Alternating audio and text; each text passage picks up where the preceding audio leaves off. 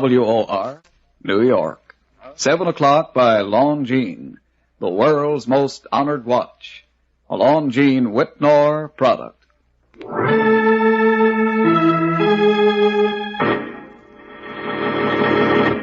From New York City, the makers of Clippercraft clothes for men and 1,036 leading retail stores from coast to coast present the world's most famous detective, Sherlock Holmes.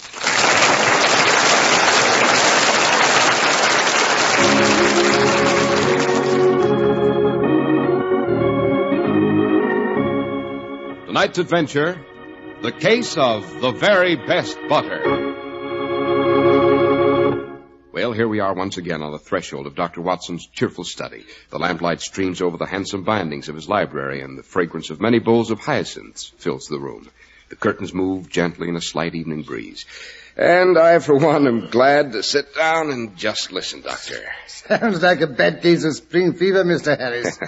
Yes, I have an idea tonight's story may make you forget that. But before we discuss the case of the highly emotional lady who took a violent interest in butter, suppose you say a few words on a subject every self-respecting male takes quite an interest in nowadays. You mean how to present a well-groomed appearance without bankrupting his budget. Well, this is an important announcement because it affects the cost of your living.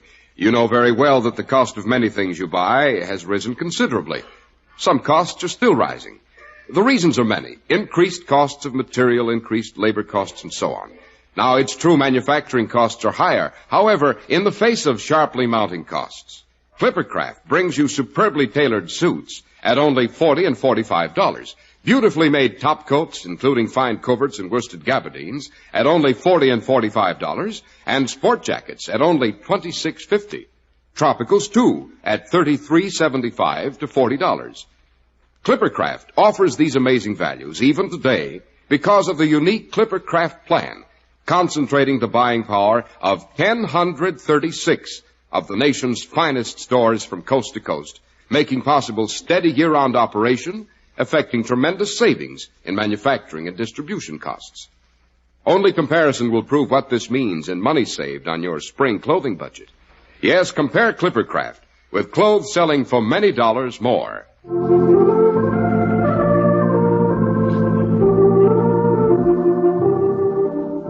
And now, Dr. Watson, back to the lady who was so interested in butter. Yes, it occurred while I was sharing lodgings with Holmes at 221B, Baker Street. Honest, Injun, was there ever really such an address as 221B Baker Street? Oh, this modern generation. Nothing but doubting Thomases. You know, would you believe it? There are people who go so far as to suspect that Sherlock Holmes is nothing but a figment of my imagination. Why, sacrilege, Doctor. Well, it's worse than that. So to silence all skeptics once and for all, I'd like to read a small item from that guidebook to end all guidebooks, the well-known Baedeker. It's right here on the first shelf somewhere.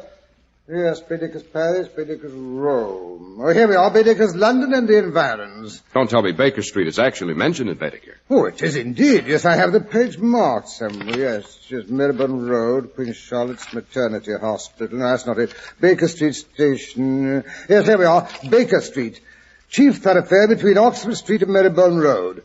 Mrs. Siddons lived from 1817 till her death in 1831 at number 27 Upper Baker Street. House demolished. Tablet.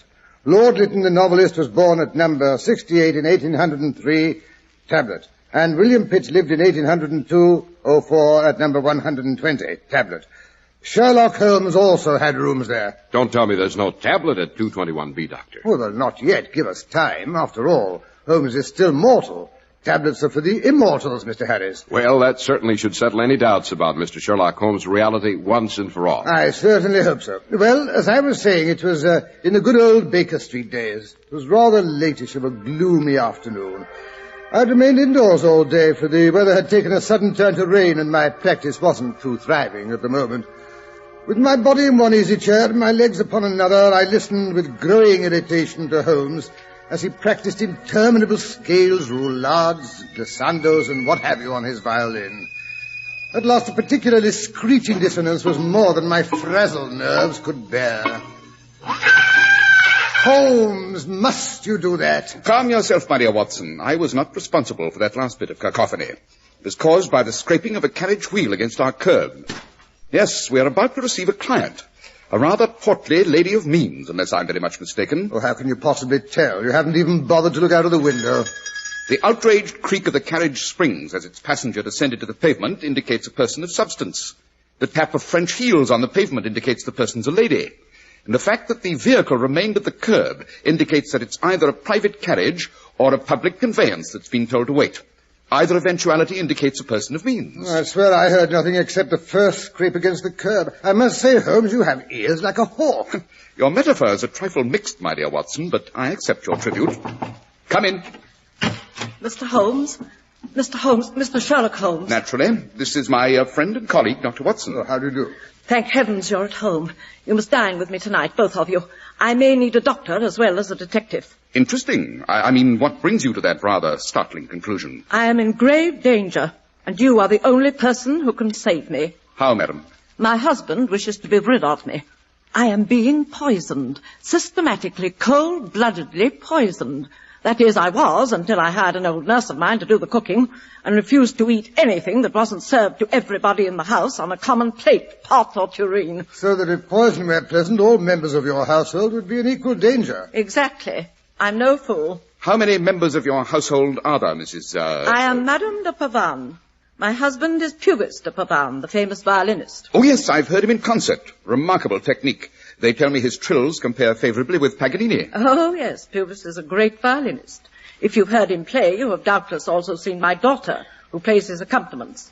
My husband, my daughter Therese, and myself. There are only 3 of us in the household. We are, I may say, the eternal triangle. Puvis is infatuated with Therese. Well, really? Your daughter, I gather, Madame de Pavane, is the child of a previous marriage. Yes and no. As a matter of fact, she's my stepdaughter, the child of my first husband by his first marriage. Rather a complicated menage, Watson. Quite. Huh, I was a fool to marry a man so much younger than myself. But Puvis was, well, ardent. You know what these Latins are, Mr. Holmes. Swept me right off my feet. Would you believe it, he refused to eat or sleep until I named the day. It all happened in the south of France, that land of languor and romance. Oh, I see it all. The courtship, the honeymoon, the return home, the meeting with the daughter of the household, the inevitable call of youth to youth. Puvis isn't that young, Dr. Watson. I'm not a cradle snatcher. And besides, he'd known Therese long before I met him. She accompanied him on a concert tour, much against my better judgment, I will say. I sometimes think their romance may have blossomed even then. Yes, but in that case, why did Monsieur de Pavane marry you, or not your stepdaughter? Because, Dr. Watson, I happen to be the one who has the money. These realistic Frenchmen, Watson? Tell me, Madame de Pavane, when did you first suspect you were being poisoned? About a month ago. I began to have a marked distress after every meal. You don't think it could have been flatulence brought on perhaps by overeating? Certainly not. I have an extraordinarily good digestion, plus an excellent appetite. Obviously. I will say Puvis has tried to persuade me to eat less of the fattening foods, but I tell him that here in England men appreciate fine figure of a woman. No, Mr. Holmes, I know the difference between flatulence and a definite and even painful burning sensation in the pit of my stomach. And I can guess what causes it when I see that the weed killer I keep for the garden is disappearing in the middle of the winter. Weed killer? But that's full of arsenic. I know that. I'm no fool. That's why I sent for Nanny 3 weeks ago to do the cooking. What a pity you didn't come to me instead. I should have enjoyed making the Reinsch test on the contents of your stomach. Now, of course, after 3 weeks, it would be very difficult to prove the presence of arsenic in your system. Short of an autopsy, of course. Well, I'm not giving anyone a chance for that. Not if I can help it. I take it you've had no further distress since your nurse was brought in to do the cooking? No, that I haven't. Then why do you come to me at this late date? Because I think Puvis is getting set for another try. He leaves tonight for a concert tour of the continent. I have forbidden Therese to accompany him. But just half an hour ago, I heard them plotting together. I was counting the silver in the butler's pantry when I heard them come into the dining room. They didn't know that I was listening. I don't care what she says. I can't. I won't go without you. But you'll have to, Puvis. You have a week before your first concert. You'll be able to find another accompanist in Paris. But I don't want another accompanist, Therese. I want you. You know I can't do anything if you aren't with me. You've got to come with me. Sneak out of the house when she's not looking. But I can't do that, Purvis dear. She'll disown me. I'll be disinherited. We'd both starve. Confound the woman. If she only weren't so big-headed and so rich. I've tried to persuade her, Purvis, but she won't listen. She won't listen to words, perhaps. But there are other ways of persuading people. Therese, promise me that if anything should happen, you will come to me by the next boat. Of course. But what could happen? Don't worry. I have a plan. A neat little plan. And it shouldn't take too long to work out.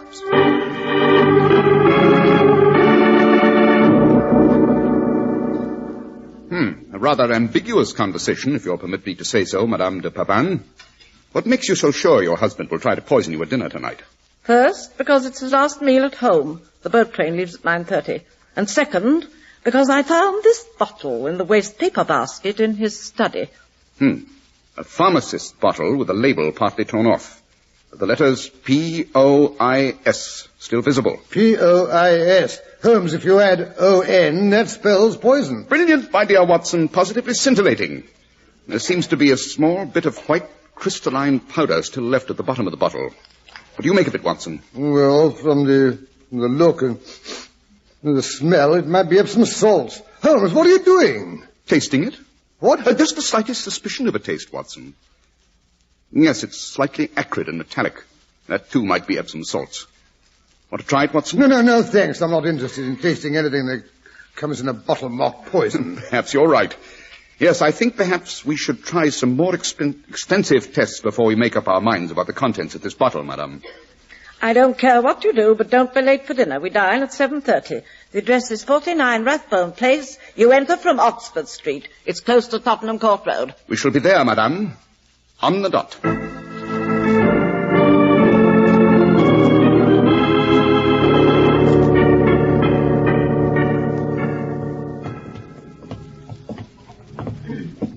Well, here we are, Holmes.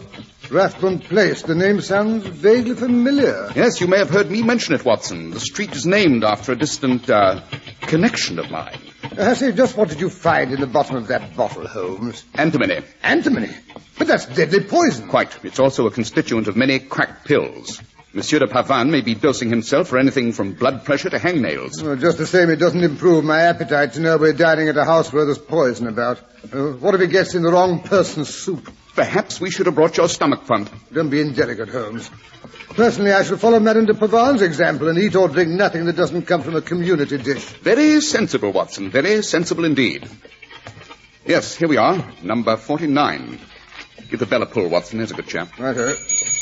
Well, I must say there's nothing particularly sinister looking about the house, eh, Holmes?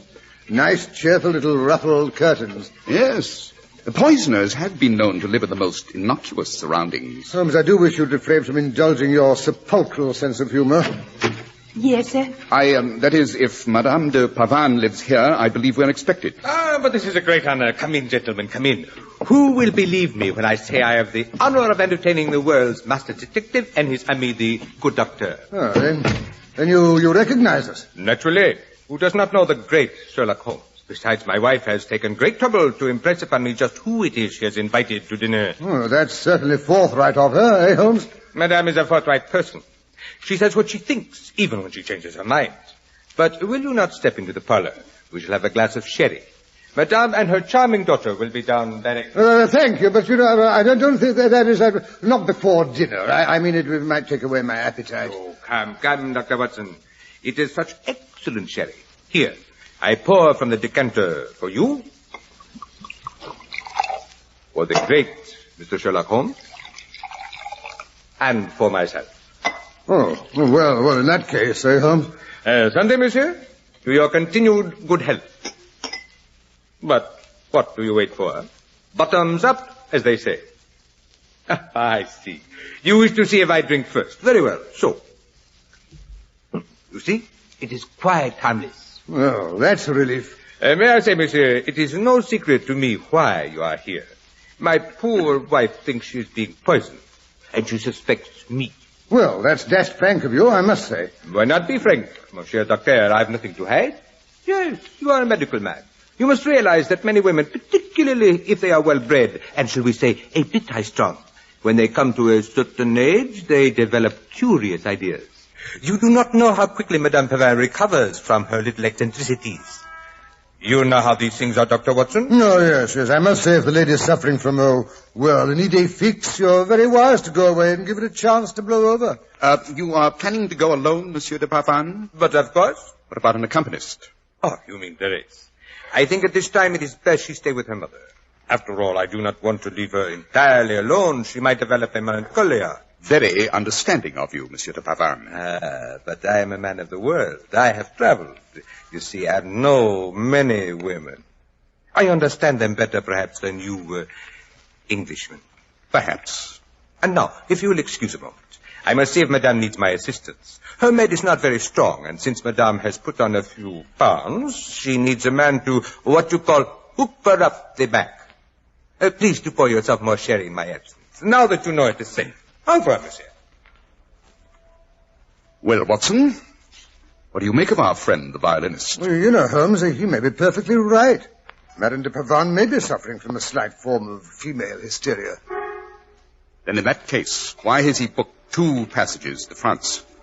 See, here are the tickets sticking out from beneath this blotter. One is for tonight. The other is for a week from now.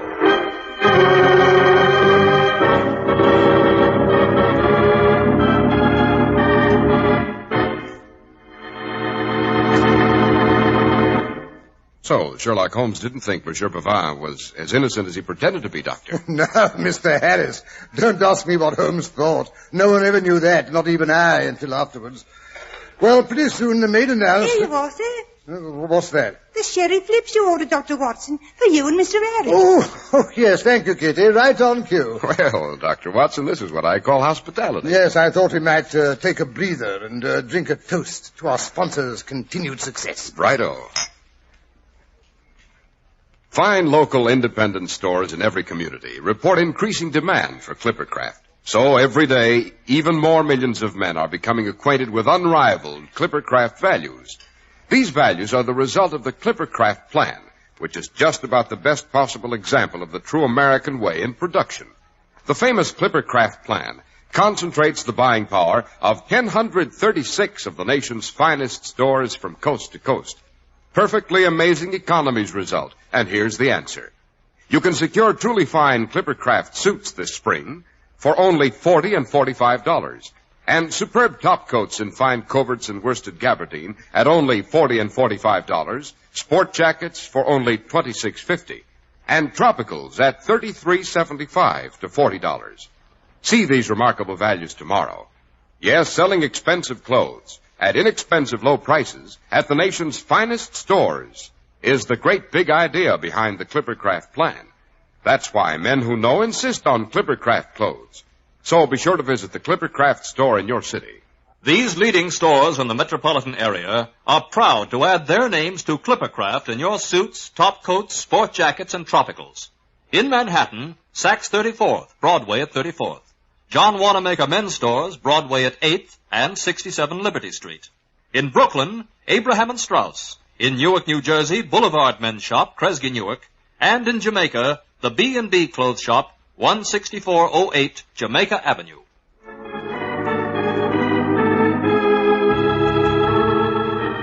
Well, now that we've had our pause for refreshment, suppose we return to our story, huh? Fair enough, Doctor. Well, as I was saying, pretty soon the Pavans' little parlour maid announced dinner.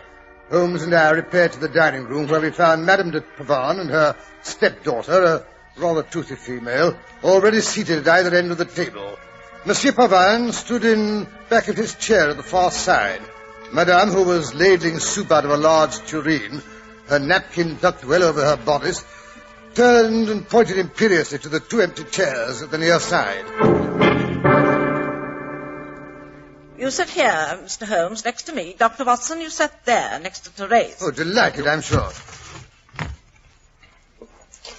I'm afraid this soup isn't as thick as it should be. Old Nanny isn't the best cook in the world, but at least I know that it won't give me a stomachache. Oh, darling, you have such a delightful sense of humor. Soup of the evening, beautiful soup. You know the songs from Alice in Wonderland, Mr. Holmes? They have been so charmingly set to music by Lisa Lehman.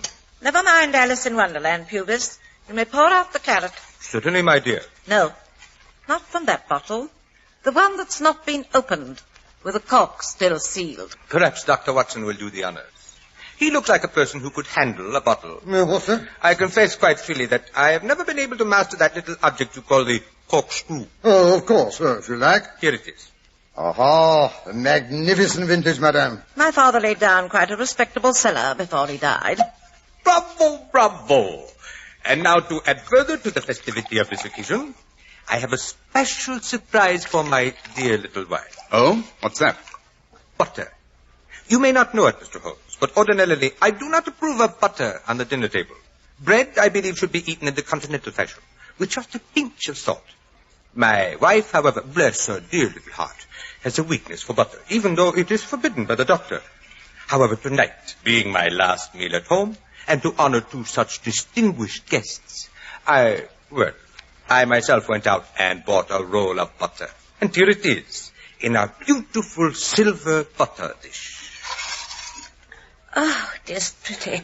But I really don't think I ought to... Come, my dear, there is no possible danger. It is all in one piece. You can cut off your portion for yourself, and we will all follow suit.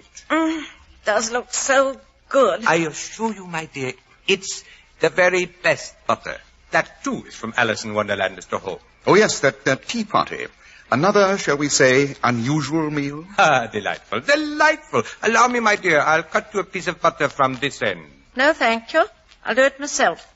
From the other end. As you please. And now, for our guests. 1, 2 pieces. And another piece for little Therese, who is almost as fond of butter as her charming mamma. Oh, Pubis. And last but not least, I too shall indulge. There. Now, my dear, if you will pass the bread. Oh, well, allow me. Oh, my gown. Watson, how could you? You've spilled your wine all over Mr. Range's frock. Clumsy fool. But I wasn't anywhere near the Your glass. best blue frock, Therese. It's not rain. That will do, Pubis. Therese's frock isn't that important. If it spoils, I'll buy her a new one. I apologize for my friend, madame. There are times when he's like a great big Newfoundland dog. What? I know you didn't mean to, old boy. No, as my wife says, what is a dress? Therese will have many more. I apologize if I have been hasty. My nerves, you understand, before a concert tour are always a little on the edges, as you say in English. But come, let us enjoy the meal. If I may trouble you for the bread, Mr. Holmes. Certainly. Well, bon appétit, as you say in French.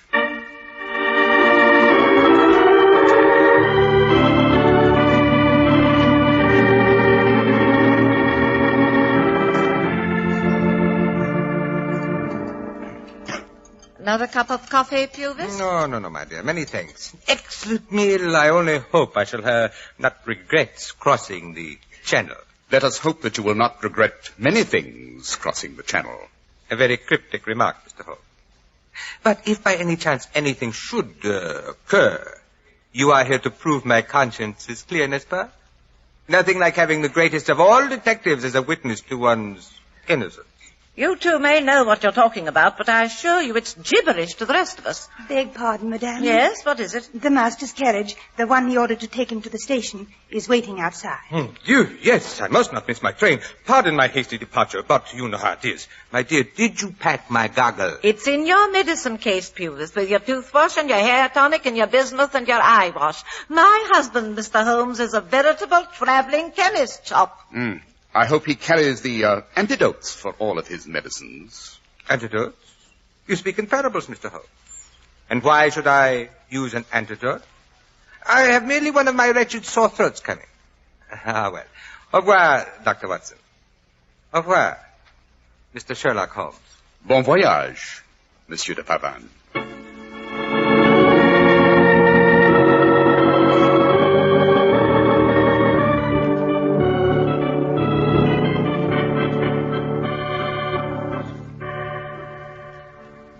Morning, Holmes. Morning. Well, I must say that was a curious dinner party last night. What's for breakfast? Kippers, and don't monopolize them. Tasty. Well, I gather Madame de Pavan survived the evening. I left word that she was to send for me immediately if she felt the slightest qualms. And if you ask me, Monsieur de Pavan was quite correct in his diagnosis. Pass the toast, please. Yeah. The old girl's stomach aches and suspicions were probably a mild form of female hysteria. I wasn't concerned in the least for Madame de Pavan's safety, Watson. It was her husband I rather wondered about. What do you mean? You haven't read the morning papers, I take it. Here, take a look at this item. Famous violinist dies in Channel crossing. Puris de Pavane succumbs to nausea and convulsions. Good Lord, what... Yes, I rather thought he might. As I suspected, the butter was poisoned. Antimony. Poisoned? Careful, Watson, you spilled your coffee. But I ate some of that butter. You ate some of it. So did everyone else. Calm yourself. The poison was all in the end portion where Monsieur de Pavane so carefully put it. The piece that Madame de Pavane cut off for herself. Yes, but he offered her the other end. Naturally, Watson. He knew she'd be contrary. Monsieur de Pavane was a very shrewd judge of his wife's character. Oh, but great Scott, suppose she hadn't turned it around. One of the rest of us might have had the poisoned slice. No, Watson, I rather imagine if that had happened, Monsieur de Pavane would have continued serving from the harmless end and left the poisoned bit instead of serving from the other end. It was this, shall we say, change of direction that made me suspect he was up to no good. Yes, but look here, Holmes, it still doesn't make sense.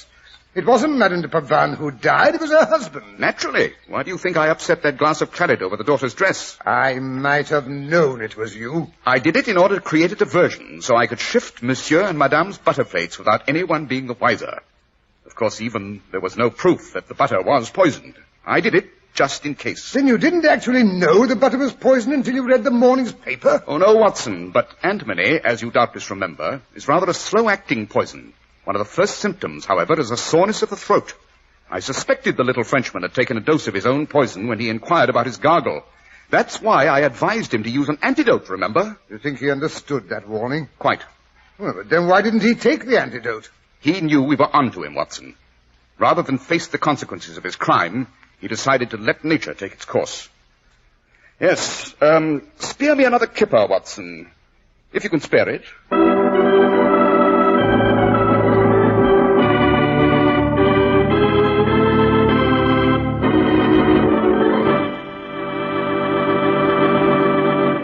Well, that was a lurid dinner party, Dr. Watson. Yes, Mr. Harris.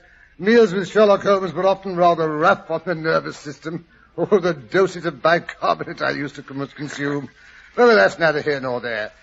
I dare say you'd like to inquire about next week's story, Mr. Harris. That's right, Dr. Watson. What are we to have next week? No more poisoned butter, that I can promise you. No, next week I think I'll tell you how Holmes and I encountered a strange 17th century highwayman on the wilds of Hampstead Heath. He was known as Jack-o'-lantern because he carried a lighted skull for a lantern. There was another Jack in the story as well, the Jack of Diamonds.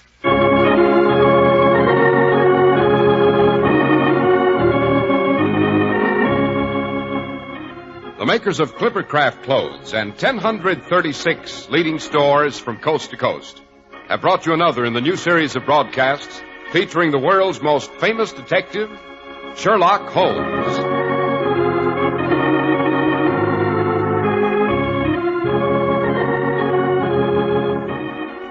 Our stories are based upon the character of Sherlock Holmes, created by Sir Arthur Conan Doyle. Sherlock Holmes is played by John Stanley, Dr. Watson by Alfred Shirley, and the dramatizations are by Edith Miser. Sherlock Holmes is produced and directed by Basil Lochran, with special music by Albert Berman.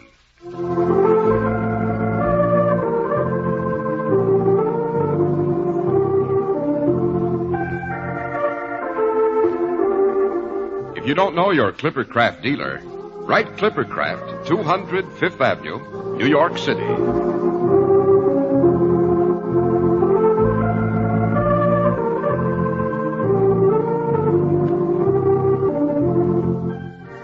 Be sure to listen next Sunday to Sherlock Holmes in The Return of the Jack of Diamonds.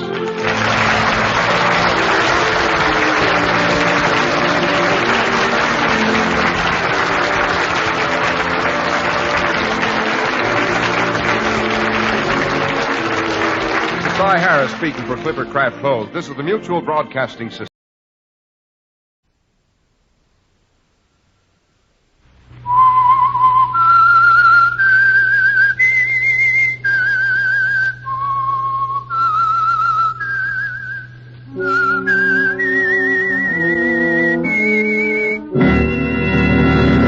I am the Whistler, and I know many things, for I walk by night.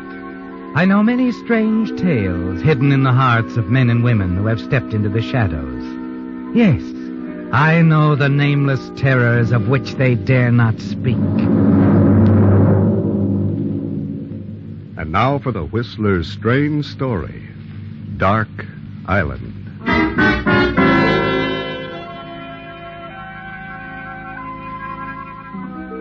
Dark Island was a fitting background for the grim scene just offshore. The waves on the beach all but drowned the staccato reports of gunfire.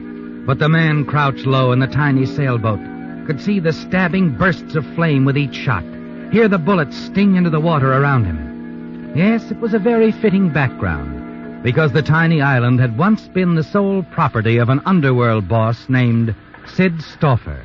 The huge old mansion he'd built was still standing. It had been a mute witness to many a shooting fray in years past. Now it was a hotel, a focal point of the little artist colony that had sprung up on Dark Island, a gay bohemian group, too preoccupied with their own activities to be aware of the excitement taking place in the nearby cove. But the man in the boat, Ernie Regan, was more than aware. Yes, Ernie, you maneuver the boat frantically, fighting your way toward shore. And then abruptly, the firing ceases, doesn't it? And a half hour later, you're back at the boat dock, tying up, and very much relieved. Have a good cruise, Mr. Regan? Yeah, fine, Sam. But give me a hand with the stern line, will you? Sure. Toss her over. Yeah. Got it. Thanks, Sam. Well, she's made fast. Mrs. Tenner was down to the dock looking for you. Oh? She's having a party there at her place. Wants you to stop in and meet some folks. Oh. All right, thanks, Sam. I'll do just that. Good night. Night, Mr. Regan.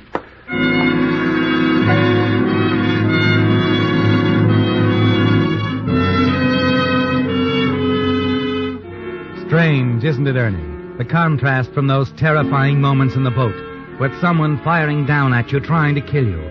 Someone who might even be among the guests at the gay patio party. It's still in your mind, isn't it? As you stop by and Mrs. Tenner immediately takes you in tow. Mr. Regan, I'm so glad you dropped in on us. Well, the regular islanders tell me not to miss one of Mrs. Tenner's parties. This is just one of those impromptu things, Mr. Regan, but I guess practically everyone's here. Tenner? Yes, what? Oh, Julie, my dear. Mr. Darcy's we're running low on firewood. Oh, excuse me. Quite all right, my dear. I was just trying to talk Mr. Regan into joining us. Mr. Regan, Miss Vincent. Ernie. Hello, Ernie. Not bashful, are you? Oh, it's not that. Then come along. You were asking me something, Julie? Firewood. Oh, yes, I'll see to it. You take Ernie on up to the party. All right. You one of the old-timers on the island, Ernie?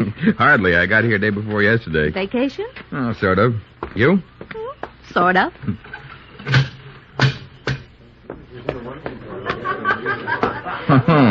Mrs. Steve wasn't kidding. Practically everybody is here. They're all a lot of fun. You probably know most of them. A few. Hello, Regan. Hi, Summers. Having fun? I was until Ames showed up. Ames? Yeah, over there, the one with the built-in snare. Oh. He writes, doesn't he? Trash, strictly trash. Well, need another drink. Excuse me. Doesn't seem to care much for our Mr. Ames, does he? Not many do, I understand. Ames isn't the friendly type. He resents newcomers to the island. Oh, I better watch my step. I wouldn't worry about it. You feel like dancing? How about your drink? I can wait.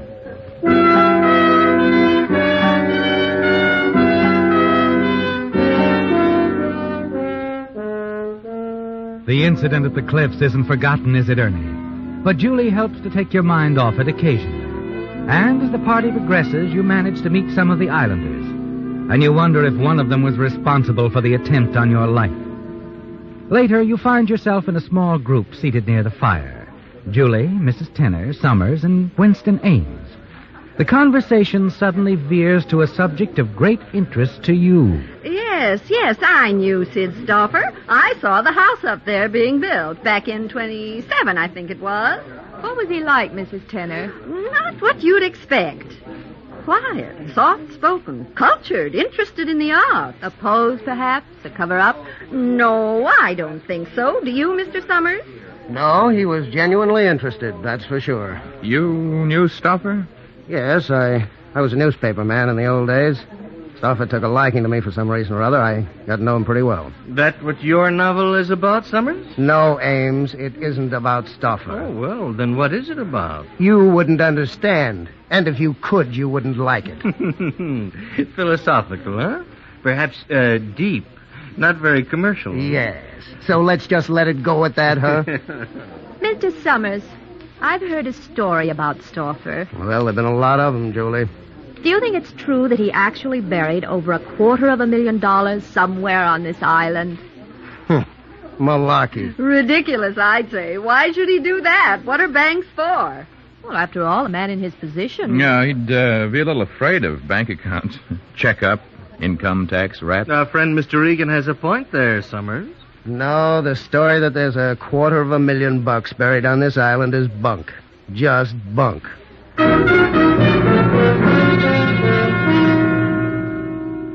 But it isn't. You know the story is true, don't you, Ernie?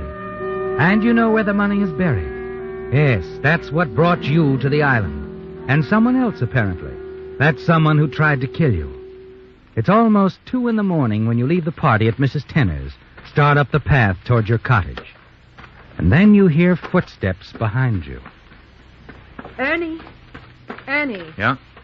Oh, Julie. I thought you'd gone back to your cottage. I wanted to talk to you. Oh? Tell me, Ernie, how does it feel to be a free man again? Free man? 10 years in San Quentin is a long time, isn't it? What's on your mind, Julie? Like I said, I wanted to have a talk with you, Ernie. About what? $250,000, darling. Buried somewhere on this island. I know it's here, and so do you. Wouldn't it be smarter if we worked together instead of working against one another?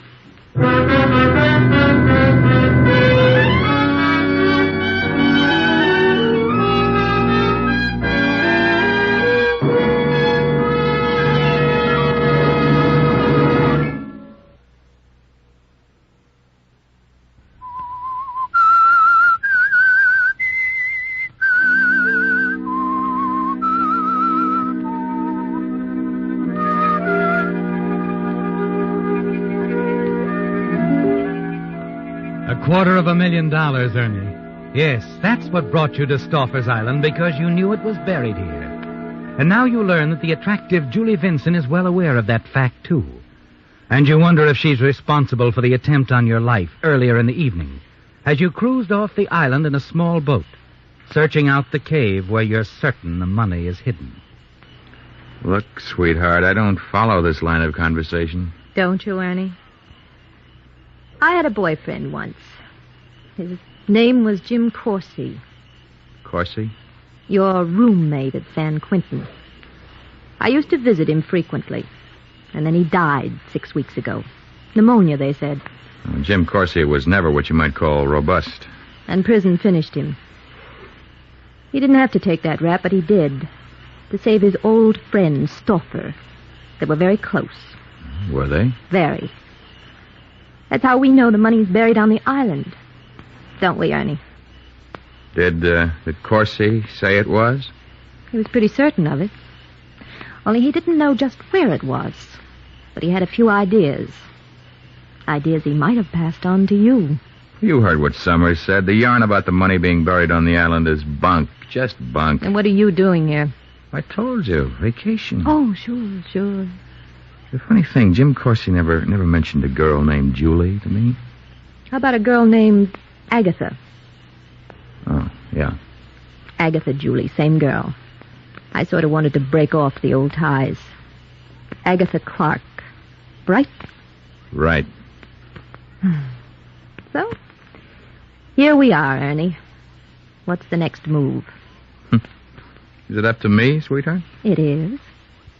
But do think it over. I'll be down at the beach in the morning for a swim. Let me know what your answer is then. Good night, Ernie.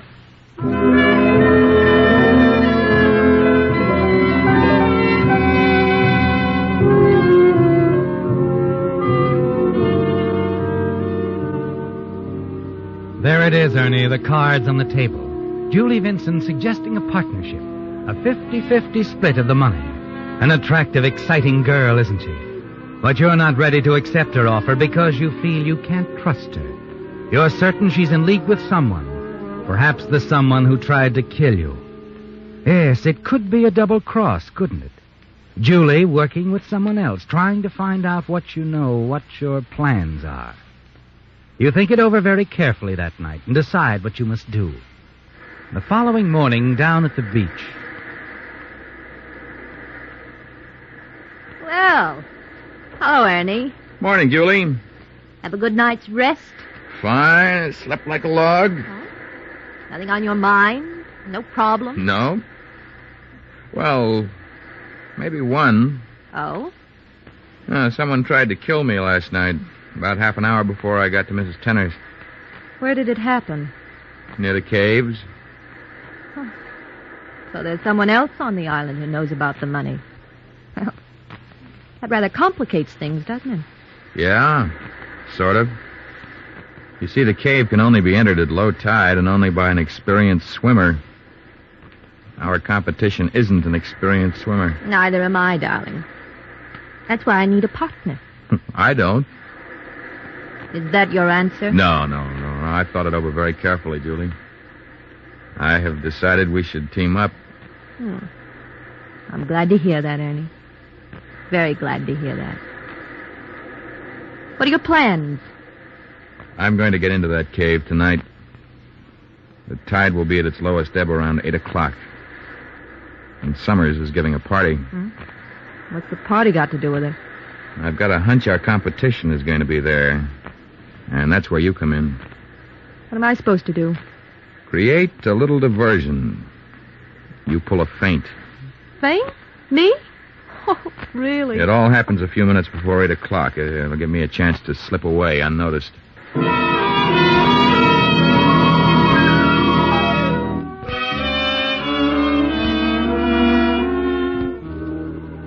The trap is set, isn't it, Ernie? Yes, you've tipped off Julie what your plans are. And you're certain she'll reveal those plans to whomever she's working with. That night at Summer's party, Julie plays her part to perfection. And in the excitement, the confusion, you slip out the side door and hurry down the path toward the cliffs. And suddenly you veer off and wait in the darkness. Then you hear the footsteps.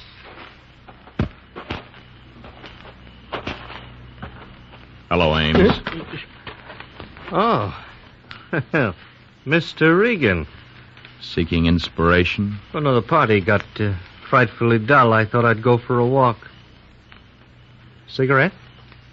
Yeah. Oh. Don't pitch my Ames! Let go! Sure.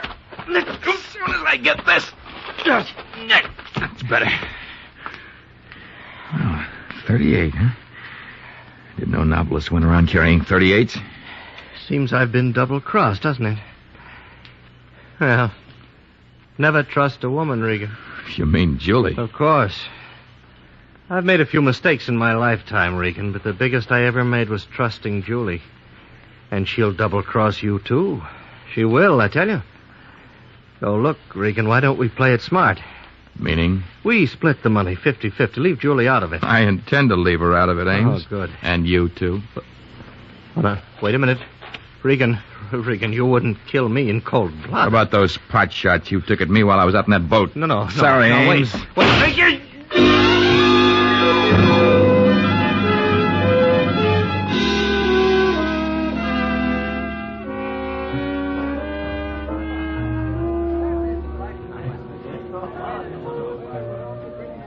Sure, I've thought about it, Julie, but, well, everybody these days is writing a historical novel. It's a very good one. Well, true, but I don't... Oh, hello, Regan. Summers, Julie. Hello, Ernie. Where you been? Outside. Jellicoe collared me. He can really beat an eardrum off that boy. Oh, you're telling me. Well, here, you can't stand around with a half-empty glass in your hand. Let me give you a refill. Oh. How about you, Julie? Oh, no, this is fine. Okay, I'll be right back. Well, you were gone a long time, darling. Did you? No. What happened? I was followed. Followed? Did you see who it was? Nope. Didn't see anyone, as a matter of fact. Just had a feeling someone was tailing me. I decided to shelve my little plan. That was smart, Ernie. Can't take any chances. I'll try again tomorrow night. As soon as I get the money, we'll take off. We'll leave the island. I've always wanted to go to South America. Rio's a nice place, so they tell me.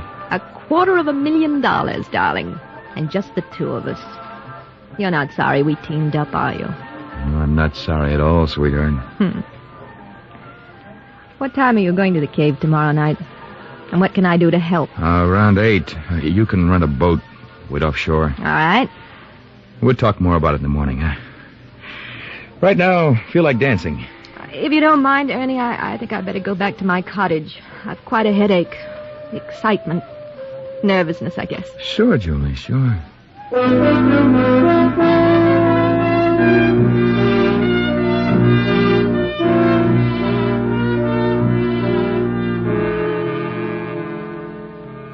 So you walk Julie back to her cottage, and outside, in the shadow of the rose-covered arbor, a tender good night. Yes. And as you hold Julie close in your arms, you wish things could be different, don't you, Ernie? As she kisses you, you want to believe she means it, but you can't. Because you're certain she's just playing a part, that she's been working with Ames, that it was she who tipped off Ames to follow you from the party, that she's only interested in the money and will do anything to get it. You want to tell her Ames is dead, his body now washed out to sea. You wish she'd confess she'd been working with Ames. Julie. Yes, darling. You know, when you call me darling, I almost believe you mean it. But you're not sure? $250,000 is a lot of money. It's enough to... Cause a gal to stage a big romantic pitch. To get her hands on some of it. You took the words right out of my mouth, baby. You know something, Ernie? Yeah. A few hours ago, you'd have had something. But that was a few hours ago. Meaning? The money doesn't mean so much anymore, darling. But I do. Don't you know?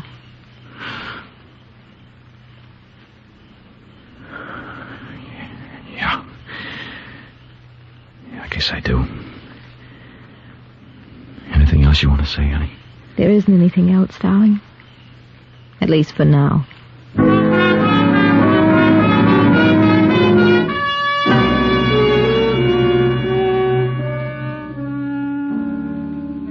Back at your cottage a few minutes later, you pack your bag, glance at your watch.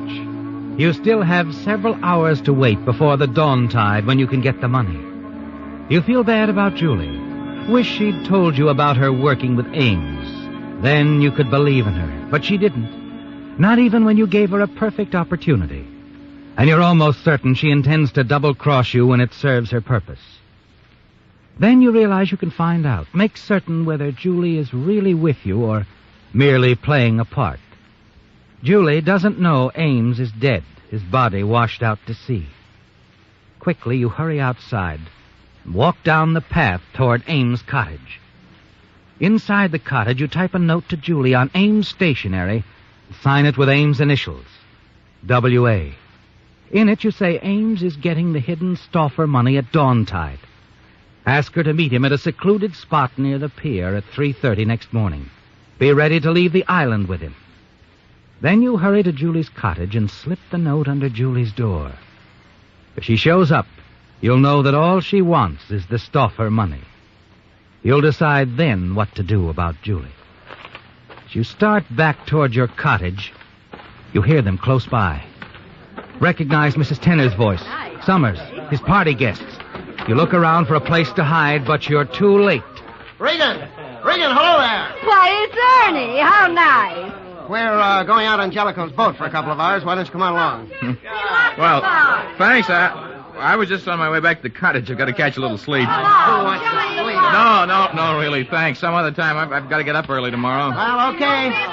Okay, too bad you won't come along, Ernie. Must have a big day planned for tomorrow, huh? Yeah, a big day, Summers. A real big day.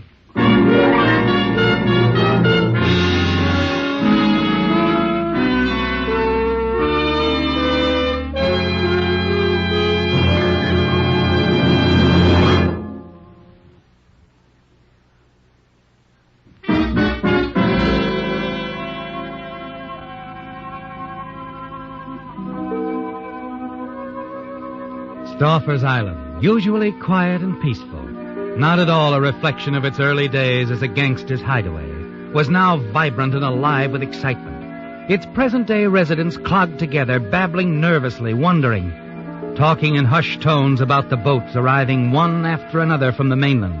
Police boats, newspaper boats, boats filled with the plain curious. Why? Because a killing had occurred. A killer had been apprehended, and further, a confession was forthcoming. And it was all over. Only a few pertinent details to be cleaned up for the police and the press. Oh, come on, Sheriff. I need a good story. Come on, give me the lowdown. Why was this guy murdered? Well, it was a case of mistaken identity, and I got that straight from the killer. You mean this guy that was killed? The murderer thought he was somebody else. A guy named Winston Ames. Huh, lucky break for Ames. Well, maybe, but maybe not. Ames is still missing. Nobody's seen him since yesterday. Yeah, but the motive, Sheriff. The motive was Stauffer's money. Now, you boys know the story about $250,000 that Stauffer was supposed to have hidden here. Oh, yeah. Well, according to the confession, this guy Ames got a tip from somebody as to where the money was hidden. He and his girlfriend, Julie Vinson, came here to get it. But apparently that tip was a phony. Oh, there's been a million phony tips about that, though. Well, a little later on, this guy Regan showed up. Now I'm beginning to get the picture. And Julie Vinson made a play for Regan to see if she could learn anything. But then she fell for Regan in a big way and decided to double-cross Ames. And rub him out besides, huh? Oh, no. Her original idea was just to skip with Regan. Then last night she got a note, apparently written by Ames, telling her Ames was picking up the money early this morning and asking her to meet him and skip with him. Well, how come she shot Regan? Well, it was still pitch dark at 3:30 this morning, of course. And when Regan showed up at the same time and the same place that the note said Ames would be, Julie Vinson naturally figured Regan was Ames and let him have it.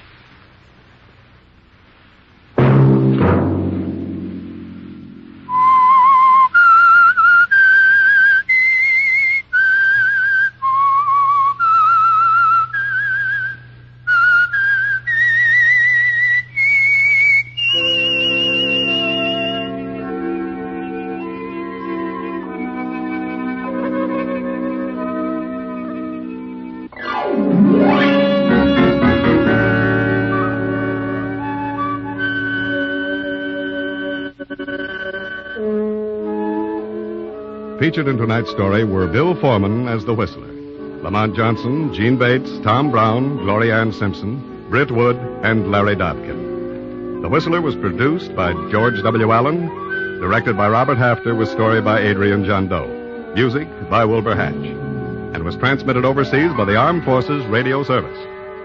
The Whistler was entirely fictional, and all characters portrayed on The Whistler are also fictional. Any similarity of names or resemblance to persons living or dead is purely coincidental. Remember to tune in at the same time next Sunday when the Signal Oil Company...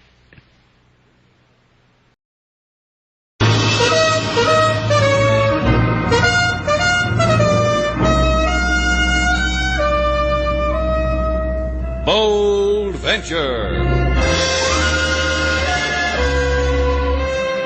Adventure, intrigue, mystery, romance, starring Humphrey Bogart and Lauren Bacall. Together in the sultry setting of tropical Havana and the mysterious islands of the Caribbean. Bold Venture.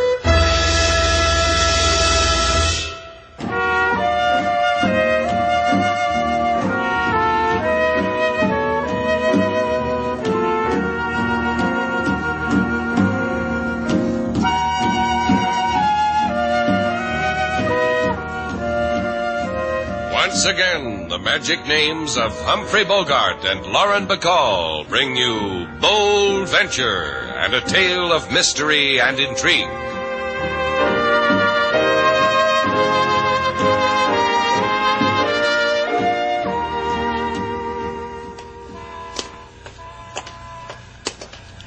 We ought to do this more often, Slate. You like window shopping, huh? Well, it's not only that. It's the walking on a bright, sunshiny day. Smiling at people and having them smile at you. things like that. I hate it. Senor, go ahead. Take a $10 bill. Take two. Huh? I'll take one. Hey, what is this? What's the idea of standing on a street corner and giving away money, Carlo? You know my name? Let me take close look at you. Ah, Senor Shannon. Here, take some $10 bills, Senor Shannon. Is it all right if I stand in line again? Cut it out, sailor. I know this guy, old Carlo. He's got a fishing boat down at the... No more. For 30 years, but no more. All Carlo have now is $50,000. Those fish will do it to you every time. Boat sold for cash money. Business sold for cash money. Plus other cash money Carlo has saved from selling the friendly fish is $50,000. Have some, Senor Shannon. put it away. But why should I not give away money, Senor? Well, you tell me. I will be dead pretty soon, so what good is the money? You've got a long time of living, Carlo. No, my brother will kill me. You will see. Take some money, Slate, Senor. let's take him home. Sure. Come on, Carlo. No one's going to kill you. Oh, my brother. No, don't worry about it. I'll see that nothing happens to you. A promise? Sure. Sure as a promise. Come on. We'll take you home.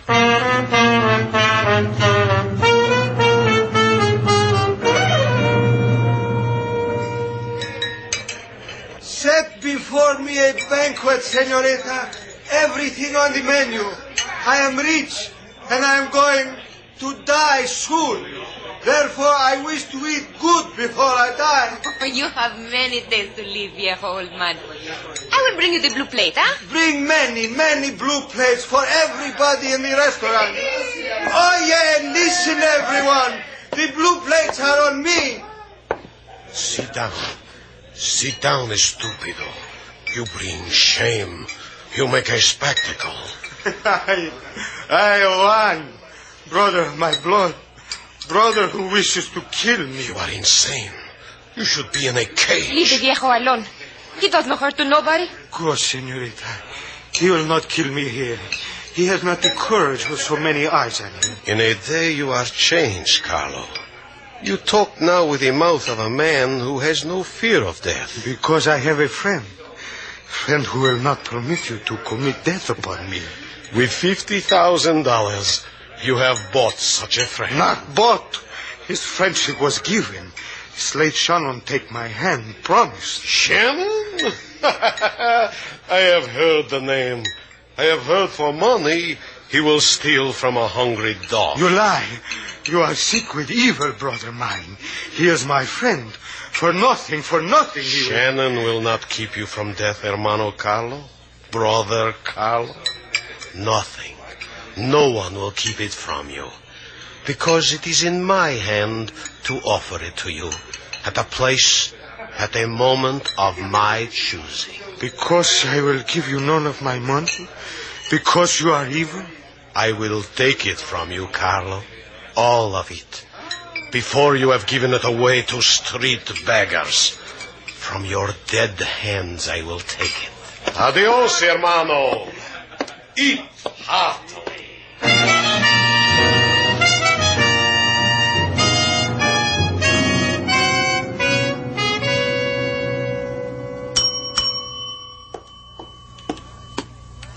Shannon's place welcomes you, senor. And I welcome Shannon's place. Where is this Shannon of Shannon's place? Oh, you're bashful. You don't like to sign a register in front of a lady. Sure. Slade, come here. Oh, what do you want, sailor? I'm busy. Oh. Shannon's place welcomes you, senor. The Hotel Nifty, rooms 3... You are Shannon of this nifty Shannon's place? Real nifty, huh? I have come here to ask you not to help my brother Carlo. Now, wait a minute. Who did you say you were? Juan Ruiz. Brother of the crazy one who gives away money on street corners. Brother of Carlo. Please, he will do no harm. Do not ask of the police to put him away in an asylum. Yes, you want to kill him. For this delusion, I am sending him to a doctor. So he will be cured. So he will know that I have for him only the brother-to-brother love. The doctor will vouch this, what I tell you. The doctor for the head. The Dr. Tracy Jones. Tracy Jones. That's a nice, normal name for a psychiatrist. Was that you having a thought, Slate? Very funny. Slate Shannon speaking. He tried it again, senor. My brother tried to kill me. He did, Carlo? When? This instant he shot at me, but he missed. Oh, that's fine. I'm glad he didn't hit you. You promised. Do something. I'll be right down, Carlo. That was your brother, Senor Ruiz. What did he want? Said you tried to shoot him just now. It is ridiculous, senor. I am here in your very nifty hotel. What are you going to do about Carlo, Slate? I don't know. Let's go see how he almost got killed.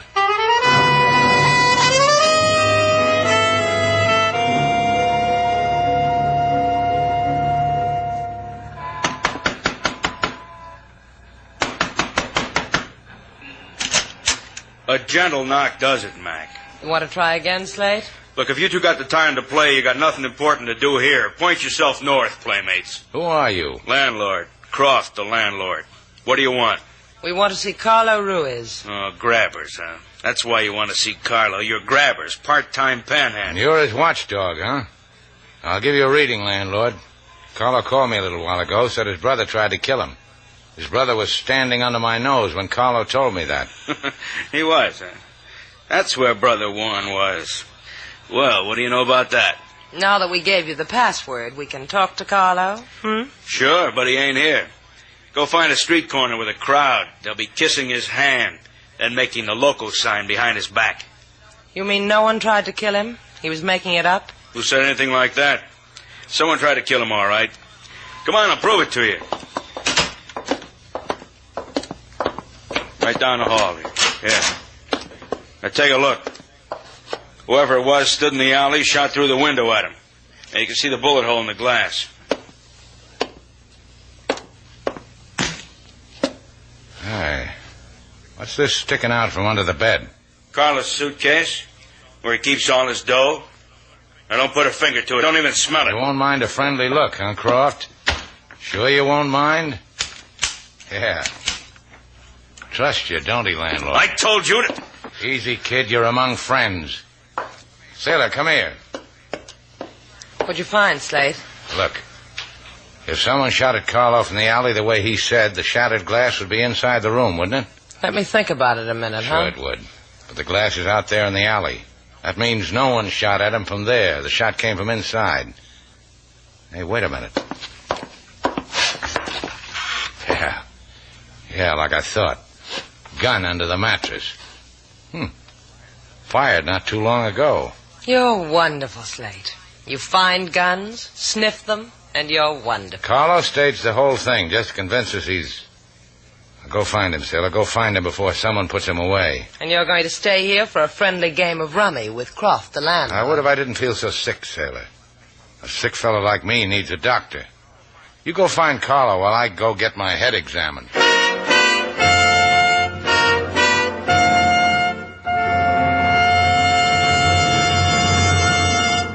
The way you keep looking at me and adding me up, I wouldn't diagnose as neurotic. Not in the least. How would you diagnose it, Dr. Jones? Oh, part surprise because I'm a woman doctor. Part delight because I'm a woman. Mr. Shannon, when were you first aware that you were in need of a psychiatrist? Well, there was the time... then after that, years later, there was the time Carlo Ruiz tried to prove to me his brother was going to kill him. Oh, he told you that? But doesn't he tell everybody? 2 weeks ago, his brother sent him to me. Because of that aberration. He's been coming to my office every day. I have a professional interest in Carlo.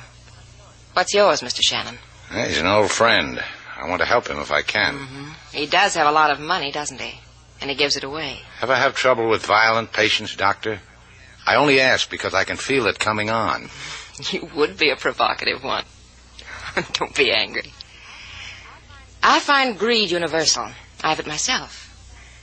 Now, how about you, for instance? I could be greedy. Shame on me. Yes, you think you could hold the blush long enough to show me your records on Carlo? You'll have to listen to it. I record the things my clients tell me on tape. Like a radio program, you know? I'm crazy for soap operas. Let's hear it, shall we? Now, normally they're confidential. However, with you being Carlo's friend and wanting to help him... Let's see. Oh, here it is. Carlo Ruiz case history. Just play it on that machine in back of you, Mr. Shannon. Carlo will enchant you. He always has. Why do you want to kill me? Why do you want to kill me, Juan? My brother, why do you want to kill me? Why do you want to kill me? Why do you want to kill me, Juan? You can turn it off now. That's all he says in his dreams, over and over and over. I'll cure him of it. Another week with me, and he'll be cured of everything. Sure he will. Cured of hate, cured of 50 grand. You're a doc after a man's own heart, aren't you, Doc?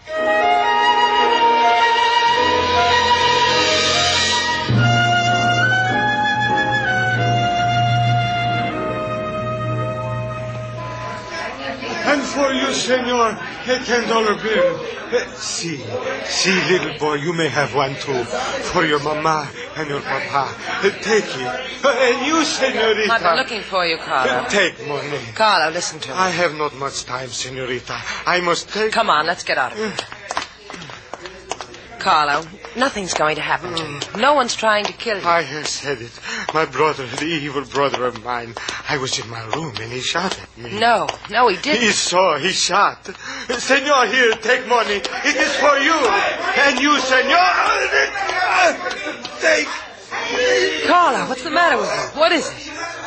The pain, senorita, in the back, the pain. A knife. Somebody help.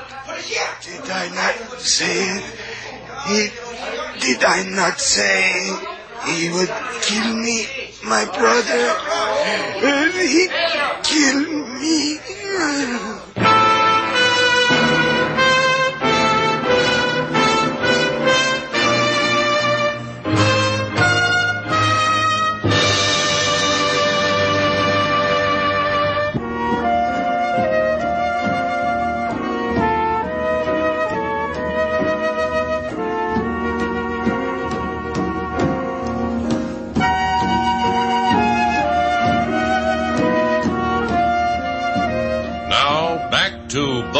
Venture, our stars Humphrey Bogart and Lauren Bacall, and the second act of our story.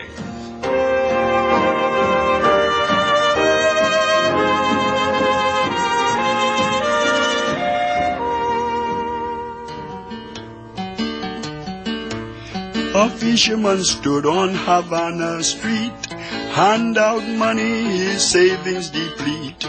To ladies say, Lord, a $10 bill. To Mr. Slate he say, brother will kill. Mr. Slate he go to lady doctor who say, fisherman sick, I make him sick no more. But lady doctor she get no chance to heal because fisherman die from blade of steel. Slate. What do you want? Stop looking like that. You don't like how I look? Tear yourself away from me. Run, don't walk. You couldn't have stopped Carlo's dying. Why whip yourself with it? Lady Sailor speaks true, Mr. Slate.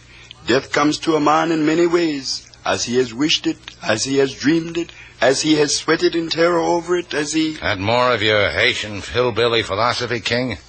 It is only that you cannot blame yourself for the death of a man who... A man who what? A man who gave away his hard-earned dough? Wanted to make people happy? Who asked me to save him from dying? I know how you feel, Slate. What do you think it did to me when Carlo... Now, you were right there, standing next to him. You sure you didn't see who gave it to him? Sure, I'm sure. I told you.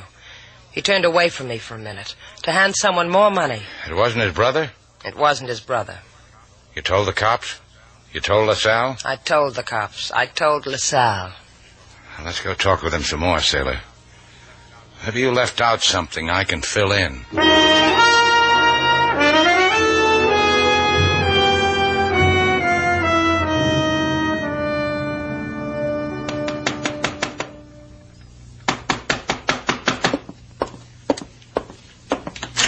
Come in, quickly.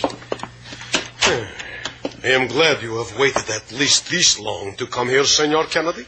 I said I'd handle it, didn't I? See, already the papers have been screaming of my brother's death. Sad. What's the sad business? You hire me to stick a knife in your brother.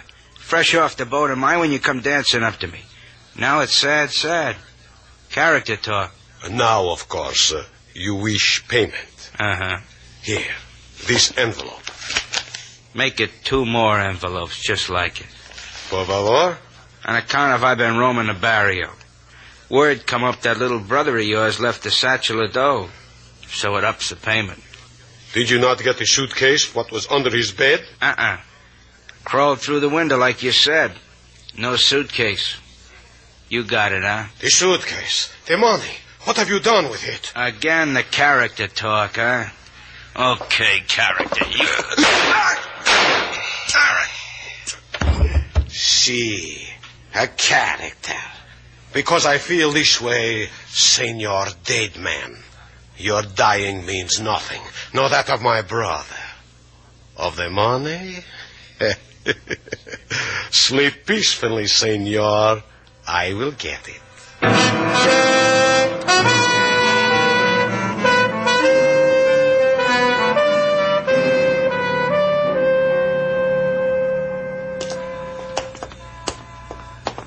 So you told the police all you knew. What did it get you, Slade? Well, you saw what it got me. A hearty handshake, a slap on the back for citizenship, 2 passes to the policeman's ball, and an official clucking of the tongue because I wasn't included in Carlo's will. You're lucky.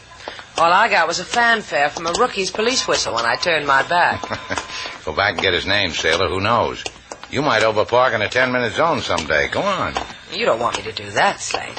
When he blew his whistle, he trilled. And you know what that means. I'll go anywhere you like. Just leave me alone. That's how you want it? That's how I want it. I need time to think. I think good when I walk by myself. You walk close to me and things get mixed up. Wait till you see how mixed up it gets without me. Bye, sucker.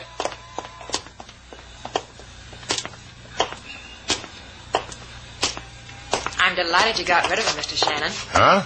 I said I was delighted you got rid of your aunt. It'll give us more time together. She's not my aunt, Doctor. She's... Isn't she, though? But you prefer to travel light, is that it? Sometimes. Man never knows when he'll need his hands free to... Of course he doesn't. But first he must bring his doctor a gift. In a suitcase. In Carlo's suitcase. And leave off the pink ribbon. Oh. Carlo's money belongs to you? Is that what you're trying to tell me, Doctor? He promised it to me. You must give it to me. And I'll thank you. In a general way. Golly day. No doctor ever talked to me like that before. No doctor... Hey. What's the matter? That guy walking down the street all dressed up in fancy clothes, new clothes. Well, what about him? He interests me. When I saw him before, he was a dream in a dirty T-shirt. So long, Doc. Happy head bumps. Foolish man. So close to death and you think you can run away from it. Foolish man.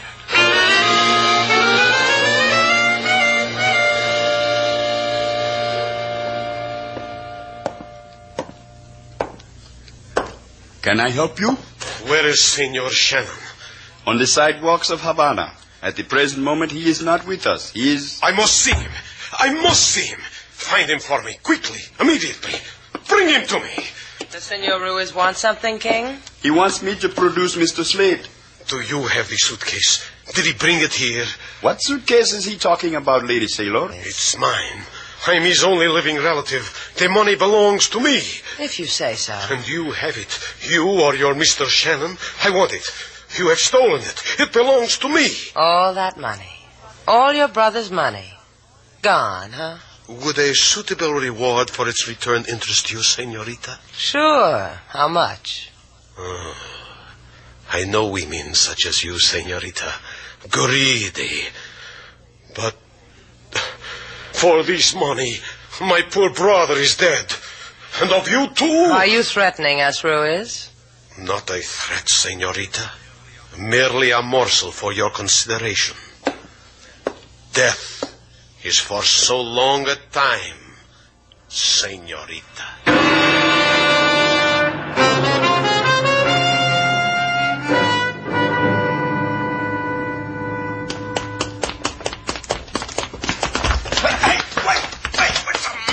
You get off your rocker? Yeah, rock on this.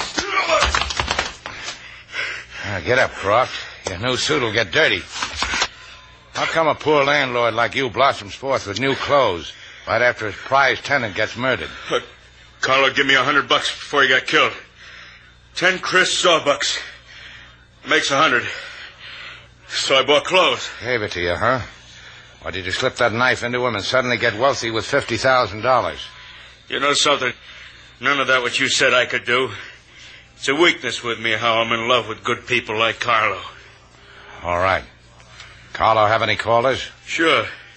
You and that dame. Who else? His brother. His brother? His doctor. His what? His doctor.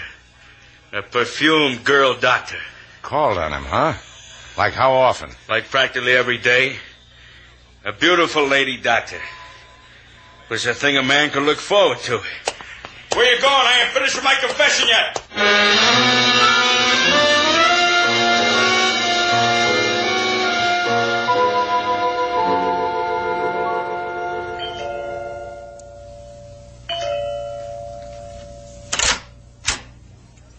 Oh, Slade Shannon. What a delightful surprise. No, it isn't either. I see you brought your aunt. Slade, this is a doctor? It is. Your slip showing, Doctor. Well, let's all go inside and join the National Geographic, shall we? You won't mind that I'm a bit disheveled, will you? My last patient thought he was a housefly. Tried to light on the chandelier. Hand me that magazine, Slade. Thanks. You just lost your patient, Doctor. That's it, girls. Have fun, but don't fight. I'm going to look around. Don't go in there. You leave him alone. He can go any place he wants. Get out of my way. I told you can't go in there. Pretty living room. Planning a trip, Doctor? No. That's good. Because this suitcase, it's kind of shabby for a career girl like you. Leave it alone. And the initials CR, what do they stand for? Tracy Jones in code? All this money. Hey, sailor. Breathing down your neck, Neff. Carlo's money. He could have made so many friends with it. He gave it to me because I was going to cure him. They cure it with murder now? That must be a patient, Shannon. May I answer it? Sure. We'll wait in your office. Come on, sailor. Get rid of him, Tracy. We got lots to talk about. I will. I'm sorry. Do not be sorry about anything. Let us go inside. I can't very well argue with a gun, can I? What do you want, Ruiz? My brother's money. I don't have it. No one has it. Is that not strange? Give it to me or you die as Carlo died. It's in there in my office. Good. Very good. Why do you want to kill me, Juan? My brother, why do you want to kill me? Why do you want to kill Carlo! Why do you want He's to kill not me, dead. But I had him killed. Why do you I had him killed. I'll kill him again. Kill him. Watch it, sailor. I'll kill him. Not anymore. Not anymore. It was a trick. A trick. Yeah, it sure was. Nice going, Slade. How do you like my nephew, Doc? Now listen to me. That money, I'll explain how I got it. I went back and I took it and I was going to turn it in. The cops will listen. Get your smelling salts, Doctor. You're going to need them.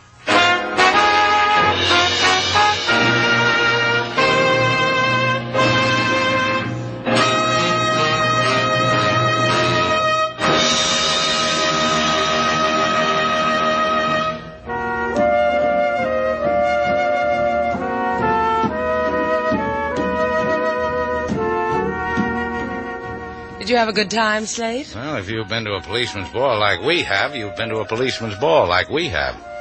More than that. Well, have you ever danced with a policewoman, sailor? You ought to be proud, Slade. That was Senora Sergeant Babe Alvarez you danced with. She's got 6 notches in her gun. 7. She had a hard day today before the ball. Aren't you proud of me, too? Well, just because they made you honorary captain of Precinct 12? Yes. And you're walking on my beat now. Pull over to the curb. That's right. Now come here. How'd you like that ticket? 2 in one night. My.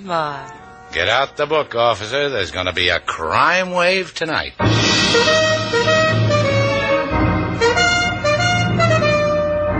And so, our 2 stars, Humphrey Bogart and Lauren Bacall, have brought to a close our latest Bold Venture story. Special music was composed and conducted by David Rose. May we invite you to listen again next week at this time for another exciting adventure starring Humphrey Bogart and Lauren Bacall together in Bold Venture.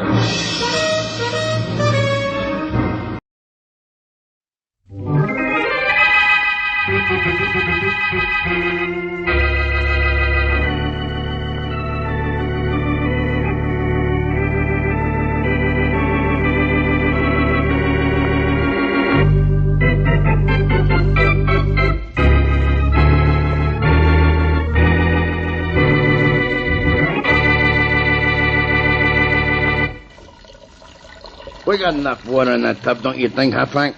After a few minutes, the amount of water doesn't matter much, Tiny. We're wasting it now, don't you think? So we're wasting it, so what? Yeah, I guess we don't care. Ain't our water, Bill. How's Joe doing? He hasn't moved a finger for a couple of minutes. Maybe we better pull him out and have a look. Yeah. Looks the same as before we pushed him under, don't you think? Yeah, he does. We better keep him under a little longer. Nice place Joe has here, don't you think? Sure is. I always wanted to live upstate in one of these small towns. Trouble is, there isn't enough opportunity in a small place, huh? Uh-oh, the phone. Better answer it. Okay. If it's Smitty, tell him we'll see him in the city as soon as we get back. We try to be early in the morning. Okay. Hello, what you want? Hello, I'd like to speak to Joe, please. You want to speak to Joe, huh? Yeah. Just a minute. Hey, Frank. It's a dame who wants to speak to Joe. Wants to speak to Joe? Just a second. Too late. He's dead. Okay. Hey, lady. Yes? Sorry, lady. Joe's out. Oh, I see. This is Valerie Johnson. When'll he be back? He didn't say. When he went out, he wasn't talking. Well, is Frank Horton there? No. Well, when Joe comes back, will you tell him I called? Okay, lady. I'll tell him when he comes in. Goodbye. Goodbye. Hey, Frank. That was sure fancy covering, don't you think? The dame wanted to know if you was here, but I said no. You did right, Tiny. Now turn off the water, will you? Okay. Who was that, did you say? Yeah, Valerie Johnson. Oh, yeah. Joe's girl. What do we do with Joe? Leave him here for his girl to find? No. We'll take him to the city with us tonight. Let's see. It's almost midnight now. If we leave right away, we ought to be in the city before it gets light. Yeah, if we drive fast. But what do we do with Joe? You call Smitty after I leave you, and the two of you dump him in the river. I have to go home and get some rest, or I'd help you. What do you want to rest for, Frank? The big job we just pulled will keep us healed for a long time, don't you think? Yeah, it should. But last time I stayed up all night, I slept all the next day. And I couldn't watch them feed the sea lions at the zoo. They get fed at 2:30 every afternoon. Oh, what do you care if the sea lions get fed or not? Tiny, my day isn't right unless I watch them jump after those fish. I tell you, my day just isn't right.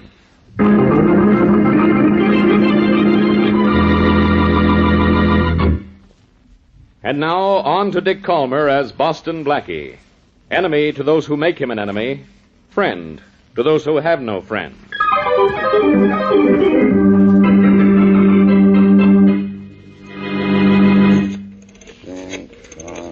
Train 5-1. Ding dang, ding dang, ding dang. Hello?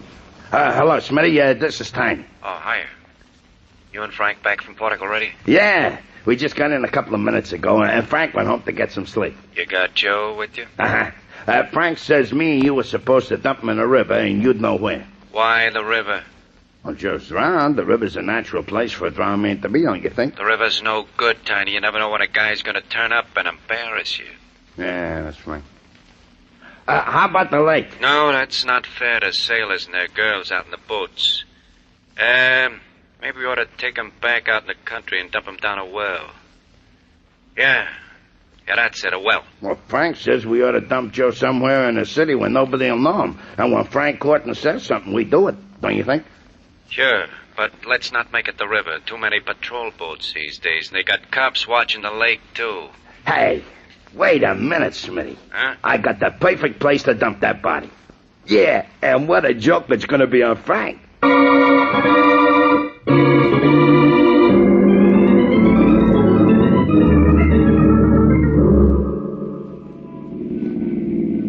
Well, Murray, here we are.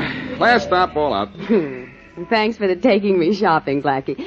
When my car is fixed, I'll take you sometime. Well, let's not make it as early as this, though, huh? Oh. I don't mind getting out at 9 in the morning for you, but I'd just as soon not do it for myself. You're just selfish, that's all? What are your plans for today? Well, for one thing, there was a robbery and a murder last night. I heard it on the radio after you woke me up with that phone call. Well, that means you're going to see Inspector Faraday? That means I am not going to see the good inspector. I'm keeping away from police cases if I can. Especially as you and I have a 2 o'clock appointment this afternoon. A matinee, remember? Oh, Blackie, I'd forgotten all about that. We'll have to change the tickets for later in the week. Why? I promised Aunt Martha I'd take my niece to the zoo today. Well, it's only 10 o'clock. It doesn't take all day to look around a zoo, does it? Oh, I know, but little Helen wants to watch the sea lions being fed. And their feeding time is until 2:30. What am I doing now? Playing second fiddle to a bunch of fish-eating sea lions? All right, be jealous if you want to. But you'll have to admit a sea lion has awful cute whiskers. You don't have to shave for 2 days, and I'll take Helen to see you. How's that?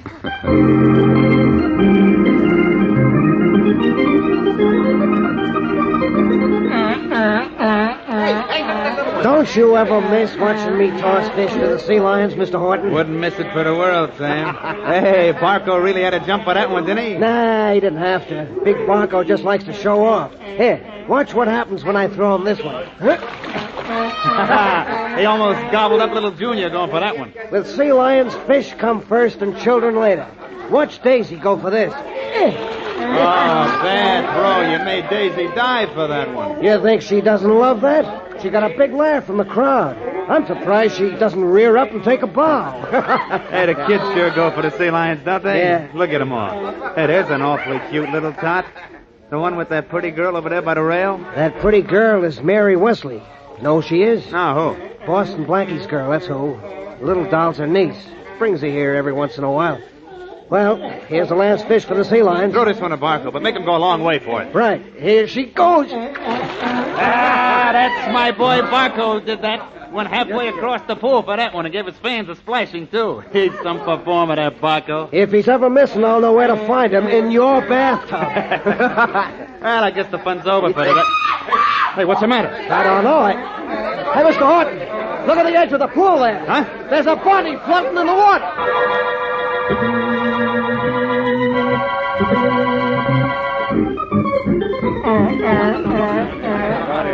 All right, Parker, get that crowd back and make it stay back. We're going to have room to operate. What's with the body, Coroner? He's dead. He's going to stay dead, Inspector Faraday. I know that much. What can you tell me about him? Well, I'd say this fellow's been dead at least 12 to 14 hours, maybe 16.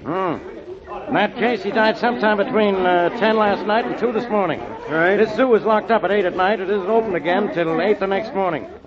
What did this guy sneak in here to commit suicide for? Or didn't he? I guess so. He died by drowning. Suicides go to crazy lengths to kill themselves sometimes, Inspector. Yeah. You know who this fellow is? No identification on him. All we found on him was a gun. I sent it to the lab for tests. Yeah? I just wonder if this is the guy I'm looking for. You mean the man who held up that warehouse safe and killed that guard yesterday? I mean just that. He knew we were going to nab him sooner or later, so he turned yellow to beat the chair. They're all yellow, these tough guys with guns. Hello, Faraday. Oh, hello, Blackie. I'm glad to see... Blackie, what are you doing here? Well, it's a long story, Faraday. Where do you want me to begin? At the end. Now go away. I got work to do. I know brain to do it with. Oh. What'd this guy do? Jump in the sea lion's pool? Yeah, but why? Maybe he likes fish. Maybe I don't like you. What do I mean, maybe? Blackie, for the first and the last time, beat it. Oh, please, now, Inspector Faraday. Miss Wesley, you too. Yes, me too. In fact, I'm responsible for Blackie's being here. I was watching the sea lions when this man's body came to the surface, so I phoned Blackie. Who is your dead friend, Faraday? I don't know. But I suppose you do. He's just like you. All wet. I never saw him before in his life. Was he drowned, shot, stabbed, or strangled? He drowned himself. You mean he slipped in here in the middle of the night, climbed high wire fences to drown himself in a sea lion's pool when there's a nice lake just outside the zoo? How do you know he had to sneak in here to kill himself? I heard the coroner tell you how long the man's been dead. Okay, big ears. So what? So I don't think this man died here. Oh, he killed himself somewhere else and then walked here to be found, huh? No, I don't think he killed himself. That's all. I think he was murdered and thrown in the bottom of this pool. You know, Faraday, you can't keep a good man down. That probably applies to a bad man, too.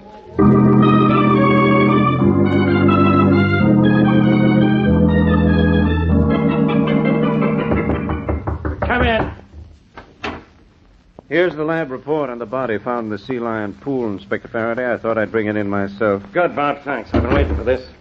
Ballistics show the gun we found on him is the gun that killed that warehouse guard, all right? Yeah? I say the guy killed himself because he was yellow. All right, what's the report saying? Well, I was right, Inspector. The man died somewhere between 10 and 12 midnight last night. Uh-huh. Dead 14 to 16 hours when we found him. Mm-hmm. That means he slipped into the zoo to kill himself because he knew the place would be deserted. Go on, Bob. Well, water found in the man's body is a far different type than the water found here. Its iron content is 90% greater than ours. Huh? What does that mean? That means our man didn't die in the sea lion pool, Inspector, because he drowned in water the likes of which isn't found within a radius of 150 miles of here. Well, I'll be it. That Blackie is always right. This means the guy was murdered. Now I have 2 killings on my hands instead of 1. I don't even know who this victim is. It's going to be tough to identify, too, Inspector. There wasn't even a laundry mark in his clothes. We don't have his prints on file, neither does the FBI. That's a big help. That means the only thing we know so far is that the gun on him is the gun that killed that warehouse guard. We don't know where the guy was killed. We don't know who he is. We don't know who killed him. We don't know why he was killed. Now, I could go on like this forever. Why don't you, Faraday? At least it'll give you something to do. Blackie, get out of here. I got problems.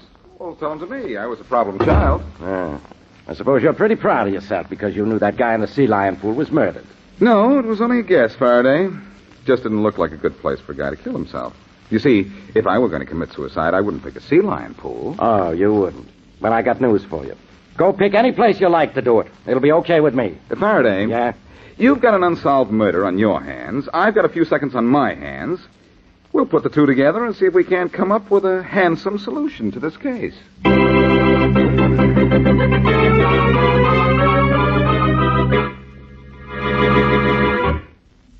And now, back to Boston Blackie.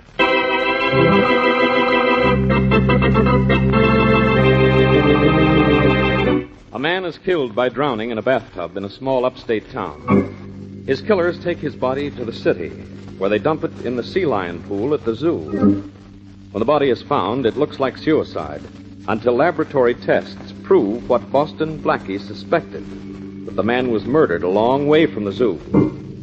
Only identification on the body is a gun, which turns out to have been used the previous day to kill a guard during a warehouse robbery. As we return to our story, Blackie is in his apartment with his friend, Mary Wesley. Oh, Blackie, a fine afternoon this has been. Do you know how many phone calls you've made? I'm waiting for a return call on number 18 right now, Mary. And why? Because you think out of all the towns upstate that have water with a high iron content, you can find one where a man is missing. And you can do it in one afternoon. One afternoon and 100 phone calls. If the afternoon is long... Oh, here's the call I've been waiting for. I hope. I hope you'll give up. Hello. Hello, Boston Blackie, is it? Yes, this is Blackie. This is Chief Williams of the Pawtucket Police. You put in a call to me, did you? Yes, I did, Chief Williams. Tell me, do you have any recent report of a missing person in your town? I sure do. Joe Adams. You found him, have you? I don't know. What does Joe Adams look like? Oh, tallish, black hair, light complexion, long, slight, crooked nose. That's the Joe we found then, Chief. Good. He's got his girlfriend to dither. She's been calling me every hour since last night trying to get me to locate him, she has. Will you tell his girlfriend that... No. No, wait a minute. What's his girl's name? Johnson. Valerie Johnson. Nice girl. Prettiest thing in Pawtucket. Crazy about Joe, she was. Well, you tell her that Miss Wesley and I are going up to Pawtucket. Miss Johnson must have liked Joe Adams. Maybe she can tell us who didn't.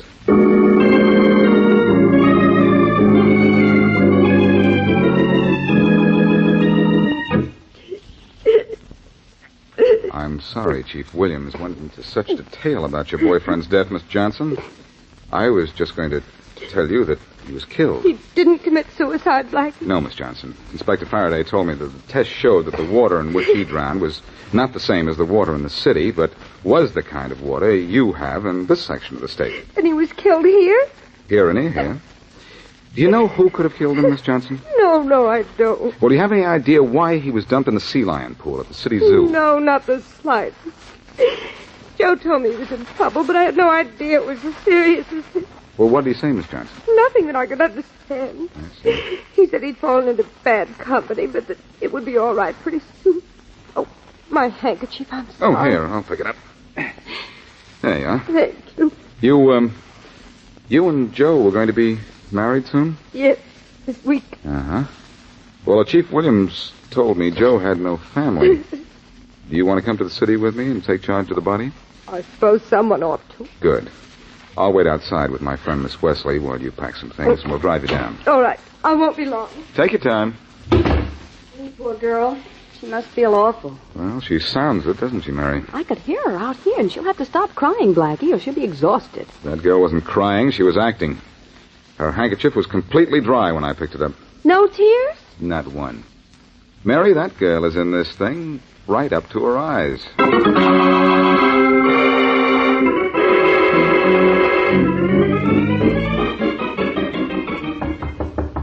Come in. Hiya, Frank. You sent for me? What you want?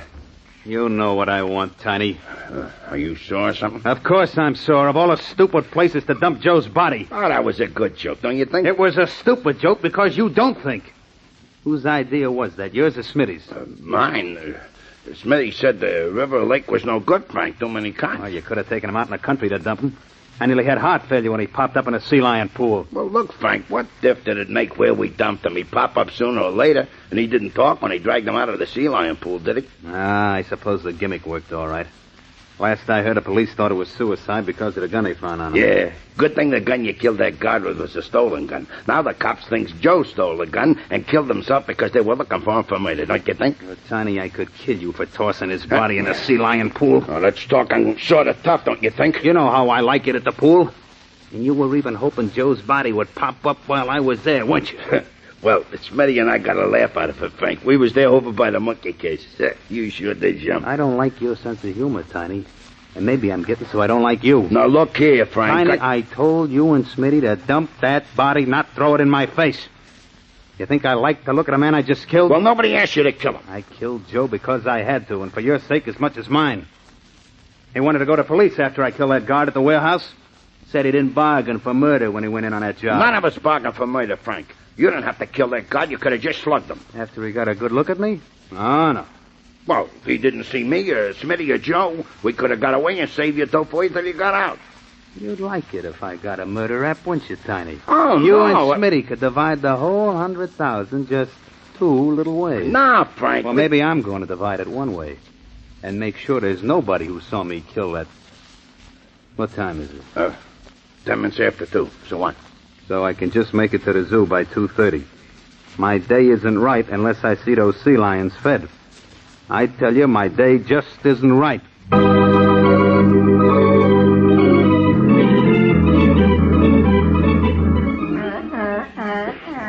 I beg your pardon, but you're the keeper attached to the sea lion pool, aren't you? That's right. Who are you? You wouldn't know me. My name is Boston Blackie. Boston Blackie, and you think I wouldn't know you? I know all about you. What can I do for you, Blackie? That fish you're loading in the basket there, that's for the sea lions, isn't it? Yeah, I feed them in about 5 minutes. Why? I want to take over for you today. What? See that girl over by the sea lion pool? Well, yeah. I followed her here. I know she's waiting for someone. I want that uniform you're wearing and the basket of fish. And with the help of this phony mustache I'm carrying while I'm throwing fish for the sea lions to catch, I'm going to catch a killer.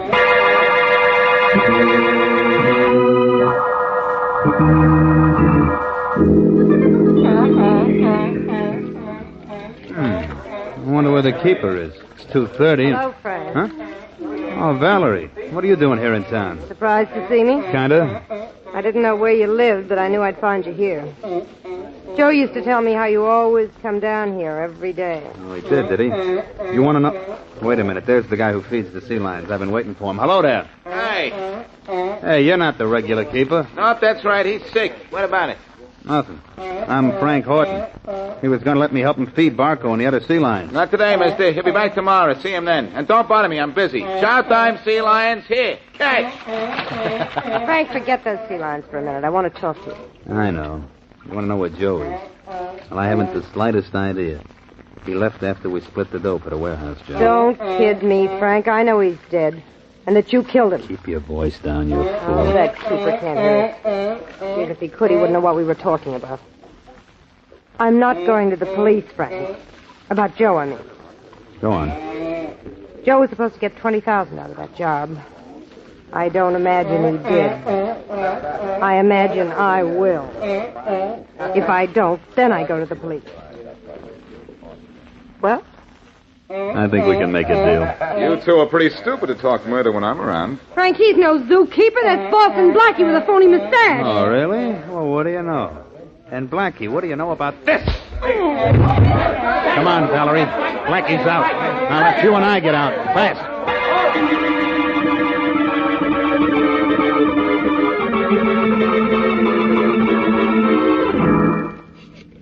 Do you remember what to say now, Mary? Oh, sure, yes. And can you remember how to say it? Well, I drove all the way down to Portuck with Valerie Johnson, didn't I? Well, yes, you did, but... All right, now, phone's ringing. So is my head from that sock I got at the pool. Hello? Frank? Yeah? This is Valerie. Oh, you found out where I live, did you? Uh-huh. I'm a clever girl. Too clever to want any part of any of this. I'm going to the cops. Are you? What for? You know what for. I'm going to tell them everything I know, and I know a lot. Look, Valerie, where are you? In the Park Hotel. Stay there. I'll be up in an hour. Oh, Blackie, it worked. He fell for it, huh? Yeah. He'll be in Valerie Johnson's room in an hour. Perfect. And I'll be there waiting for him.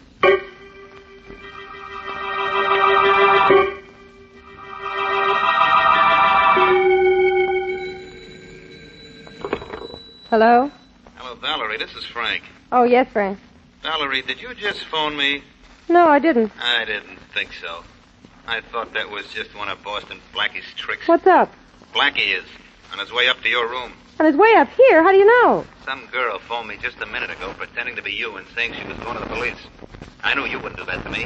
What I do to you depends on what you do for me. I'll take care of you, honey. But first, we got to take care of Boston Blackie.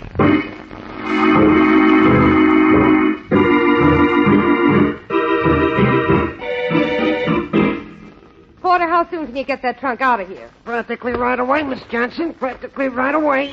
Yeah, I got on the roads now and just waiting for the guy who helps me. Well, go tell him to hurry up or I'll miss my train. Yes, ma'am. I'm practically on my way to tell him, Miss Johnson.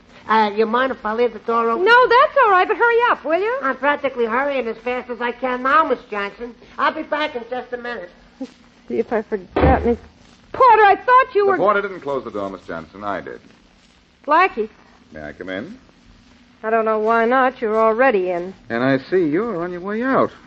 Trunk is ready to be rolled away and everything. Yes, I'm leaving. Is this your trunk? No, it's not. It is your trunk, Miss Valerie. You live here most of the time, don't you? Or did live here. You've been posing as a little country girl living a quiet life in Portuck, but actually you've been down here doing something crooked, I guarantee. I don't know what you're talking about. That trunk, Miss Johnson, is yours. You certainly didn't bring one with you when we drove down from Portuck today. All right, so I have been living here part of the time. So what? So nothing. But thanks for being such a big help to me. You led me to Joe's killer, and when you led me to Frank Horton, you did exactly that. Don't turn around, Blackie, or my gun may get gay. Frank, you must be part cat. You came out of that closet without a sound. Well, Horton, I thought I was going to wait for you, but it seems that you've been waiting for me. You don't think I fell for that phone call from your girlfriend, do you? Well, I was hoping you would. Would have made things a lot simpler. Things from now on are going to be very simple, Blackie. We'll go out the back way, down the stairs, and out to my car where Tiny and Smitty are waiting to take you for a sightseeing tour. Oh, you're taking me somewhere, are you? Sending you somewhere, Blackie. Properly stamped, but with no return address. That's right. And don't think they'll ever trace your death to us either.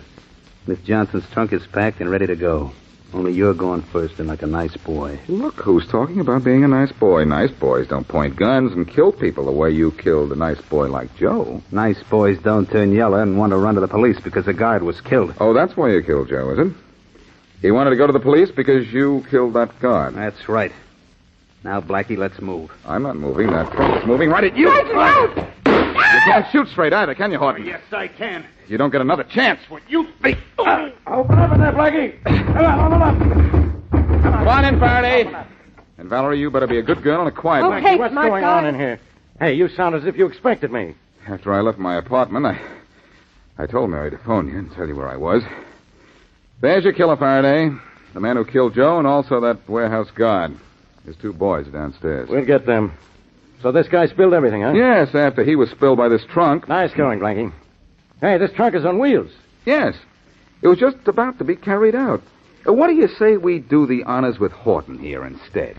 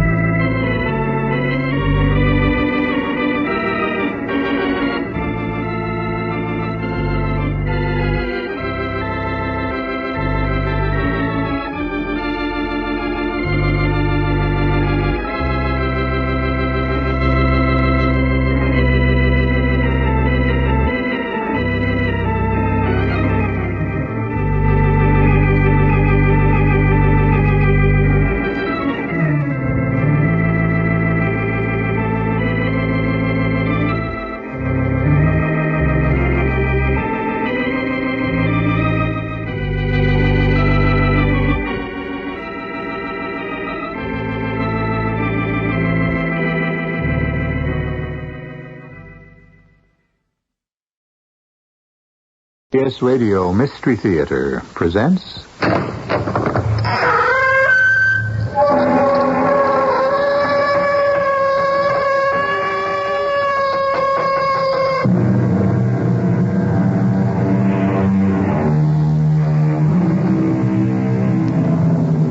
Come in. Welcome. I'm E.G. Marshall.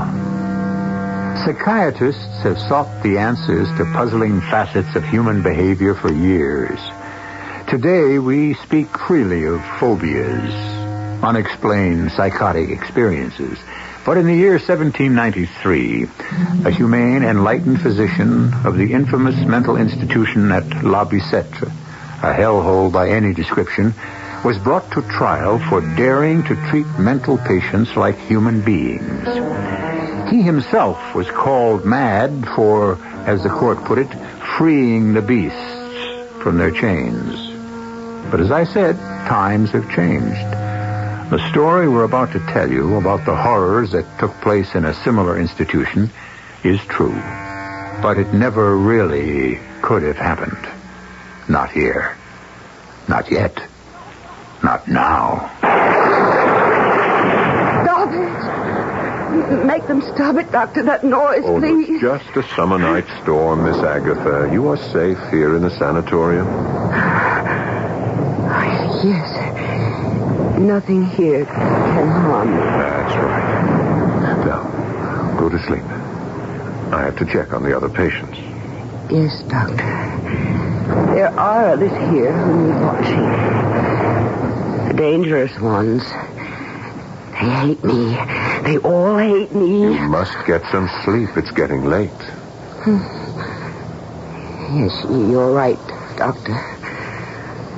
For the dangerous ones, it's getting later than you think.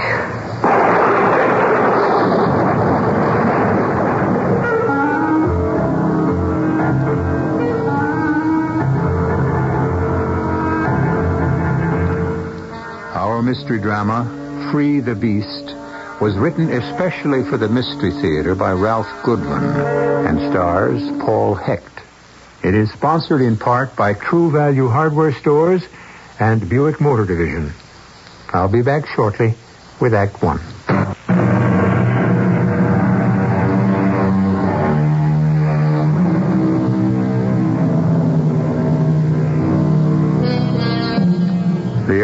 patients at the formidable isolated Greenbrier Sanitarium had been restless all day.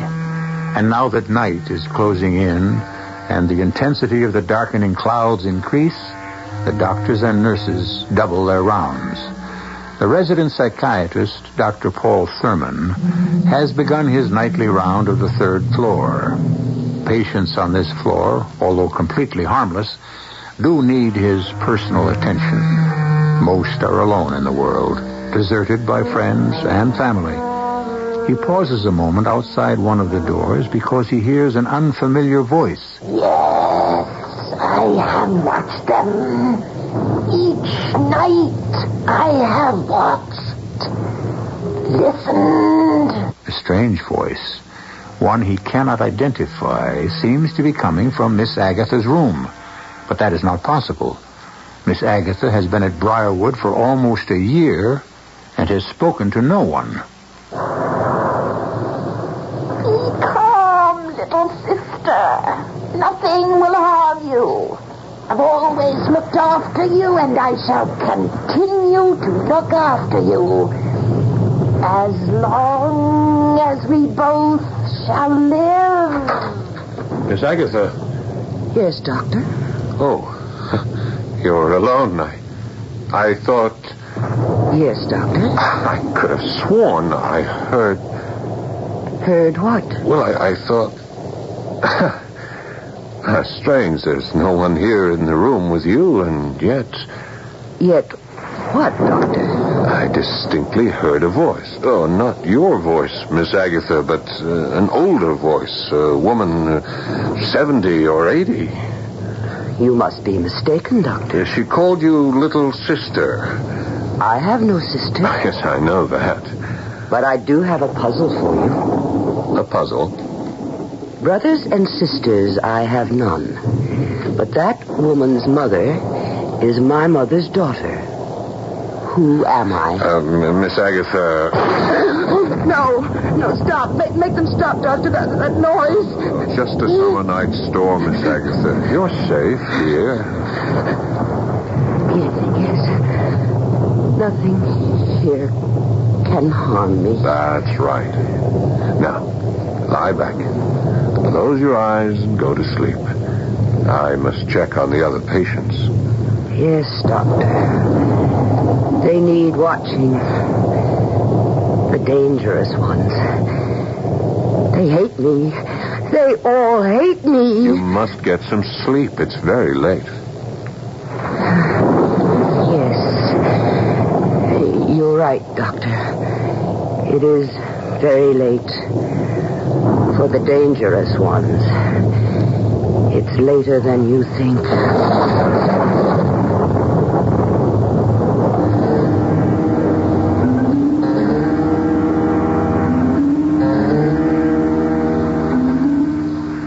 But I tell you, I heard it, Margaret. But it's hard to believe, Paul. A strange, disembodied voice coming from Miss Agatha's room? And you went into the room and saw nothing? Nothing but Miss Agatha sitting up in bed. She was terrified of the storm, and the voice was calming her. It's strange. I know there was someone or something in there talking to her. But it sounds so illogical. There's only one door leading to each of those upstairs rooms. The windows are barred and... Darling, are you sure? Of the voice, yes. But where it vanished to... No. Could she have been talking to herself? Well, she never has. Besides, the voice was so different. The entire quality of that voice, it was so much older, raspier. I tell you, Margaret, something strange, something unexplainable took place on that 3rd floor last night. If I may say so, Doctor, considering you are an accredited psychiatrist, you're acting weird. The word, darling, is weirdly. I'm not acting weirdly, just cautiously. There is one thing you can do, sweetheart. What's that? Let's start by pulling a file on Miss Agatha. See if she has any relatives she hasn't told us about. Relatives? Miss Agatha? Oh, she doesn't have. I mean, I've gone over her file a number of times since she was admitted. She's an only child. Are you sure? I'm positive. That voice, the voice I heard in her room, it called her little sister. Look, Paul, I know I shouldn't attempt any psychiatric explanations, but you know how lonesome Miss Agatha is, never making friends with the other patients here. What are you getting at?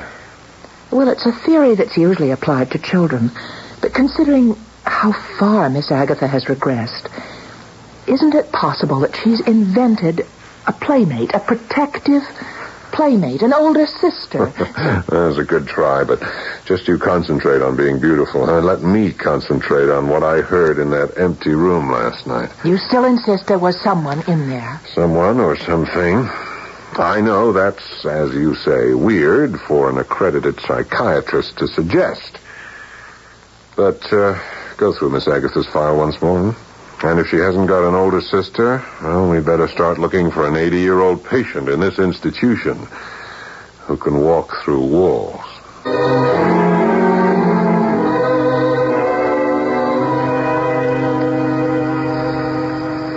Now, this is a progress report dated the 28th. Patient Miss Agatha Milford, age 37. Patient not adjusting to confinement. Resistance to group therapy aggravated by persecution complex. Oh, yeah, come in. Patient is convinced that members of group are hostile to her. Sounds like you're reporting on Miss Agatha, right? Right. I'll be with you in a minute, Margaret. Just let me complete this tape. I brought her file. Everything I could find on her. Oh, well, in that case, I'm with you right now. I dug up everything I could find on her. Good. I'll do my report again later after we check what you have. But it's a waste of time, really. Huh? I don't have a thing. No brothers, no sisters. She has none. Brothers and sisters, I have none. But that woman's mother is my mother's daughter. What? That's what Miss Agatha said last night. When I heard that strange voice in her room, I asked her if she had a sister. She said no. And then she added, brothers and sisters, I have none, but that woman's mother is my mother's daughter. Oh, I've heard that riddle before. But isn't it son? I mean, that man's father is my father's son? Yeah, but not the way she says it. What does it mean? I don't know. Right now, I don't know anything for sure. I don't even know if I actually heard that voice coming from Miss Agatha's room. But you said that... Oh, I heard a voice, all right. It wasn't Miss Agatha. It sounded like it came from her room, but could it have come from somewhere else? Where? The rooms are 30 feet apart. If it came from the next room, if Mrs. Haverstrom's room... No.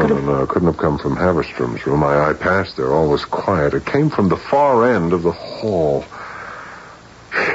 I wonder... What? Oh, no. Never mind. Let's see that file. Here you are. Oh, and talking about Mrs. Haverstrom. Yeah? Well, she and Miss Agatha got into another one of their brawls this morning. Oh, no. What about? Same thing. Miss Agatha still insists that the gold locket Haverstrom wears around her neck is hers. You know, the one with the picture of Haverstrom's father in it. Yeah, what's this? What's this entry here? It's hardly legible. Look, it's some sort of legal document. It seems to be rain damage. Well, what is it? Adoption papers. Adoption papers? Yeah. 1936 or 39. I can't quite make it out. An adoption agency in Greenville Township. That's just across the county line. The name on the document is Milford. Yeah. And first name looks like it could be Agatha. Yeah? You know, I bet if we checked this out, we'd find it's Miss Agatha who was adopted. But it's funny she never mentioned Well, it. she may not know. Most adopted children are never told. Agency records are confidential. But I think we've come up with a lead. A lead?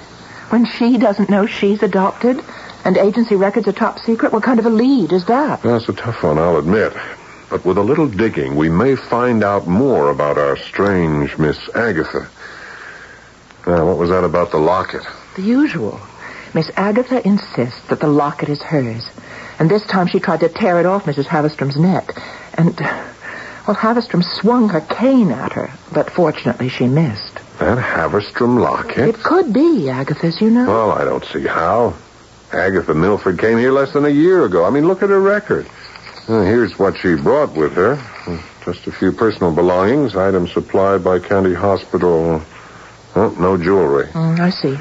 Well, just keep Haverstrom and Miss Agatha separated, will you? Yes, Doctor. And the voice in the night. That I intend to check out further. How? From now on, I'm not making those spooky nightly rounds alone. I don't blame you. Starting tonight, you're going with me.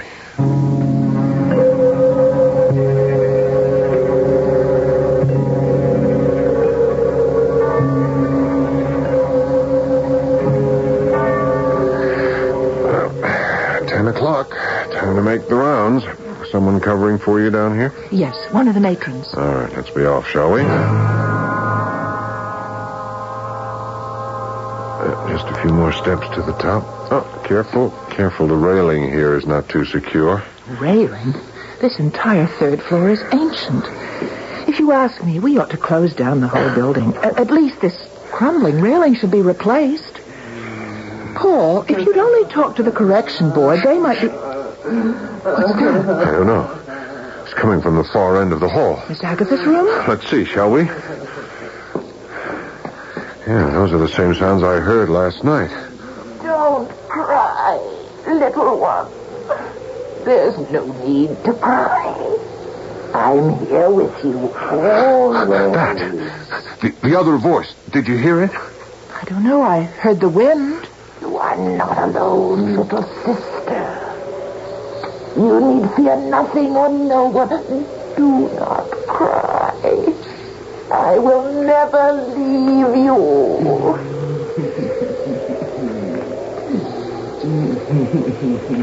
Is it a voice or is it the wind? I can't quite understand the words, and yet... Listen. There's nothing to fear, my little sister. No one will harm you. I've always looked after you. I will continue to look after you until death do us part. It's a weird voice. It's certainly not Miss Agatha's. Please. Tell me, little sister, why do you weep? Is it about the locket? Your locket? The one that's been taken from you?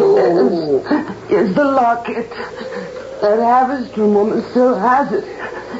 She tried to kill me. I wish she were dead. She's talking to herself about that fight she had with Mrs. Haverstrom this morning. What is she talking to herself? I want it, sister. I want it. That locket is mine. Mother gave it to me. You were there. You remember? Yes, I remember, little sister. The locket is yours. And you shall have it. I promise. Wait. Don't go. I must, little sister. I must. The voice. Listen, it's fading. Quick, open the door. I can't. It's locked. The keys. Use the keys. Sister, please, come back. Damn it, the keys. I don't have them. Miss Agatha. Miss Agatha, it's Dr. Thurman. Let me in. No, doctor, go away. I'm asleep. I must rest. Please, Miss Agatha, Nurse Palmer is with me. I must talk to you. Please. Please let us in.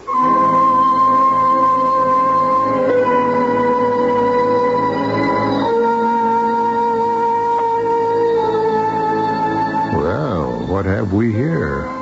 A ghostly, disembodied voice that makes nightly visits to one of the lonely inmates of Greenbrier Sanatorium? Has Miss Agatha invented an older sister to console her in her loneliness? Dr. Thurman seems convinced that the voice he hears is not that of Miss Agatha. But for the moment, he has chosen not to make a hasty decision, convinced that there is more to what is going on than meets the ears. We'll learn more when I return shortly with Act 2.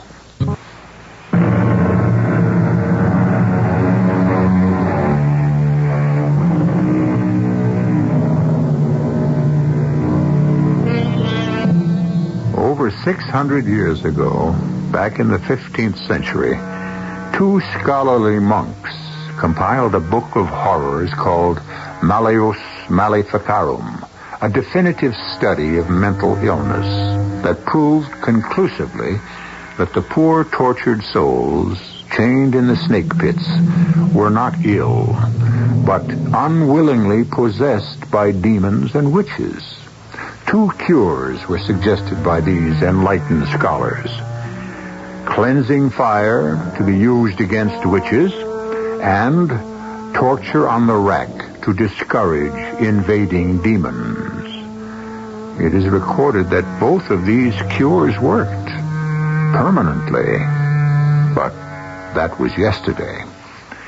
Morning has come to Briarwood. The strange voice that haunts the third floor still remains a mystery.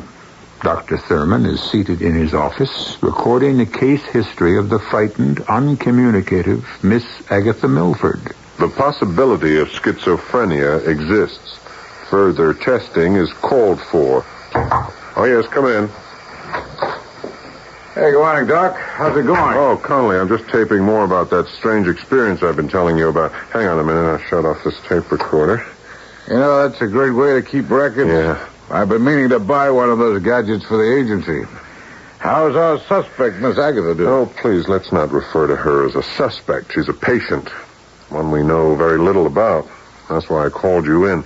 Did you have any luck tracing those adoption papers, or is the agency still in existence? You know, you're lucky, Doc. That adoption agency is still in existence, and I was able to get a look at their files. I got it all right here. I appreciate the effort you're putting into this. Well, you're an old friend, Doc. For clients, we do the possible. For friends, the impossible. Thanks, Connolly. Would you let me see the file? Now, hold it. This is a favor, right, Doc? So why don't you let me read it to you? Feed you a clue at a time so as I can get more than just one pat on the back for being so clever. Yeah, sounds like you hit the jackpot. Yeah, kind of. Now, to understand this complicated dossier, we'll have to start here on page 7 and work our way backwards. Connolly. Relax, will you, please? Now, let's see. First, we have the patient's transfer from Greenfield to Briarwood, the newspaper clippings, then the murders. Murders? I'm coming to them. Here we are. Milford, Agatha, natural parents. Natural? Your hunch was right, Doc. She was adopted. Then the name of the child on the adoption papers, the name we couldn't read? Agatha Ann Milford. Adopted daughter of Charles and Henrietta Milford. Her real mother was named Mason. Carrie Lee Mason. She worked as a lab technician at Mercy Hospital. That's where the child was born. A few months before the trial took place. Trial? Yeah. It seems Miss Agatha's mother was some sort of nurse's aide at the hospital, took care of terminally ill patients. And she was a very sympathetic woman. Unfortunately, too sympathetic. What does that mean? Well, according to these newspaper clippings I dug up at the library, dated September 1939, the supposedly kindly Mrs. Mason was accused, and later convicted, of the murder of 6 of her patients. She simply turned off the oxygen supply and let nature take its course, which, of course, was inevitable. Only the jury judged it to be murder in the first degree. Oh, poor woman. Watching those patients suffer day after day. Wasn't the pressure that she was under taken into consideration by the court? But that's just the point. Evidence in the trial showed that she was under no pressure at all before, during, or after the murders. According to her testimony, she just followed orders. Orders? She said a voice told her to do it. It's all here in this newspaper account. It seems our Mrs. Mason heard voices in the night. Voices that calmed her and comforted her in times of trouble. And voices that told her how to comfort others. Good Lord. Like mother, like daughter. What? Oh, no, nothing. Go on. What else do you have there? This woman, Mrs. Mason, Miss Agatha's mother, did she have any other children? Other children? Yeah, sons, daughters. Particularly daughters. A girl, perhaps, older than Miss Agatha. Oh, at least not according to the records I've dug up. Mrs. Mason had no other children. Miss Agatha was an only child. Are you sure? It's important. Could there possibly be a sister, an older sister? Oh, you mean that voice you've been hearing, huh? I'm sorry, Doc. There's no answer in that. When the Mason woman was sent up for the murders, her child was put up for adoption. Miss Agatha, that is. Her only child. Now, of course, there are skeletons in every closet if you want me to dig deeper. Yeah, I wish you would. Well, sure, buddy, I will. The easy way out is to classify Miss Agatha as a schizophrenic. You mean that Miss Agatha and her sister may be the same person? Yeah. Only you don't really believe that. No, not after the studies I've made so far. There are reasons too complicated to go into. Yeah. Well, if I can be of any help... Thanks, you have been. Oh, by the way, is there a picture of Miss Agatha's father in those clippings? Yeah, I believe there is. Wait a minute. Yeah, here we are. Nice-looking guy. Yeah. Mustache, long sideburns. Looks like Valentino, huh? Why? Oh, we've had a little dispute over a gold locket. It belongs to Mrs. Havestrom. Inside the locket is a picture of her father. Miss Agatha claims the locket is hers. Well, here, take the picture. Compare it. That'll take care of one problem. I hope so. I've had to lock Miss Agatha in her room. I had a padlock installed last night. At least I know she'll be safe until this petty bickering is over with, and we can try to trace that strange voice we've been hearing. Well, if you hear two voices coming out of there now, you'll know it's just another case of schizophrenia. Yeah, I hated to have to do it. Miss Agatha is not a violent person. She must have been terrified when Mrs. Havestrom swung that cane at her. Oh? Sounds to me like you locked up the wrong patient. Mrs. Havestrom is not violent by nature. Look, there's too much to explain. If you'll let me have that photo, she'll prove once and for all who the owner of that locket is. Oh, excuse me. Sure. Dr. Thurman speaking. What? When did it happen? Miss Agatha, where is she? I see. Yeah. I'll be right there. We won't need that photo after all, Connolly. Mrs. Havestrom is dead. What? Dead? The third floor railing. It's needed repairs for months. The poor crippled old woman must have leaned against it. She just fell to her death down 3 flights of stairs. Well, look, could she have been pushed? Look, I'm sorry. I can't discuss this any further. I gotta get to the infirmary.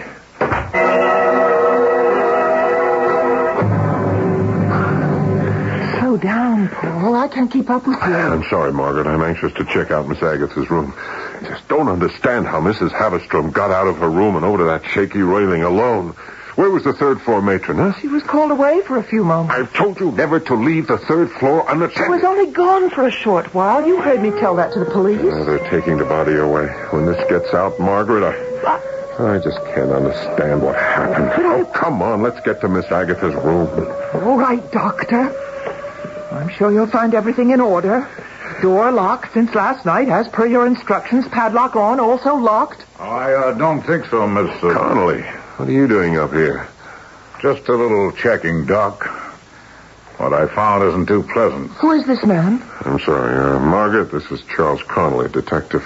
Detective? Private detective, a friend of mine. He's been checking into Miss Agatha's background for me. Whatever for? I wanted to find out more about her. I told him about the argument she had with Mrs. Havestrom over that locket. That Havestrom woman didn't fall down that flight of stairs by accident. What are you trying to say, Connolly? The woman was dragged from her room and tossed through that rotted railing. She was murdered. What? And I didn't say anything in front of the police. I mean, they accepted it as an accident, but someone carried her to that railing and pushed her over. My guess would be Miss Agatha. But that's impossible. She's been locked in her room since midnight. Well, that remains to be seen. Where's the room? At the end of the corridor. But even if she did get out, she couldn't lift a 200-pound arthritic patient like Mrs. Havestrom. The woman wasn't lifted. She was dragged along the floor.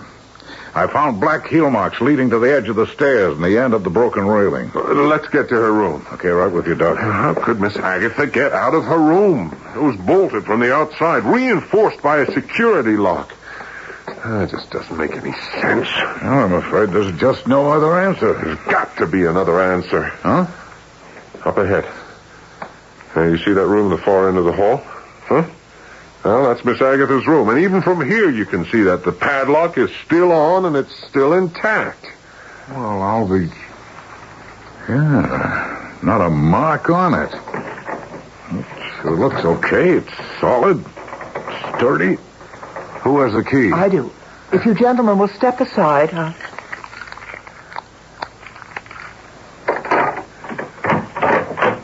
Well, good morning, Doctor. It's such a beautiful morning, isn't it? Yes. Yes, it is, Miss Agatha. You slept well, I trust? Oh, very well, Doctor. I see you've brought some visitors. Nurse Palmer. Good morning, Miss Agatha. And a gentleman I don't believe I've met before. Oh, this is Mr. Connolly, Charles Connolly, an old friend. He just stopped by to say hello, meet some of our new patients. How nice. A pleasure to meet you, Mr. Connolly. Well, thank you, Miss Agatha. And may I say you've come to the right place. I beg your pardon? Well, I mean, it doesn't look like much from the outside, but it's so pleasant here. Everyone is so nice. Oh, yeah, is that right? Mm-hmm. Even Mrs. Haverstrom. She was trouble for a while, but everything is fine now. It's all being taken care of. It has? Yes. Doctor, I have a confession to make. That was my sister you heard me talking to in my room. I didn't want to admit it because of sanitarium rules. No visitors after 8 o'clock.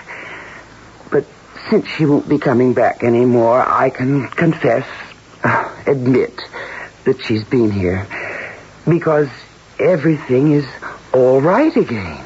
What do you mean, everything is all right again? Well, look, Doctor. Look what I have around my neck. Good Lord. Mrs. Haverstrom's locket.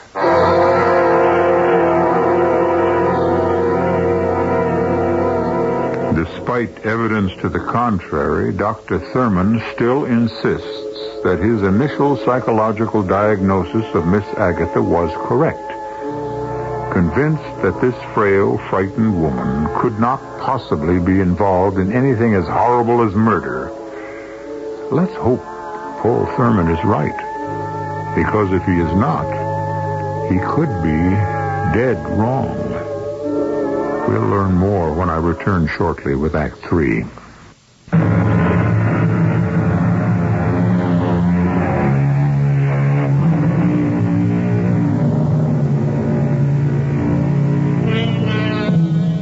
The strange death of Mrs. Haverstrom at the Briarwood Mental Institution could, by those untrained in psychiatric research, be simply diagnosed as madness. Wasn't it Lewis Carroll's observation in Alice in Wonderland that went something like this? "How do you know I'm mad?" Alice remarked. "You must be," said the cat, "or you would not be here." A simple solution to our mystery, I must admit. But not for those of us who have been expertly trained in madness and murder. We need more time to contemplate, consider, to separate the half-lies from the truths. Listen. And since the death of Mrs. Haverstrom, continued attempts made by staff members to remove the golden locket from Miss Agatha's throat have made the patient exceedingly hostile. She has become suspicious of all who enter her room and is now refusing food unless served by the one staff member she trusts, Nurse Palmer. Oh, yes, come in. All attempts to gain access to gold locket have failed. Until this morning, Paul. Look, the locket. Yes. How did you get it? She held it a little too tightly this morning. The clasp broke, and I told her I'd have it repaired and bring it right back. As simple as that? Where is the picture of the father that Mr. Conley gave you? I want to compare it with the one Mrs. Haverstrom showed me. I've been trying to open that clasp, but it seems to be jammed. Oh, here, give it to me. Let me do that. You'll find a newspaper clipping in that desk door, the one on the left. I'll get the picture. Okay. You work on that clasp.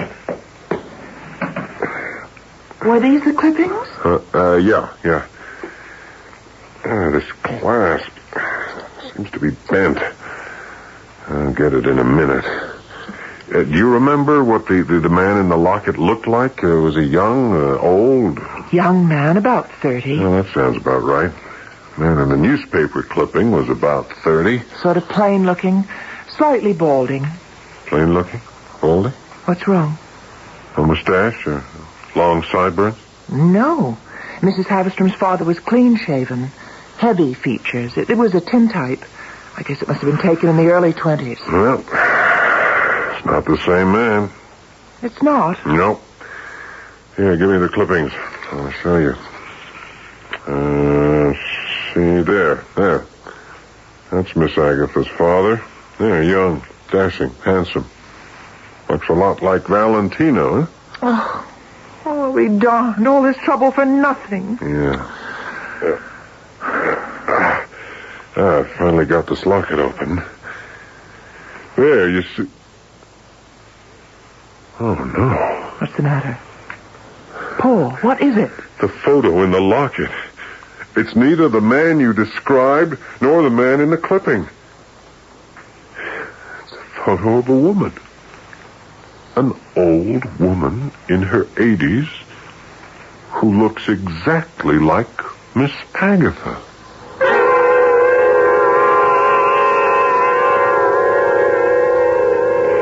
And so I rushed right over to your office, Mr. Conley. I brought the locket with me. And inside you'll find the picture of that strange woman that we found when we opened it. Could I see that locket, Miss Palmer? All right, but I have to bring it right back. Miss Agatha found out I showed it to Dr. Thurman. She's very upset. She says she told her night visitor, the avenging sister, about Dr. Thurman refusing to return her locket. Which means he's next on her list. Or somebody's list. Can I look at that locket, please? Oh, yes, of course. Here. Thank you. The clasp is still jammed, so I left it open, you see. Mm-hmm. Now, that's the photo that we found inside the locket. It looks exactly like Miss Agatha, only 30 years older. Yeah. Yeah, it does, doesn't it? And you have no idea how this photo got in here, hmm? No. We still have no idea how Miss Agatha got the locket in the first place.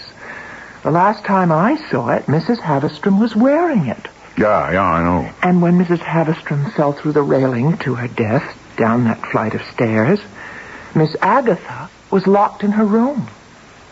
How many keys are there to that padlock? You still insist Miss Agatha had something to do with Mrs. Haverstrom's death. But in order to do that, she'd have had to have help from the outside. An accomplice at this sanitarium. How many keys, Miss Palmer? 2. Mine and Dr. Thurman's. Oh. Since Dr. Thurman is an old friend of yours, I suppose that puts me in the category of being a prime suspect. No, I didn't say that. You did. But you didn't say I'm not. If anyone had the opportunity to assist Miss Agatha in this, what you call, madness, I did. Yeah, Miss Palmer, I've thought of that. I mean, you turned the 3rd floor over to a matron that night, right? Then sent her on some sort of errand. What do you mean, some sort of errand? We have a diabetic patient under our care, Mr. Conley. I sent the matron to give that patient an insulin shot. Was the patient on the 3rd floor? No. No, she's in Ward 1 on the main floor. Then that would leave the 3rd floor unsupervised, huh? And it would give you time enough to accomplish whatever you wished. Unobserved. I resent this. Time enough maybe to smother Mrs. Haverstrom with a pillow, drag her to the top of the stairs, and toss her to her death through the rotted railing? Is that an accusation? No, Miss Palmer. It's just a theory. All right. And how do you explain the locket that we found around Miss Agatha's neck? Well, you have a key to her room. You could have slipped in, placed the locket around her neck while she slept. And the photo, Mr. Conley? I assume you have an answer on that, too. Where would I have gotten a photo of an old woman who looks exactly like Miss Agatha?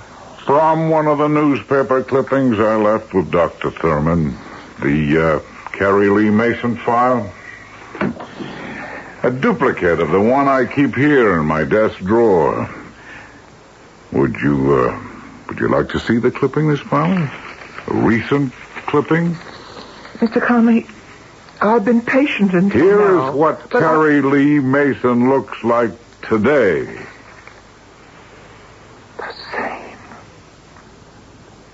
The same photo.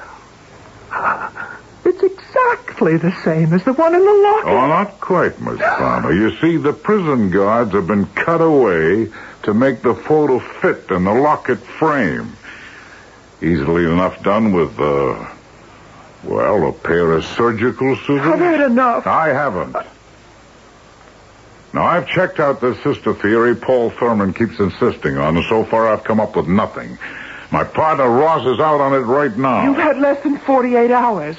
He's going to come up with nothing, Miss Palmer. The prison is in Greenville. He's there now checking their records, and it's a waste of time. If you don't find any record of an older sister, then there has to be some other answer. Because I'm not it. Oh? You forget. The night Dr. Thurman heard that strange voice coming from Miss Agatha's room, that second night, when I went with him to check it out, I was standing right alongside of him, outside the room. Yeah, that's true. Right, if you can explain how it's possible for a person to be in two places at the same time. That's very simple, Miss Palmer. The voice Dr. Thurman heard could have been on tape. Tape? Yeah. You do make it a practice to record patient histories on tape, do you not, Miss Palmer? I heard Dr. Thurman making such a recording when I stopped by his office. Who transcribes those recordings, Miss Palmer? I do. Excuse me. I won't be a minute. Hello? Connolly? Oh, it's you, Ross. What? Well, what new development on the Mason file? You just found out what? Yeah, I'll meet you at the sanitarium. And then notify the police. Nurse Palmer will be with me. We're leaving right now. Bye. What was all that about? There's no time to explain now. How fast is that car of yours? It's not mine. It's Dr. Thurman's. It's a sports car. It can do 100 if you open it up. Well, baby, we're going to open it up. We got to get back to that sanitarium, and let's hope we make it in time.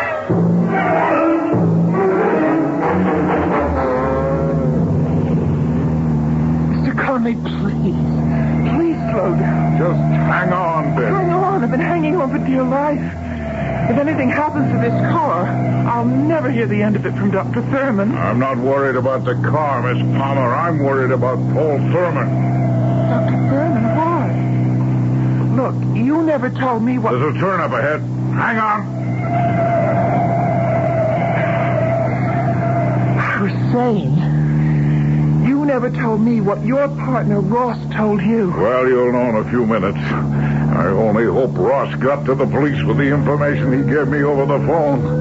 We're going to need a patrol car to back us up. We've got one. Following us.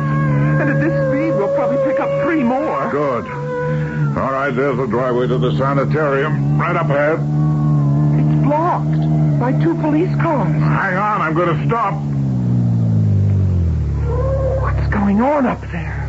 Look farther up beyond the service road.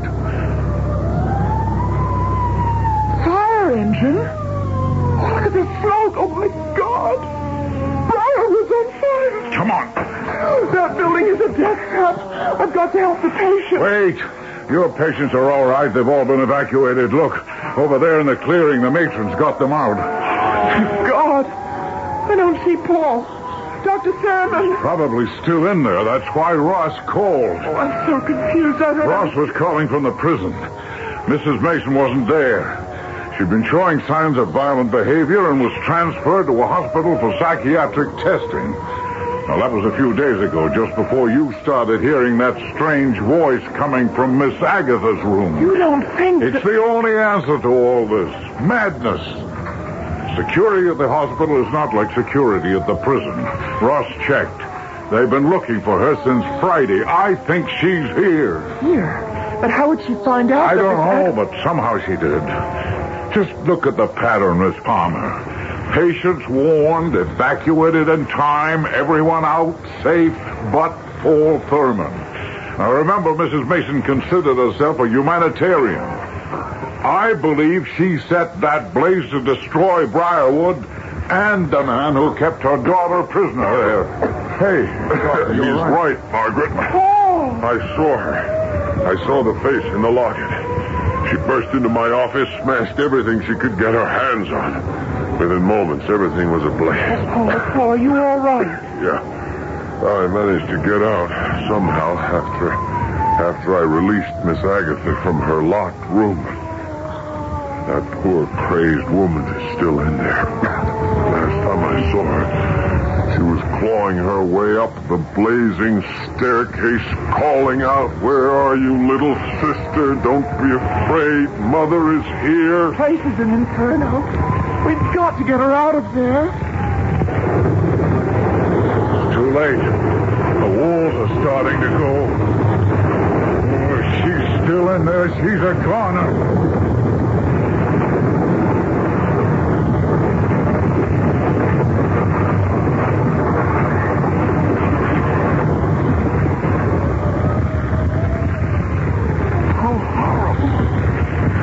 Nothing could escape such devastation. At least the others are safe. Are you sure they all got out? Yeah. Everyone but Mrs. Mason.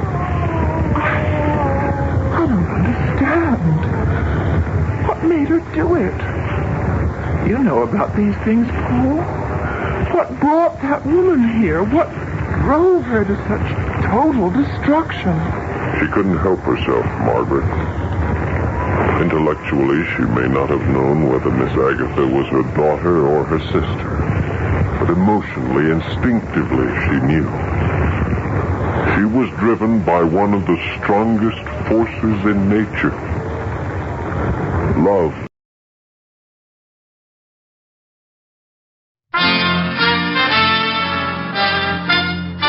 Listen while the makers of Rexall drug products and 10,000 independent Rexall family druggists bring you Dick Powell as Richard Diamond, private detective.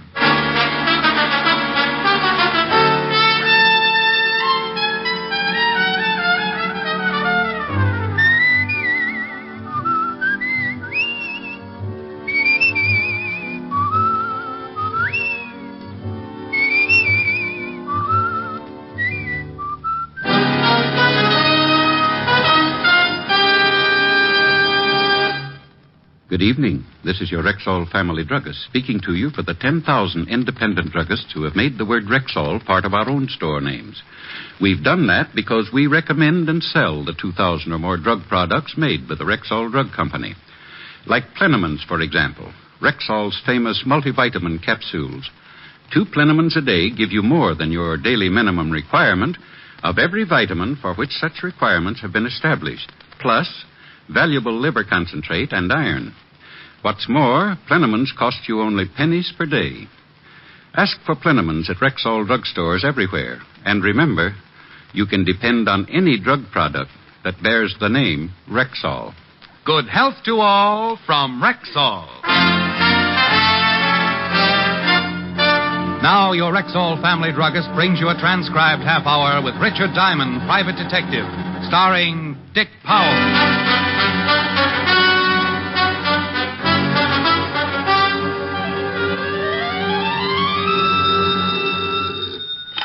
Diamond Detective Agency. We trail them, we nail them. If they're guilty, we jail them.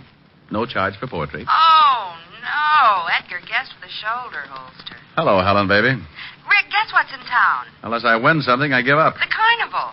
Well, is the balloon concession tied up yet? Oh, Rick, I'm serious. I haven't been to a carnival since I was little. Let's go tonight. You mean peanuts, popcorn, Cracker Jacks, and all that? Yes.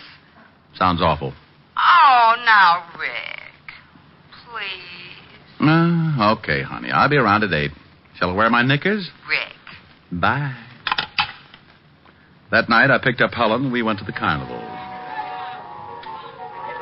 There were more people on the Midway than Rexall has stores, and we got pushed so much I felt like the tax bill in Congress. Helen decided she wanted a Cupid doll, so we stopped at the shooting gallery.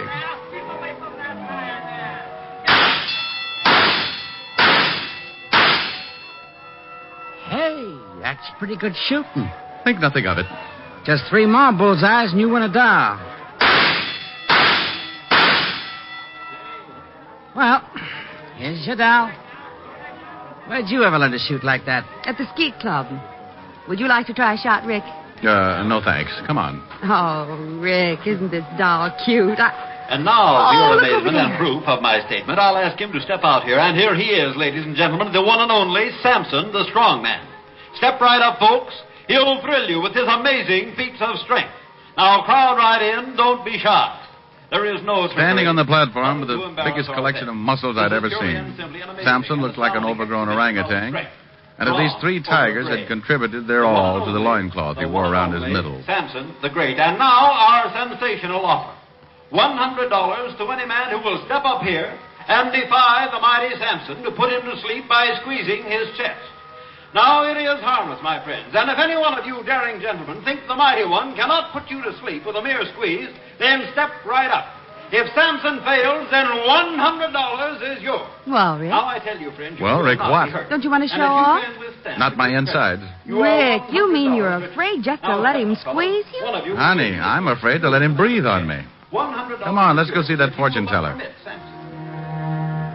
I steered Helen toward the next booth before she could talk me into anything my bones would regret tomorrow. The sign outside the tent read, Madame Tanya, your past, your present, your future. And inside we found Madame T staring intently into a crystal ball. She wore gypsy clothes and a heavy makeup that covered what might have been very lovely features. Welcome to the inner sanctum. Haven't I heard you on the radio?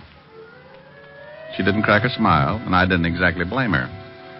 She motioned us into chairs around the crystal. The room was decorated in about the same motif as the tattooed lady, and would have impressed a man with a bad case of DTs. Madame Tanya went back to staring at the crystal, so I followed suit.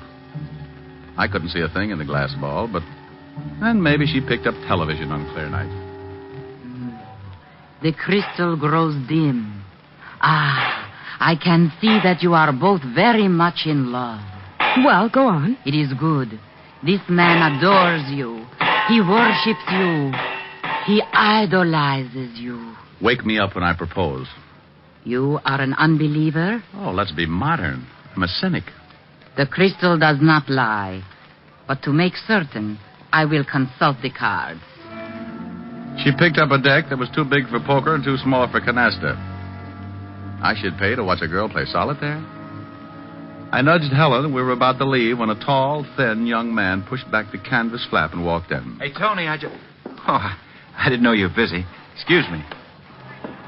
The boy pushed back the flap to go out and then made a sharp, gurgling noise in his throat. He doubled with pain and fell to the floor. Even from where I was sitting, I could see the big, ugly bullet hole in his chest. Bruce! Don't scream. We'll have the whole crowd in here. Stand back, Helen. Is he hurt bad? You don't need a crystal ball for this, honey. He's dead. Even under the heavy makeup, I could see her face turn pale. I sent Helen to call the police, and then I looked around outside.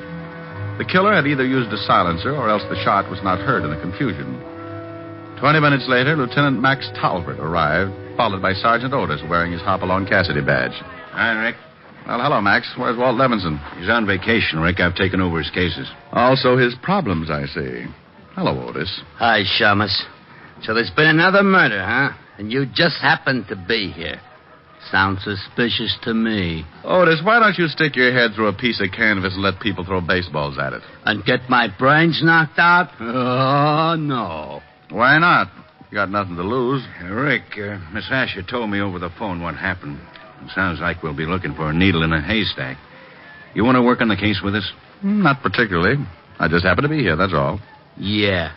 I still think that's awful funny. Otis, I'll send you my confession in the morning.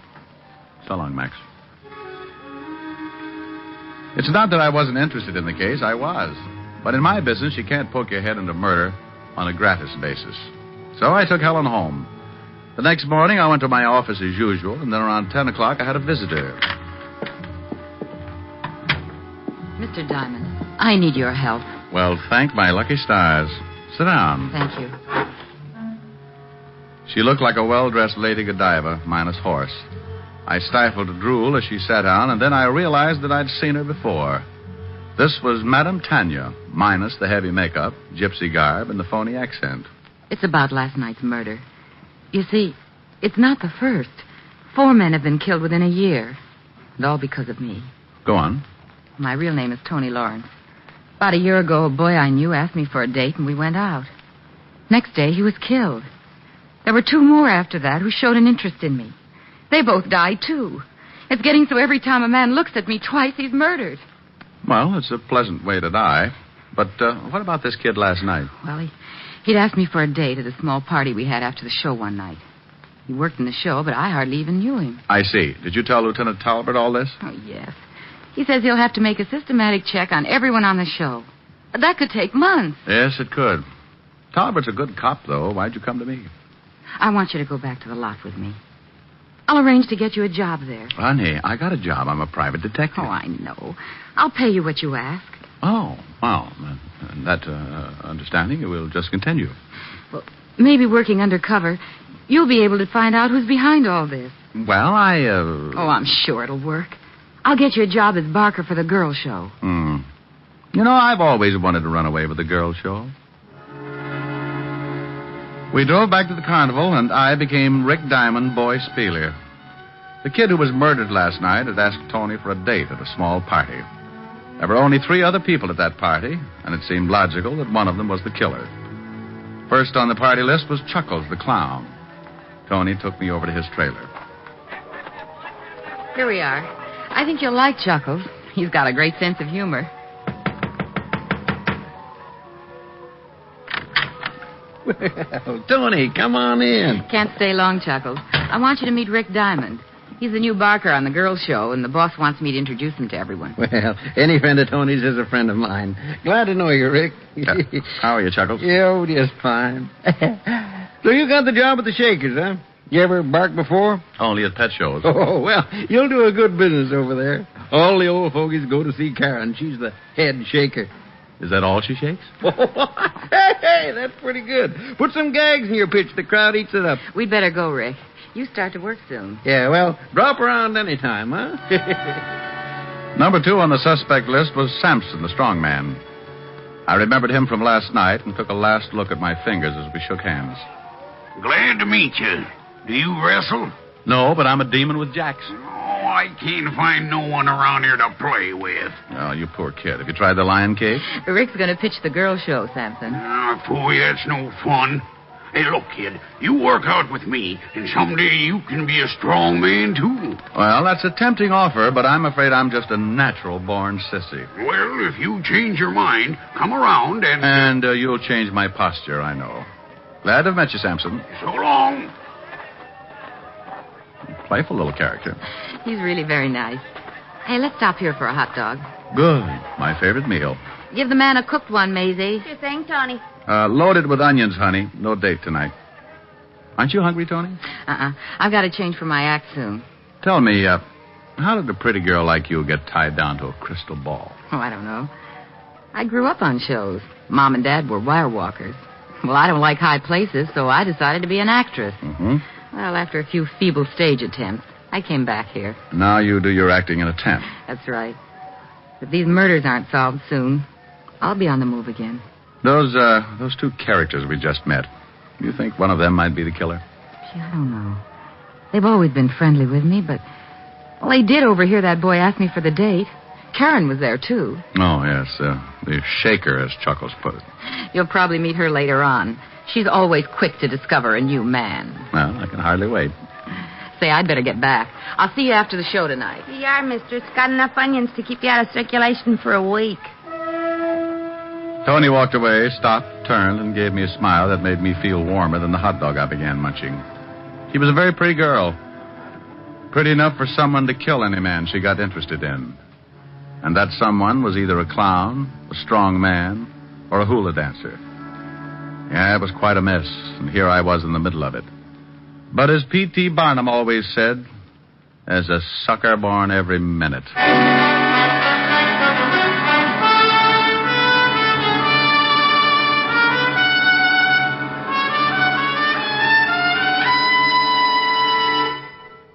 Before we continue with the adventures of Richard Diamond, private detective, here's your Rexall family druggist. Whenever you develop a simple headache, what's the first thing you think of for fast relief? Why, aspirin, of course. Right. But it's also smart to think one step further and choose Rexall aspirin. Give me 3 good reasons why. Okay.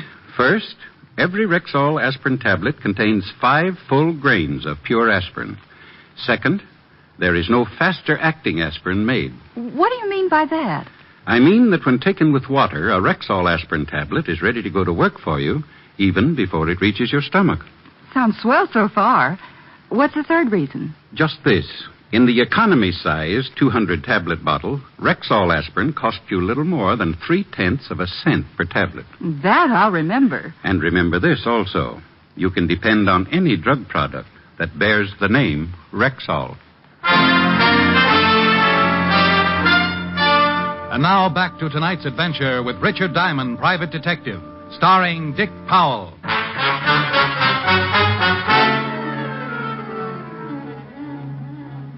Hurry, hurry, hurry. Step right up and see Karen and her friend. Come on, boys, don't be bashful. Put your wives on the Ferris wheel, go on in. Get away from me, son, you bother me. Only 1/10 of a dollar plus 15 cents and you're all set. You'll see Karen, the blonde bombshell. That night, I yelled my head Bill, off. the bashful The crowd lady. was heavy, and the men poured into the tent until there was panting room only. I looked at my watch and saw that I had 4 more hours to go. So I warned my tonsils and kept right at it. My mistake, mister. Go on in. 4 hours later, I felt like a politician and had a voice like Andy Devine. Tony met me after the crowds had left, and we had a Coke. Tired? Tired? Me? No. 37 hours sleep and I'll be as good as new. You'll get used to it. Oh, do I have to? I thought the girl show would be great, but they're inside. I'm outside. Well, you'll meet Karen soon. That's some consolation. No, say, while I think of it, maybe we'd better not be seen together so much. I got a great affection for life. Yeah, I've thought of that. You'd better go on from here alone. But, Ricky, be careful. I gave her my for you I will look, and then she left. I had been assigned a bunk in one of the trailers and was about to head toward it when something grabbed my arm. At first, I thought one of the snakes had left the charmer's neck. But this one had long blonde hair. Hi. My name's Karen. You got a match? I'd heard the match line in a movie, but what this gal carried around could never pass the censor board. I'd been singing her praises all evening, and now I could see that I'd been guilty of understatement. Thanks. Oh, that's all right. I'm loaded with them. Hey, you're cute. The last guy had a lousy voice, but you're cute. What's your name? Diamond. You can call me Rick. You want to buy me a Coke? Sure. Well, never mind. I just wanted to see if you wanted to. Well, any more party games up your sleeve? Oh, sure, lots more. I've seen you with Tony. You like her? Well, shouldn't I? I don't know. Only the way things have been happening, it ain't so healthy. Yeah, so I heard. You like her? She's all right. Burns me, though. She makes more dough than I do, and she's strictly no talent. She just makes up them stories. Now, me, I give the boys the money's worth. Well, I'll bet you do. You know, I bet we get along real swell, you and me. Well, I hope we do. You know, there's nothing but jerks around here. You look sort of like a gentleman. Sorry, I'm just tired. Oh, I like it. You want to take me into town and go dancing? Well, I'm all worn out tonight. Oh, I don't really want to go. Just want to know if you'd like to take me. Oh, we're back at that. Yes, I would like to take you. Good. Oh, gee, it's a nice night for a walk. Would you like Let's not go round again. Say, you're awful cute. Good night. That night, I went to bed with a lot on my mind and an ice pack around my neck. I was after a murderer who left no clues. The only apparent motive was to keep men away from Tony. Chuckles or Sampson. Maybe they were in love with Tony. On the other hand, Karen might be jealous enough of Tony to commit murder. I didn't count sheep that night, just characters. Next morning, while I was roaming around the carnival grounds, I found Chuckles sitting on the steps of his trailer sewing a bright-colored costume. Well. Hi there. Sit down. Thanks. Hey, you're pretty handy with that needle. Oh, you gotta be. How did it go last night? Well, I'm a little better, but I'm in no condition for a cigarette test. I'm glad I don't have to yell my lungs out every night. I just stand around and let people laugh at me. I have a friend named Otis who does the very same thing. Say, you should have been around yesterday if you like excitement. Guy was murdered. Oh? What happened? Somebody shot him. Seems like the only reason was because he liked Tony. You mean the girl who showed me around yesterday? Yeah, that's her. Oh, I guess not many guys give her the eye. No. There's one fellow that kind of likes her, though. A guy by the name of Leonardi. Oh? He don't work here no more. He's on another show. Tony and him ride a lot, though. I'm always mailing letters for him. Well, maybe they're just friends. Yeah, that's what she says. He worked on this show before I came over here. I don't really know him, but I bet there's something between those two. Maybe he's the one behind all this. Could be. Well, it's not good to poke your nose into other people's business. You're telling me. Well, I guess I'll look over the show. Yeah, well, drop around any time. I left Chuckles and wandered on up the Midway. About half past the merry-go-round, I ran into Karen, the curve cram kid. Hi, handsome. Hi, yourself. You know, I dreamed about you last night. You do wonders for my ego. You do wonders for my dreams. Care if I walk along with you? Not at all. Karen, do you know a guy named Leonardi? Oh, sure. Used to work here. Why do you ask? Well, I've heard he might be interested in Tony. That's risky business, you know. Tony and Leonardi? Oh, no. Now, somebody's pulling your leg. Oh, Why Rick, I've been looking... Oh. I didn't know you had company. Hello, Karen. Hi. I just thought I'd see if you were getting along all right, Rick. He's in good hands. That's all a matter of opinion, dear. Look, why don't you girls amuse yourselves while I make a phone call? Karen, you do the shimmy while Tony tells your fortune. I'll be right back. Both girls were exchanging icy stares as I pulled up my coat collar and walked away. So far, I'd accomplished nothing, and the case was still as mixed up as a chef's salad. I called Max to see if he'd uncovered anything on the latest murder.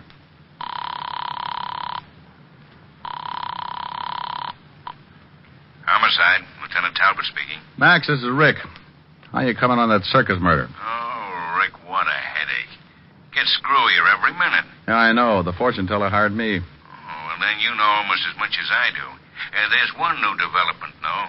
Well, don't be greedy, Grandpa. Shoot. That's what someone else did last night. And a guy by the name of Leonardi. Leonardi. The guy Chuckles told me about. The one who liked Tony. Max filled in with the details. The killer had written a letter to Leonardi and told him to come to a hotel room in the city because Tony was sick and had been asking for him. Then the killer rigged up a gun trap so that when Leonardi opened the door, the gun would go off and kill him. Only Leonardi was still alive. The killer had made one mistake. I thanked Max and went back to Tony's tent, certain I could use that mistake to my advantage. Hello, Rick. Hey, where did little Miss Wigglehips go? I don't think she liked your leaving her. She went back to her trailer. Good. Now, Tony, you told me that only 3 people were present at the party when Bruce asked you for the date. Are you certain of that? Why, yes. Just Sampson, Chuckles, and Karen. They dropped in after the show, and we had coffee. Well, I want you to invite our 3 friends over again after the show tonight. Will you do that? Well, yes, but I don't understand. I went back to the girls' show and began my afternoon pitch. That evening, I went through it again, and then around midnight, I went to the party in Tony's tent. They were all 3 there when I entered. Sit over here, honey. Thanks, Karen. Hi, weakling. Oh, please, Sampson, I'm sensitive. Say, you should have seen the matinee today. We did a bang-up routine, and the crowd ate it up. We did the old one where we all pile into a car. They were all relaxed, and I decided it was time to try my long shot. Chuckles was just finishing his story as I took a deep breath and crossed my fingers. Back, and then we all pile out of this little car. Oldest trick in the book, but they loved it. Chuckles, remember that guy you told me about the other day? I think his name was Leonardi. Sure, what about him? Oh, nothing. I was just curious. Did you know him, Samson? Know him? Why, Leo and I used to room together where we worked here. Him and me is the best of buddies. And you, Karen, you said earlier that you knew him, right? Yeah, but I didn't think he was so great. He was nothing but a pest. Hey, you can't talk that way about my buddy. Oh, Samson, please. This is a party. Yeah, take it easy, Muscles. Now, let's see. You both knew Leonardi. That lets you out and leaves only Chuckles. You said earlier that you joined the show after Leonardi left, didn't you, Chuckles? Yeah. Say, why all these questions about Leonardi? Because you tried to kill him last night. You thought there was something between Tony and him. What's this? It's a joke, that's all. Yes, Clown, but the joke's on you. You're the only one who didn't know Leonardi. The only one who would rig up a gun trap the way you did. What are you getting at? When Leonardi opened the door, the bullet went over his head. Well, over his head? That's right. You rigged the trap to shoot a normal-sized man. You're the only one here who didn't know Leonardi, didn't know he was a midget. Well, you're kidding. He's a midget. That's right. Still feel like laughing? It's on me. The joke's on me. You tried to kill my little pal. And there wasn't anything between Tony and him, huh? Just friends, like she said. Oh, what a laugh, a midget. Why, you dirty... Take it easy, Samson. Little Leo's my pal. I'll kill this bum when he wakes up. Never mind, friend. That's the job for the state.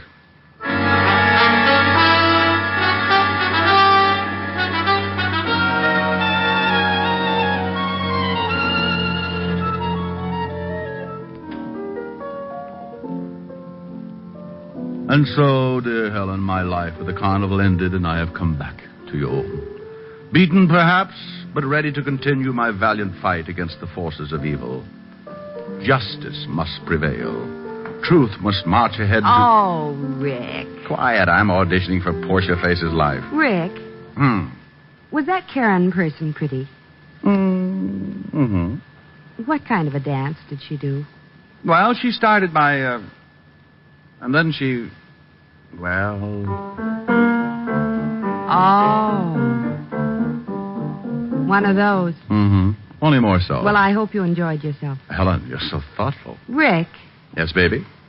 I wonder how I'd be doing that. Doing what?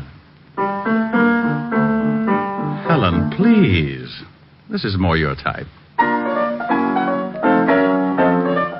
Sweet and lovely, sweeter than the roses in May. Sweet and lovely, heaven must have sent her my way. Skies above me never were as blue as her eyes. And she loves me, who would want a sweeter surprise? When she nestles in my arms so tenderly, there's a thrill that words cannot express. In my heart a song of love is taunting me, melody haunting me, sweet and lovely, sweeter than the roses in May. And she loves me, there is nothing more I can say. So that's my type, is it? Come here. Wow. Well. Oh, I guess a man's entitled to change his tune.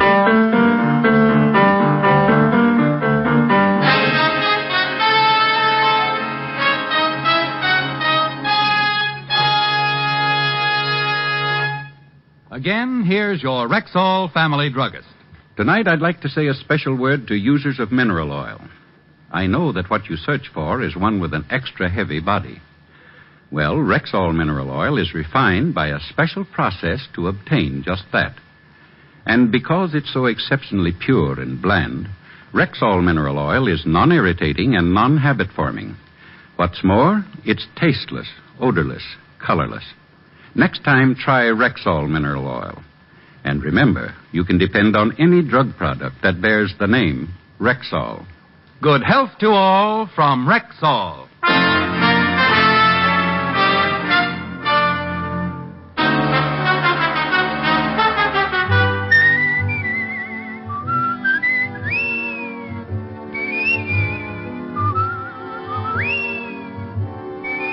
Richard Diamond, Private Detective, stars Dick Powell in the title role and is written by Richard Carr, with music composed and conducted by Frank Worth. Featured in tonight's cast were Virginia Gregg, Bill Johnstone, Wilms Herbert, Lucille Meredith, Parley Bear, Joe Duval, and Joe Gilbert. Richard Diamond, Private Detective, is transcribed in Hollywood by Jaime Del Valle. This is Bill Foreman, inviting you to be with us next Wednesday at this time, when we will again bring you Dick Powell as Richard Diamond, Private Detective.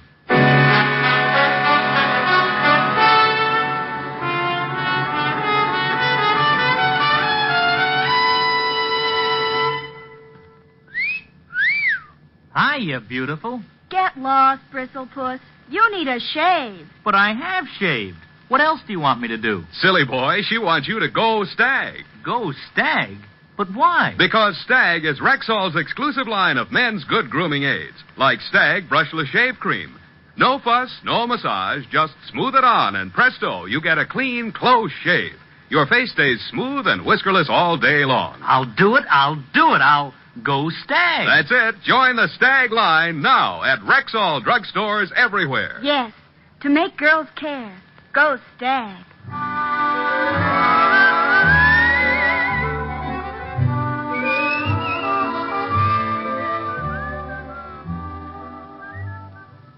Wednesdays this fall, hear Groucho, Gildy, and the Halls of Ivy on NBC.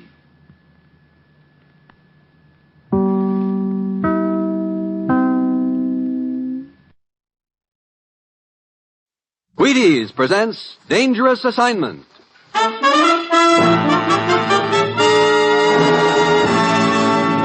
On stage tonight from Hollywood, Dangerous Assignment, another in the Wheaties' big parade of exciting half-hour presentations.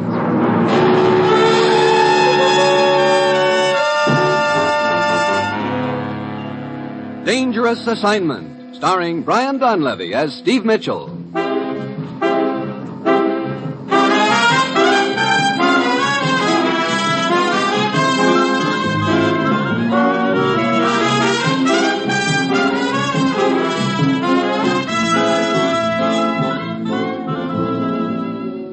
Yeah, danger is my assignment. I get sent to a lot of places I can't even pronounce. They all spell the same thing, though, trouble. But when I walk into the commissioner's office, I don't realize that this assignment is going to end up with me depending for my life on my own cigarette lighter.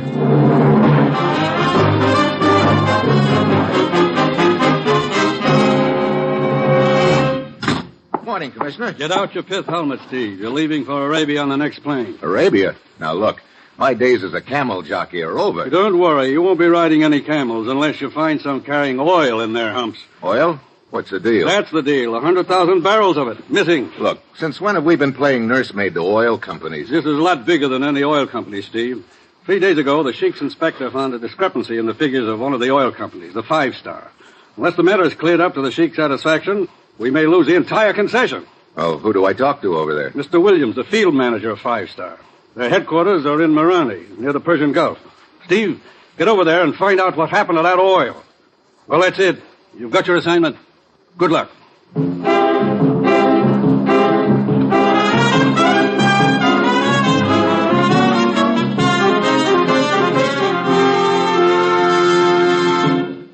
I have a recipe for you. Now, it's real simple, so you needn't bother writing it down. Take 4 or 5 people, or as many as your family holds. Add an equal number of cereal bowls, pour in Wheaties, into the bowls, that is. Now garnish with milk and fruit and sweeten to taste. This recipe is very good for breakfast, or lunch, or as a little something before bed, depending on when you decide to make it. Now, the reason it's so good is because the 100% whole wheat Wheaties flakes and the 100% nice people you use always blend perfectly.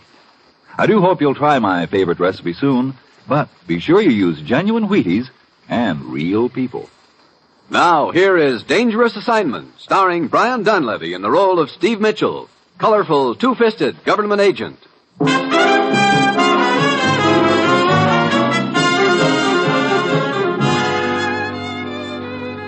Yeah, this is going to be a breeze. All I have to do is fly halfway around the world to a sweltering spot in Arabia, take care of a little matter like finding a mere 100,000 barrels of missing oil. And I've got a strong hunch that somewhere along the line I'll run into someone who'll say, drop dead to me and mean it. It's Thursday when I get to Marani, and Williams, the field manager of 5-Star Oil, is waiting for me in his office, together with his assistant, a guy named Haroon. Well, I'll tell you all I know, Mitchell, but that isn't much. On our last shipment, the Sheik's inspector claimed we were 10,000 barrels short of what their figures showed we'd pumped out of the ground. The Sheik gets royalty on every barrel, so he was pretty sore about it. Yeah, I can imagine, Williams. Haroon here can probably tell you more about this than I can. I was on a business trip to Cairo when it all came up. As my assistant, Haroon was in charge here. I see. What happened after the discrepancy was spotted, Haroon? In order to pacify the Sheik, we passed the matter off as an error in our bookkeeping and paid the royalty. But then we started investigating quietly and discovered that over the past month there has been a loss of 100,000 barrels. Well, tell me, what happens to the oil from the time it leaves the wells until it's shipped out of here? Well, the wells are north of here. The oil's pumped down here to Marani through a patrol pipeline. There's a checker on each end of the line. Then, as I get it, on this particular shipment, your checker at the fields checked a certain amount of oil into the pipeline, but your checker at this end checked out 10,000 barrels less. Yes, it was his first day on the job. Oh? Well, what happened to the regular checker? Oh, you mean Yusuf. The evening before, he died in a cafe brawl. Oh, that's very interesting. Where did this fight take place? At the Oasis Club. Yusuf went there regularly. He was very fond of the dancing girl, Sarita, and very jealous of her. Mm-hmm. She is believed to be the reason for the fight. I see. Well, I think I'll go over to the Oasis Club and see what I can turn up there. I'll see you around, gentlemen.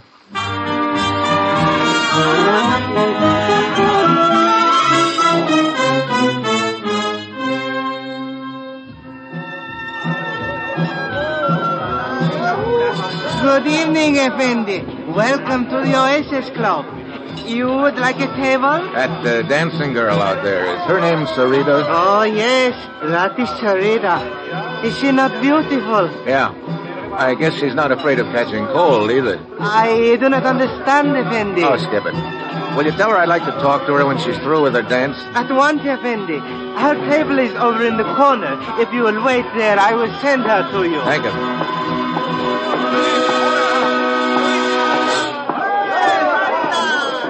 Yes? Oh, I'm sorry. I thought this was Sarita's table. Oh, but it is. Sit down. Oh, thanks. Are you a friend of Sarita's? Ever so. And you? Well, I'm sort of a friend of hers. I see. Oh, here she comes now. Mm-hmm. You are the one who wished to see Sarita? Yeah. My name's Steve Mitchell. I see the two of you have already met. Well, not officially. This is Triflis. Hi. Delighted. And what do you wish of Sarita, Mr. Mitchell? Little information about your dead boyfriend, Yusuf. Many men are in love with Sarita, Mr. Mitchell. It is a pity, but it is fate. Yusuf was merely one of them. I see. Well, was it fate that killed him? I do not understand. How did it happen? It was during my dance. I heard sudden shouts. Then the lights went out. Oh, such a pity. I might have saved Yusuf had I acted more quickly. What do you mean, Triflis? Well, I was standing over at the bar when the fighting started, but just as I got to Yusuf, the lights went out and there he was, lying on the floor with a knife in his back. Such a pity. He was a very dear friend of mine. I miss him greatly. Did Yusuf ever mention his job with the 5-Star to you, Sarita? No. Sarita is not interested in such things. Oh? What sort of things is Sarita interested in? Her beauty. Modest little daisy, aren't you? Modesty is for the unlovely. Is she not completely charming, Mitchell? Well, that's one word for it. This fight that killed Yusef took place 4 nights ago, right? Let me see.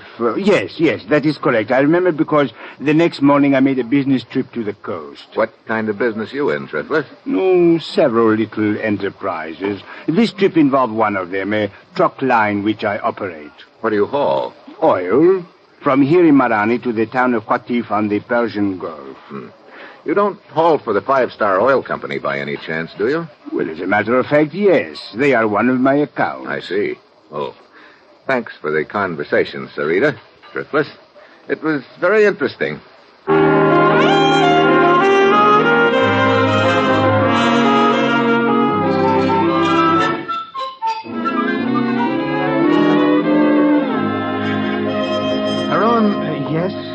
This swindle has undoubtedly been going on for some time. Yes. If the missing total adds up to 100,000 barrels. Now, look, suppose all the oil has reached this end of the line. Could amounts of it be stolen after that? Why, it would be very difficult. What happens to the oil after it gets here? It is pumped into large storage tanks. Are those tanks checked regularly?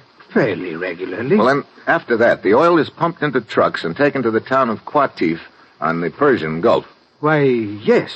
I believe I forgot to tell you that. I picked it up. Is it possible that a couple of extra truckloads could be slipped out without the company knowing it? Absolutely impossible. I checked the trucks out myself. I see. Incidentally, a guy named Triflis runs that truck line, doesn't he? Why, yes, he does. You know much about him? Why, of course. I'm sure he's a man of character. How do you know? Triflis is my brother-in-law. Oh? Hello, Mitchell. Turned up anything so far? Oh, nothing except a bunch of loose ends, Williams. That's too bad. Means my job, this mess isn't cleared up. It means your whole company and all the other oil companies, too. Look, you say this pipeline is patrolled. Yes. By plane, every day. Who's your pilot? Guy named Dean. Matter of fact, he should be getting ready to take off right now. Well, call the airfield and tell Dean to wait for me. I'd like to go along for the ride.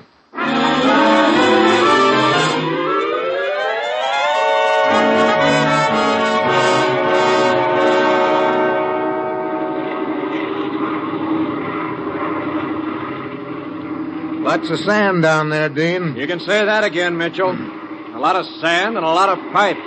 And this is about the most monotonous job in the world. Yeah, I can imagine.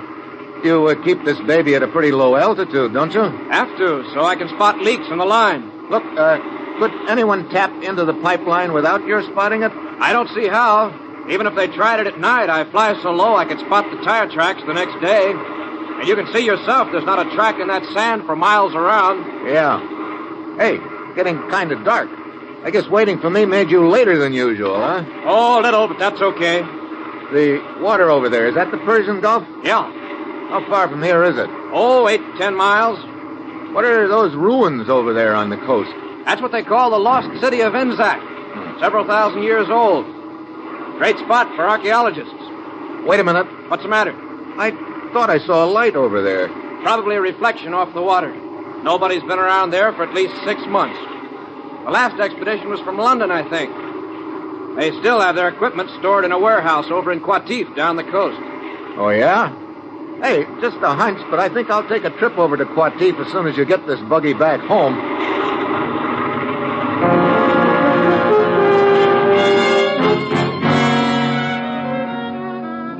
It's night when I get to Qatif. I nose around until I locate the warehouse right on the waterfront and all boarded up. The sign on it says Royal Institute of Archaeology, London. I nose around some more and find out that the warehouse is owned by an outfit called Gulf Enterprises. I head for their office. I wonder if you could tell... Well, my old friend Triflis. Oh, Mitchell, is it not? It is? Yes, but of course. We met at the Oasis Club in Marani only last evening. The beautiful Sarita... Yes, my compliments to the beautiful Sarita. Don't tell me that you run Gulf Enterprises. Why not? Looks like you're a pretty enterprising gent. A truck line, a warehouse. Warehouse? Oh, yes, the one at the waterfront. I had almost forgotten the place. I have not been near there in months. That archaeology outfit rents it from you, huh? Yes. They still have much of their equipment stored there. They send me a check every few months from London. Why'd you ask? Oh, just curious. You seem to have your finger in quite a few pies, Driftless. Indeed. Indeed. You truck oil here to the coast for the 5-star outfit. You also happen to own a warehouse that's rented to an outfit who's been poking around in some ruins up the coast. And? And you also happen to be the brother-in-law of Haroun, the assistant manager of 5-star, to say nothing of being a friend of the dead checker, Yusef. This is all quite accurate and interesting, Mitchell. But what does it prove? It doesn't prove anything, Driftless, but it sure sounds like a nice, cozy arrangement. I'll be seeing you.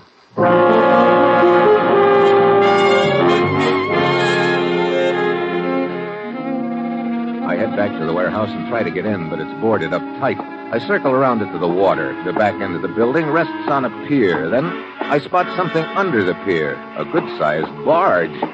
I climb aboard, and a strong smell hits me. Oil. Now I know I'm getting warm. Then I hear a sound behind me. I spin around and spot 3 gents in white robes, and just one look at them tells me they don't want to shake hands. I swing on the nearest one. He goes down. I hit the water. Start swimming. Do not let him get away! Hey, take careful aim! I didn't figure them for guns. I've got to get underwater, but just as I start to dive... Oh!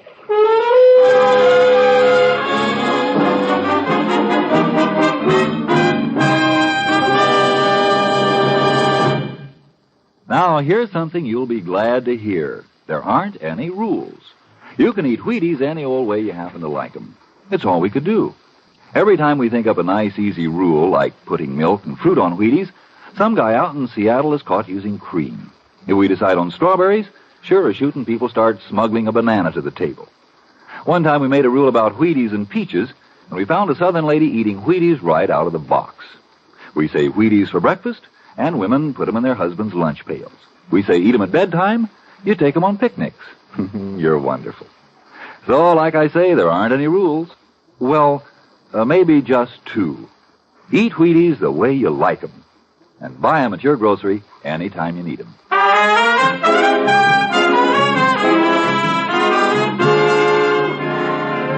Now, back to Dangerous Assignment and Steve Mitchell.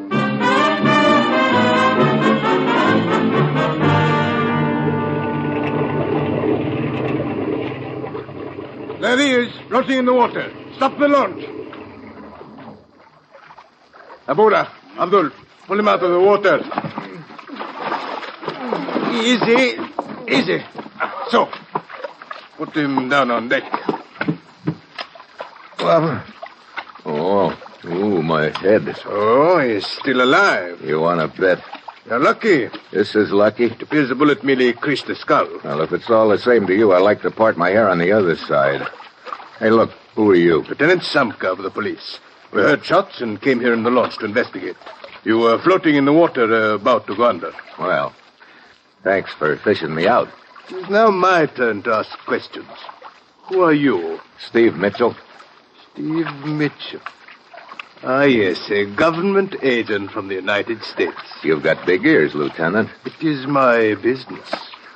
Start the launch, Abdul.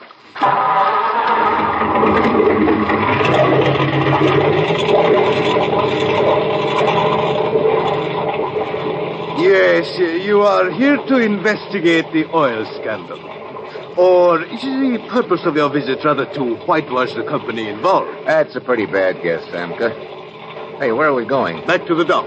Well, it's been a short acquaintance, but a happy one, Lieutenant. Thanks again. Oh, do not think that our acquaintance will be ended when we reach the dock, Mitchell. I will be seeing you again soon. Oh? Yes, indeed. I will make a point of it, Mitchell.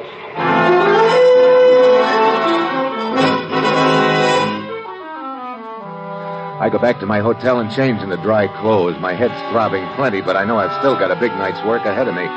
I phone the commissioner and ask him to check on the Royal Institute of Archaeology in London. An hour later, he calls me back and tells me the phonies, it's an outfit. So there's no record of them in London. Next, I call Williams, the field manager. What's on your mind, Mitchell? Ever hear of the lost city of Inzac, Williams? Sure. Bunch of ruins up the coast away. Why? I want to take a trip up there in a hurry. How do those ruins tie into the deal? That's what I want to find out. Can you get your pilot to fly me up there? Tonight? Tonight. There's no place to land around there. That's why I'll need a parachute. Parachute? You gonna jump? You know a quicker way of getting down? No, but...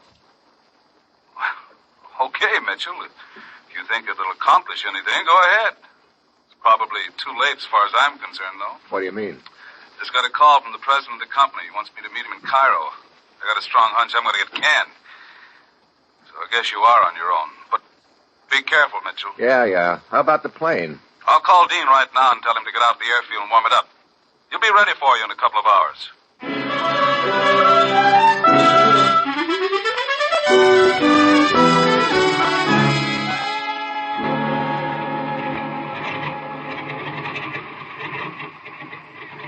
Sorry to pull you out of the sack, Dean. That's okay. We're just about warmed up. Here, they sent this parachute for you. Thanks. You know, it's a long time since I've had one of these babies on. Mitchell. Huh? Mitchell. Oh, Lieutenant Samka. Yes, Lieutenant Samka. Where do you think you're going? On a little plane trip. Look, are you my official bodyguard or something? In this case, I am your official fellow passenger. Oh? Well, I don't think you'll like this trip, Samka. It involves a parachute jump. Oh, then I must provide myself with the necessary equipment. Hey, that's my parachute. It was your parachute. Now it is mine. Look, if you want to go on this trip, get your own. Thank you, but I prefer yours. It might be safer. Oh, you don't trust me at all, do you? Frankly, no. Well, what am I supposed to use for the jump? A beach umbrella? I think there's another parachute in the hangar, Mitchell. Okay. Well, I'll be with you in a minute.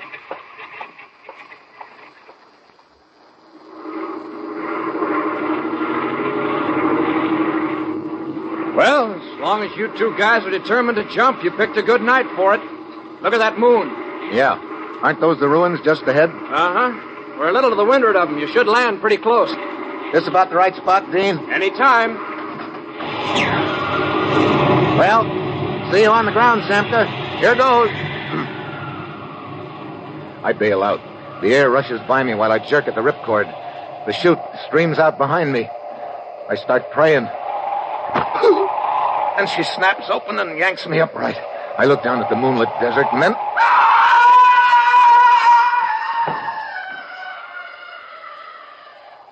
It's Samka. But his chute didn't open. I turned my head away and then I realized his chute was supposed to be my chute.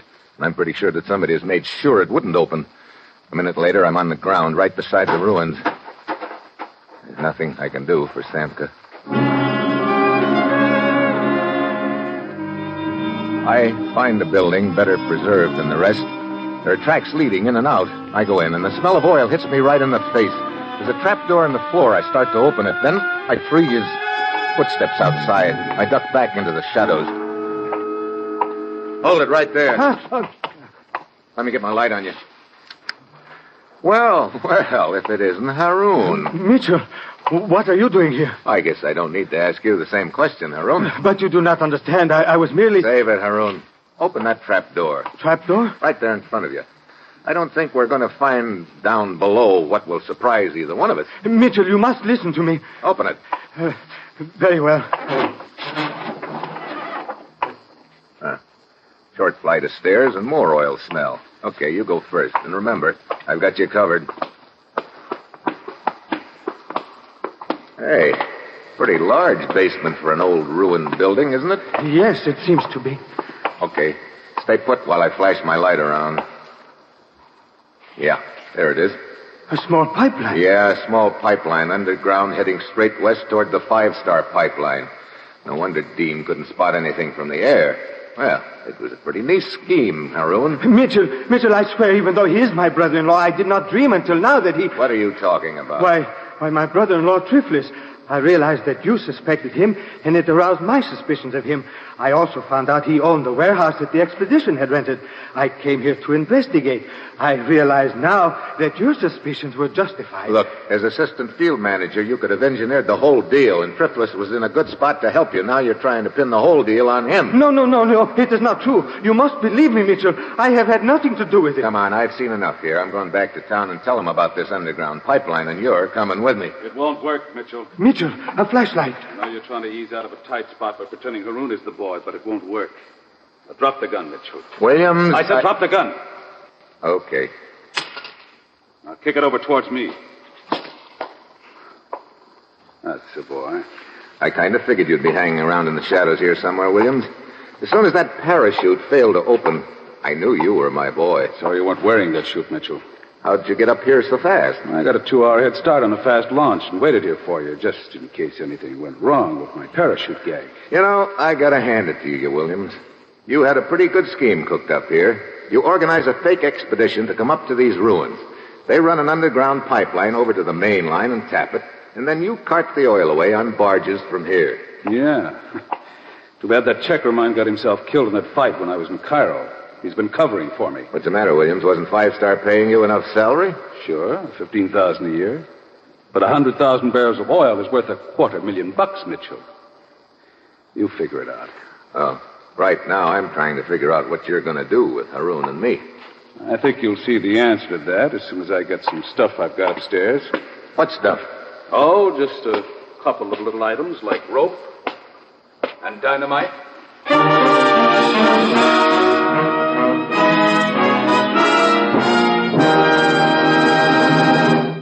Some people are very lucky. They don't have to buy Wheaties. They just pitch a no-hit, no-run ball game or slam the apple out of the park, and they win a whole case of Wheaties. Take Ralph Kiner. He's probably still working on the last of the 54 home run cases he got last season with the Pittsburgh Pirates. Ralph figures Wheaties are plenty okay. He told us, "I don't think there's a breakfast dish anywhere that can beat milk, fruit, and Wheaties. Breakfast of champions." From that remark, I just figured that Mr. Kiner wouldn't even mind going out and buying his Wheaties if he had to. And I reckon you won't either. After all, it isn't much of a trip, just down to the grocery. And now, here is the conclusion of Dangerous Assignment.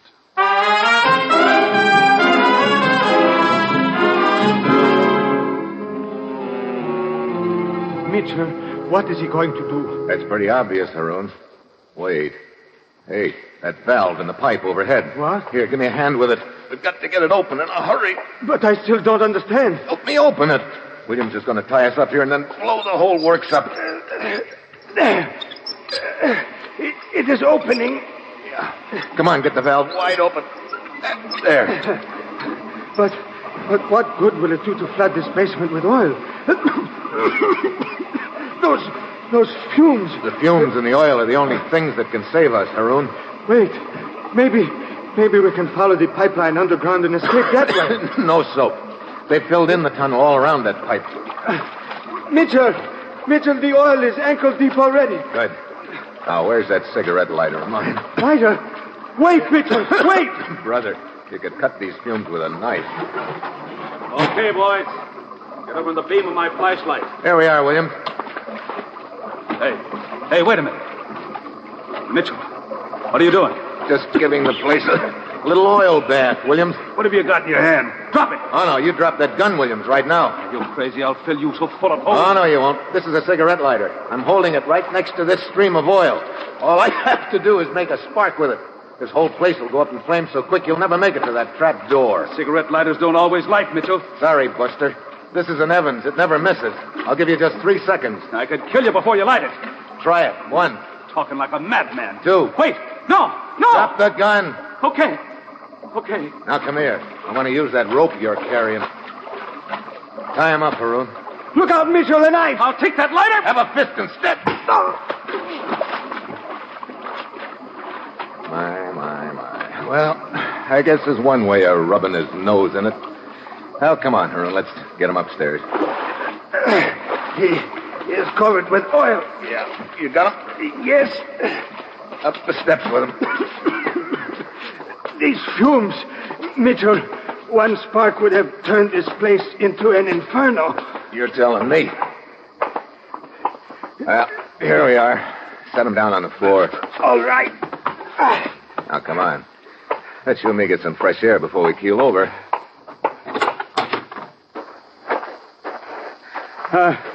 That is better. Mitchell, I must say you have nerves of steel. Yeah? Right now they're creaking a little bit. I could use a cigarette. Yes, of course. Here, I have one. Oh, thanks. How about a light? Oh, but your cigarette lighter. Oh, that. I keep forgetting to get flints for it. It doesn't work. What? But I heard you say to Williams that... Yeah, Williams didn't know I didn't have any flint in it.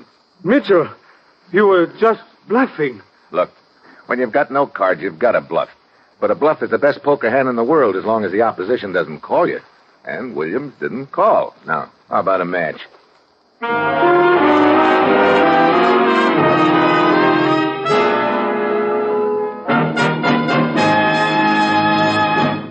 Dangerous Assignment, starring Brian Donlevy as Steve Mitchell, is written by Bob Reif, with music by Basil Adlam, and is produced and directed by Bill Karn. Join us again next Wednesday when Brian Donlevy as Steve Mitchell embarks on another dangerous assignment. And this is your Wheaties man, Frank Martin, inviting you to listen next Monday night to Frank Lovejoy and Night Beat on the Wheaties Big Parade. See you then.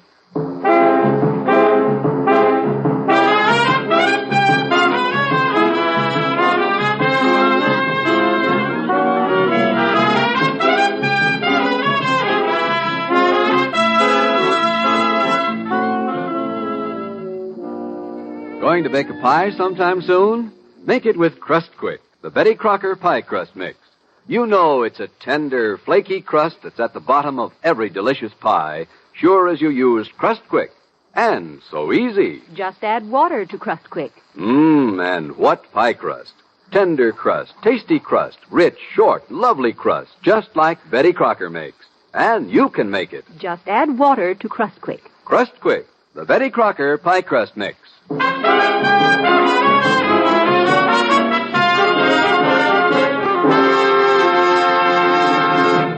Tomorrow's family programs include The Aldriches and Father Knows Best on NBC.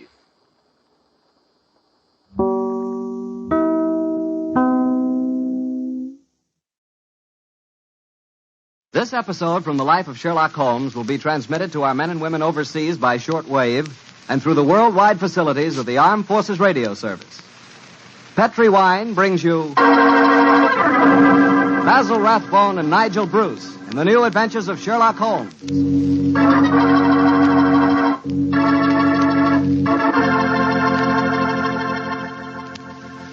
The Petri family, the family that took time to bring you good wine, invites you to listen to Dr. Watson tell us another exciting adventure he shared with his old friend, that master detective, Sherlock Holmes. And I sure wish you could listen to this story with a glass of Petri California port right at your elbow. Petri port. That's the wine that's perfect after dinner when you're just taking things easy.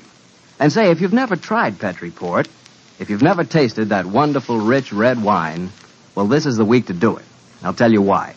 This is National Wine Week, sort of a celebration we're having to mark the return to good living. Your wine merchant is kind of rolling out the red plush carpet this week, and among other things, he wants to prove to you that you just couldn't ask for a more delicious wine than Petri wine. Why don't you take him up on it? And begin by becoming acquainted with Petri Port. You'll really love it, and so will your guests. And say, you can serve Petri Port proudly, because after all, the name Petri is the proudest name in the history of American wines. That's a fact.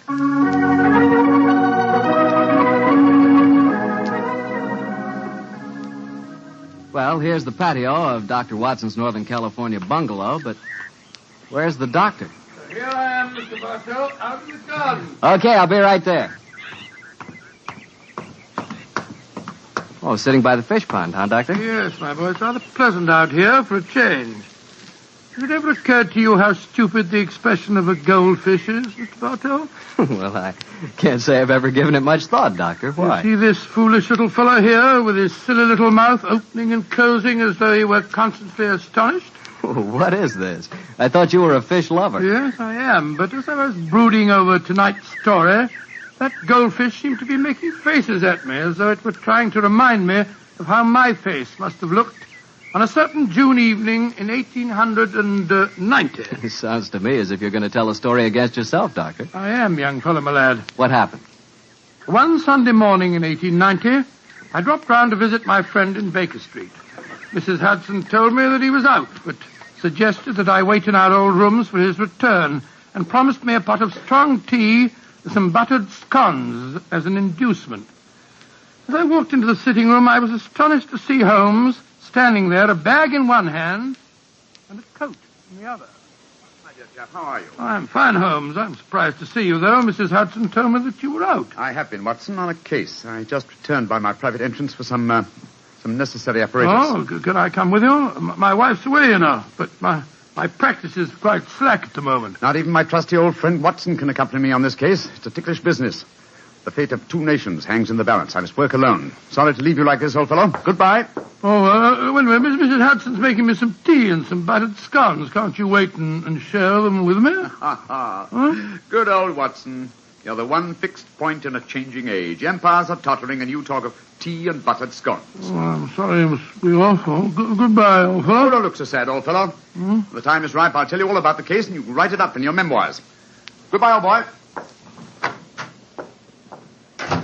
Buttered scones. I haven't got any appetite for them now.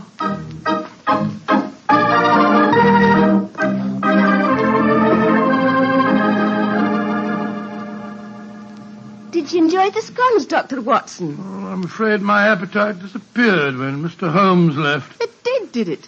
I see you've eaten them all just the same. What? Oh, yes, so I did. I've got a surprise for you, Doctor.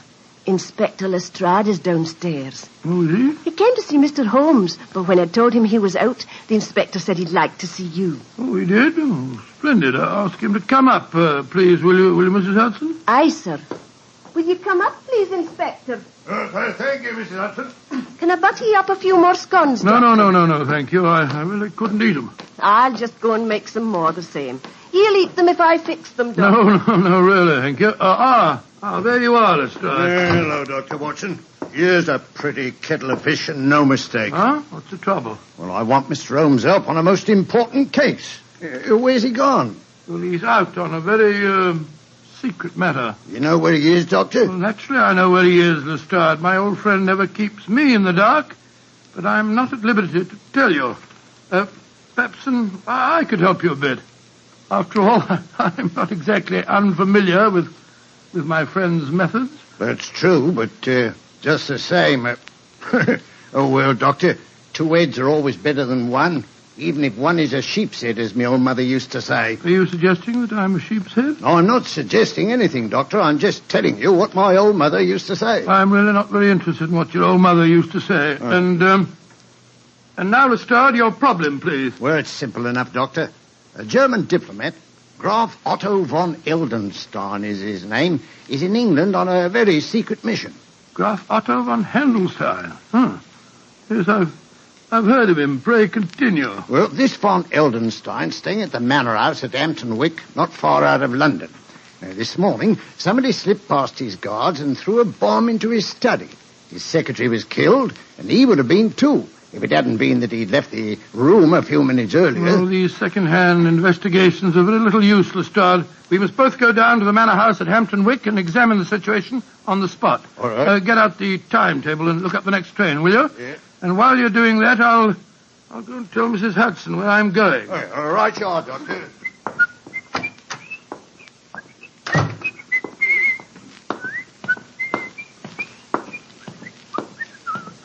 Here are the scones, Doctor. I was just bringing them up to you. Scones? Well, who can think of scones when an empire is tottering? Are you sure you're feeling quite well, Doctor? Of course I am. Now, listen to me, Mrs. Hudson. If Mr. Holmes should return, please tell him that I've gone to Hampton-Wick with Inspector Lestrade to investigate the von Heldenstein business. The von Heldenstein business. Aye, Doctor, I'll tell him that.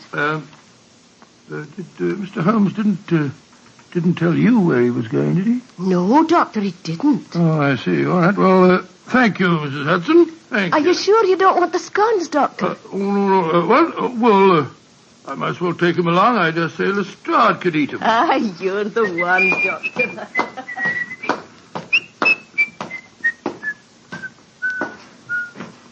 Yes, I suppose this is rather exciting. Just the same, I wish I knew what Holmes was doing at this moment.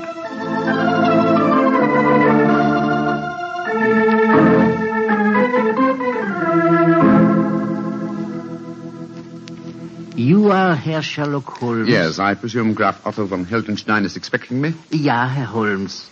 He was so anxious that you would come here to the manor house. I left immediately after I got his summons. He's very weak. He has lost much blood from the injuries he received this morning. Injuries that no one knows about, eh? 9, Herr Holmes. Only I, his old and faithful servant, knows. Follow me, please. I will take you to him.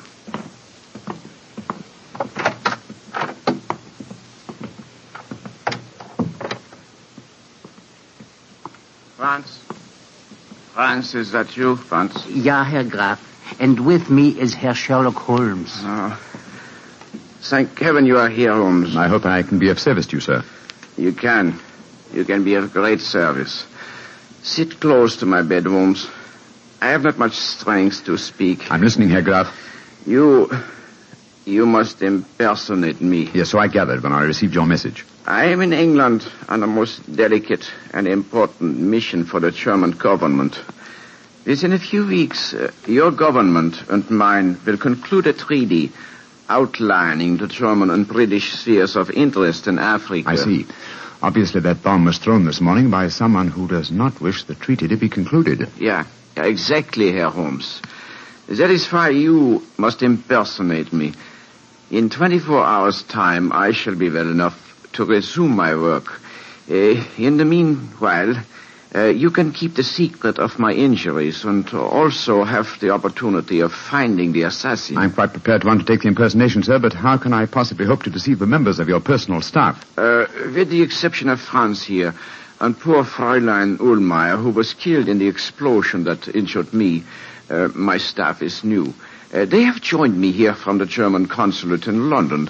They will believe that you are me. Very well, sir. I'll try it. I have heard of your skill in the art of disguises. And also, it seems to me we are not so unlike each other. I was about to comment on that fact myself, sir. Yes, I think that a moustache and side whiskers will work wonders. If I can make the accent reasonably convincing. I will coach you, my friend. Splendid. Help me off with my coat, will you, Franz? Get me towels and a mirror. Jawohl, Herr Holmes. And while I'm applying my makeup, Herr Graf, perhaps you will be so good as to give me the complete circumstances regarding this morning's attempt on your life. If I'm to impersonate you successfully, I must have all the facts at my fingertips.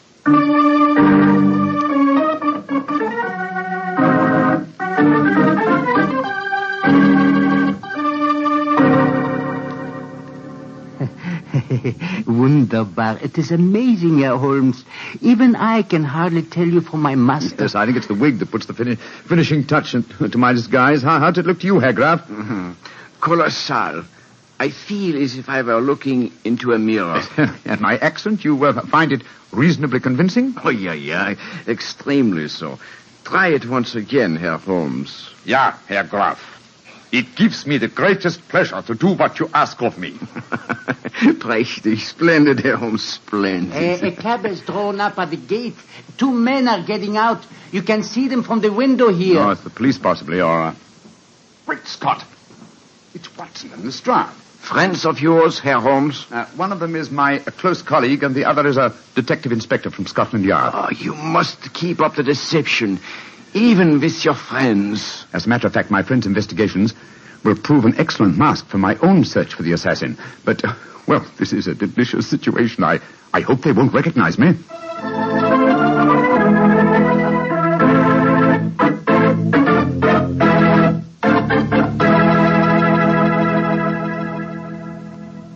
I am Graf Otto von Heldenstein, gentlemen. You wish to see me? How do you do, sir? My name is Watson, Dr. Watson, and this is Inspector Lestrade of Scotland Yard. How do you do, sir? Inspector, Dr. Watson, may I ask if I have the great distinction of addressing the Dr. Watson, friend of Sherlock Holmes? Oh, I'm very flattered that you know me, Herr Graf. But who does not know the great Dr. Watson? In my country, many people think that you are the real brains of the combination. Tell me, Herr Doctor, is that true? Well, I wouldn't exactly say that, sir. Of course, you have both come here to investigate what occurred this morning. Yes, we have, sir. Please sit down. If you can find any furniture that is unbroken. Oh, thank you, sir. I must say the place is in a bit of a mess. And now, Herr Graf, please tell us exactly what happened. Yeah. I will tell you everything, Herr Doctor. This morning I was working in here with my secretary, poor Fräulein Ullmeyer. I had occasion to go upstairs to my room to get some necessary papers. As I came down the staircase to return here, I heard a scream from Fräulein Ullmeier. A moment later, there was a most frightful explosion. The concussion stunned me. When I came to, my poor secretary was dead. What people were inside the house at the time of the explosion? The servants were all at the church. The only people here was my secretary who was killed. My servant, Franz. I can vouch for him because he was upstairs when I went for my documents. There were 3 other people in the house, however. Madame Lisa Varona, my hostess, and the owner of this house. A young Englishman from the Home Office. His name is Hilary Adams, and the third person in the house was a member of the German embassy, Colonel Schweiger. Oh, then it's just a matter of cross-questioning the 3 of them as to their alibis at the time of the explosion. I'll take them one at a time, Lestrade. Ring for that servant fellow. What was his name? Franz. Franz, that's the name. This is a rare privilege to watch a master detective at work. Yes, Herr Graf, I shouldn't be surprised if my methods teach you quite a bit about the art of detection.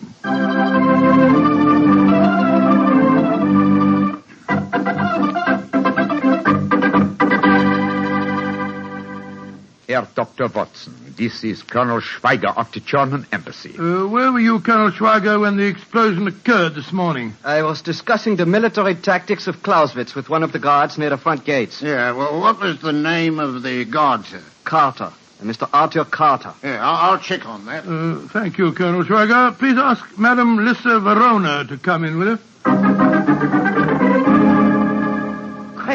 Questions, nothing but questions. Leave me alone. Sorry, madam. All I want to know is, where were you when the explosion occurred this morning? Where was I? In my boudoir, listening to that stupid babblings of the young Englishman, Hilary Adams. Herr Graf, when I offered you my house, I did not know that I would have to put up with the love-making of your staff. Everywhere he followed. No. Please don't get so excited, Madame Verona. Questions. Stupid young English puppies making calf eyes at me. My beautiful house blown to pieces, and all you do is...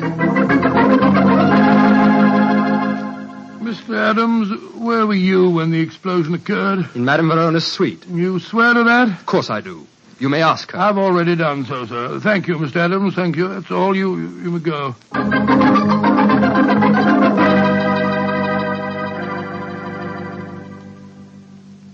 Well, Lestrade, did you check on Colonel Schweiger's alibi? Yes, Doctor. He was telling the truth.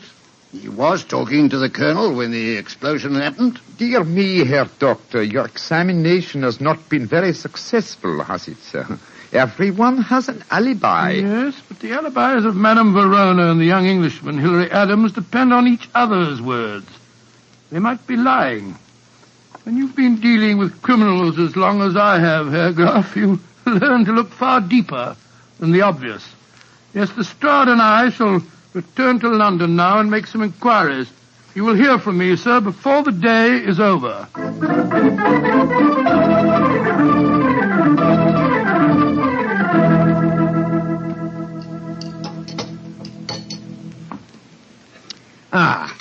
Yes. Well, I'm much obliged to you, Doctor, for a very nice meal. Although we've been talking in circles. Not entirely. Anyway, I have come to one important decision. Oh, and what's that, Doctor? Madame Verona is addicted to the use of drugs. The pupils of her eyes were contracted to pinpoints. It's an invariable indication of drug addiction. Lestrade, you go to Scotland Yard and see what you can find out about her, and I'll go back to my house. You can meet me there later.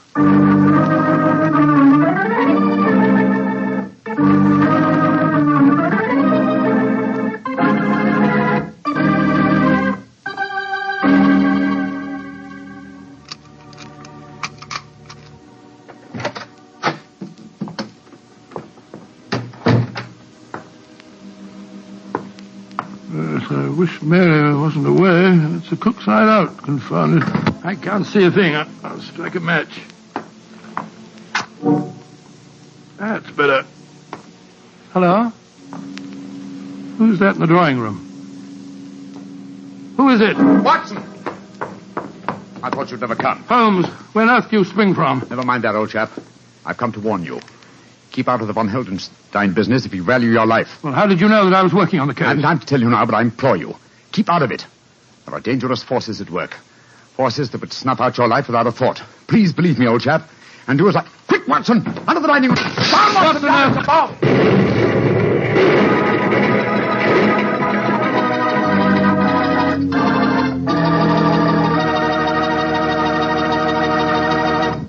You'll hear the rest of Dr. Watson's story in just a few seconds.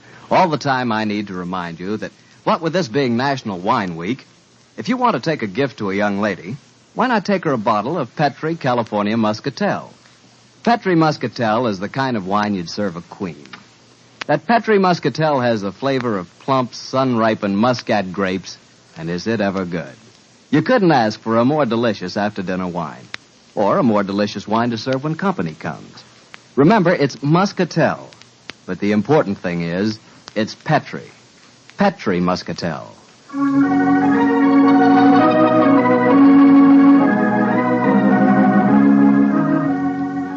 And now back to Dr. Watson and tonight's adventure, the Manor House case. Well, that was a fine place to break off your story, Doctor, I must say. Mr. Bartell, I thought I'd keep you in as much suspense as possible. Well, what happened next? Were you and Holmes injured when that bomb exploded? No, my boy. Though the concussion of the explosion knocked me out for a few minutes. When I came to, Holmes had disappeared. And I can imagine where he'd gone. Go on, Doctor. Soon after that, Lestrade arrived on the scene, and after a quick and fruitless examination of the premises, we decided to return once more to the Manor House. And so, an hour later, I was telling my story to the man I still thought to be the Graf Otto von Heldenstein.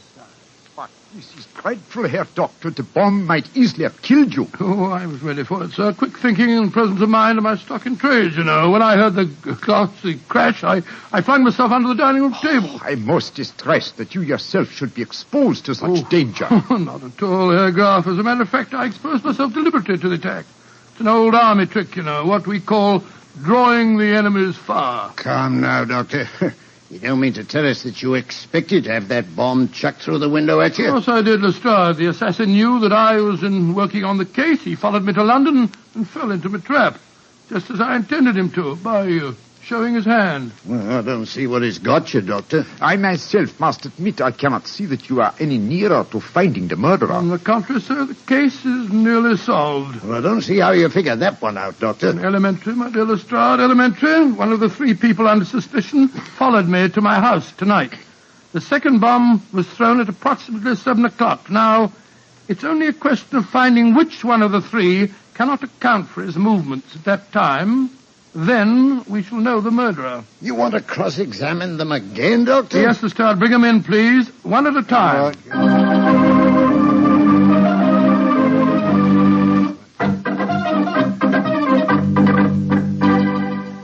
Colonel Schweiger, where were you at 7 o'clock tonight? Discussing the military tactics of Clausewitz with Mr. Carter of the Home Office Guards. Great Scott, that's what you were doing at 11 o'clock this morning, too. It would take many days of discussion for two students to appreciate all the subtleties of Clausewitz. Yeah, I'll check on that again, Doctor. Oh, thank you, Lestrade. And please ask Madame Verona to come in, will you? Questions, and still more questions. Where was I 7 tonight, you ask me? I was listening to more babblings from that stupid young Englishman. Ask him for yourself. Mr. Adams, where were you at 7 tonight? With Madame Verona in her boudoir. There is a curious sameness about the pattern of life in this house, is there not, Herr Doctor?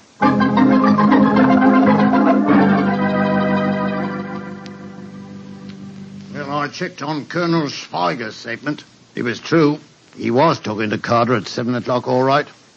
Well, could the other two account for themselves, Doctor? Well, once again, they alibied for each other, but this time I begin to doubt them. Oh, why do you say that, Herr Doctor? Well, I would accept Madame Verona's alibi for young Adams. Obviously, she loathes the boy and wouldn't perjure herself for him. On the other hand, he worships her, and I'm certain that he wouldn't have any scruples about lying to provide an alibi for her. Well, you got a point there, Doctor. Yes, I regard her with great suspicion. Yeah, come in. Yes, Mr. Adams?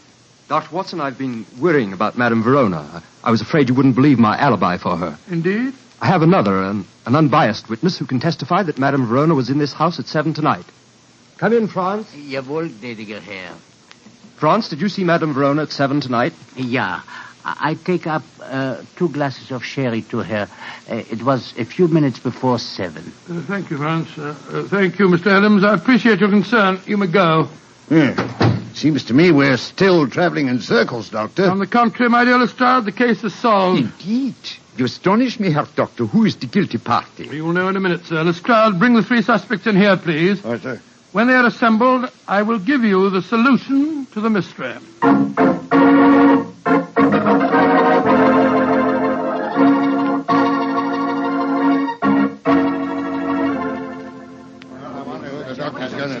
Ladies and gentlemen, the mystery is solved, and I must apologize for any little inconvenience that you've undergone. You, Madame Verona, you, Colonel Schweiger, and you, Mr. Adams, have all unshakable alibis. Therefore, the solution's obvious. As my dear friend Sherlock Holmes has often said, eliminate the impossible, and whatever remains, no matter how improbable, is the truth. Therefore, the only person that could have thrown both bombs is yourself, Graf Otto von Heldenstein. Oh, George, I believe you're right, Doctor. What have you got to say for yourself, sir? That I, too, Herr Doctor, have an unshakable alibi. Oh, what is it? I was with you, Herr Doctor, when the second bomb was thrown. What on earth are you talking about? I was alone, sir. Oh, come now, old fellow, that's not true. Holmes. What? Holmes, how could you? Mr. Holmes. Well, strike me. Don't be angry with me, old chap. Oh, you made a complete fool of me, at all, Holmes. my dear fellow, not at all. I've never I seen suppose any... you got the real solution to the case, as usual, Mr. Owen? Yes, Lestrade, I have. Well, let's hear it, then. Might as well show me up Oh, to the my dear acid Watson, I've stop been, huh? berating yourself. You really handled the case very well. You made only one mistake. Huh? May I revise that dictum of mine which you just quoted? Eliminate the possible, and then, if nothing remains, some part of the impossible must be possible. Which part? Colonel Schweiger's alibi was valid. So was Madame Verona's, since it was corroborated by the trusty France. But what does your alibi rest on, Mr. Adams? Madame Verona's told you I was here at 7. Yes, but Madame Verona is addicted to the use of drugs. I'm sure that you spotted that fact, Watson. Yes, as a matter of fact, I did. Your mistake, old chap, was in not drawing the correct conclusion. Mr. Adams' alibi depends on the unsupported word of a drug addict. Now, the use of drugs notoriously destroys, first of all, the sense of time. Any trick such as the resetting of clocks could be worked on her without her noticing. Her word on a time alibi is completely valueless. Then Adams is the man Fools, meddlers. Why don't you... He's a murderer and a traitor.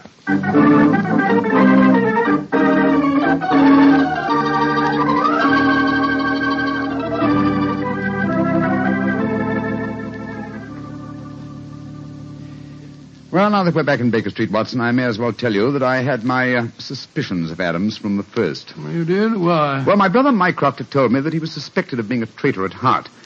He's been under observation for some years. He was purposely given this assignment as a definite test of his integrity. Well, I understand it all now, Holmes. It's the same. I did make an ass of myself in front of Lestrade, too. Don't worry about it, old chap. Please don't worry. You always can correct that impression, you know. Yours will be the last word. Oh, how do you mean? Well, when you come to write this story in your memoirs, my dear fellow, you can always do a little, what shall we say, re-editing of your own part. Posterity never need know.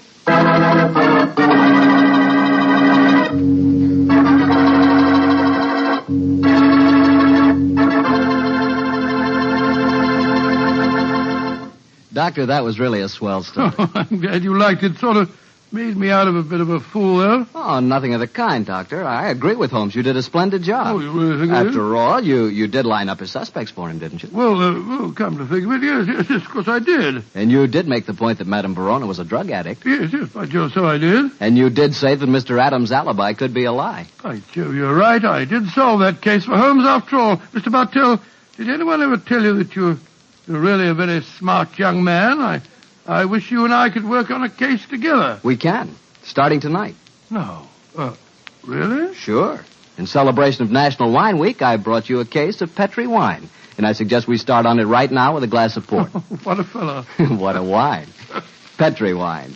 We know that's really good because the Petri family has been making fine wine since the 1800s. For generations. Ever since they started the Petri business, the Petri family has been turning luscious California grapes into fragrant, delicious wine.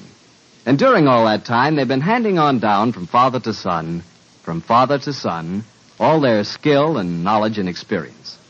The Petri wine you buy today is the result of all that skill and knowledge and experience. That's why you can't go wrong when you choose a Petri wine, because Petri took time to bring you good wine. And now, Dr. Watson, what's the prescription for next week's story? Well, now, let me see. Next week, Mr. Bartell, I think I can promise you a most entertaining adventure. It concerns a famous magician, a female spy of unusual beauty, and a man even more brilliant than Holmes himself. His older brother, Mycroft. Sounds terrific, Doctor. And before we say goodnight to our friends, I want to remind them that our men overseas need the Merchant Marine to bring them back home. The Merchant Marine got them there, and it'll bring them back, if you help. Right now, the Merchant Marine needs experienced mates, engineers, ABs, firemen, oiler water tenders, and chief cooks.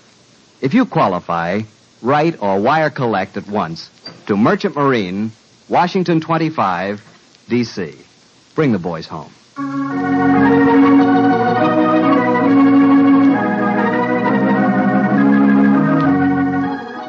Tonight's Sherlock Holmes adventure is written by Dennis Green and Anthony Boucher and was suggested by an incident in the Sir Arthur Conan Doyle story, The Greek Interpreter.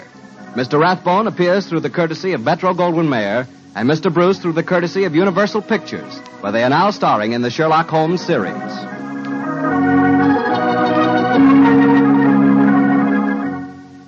The Petri Wine Company of San Francisco, California, invites you to tune in again next week, same time, same station. This is Harry Bartell saying goodnight for the Petri family.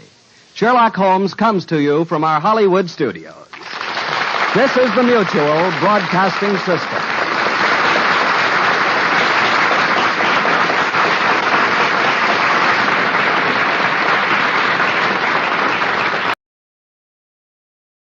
Tired of the everyday routine? Ever dream of a life of romantic adventure? Want to get away from it all? We offer you Escape. Escape, designed to free you from the four walls of today for a half hour of high adventure.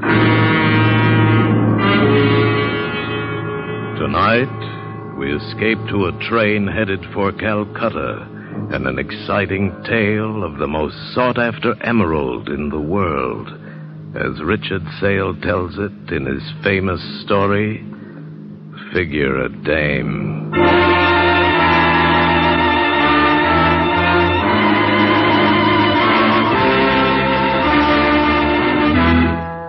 You do it.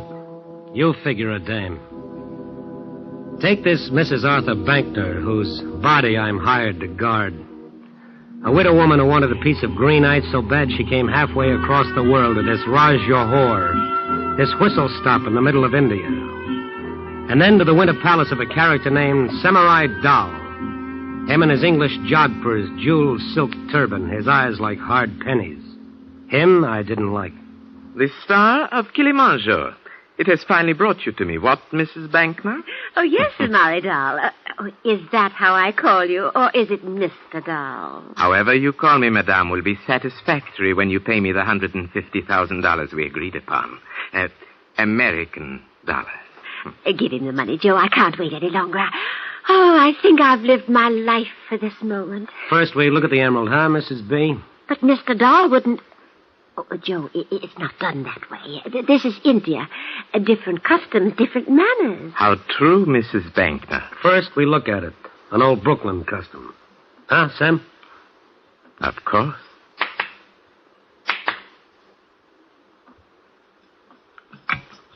Samurai Dal. The emerald.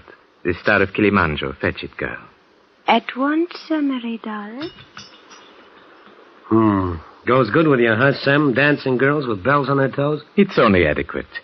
I neglected to ask you this, Mrs. Bankner. Forgive me, but just who is this creature? Joe? Oh, he's not a creature, Mr. Dahl. He's... well, for one thing, he's a detective for the Magnum Insurance Company. That explains a great deal. You see, Mr. Dahl, Joe, Mr. Harriman here, recovered some jewelry I lost in Paris. Oh, I was so impressed with him. I mean with how efficient he was. And she means she persuaded Magnum to let me come along on this little buying trip for protection.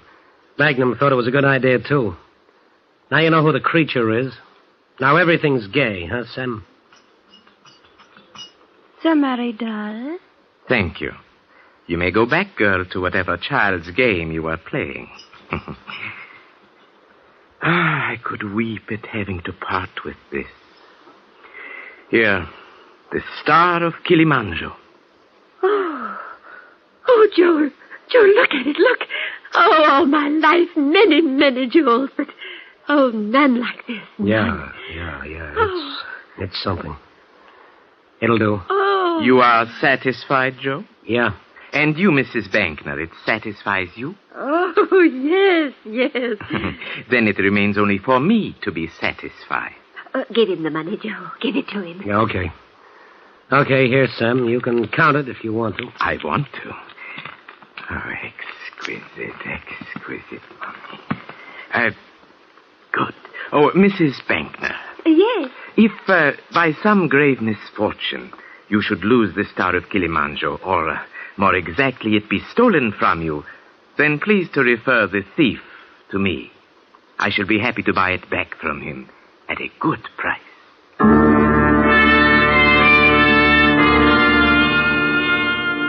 Mrs. B wanted to celebrate, so we went to the town's one hot spot, a Rasa Cow. It was a dive. And the props hadn't changed from Flatbush.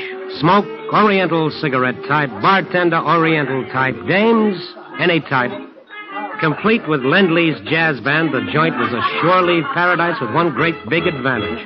No local ordinances. You name it, you can have it. I'll have another swizzle, Joe. Finish the drink you've got, and we'll see. Oh, Joe, you don't have to be so solicitous. Oh, I've got the Star of Kilimanjaro. I've got it, Joe, and we're celebrating, remember? Come on now, dance with me. Joe, what are you staring at? Joe. Her. Who, Joe? That girl over there, the one against the bar. She looks like an American, that one. Yeah. She's lovely. I only say that because she is. Now, you've looked at her, Joe. Now look back at me. You know what? I've seen her before. Flatbush. Here in India. A couple of times before. I look up and there she is, leaning against a bar or watching the same rope trick or being a part of the same crowd as me. She's following you, Joe, to the ends of the earth. And I bet her resistance is getting lower from bar to bar. Following me, yeah. I heard you say something about dancing, lady. Well, now. They're arresting you from the poop deck, sailor boy. Beat it. Oh, Joe, at least buy him a drink. Buy him nothing. Go on, sailor, make an exit while the house is still with you. I was saying to you, lady, I heard you want to dance. This guy with you ain't made a move. Now, what would you have done? Tell me. Me? I'd dance. Yeah, you would.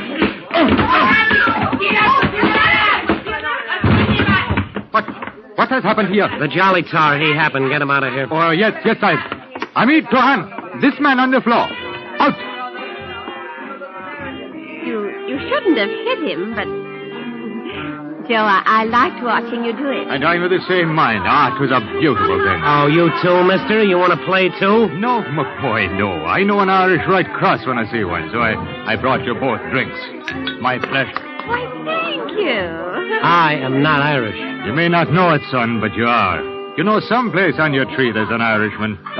Do you mind if I sit down?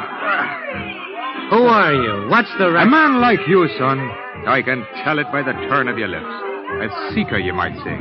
After what now? A woman's smile? And there's that here in India. Fortune? There's that here, too. Things, that's what. Without the Irish poetry, who are you? Rafferty. John Rafferty. We're happy to know you, Mr. Rafferty, even for just this moment. We're leaving now. Oh, really? But why? Let's stay, Joe. Sleep. We'll need it. The train to Calcutta leaves early tomorrow. And so it does. Then this is not goodbye after all. For I'll be on that train myself. Sleep, I'd said. For the widow with the emerald, maybe, but not for me. I sat on the veranda of the Raj Johor Ritz just outside Mrs. B's room, and I could hear her making happy moans in her sleep. Once I heard a crawling noise. I got up, investigated, and found it was a noise made by something that crawls. Then came the dawn. I hustled Mrs. B and her bags into a Model T cab that took 2 hours to get to the railroad station a mile away. That I'd counted on, so we made the train for Calcutta on time. Oh, Joe, just think. In a few days, Calcutta. Then the plane. Then Paris. And then you leave me. Yeah, that's how it was laid out, the itinerary. Go on in. I'll be there in a minute. But aren't you coming with me? No, Mrs. B, you go find your compartment. I'll bring the bags to you. Oh, but... Oh, I see. The bar girl. That's who it is, isn't it, Joe? Coming this way. That's who it is, Mrs. B. You won't want to be here when I talk to her, huh, Mrs. B? No, but don't talk long, Joe. It's me that's paying you, remember? So Mrs. B was on her way to her compartment. The star of Kilimanjaro and a little pouch with gold strings around her neck and inside her dress. This was the last lap. If anyone was going to lift the rocket, it had to be done before we got to Calcutta. And then the girl's perfume was inside me. We've met before, haven't we? Where or when, I don't know, but we've met. It's as good a way as any to get to know me. I'm Joe Harriman. Marion Ryder. Seems we're always in the same places. On the train all the way from Bombay, at the cafe last night, here. Coincidental, isn't it? Is it? I wouldn't know. Well, of course it is. Wait, do you mean you've been following me? A dream like you that makes you hungry inside? It wouldn't be hard. Like that? Like that. Traveling for your health, Marion? No, business. In this slop hole, something like you, business? Well, I'm a kind of buying agent for a New York firm. Trinkets. That's it, trinkets. Emerald trinkets? Emerald would be lovely. I must find my compartment, Mr. Harriman. Maybe I'll see you again later? Count on it, Marion. It's a promise I make to myself. On aboard! On aboard!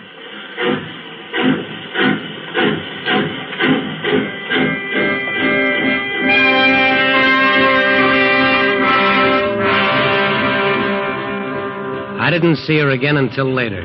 I sat in my own compartment next to Mrs. B's and did a lot of thinking.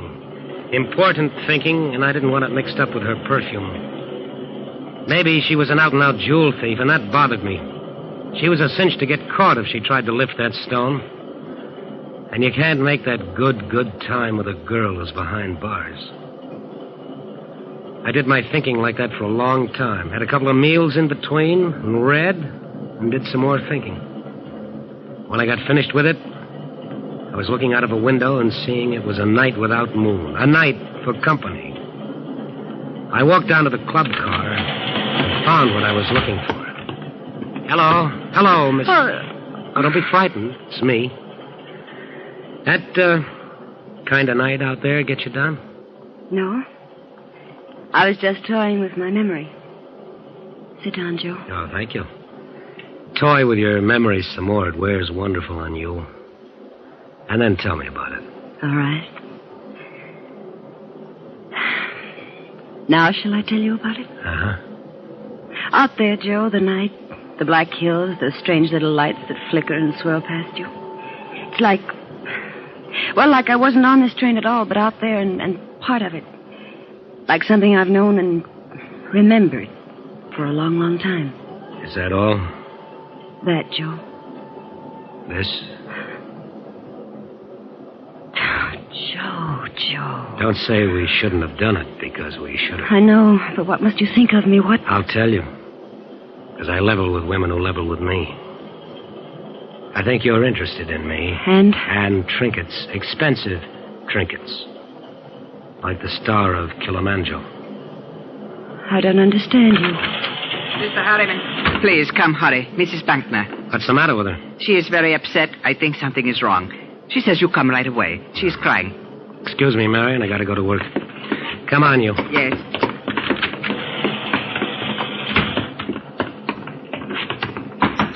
Mrs. B. Mrs. B, something wrong? Oh, Joe, I had a nightmare and I woke up. I was so frightened. No. All right, conductor, thank you. You can go now. Yes, sir. I called for you when I woke up, but you weren't there. Oh, Joe. Sit here and put your arms around me. Oh, Joe, hold me tight. Yeah. Oh, it's better like this. You close to me like this. Uh-huh. Oh, look at me, Joe. What do you see? You're so helpless I could kiss you. Try me, Joe. Yeah. Joe, you're hurting me. Joe, what? Joe. Her throat was soft against my hands. Her arms waved around for a little while. The look in her eyes was something I had never seen before. She didn't struggle much. She didn't do anything much, except not believe it was happening to her, that she was being murdered. Then she quit believing anything. She was dead.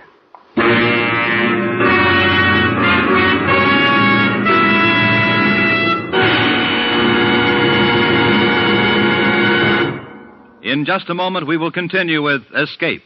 But first, every Wednesday night, Groucho Marx, Bing Crosby, and Burns and Allen in 1, 2, 3 order on most of these same CBS stations. Hear them all tomorrow night on CBS. And now we return you to the second act of Escape.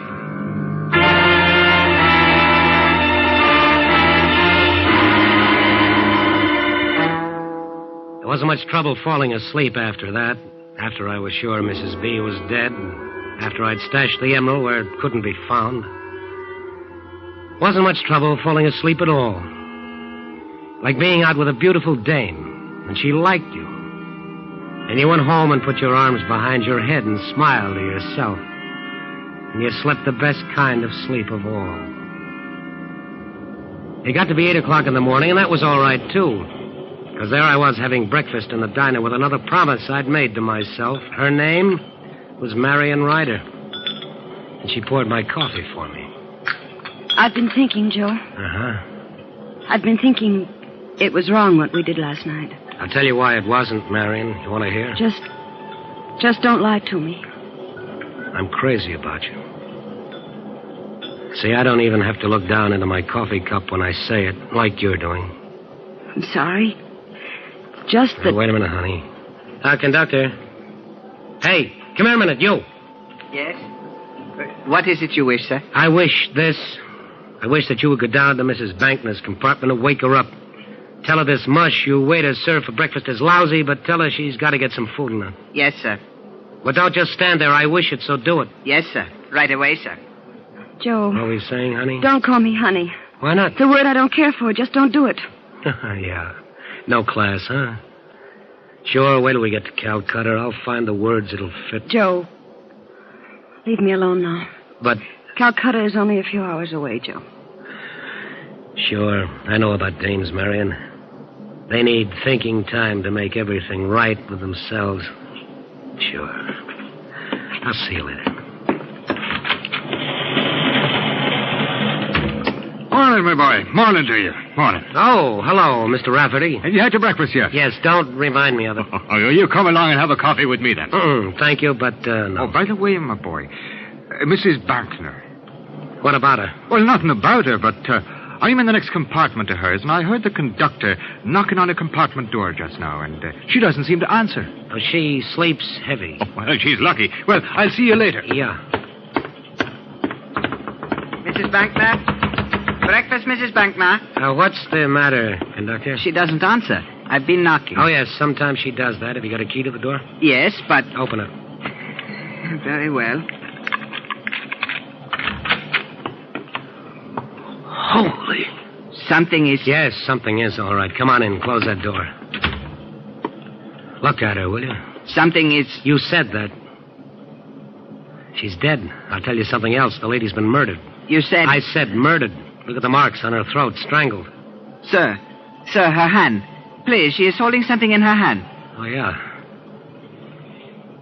Yeah, she is at that. A button. Perhaps the man who did this thing to her. His button. That's a real good, perhaps. Come on. Not a word about Mrs. Bankner to anybody, you understand? Yes, but... I'm a detective. I know about these things. Not a word. Come on. When do we get to Calcutta? In 3 hours, noon. First stops are for water. A 5-minute stop at a village, Mipirai, then Calcutta. As soon as we get there, telegraph to Calcutta to the police. Tell them what's happened. And that's all. You understand? Yes. Well, now we go in here. In here. But this is Mr. Rafferty's compartment. Yes, the guy who did it. Close the door. I think he got what he was after from Mrs. Bankner. Maybe we'll find it. There will be trouble. You are searching his things. I told you I'm a detective. I know how to operate. Now, let's try this closet. Let me see.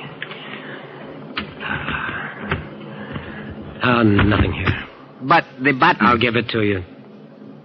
I'll turn it over to the British police when we get to Calcutta. Here, take it. Yes. But the button in Mrs. Bankner's hand was brown. Gray. Can't you see the button is gray? Take it. We stood there staring at each other for maybe a minute, and then his eyes eased off mine. He made a kind of sloppy salute. He turned, went down the train corridor to wherever it is conductors hold their heads in their hands. It had been awful close, awful tight. Tearing a gray button off Rafferty's coat while I searched it and palming the button off on the conductor, that was a little task that took delicacy and timing. So I'm delicate with my fingers, and my sense of timing is perfect, and I'm sure of myself. And that adds up to a win. When we hit the water stop, I got off to stretch my legs, to let myself breathe the fresh air so it would cool me off inside. The little guy running like a monkey on top of the water tank looked neat and clean in his white diaper and green turban. The hills covered with snow looked good, far away, but good. And then an Irish mosquito buzzed in my ear. That's a lovely panorama, those hills. Lovely. It's like music. Flutes and bells and a flight of birds. Yeah, they're like that. I don't know the words to the music, but they're like that. It's a pity Mrs. Bankner isn't here to enjoy them with you. What about Mrs. Bankner? What about Mrs. Bankner? Well, why, she's dead. Murdered. Surely you knew that, my boy. How did you find out about it? Oh, you know how it is on a train. Things get themselves whispered about. How did you find out? Now, easy, boy, easy. You're a fiery one, are you not? It's only that I saw the conductor looking sad, and me being a kind of friendly human being, and smart enough to know conductors know things, I asked him why he was sad. Asked him in a way that made it easy for him to answer. Quicker, Rafferty. Get to it quicker. Well, he told me that you told him not to say a word about the murder. And I said, whose murder? And then he says, Mrs. Bankner's, and I said, oh. And he said he'd be disgraced because it happened on his train. What else, Rafferty? And the matter of the button was deeply puzzling to him. Button? Yes, the button. Now, isn't that a queer thing to be puzzling to him? Him with a murder on his hands.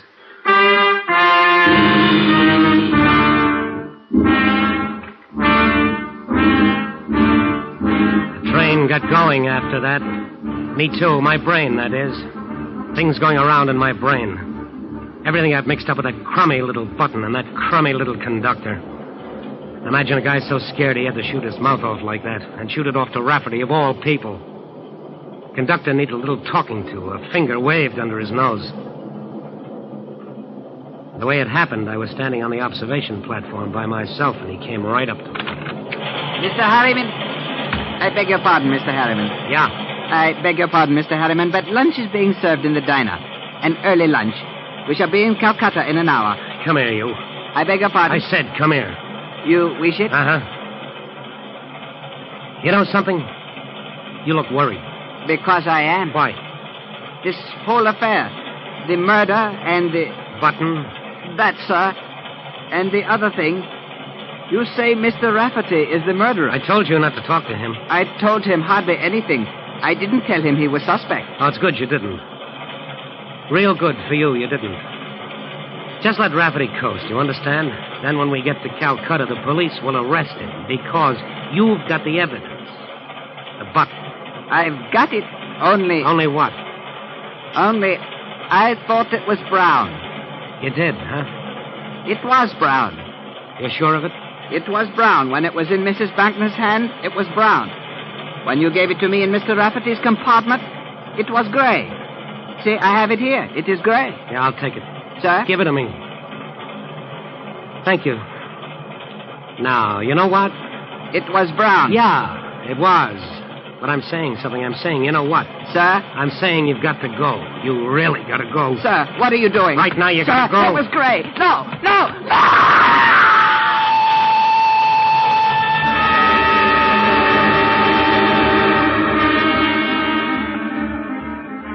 Now everything was right. Everything in place. The button I had had proved Rafferty the murderer of Mrs. B. The conductor, everybody would say the poor guy had a bad accident. Now all it needed was the payoff to a dream. And that would be something named Marion Ryder. Who is it? It's Joe. I'm bringing you pretty flowers. Let me in. I don't see any flowers. You will. Shut the door, Marion. All right. Keeps twisting around inside me. I love you. You can't say things like that. Stop me, then. Like this, Joe. Like that. One of those things. I meet you and bang. Electricity, just like that. Joe. I love you. I'd do anything for you. I never said that to a woman. Joe, before. wait. I've got to tell you something first. What's to tell me? That you're a crook? That you followed me and Mrs. B so you could lay your hands on the Star of Kilimanjaro? No, Joe, wait. You're too late, kid. Mrs. B is dead, murdered. The emerald's gone. Something wrong, kid. Oh, so much. So much. Oh, nothing is wrong. Rafferty, the Irish poet, is going to take the rap for it. He was after the emerald, too, but he's not getting it. Just the gallows. That's all Rafferty Joe, gets. listen to me. Stop talking and listen. No, kid, you listen to me. I get $50,000 for it. We'll take it back to Semory Doll and sell it to him again. $50,000, you and me. We can die from so much joy. I killed her for you. You killed Mrs. Bankner? You murdered her? Sure. Kid, it wasn't hard. You mean that much to me, so it wasn't hard. It was almost a pleasure. A down payment on our happiness, you might call it. Oh, you spoiled everything. Oh, Joe, you poor fool. Marion, is that right, Joe? You're such a fool. Get out of here, Rafferty. No tricks, lad. This gun I hold makes holes in people. You're people, aren't you, Joe? Or are you? What do you want here? Tell me before I go for my gun, I do foolish things like that. I don't doubt it. But first I'll tell you, lad. I know how you planted a murder on me with a button from my coat. I know where the Star of Kilimanjaro is. So you're nothing but a filthy, stinking jewel thief, just like I figured. Not quite, Joe. Marion, tell him how I know these things. Tell him who I am. He's the chief of the Magnum Insurance Company agents in Bombay. Rafferty, you're crazy. No. Magnum cabled him to follow you and Mrs. Bankner to make sure the emerald got back safely. Magnum didn't trust you with a stone like that. They put another man on to make sure you wouldn't steal it. And you had to kill her. They can't prove it. I'll pin it on Rafferty, so help me. But you killed her. You just admitted it. Only to you. Your word isn't worth dust. You're a crook yourself. No. Not quite. Marion? All right, I'll tell him. Joe, I happen to be Rafferty's wife. She said it. It only took her a couple of seconds, but that's what she said. But it took a long time for the words and the sound to get to me. And you know something? Looking at her then, and watching her mouth move, she looked real sad. And suddenly real lonely. You do it. You figure it, dame.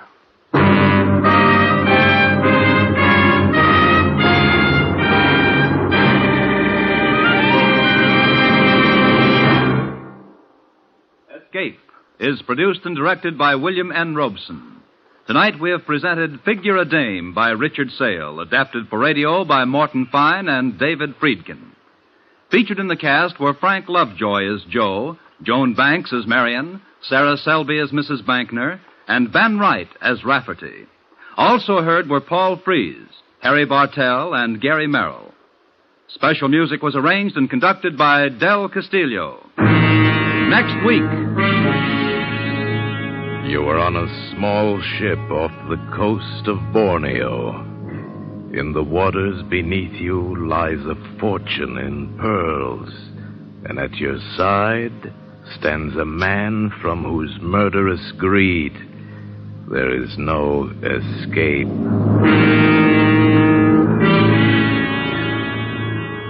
Next week, we escape with Floyd A. Nelson's exciting tale of reckless men and their lust for treasure, Seeds of Greed. Goodbye, then, until this same time next week, when once again we offer you Escape.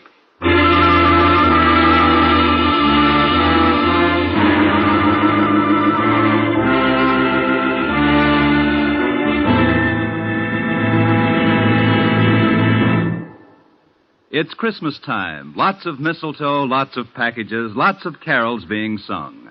And never a man to overlook a chance to celebrate, George Burns gets into the act with a special program of what he claims are Christmas carols. George's sponsor had certain ideas about George's voice a few weeks ago and fired him from the show. And tomorrow night, you'll learn how George's fellow singers and Christmas shoppers in general react. For one of the merriest of holiday shows, don't miss George's and Gracie's program on most of these same CBS stations this Wednesday night. Now stay tuned for Hit the Jackpot, which follows immediately over most of these same CBS stations. This is CBS, the Columbia Broadcasting System.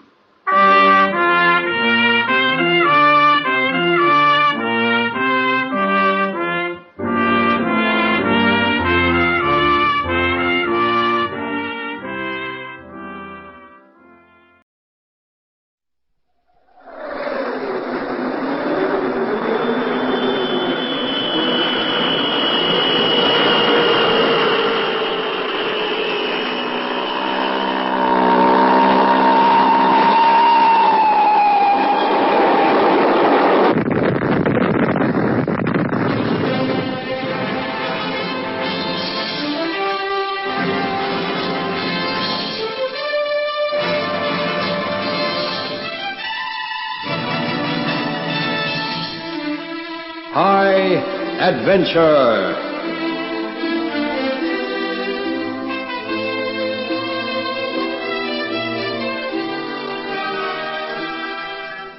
An aircraft emergency at high altitude. This is tonight's story, The Cruel Sky, by Graham Lonsdale.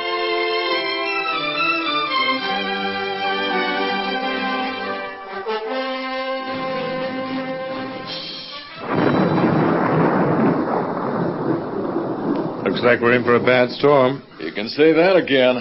Just look at the sky out there. Jockey 1 to Riverbridge Control Tower. Do you read me? Over.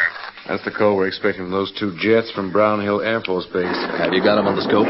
Yeah, they're approaching on P51, 50,000 feet at Mach .8. No other traffic. All clear. Riverbridge Control to Jockey 1. 5 square. Over. Jockey 1 for Flight 303, Brown Hill to Riverbridge. We have contact with your beacon. Permission requested for descent out of military flight path P51 and approach to final. Over.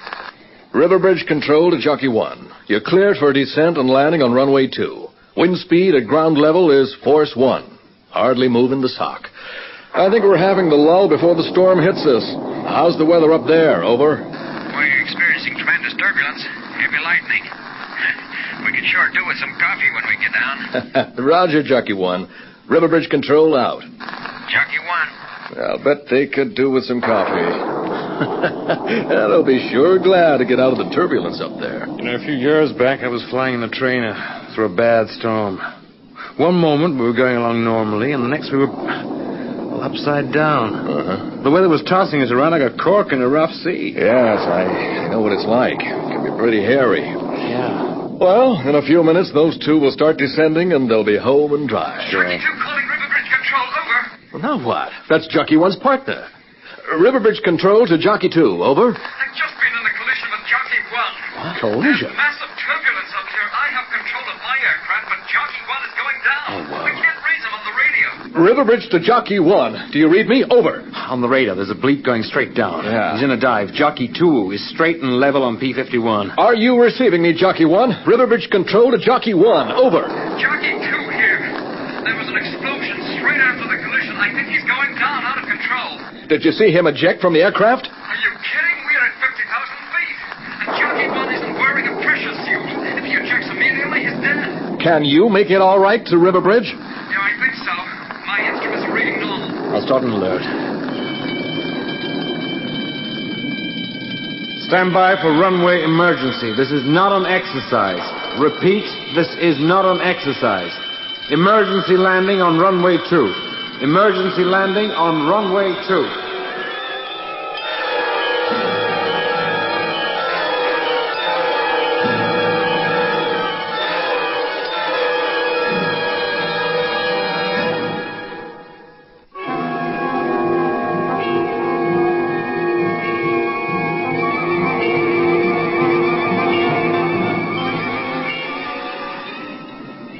What's going on? Afternoon, Colonel Yelton. We were expecting 2 jet fighters from Brown Hill Air Force Base. Flight 303. We made normal radio and radar contact with them at 20:30 hours. I see. And then? They were in military flight path P51. Their altitude was 50,000 feet.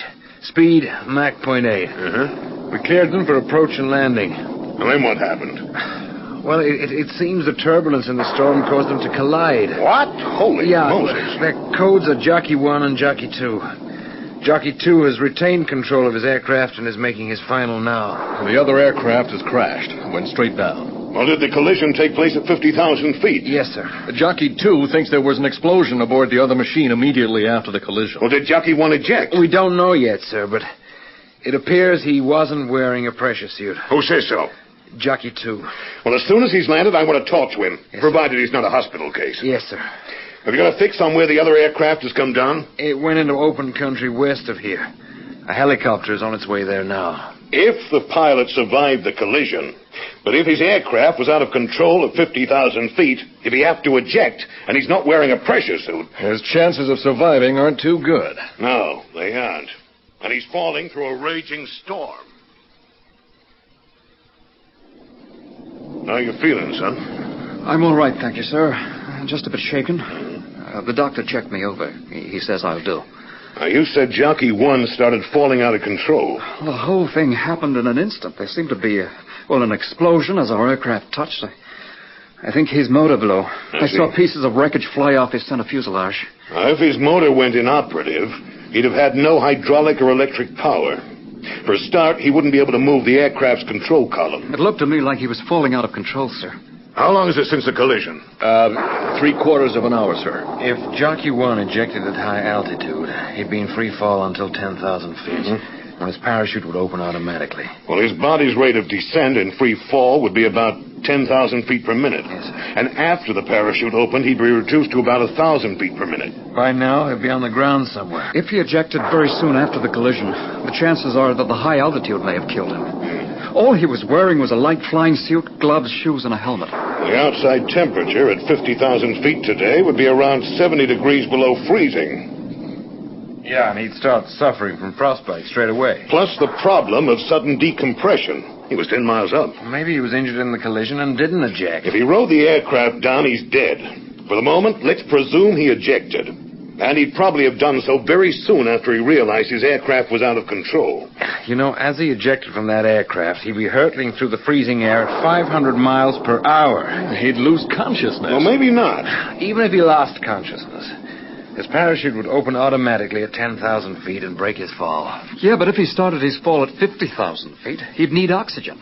He was on 100% oxygen in the cockpit. Well, provided he retained consciousness, he could use the oxygen mask connected to an oxygen bottle in his parachute pack. It'd give him about 5 minutes supply on his way down. But he'd have to be awake to put the mask over his face. He'd be falling at high speed, at 10,000 feet per minute. He'd be subject to powerful gravity forces. He may have been injured when the aircraft collided. He would certainly have been injured by sudden decompression if he ejected at 50,000 feet. The question is, would he have the strength left to get the oxygen mask over his face? Without that oxygen, even if he survived the rest of the descent, he'd get brain damage. The brain has got to have sufficient oxygen. Well, all this doesn't sound as though he's got much chance. It would help if the storm wasn't going on and we could start a full search operation immediately. Can you imagine what a clap of thunder like that sounds like when you're falling through the clouds? Yeah. I suppose it could be enough to burst your eardrums. Well, he was wearing his helmet. That should deaden the sound a bit. Yes, probably. But all the same, the vibration must be tremendous. Falling through the sort of storm that's going on up there would be horrific. The thunder, the lightning, violent winds, on top of the cold and decompression. If he ejected safely and his parachute opened automatically at 10,000 feet, he'd be falling through torrential rain. The rain plus up and down drafts of wind could collapse a parachute. You know, I wouldn't be surprised if a man could drown up there. Drown? Is that possible? I'm not sure, but he could start gulping in water. He wasn't falling through a light shower, you know. Now, listen, I've never met anybody who's parachuted from 50,000 feet without a pressure suit, through a tremendous storm on top of it. But we are going to think positively about this. Maybe the rescue helicopter will have good news. X-ray 1 to River Bridge Control Tower. Do you read me? Over. That's the rescue helicopter calling in. Let's hear what he's got to say. River Bridge Control Tower to X-ray 1, 5 square, over. I am at the scene of the Jockey 1 crash, 1 mile east of Plan River Curve. Now, how does it look, over? Scattered wreckage. Do you know if the pilot ejected? Over. Negative. We don't know yet. How's the weather where you are, over? Lashing rain. Just after we got here, the wind whipped up to force 7. We've secured the chopper to the ground with cables. The Met report states that the storm will blow over in an hour or so. Harrison, tell him to commence an air search for the pilot when the weather permits. Yes, sir. River Bridge to X-ray 1. Orders from Colonel Yalton. Start an air search for the pilot as soon as the weather permits. Over. Roger, River Bridge. Will do. River Bridge Control Tower out. I'm surprised the chopper found the wreckage so quickly in this weather. Well, they must have come across the wreckage before the storm deteriorated. I've got 2 further helicopters on standby. As soon as this infernal storm passes, we'll mount a full search operation. I'd like to come along if that's all right with you, sir. You feel up to it? Yes, sir. Well, we won't be able to leave for at least another half hour or so. See the doctor again. Tell him you want to fly as an observer in the rescue search. If he says okay, I'll take you with me. Well, I feel fine, sir. Talk to the doctor. Yes, sir. Well, he's game for a man who's just survived a mid-air collision. He's worried about his friend. Wouldn't you be in his place? I think the rain's easing off a bit out there. I was thinking if... Excuse me. River Bridge Control Tower. There's a break in the clouds over there. See it? Yes. Won't be much longer and the storm will have passed. It was a particularly bad one. Must have been hell up there. Yes, sir. Hell's the word for it. Yeah. If the man we've got to find has reached the ground alive, he's going to need medical attention urgently. Yeah, I got it. Right, thanks. Who's on the phone? Operations room. They've heard from the Highway Patrol at Plan River Curve. Police have found aircraft wreckage on the road. Was anybody hurt when it came down? Fortunately not. No injuries or damage to property. Apart from the road, that is. They say the storm over there had been freaky. For a few minutes, the wind was blowing a full gale, force 10. It appears Mother Nature went off ahead for a while. Good grief. But as I said, it only lasted a few minutes. When it eased, the police started searching the road and found pieces of aircraft wreckage. The road is some distance from where X-ray 1 has found the main body of wreckage. Yeah. It seems like the aircraft was breaking up as it came down. At the time of the collision, Jockey 2 said he thought there was an explosion. Well, could the police give a section ID on the wreckage? Yeah. They said it looked like parts of a wing. Well, it seems less and less likely the pilot will be found alive. Listen, don't write him off yet, Harrison. The resilience of the human body never ceases to amaze me. But we're talking about a man who may have ejected at 50,000 feet without a pressure suit, into racking decompression, lack of oxygen, viciously low temperatures, and a raging storm. I'm aware of that. Can the human body withstand that sort of treatment? I don't know what the odds are. I'd say very small at the most. Agreed, Harrison. But don't underestimate the human machine. Until we've got proof to the contrary, we are going to assume the pilot is alive and waiting to be rescued. And that's an order.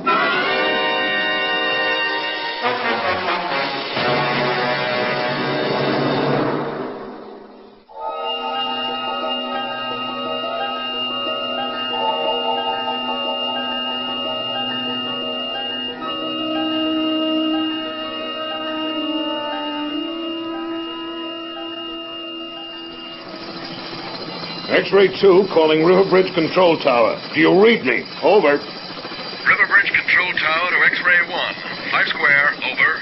I've joined the search pattern with helicopters X-ray 1 and X-ray 3. Roger, X-ray 2. At least the rain stopped. Yeah.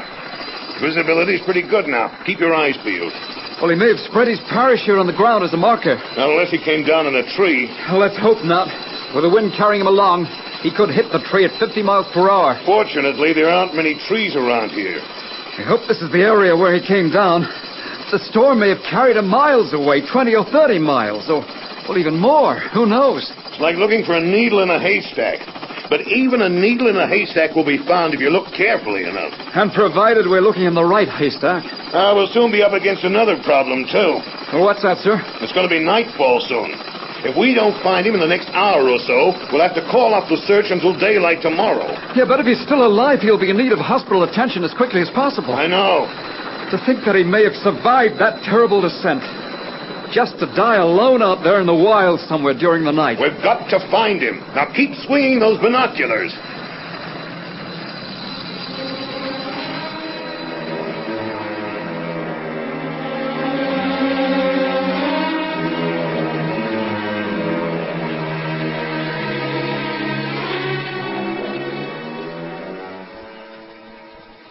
Any news from the helicopters yet? No, nothing. And it'll be dark in a few minutes. Yeah. They'll have to call it off till tomorrow. Well, maybe when they... I'll get it. Control tower. Yeah. Yeah, I see. We'll let them know. Thanks. That was a report passed on from the team collecting wreckage at the crash site. What do they say? They've managed to find most of the main bits and pieces from the cockpit section of the fuselage. But there's no sign of the ejection seat or the body of the pilot. Oh. Then it looks like he did eject. Yeah, it seems so. I'll pass the information on to Colonel Yalton. Riverbridge control tower to X-ray 2. Do you read me? Over. X-ray 2, 5 square, over. A report from the crew at the crash site states that the main sections of the cockpit have been recovered. There was no sign of the ejection seat or the pilot. Over. So he made it out of the aircraft. I knew it. He must be down somewhere. We got a few more minutes of light, and then we'll have to return to base. I'll let you know when we turn back. Over. Roger, X-ray 2. Riverbridge out. You know, if we're realistic about this, the chances are the pilot's lying dead in his parachute somewhere. You heard what Yalton said earlier this afternoon. Until the body's found, we're going to believe the man's still alive. Well, that's like sitting at the fireplace on Christmas night waiting for Santa Claus. It just isn't going to happen. Why are you so set against considering that the pilot may have survived? Well, I'll tell you why. Some years ago, I did a stint at Hurton Air Base, where they've got a high-altitude research institute. I know what'll happen to somebody who ejects at 50,000 feet without a pressure suit. Are you saying you know of an actual case? Well, no, not exactly, but I've seen simulated tests. That's just theory. Not entirely. Medical research has proved under simulated conditions that a man without a pressure suit at such high altitude would almost certainly be killed. Theoretically. Listen to me for a minute, will you? Why do you think pressure suits were designed in the first place? And the pilot Yalton is looking for wasn't wearing one. Sure, but still... Nothing. I know what I'm talking about. Listen, do you want to know what really happens to a man who leaves an aircraft at 50,000 feet without a pressure suit? I can see you're going to tell me anyway. Well, for a start, the pain from sudden decompression would be excruciating. A medieval torture rack couldn't compare with it. I believe you, but your eyes would feel like they'd been ripped out, and you'd start bleeding through the ears, the nose, and the mouth. Your stomach would expand like a balloon. I said I'd take your word for it. In addition to the horror I've just mentioned, the temperature up there was 70 degrees below freezing. Plus the shock of ejecting from the aircraft and hurtling along at 500 miles an hour. Plus lack of oxygen if you couldn't beat the G-forces and get your oxygen mask on. Knock it off, will you? You wanted to know why I don't think that pilot got to the ground alive. Well, now I've told you. X-ray 2 calling Riverbridge Control Tower. Over. Riverbridge Control Tower to X-ray 2, 5 square, over. The light's gone. I'm bringing the formation home. X-ray 1, 2, and 3 will approach along the north-south helicopter corridor. Our ETA approximately 60 minutes. Over. Roger, X-ray 2. So they've had to pack it in. They were only looking for a dead man. Believe me, I'm sure of it.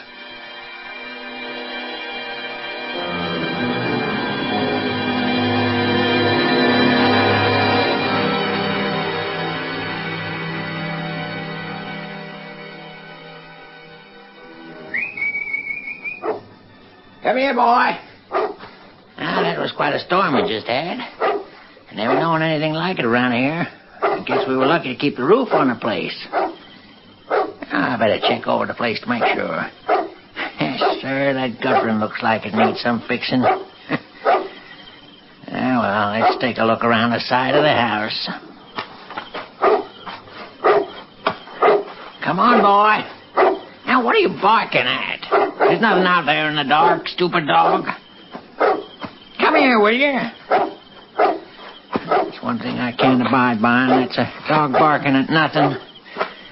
All right. Now, let me sweep the flashlight around a bit. Darned if I can see anything for you to be barking at. There's nothing out there, boy.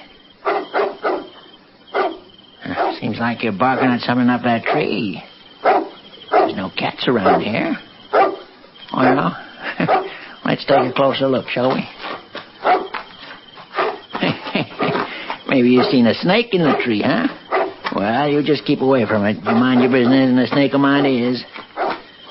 Now then, what's it about this tree that you find so mighty interesting, huh?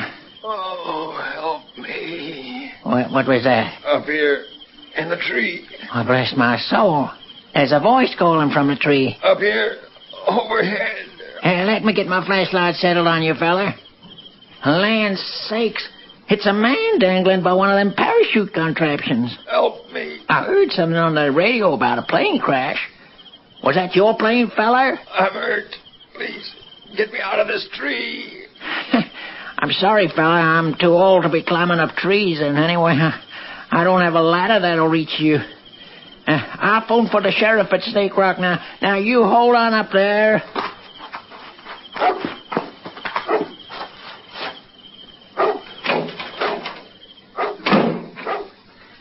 Now then, where's that in here? Hello? Hello? Darn this instrument. Hello? Hello? Oh, Agnes? You hear me? Good. Now listen, there's a man dangling by a parachute in one of my trees. You know, a man in a tree. Reckon he could be from that plane crash they were talking about on the radio. Well, he looks mighty bad. He's just a mess of blood. Look, get the sheriff out here, will you? And the doctor, pronto.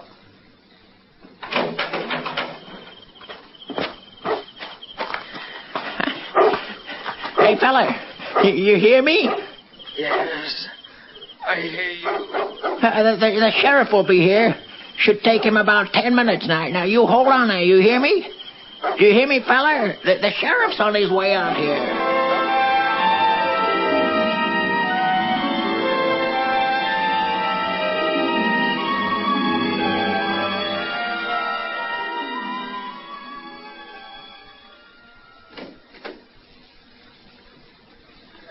Excuse me, Colonel. We just had a call via the police at Plan River Curve. Well, they found him. The sheriff at Snake Rock reported a call from an old man who lives alone on a farm about 10 miles out of Snake Rock. The old man said he'd found someone dangling by a parachute in a tree. It's the pilot. Yeah. Was he alive? The General Hospital at Plan River Curve has sent an air ambulance to pick him up. That's all we know at the moment. I see. We'd better not set our hopes up. By the sounds of it, the ambulance may only find a body dangling from that tree.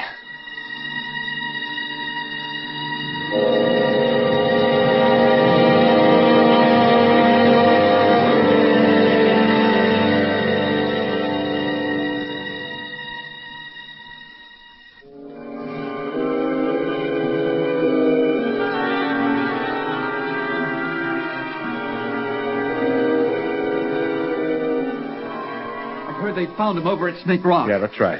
Was he alive? Well, the last we heard was that an air ambulance was picking him up.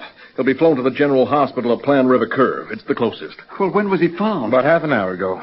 There should be some news by now. Can't they check with the hospital? Take it easy. When there's some news, it'll go straight through to Colonel Yalton. He'll tell us. So we don't know if he's... No news is sometimes good news, okay? Well, if he was dead when the air ambulance got there... Well, we'd have known surely by now. Take it easy, huh? Sure, I know. But I was up there in the collision. I saw his aircraft start going down. We were personal friends. Has his wife been told? I didn't know he was married. Anyway, Colonel Yelton will handle that sort of thing. Married, 2 kids. If she's got to be told he's dead, I'll ask Yelton to let me do it. Hey, look, haven't you had enough of one day? It was a freaky accident. We were flying at a safe distance from each other, and suddenly it was like we were being hurled towards each other by some crazy tornado. It was weird. You should get some rest, okay? I can't rest until I hear if he's alive. We'll let you know as soon as we hear something. Now, why don't you... Good evening, gentlemen. Has there been any further news, sir? Yes. For a start, the ambulance crew had a job getting him down from that tree. Is he alive, sir? Yes. In fact, once they got him out of the tree, he was able to walk across to the ambulance. He insisted. Wow. He said that after all the way he'd come, he was going to walk the rest of it. What? He walked to the ambulance? We're talking about a pretty tough customer. Oh, we must have overestimated the altitude at which he ejected. Well, he says he ejected at just over 46,000 feet, and that's very near 50 thou that we supposed. What are his injuries, sir? Cuts, bruises, frostbite, disjointed shoulder, some loss of equilibrium, hemorrhaging in one eye, bleeding through the ears, nose, and throat. I hear he wasn't a pretty sight. Well, he obviously took a hammering on the way down. Yeah, but fortunately, he managed to get his portable oxygen supply working. He got the mask over his face. Will he ever be fit enough to return to flying duty, sir? Well, there's a flock of medical specialists taking care of him. I spoke to one of the doctors on the phone. He says they're amazed that the injuries weren't a lot worse. But will he fly again? Look, he's receiving the best possible medical attention. Plus, the human body's own considerable powers of recovery. So the answer may well turn out to be yes. I'd like to make a public apology. Oh? I honestly thought he'd never make it to the ground alive. Don't apologize. You can buy us each a beer and a mess. Sure. I think a small celebration would be in order. With pleasure, sir. With pleasure.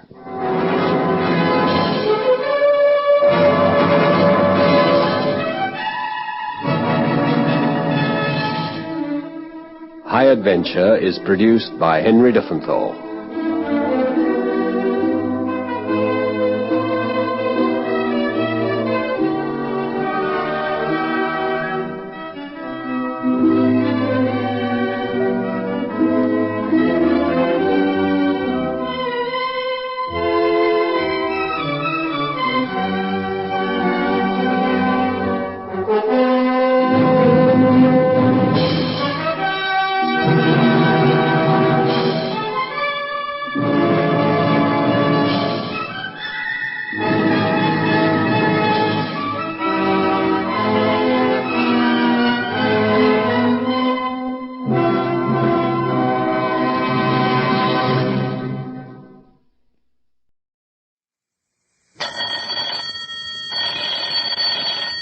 Calling all detectives. A face appears on a television screen.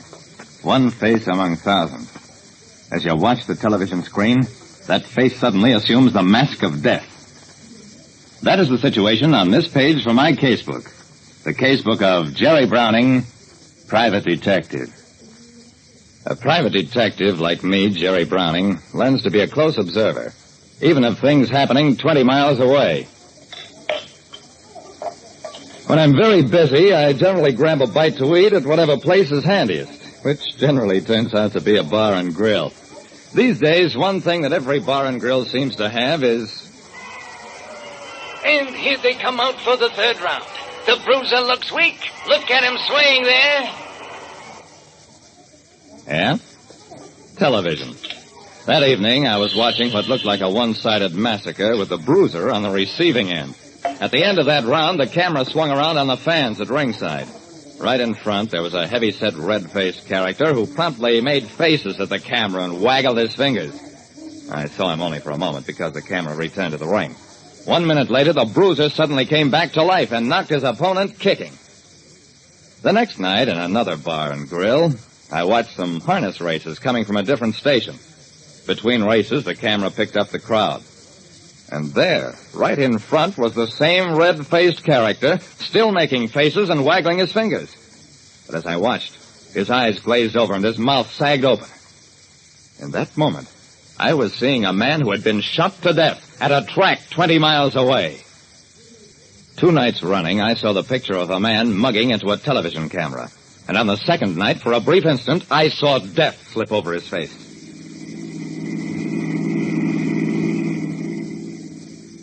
At police headquarters, Lieutenant Dawson told me, Frankie Cosgrove was his name, Jerry, one of those sporting characters. Nobody knows how to make a living.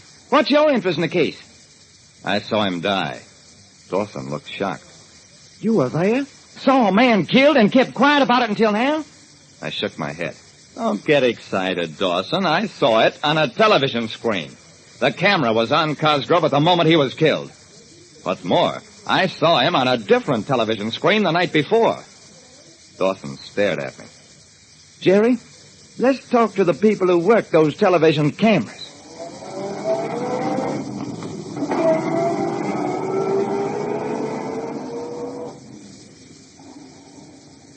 We talked to the television cameramen and to other people higher up who ran the television stations. Mr. Browning, some people are inveterate show-offs. When they see a camera turned on them, they act for it. Remarkable coincidence that this murdered man got his face into the picture on 2 successive evenings, but believe me, only a coincidence.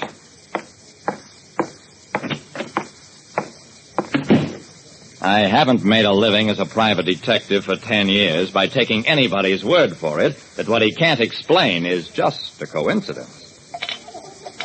Laughing Boy is one of my best sources of information. For a price. What do you want, Browning? Hurry it up. There was a character killed at the track the other night, Frankie Cosgrove.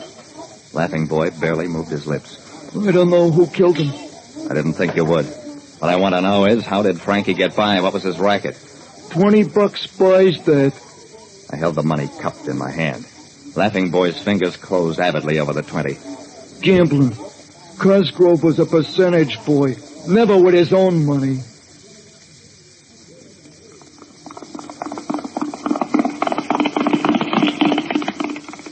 At 6:30 in the morning, clocking horses as they worked out around the track, Sad Sam Soper looked even sadder than usual. What a life, Jerry, what a life. Sam, as a handicapper, I thought you'd know most of the sporting characters around. I am looking for a line on a small-time gambler, Frankie Cosgrove. Made his living betting other people's money. Sad Sam's eyes were remote as he gazed across the track. Jerry, if a man's job is to bet money with bookies for big-time gamblers who don't want to be seen doing their own betting, that's what you might call approximately legitimate.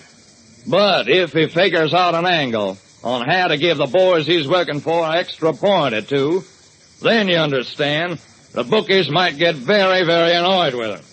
And the biggest bookie in town is Joe Peckham.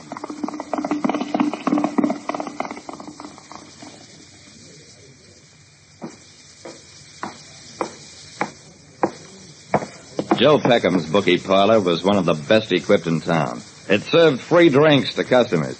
Anybody could enter the place except... You're a private pick, Browning. Keep out. There was plenty of steam behind my wallet, but it didn't even rock the muscle man at the door. And he didn't raise a hand to return the blow. I said, I'll just keep slugging until you lose your temper. We stage a battle royal and the cops show up. Or you let me in. The muscle man smiled thinly. Come on in. The doorman was right behind me as I entered the big room. When he saw us, Joe Peckham walked out of the cashier's booth. This shamus slugged this way in. Peckham nodded, whispered, This way, Browning.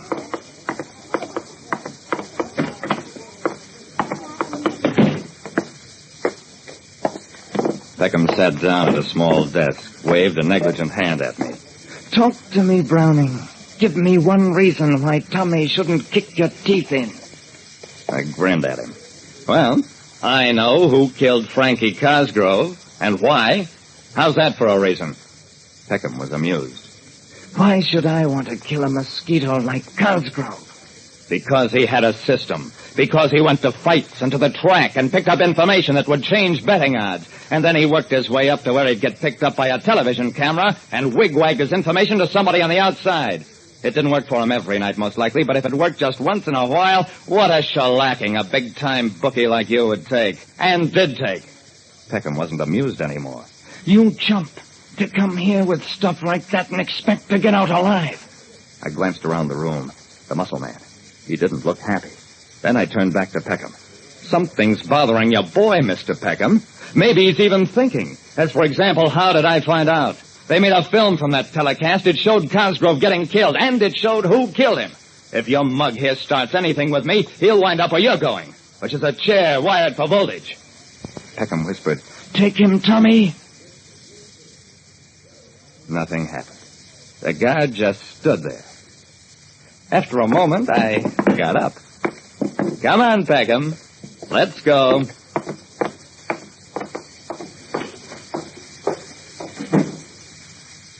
Huh?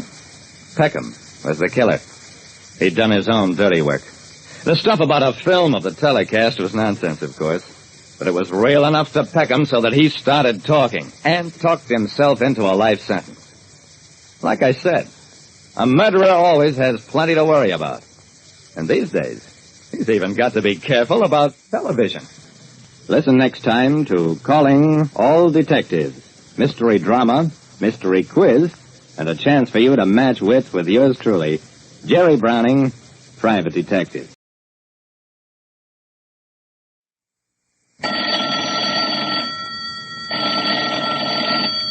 Calling all detectives.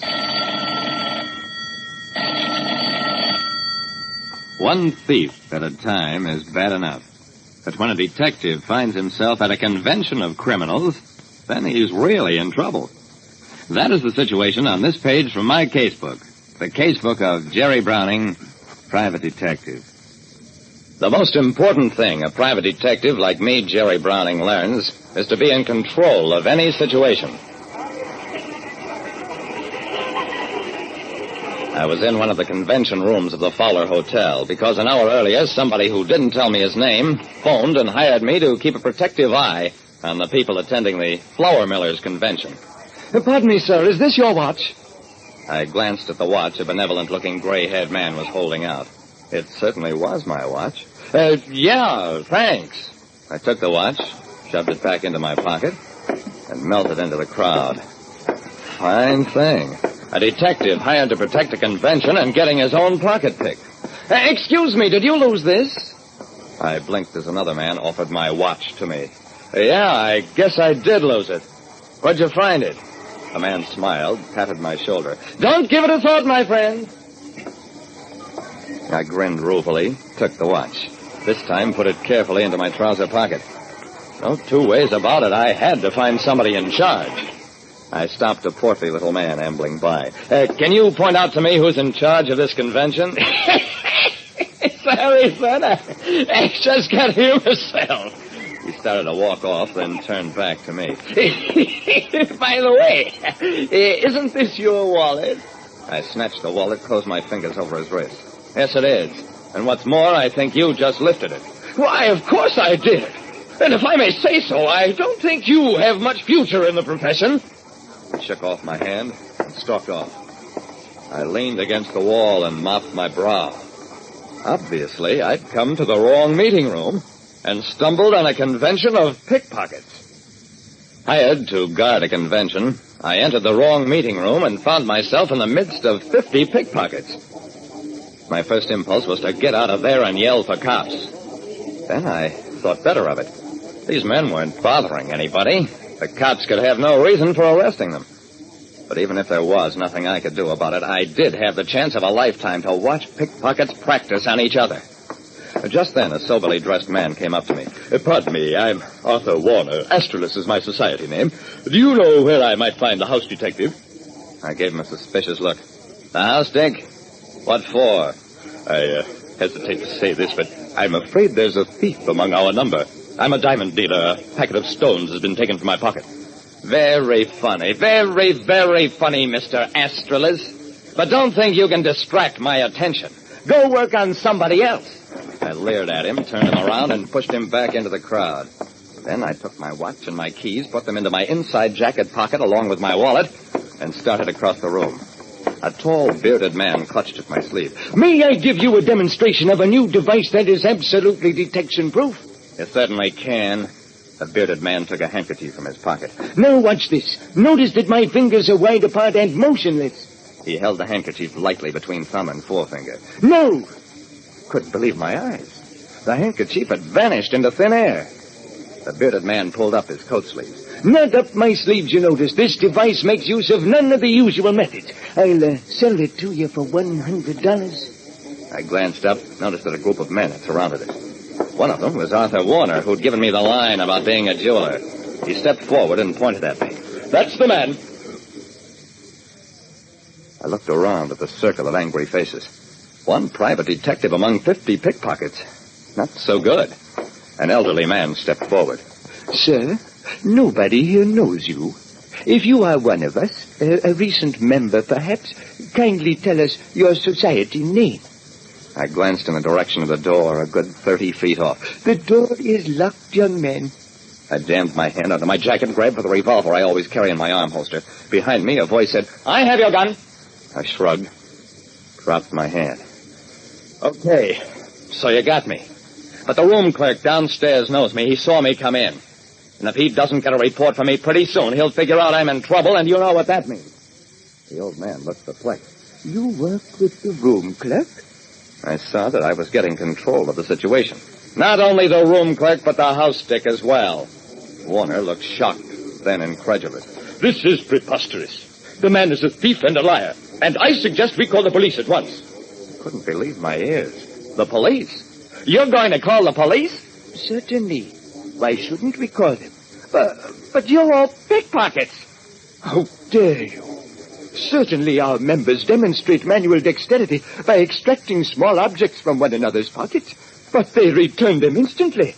I will have you know, sir, that not in 40 years has there been any actual theft at a meeting of the Merlin Magician Society. Magicians? The thing would have been funny if it hadn't been so serious. Gentlemen, I can explain everything. I'm a private detective. The voice behind me said, "So he is. Here's his badge and his license. In his wallet." I ignored that. Never mind about me. The fact still remains that there's a thief in the room. Somebody who has Mr. Warner's packet of gems. If you'll permit me, I'll try to recover them. Very well, Mr. Browning. We will be grateful for your aid. I let my gaze wander from face to face.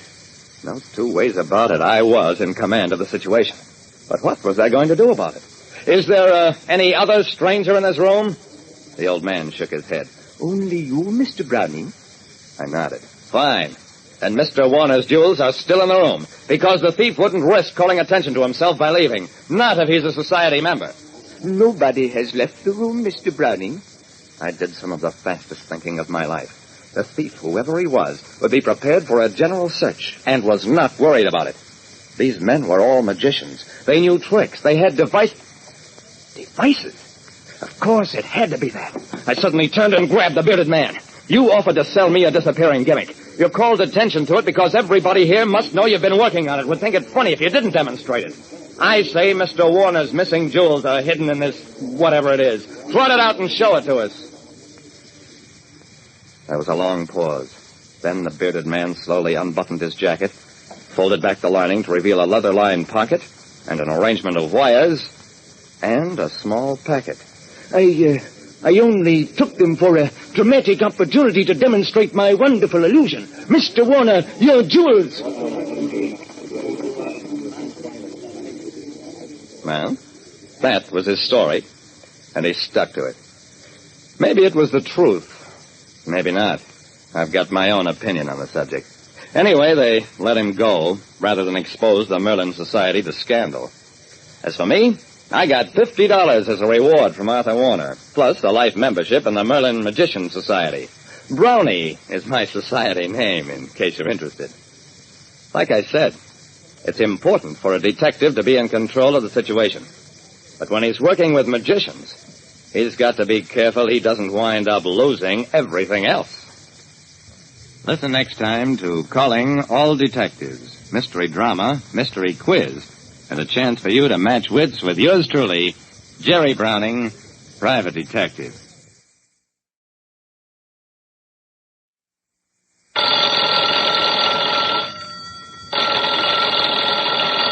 Calling all detectives.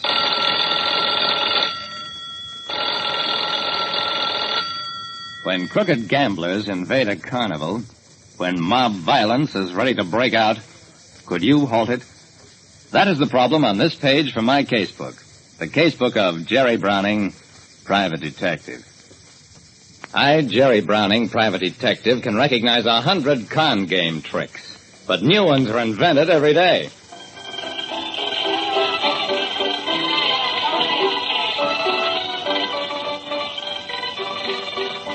As I followed Al Robertson, owner of the Robertson Carnival, through the grounds, I noticed that the rides weren't getting much of a play, but that little crowds were clustered around most of the take-a-chance booths.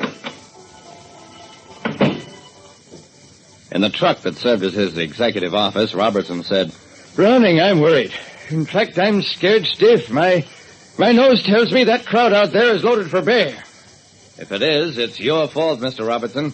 Why did you let those con men and grifters move in on you? Robertson mopped at his brow.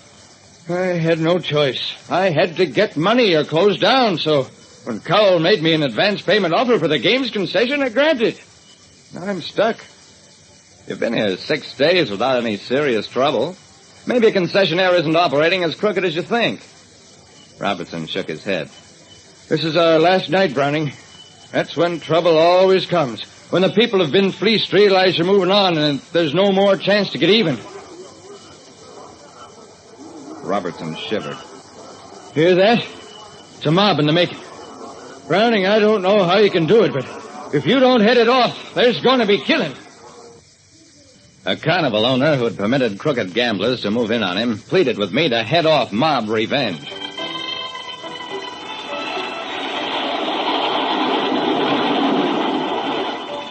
The roller coaster that thundered past had only 3 or 4 riders, but at one of the take-a-chance booths... Come on, folks, it's your last chance. We're folding in a couple of hours. Come on, double up and beat the house. The gambler working the Wheel of Fortune held a sheaf of $5 and $10 bills between his fingers. If the sullen crowd murmur bothered him, he certainly wasn't showing it.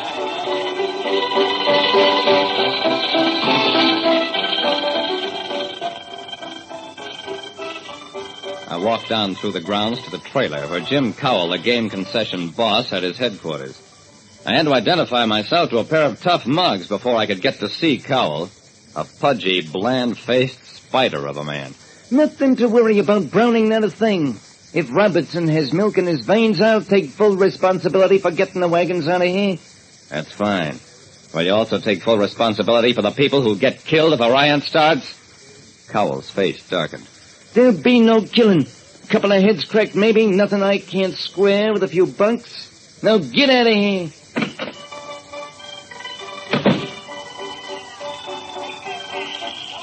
Hurrying back through the grounds, it suddenly struck me that I wasn't hearing the crowd anymore. If there's anything worse than a sullen, muttering crowd, it's that same crowd when it isn't making a sound. Then it's about ready to act. Come on, folks, only 1 hour to go. The last chance to get your money back. You, Grandpa, you're hooked for plenty. I'll give you a last chance. $1,000 a spin. Where's your nerve, Grandpa?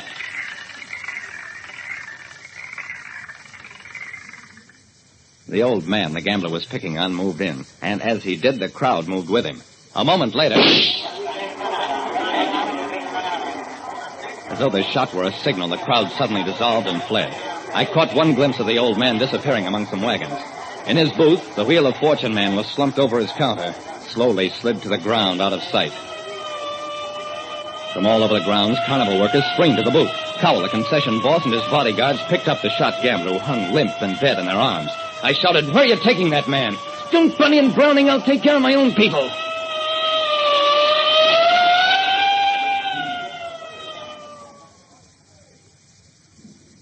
Two hours later, at local police headquarters, Cowell was bland and smiling again. Chief, we're not pressing charges against anybody. My man isn't badly hurt, and, well, he had it coming to him. The police chief looked puzzled. Plainly, nothing like this had ever happened in his town before. I said, "Chief, I think the man is dead. They've concealed his body. It's your duty to investigate." Nonsense. Do you think the rest of my men would permit anything like that? Chief, we don't want any trouble. We'll get out of town. Never come back.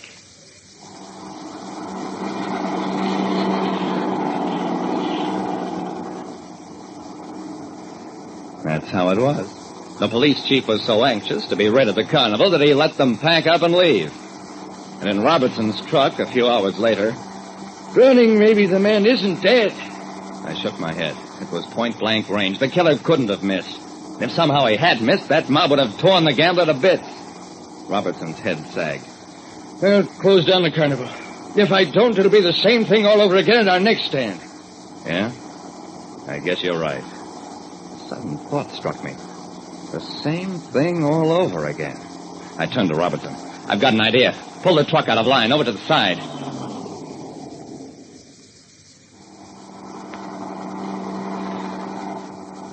What's the matter, Brownie? I think I've discovered Mr. Cowell's reason for being so sure of himself. The rest of the line of trucks rolled past us until Cowell's truck, bringing up the rear, came into sight. Now, Robertson, out in on Cowell's truck. Do as I tell you. I jumped out of our truck, dashed to Cowell's almost before it had stopped. I flung open the trailer door. And there was Cowell, his two mugs, an old man, and the dead Wheel of Fortune man. Alive and without a scratch on him. Don't make sudden moves, boys. This gun is loaded with rail bullets. Okay, Browning. So you got hip to it. Now let's talk business. We'll cut you in. I grinned at him. Oh, Mr. Cowell, you're going back to Cedarville. You'll stand trial for running crooked gambling games. And they'll find some law on the books to take care of people who stage fake murders so that they can get away with all the booty. That is, if the folks ever let it come to trial. Cowell shivered.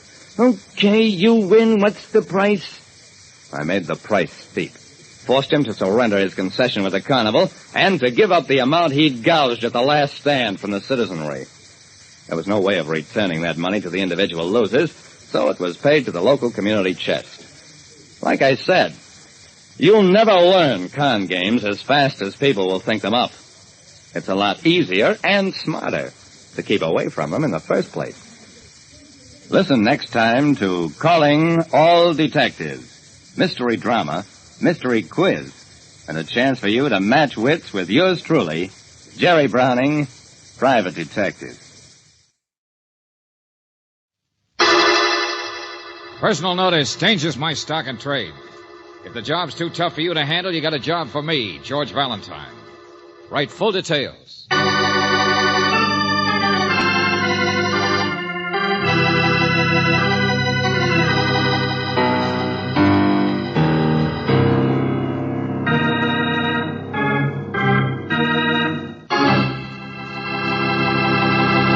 Greetings, mystery lover. Welcome to another George Valentine adventure, better known as Let George Do It.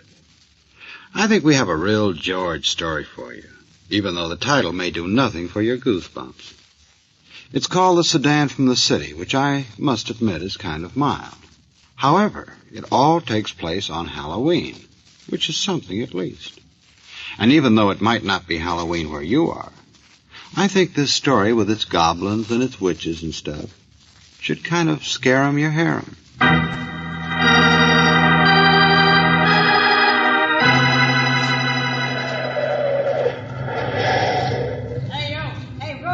You want some gas, mister? Better drive closer to the... Take a joint, Broomville? What? Yeah, this Broomville. The way you're headed, though, is Timber Corner. But... Hey, look out! Holy smoke, mister, where do you think you're going? Just 'cause you drive a fancy sedan from the city.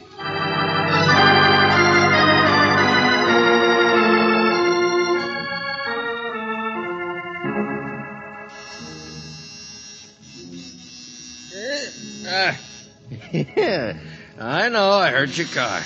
Heard it drive up. I'm coming. Oh, shoes now. Where to put those? All right. Just a minute. Wonder who it could be. Yeah, I bet I'm going to be surprised. Now, wait a minute. I got a little surprise for you, too. Don't go away. Just take a minute. Yeah, big sedan. Whose car is that, for gosh sake?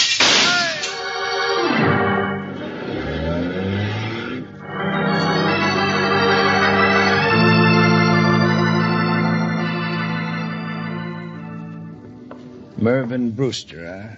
B-R-E. But why? Everyone loved my husband. They did. From the city it was, There was Lieutenant nobody. Riley. Big black sedan.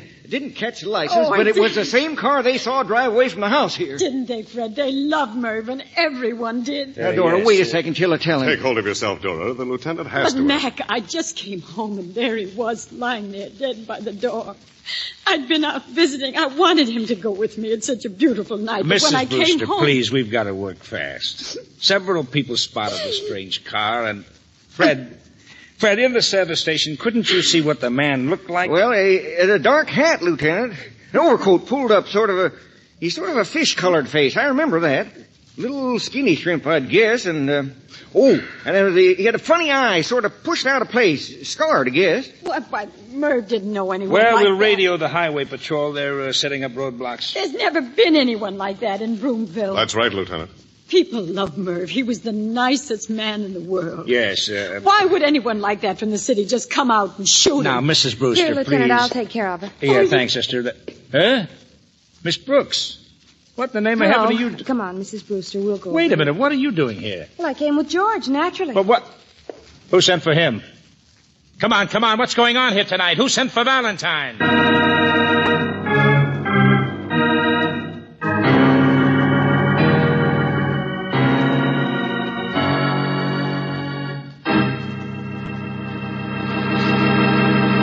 You are listening to Let George Do It. Our adventure will continue in just a moment. Now back to Let George Do It and George Valentine.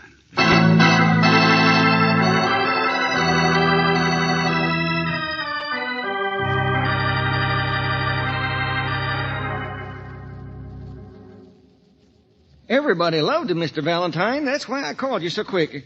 I didn't know the city police would be called in, too. Okay, Fred, so you phoned me. Well, you see, Dora come home and found Merv.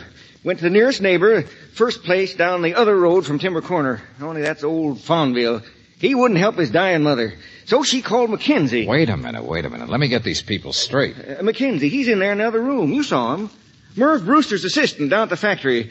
Whisk Broom, Merv called him. Gosh, Merv always had a funny word. What's this factory you're talking about? Brewster's Brooms. Haven't you heard of them? Sweep the skies, sweep the world. Yeah, that's Merv. Yeah, it's his factory, and this is his town. Gosh, he built the whole You mean thing. the chubby man in the suspenders in there who's dead, Merv Brewster? You mean he owned a factory? Well, sort of one. But it don't make him no rich man. He never cared about profit, just for the good of the town. See, practically everyone here works in the... Okay, I understand. Brewster's Brooms. But you didn't work for him. You own a service station, so where do you fit? Well, but Merv's my cousin, don't you understand? Gosh, I'm the only relative he had. Always a joke for everybody. And you should have seen how the kids loved him. And then an hour ago comes a big sedan from the city, and this stranger... He didn't know anyone in the city, Fred. Huh? This is Mackenzie. You saw him. Hello, Mr. Valentine. I suppose it's confusing when you Yeah, first... sure, of course it is. Every murder is. Until it's solved. Merv was a genius in his own way, you know. He drew his own labels. Witch riding on a broom is the trademark.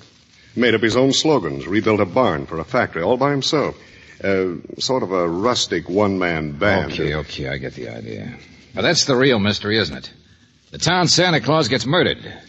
A man you say everybody loved. Do you blame us for being surprised? Being shocked? Yelling for help? There's no one in Broomville with a fish-colored face and a bad eye who drives a big black sedan. It looked like one of them armor-proof jobs you see in the movies. Mr. Mackenzie, your boss or your partner, whatever it was, he must have done business in the city. Maybe he had enemies there. No, he didn't. Merv was born in Broomville, Mr. Valentine. Born and raised. Married 27 years. Didn't know children himself, but 20 times a godfather. Now, look, somewhere there's got to be somebody who didn't like this guy. No, I tell you there isn't. That's why you're here. To solve a riddle that's impossible. Uh-huh. Impossible. But it happened.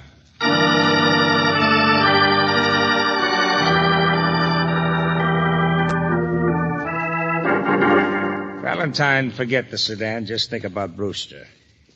He sat here. Room was dark. Doorbell must have rung. Walked to the door. Well, of course, Lieutenant. Just a minute, I said. Little alcove by the door, see? Did Brewster go straight to the door? Did he flip on the porch lights like a friendly guy in a small town would do? He was shot from the porch through the alcove window, that I know. He was peering out to see who was ringing the bell. Now tell me Merv Brewster wasn't afraid. Now tell me he didn't expect a strange collar in a big sedan. And the person saw him through the glass and shot him. Shell casings, 2 of them, and they checked with the slugs. Found them right on the grass, right next to the window box here. What kind of a gun? A Luger, my friend, the special type with a special shell. A very popular gun in the city, in the dirtier parts of the city. And gang killing. Exactly. But we already know it has all the earmarks Of of a it. rub-out, Miss Brooks. Yeah, a killer and a rub-out. Ronnie, if the killer stood here on the wet grass by the door, there's bound Now to be... you're getting it. Now you see it. Oh, we'll chase the sedan from the city, sure. But right here in Broomville, we've got something. No? Because where the killer stood, there are no tracks. Hey, wait a minute. Oh, but yeah? there were. Yeah, sure. But some of these local lovable people have very carefully trampled all over them with a pair of rubber boots. You see, somebody's been killed that everybody likes. Then we find that he really sneaked to the door like a rat in a trap to peer out. Look, we don't know what kind of motives people really have underneath all that. Okay, Riley, go ahead. Make like a detective. Huh? Me, I'm going to follow the footprints. The footprints of the rubber boots that spoiled the killer's tracks.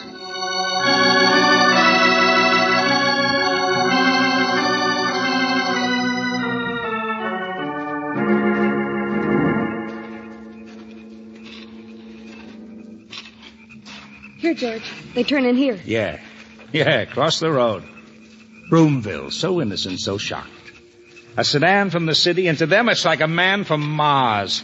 You can't kid me what's going on right here. Okay, here we are. White House. Tracks turn up the drive. You see it? Yeah, come on. Hey, wait a second. Huh? Yeah, number 3, Cedar Road. Mailbox says... Everett W. Fonville. Wow. Fonville, huh? First place down the other road from Timber Corner. What's the matter with... Oh, well, somebody said that, that's all. The house is dark. Yeah. The neighbor, Mrs. Brewster, came to for help, only he wouldn't help his dying mother. What in the devil was... It's a bell. Like a homemade burglar alarm. Yeah, it's a tripwire. Here it is. Well, that does it. Oh, these rubes. They don't expect trouble. Oh, no. Imagine running a tripwire across your lawn. Riley. Huh? Straight up the driveway. See it? George, in the shadow by the garage, something moved. Yeah, well, here's where we get our answer to what's going on in this nice... There we are. Hey. There's a barrel full of birdshot for the first one of you that moves. That's not from the garage. Someplace overhead, George, back there. I saw you. Oh, yes, I saw you. And grown up, every one of you. Well, you ought to be ashamed. Hey, now look, friend, what do you No mean? light, you think I'm asleep. Well, I've seen every one of your little games around here tonight. You'll get old fondle, you say. Kind of forget a man might keep a watch out of his attic window. Well, it's private property you're tramping on. Trespass, malicious... Hey, slow down, Buster. If this were any place but Boomville, I'd have every one of you arrested. You'd what? Climb down from that attic. And get down here fast, my friend. Because you're under arrest.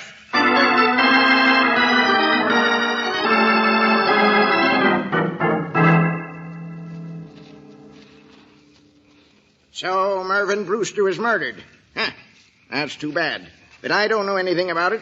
Is that so, Mr. Fonville? I've hardly met the man. You what? But everybody in town... I'm not from this town, lady, though sometimes I wish I were. Far from it. Brewster's brooms. Huh. That's all you hear. What a funny thing Mr. Brewster said. Well, I've had enough of it. I retired here for my health and let... For your health? And a lawyer, too, huh? From the city, no doubt. And your doctor says, surround your house with burglar alarms and sit up nights with a shotgun across... Hold it, Riley. You're barking up the wrong tree. Huh? He didn't trample around in rubber boots. George, can you still... Yeah, still by the garage, Angel. There's somebody else here, all right, Riley. What? No, wait a minute. I'll do this. I don't want you embarrassing yourself anymore, barking at all the wrong things at the wrong time. Saying the small town must be up to something mysterious tonight. Broomville, where the trademark is a witch on a broomstick. George, right there. Know who it is, Riley? Wearing great big boots and sneaking around? Oh, I know. We've still got a crime to solve. Only tonight it's going to be a lot tougher than you ever figured. Well, who is it? Who is it? Take it easy now. It's only a little short guy carrying his head under his arm. Huh? But the head is a pumpkin. And the rubber boots are his father's. What? It's all right, Sonny. Come on out. The man here comes from the big city. He just forgot the date, that's all. Trick or treat, sir. Yeah, Riley. It's Halloween.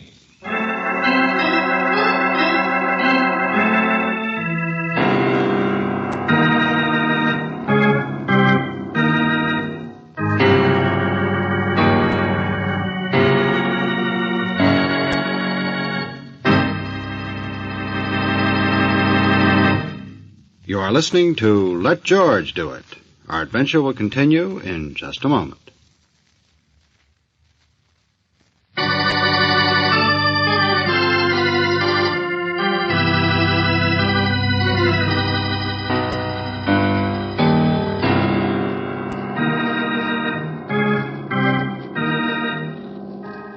And now, back to George Valentine. A sedan from the city. Before the car disappeared into the dark again, its driver had murdered Broomville's leading citizen, Marvin Brewster, the man that everybody loves. Well, naturally, the highway patrol is out frantically searching for the big black sedan.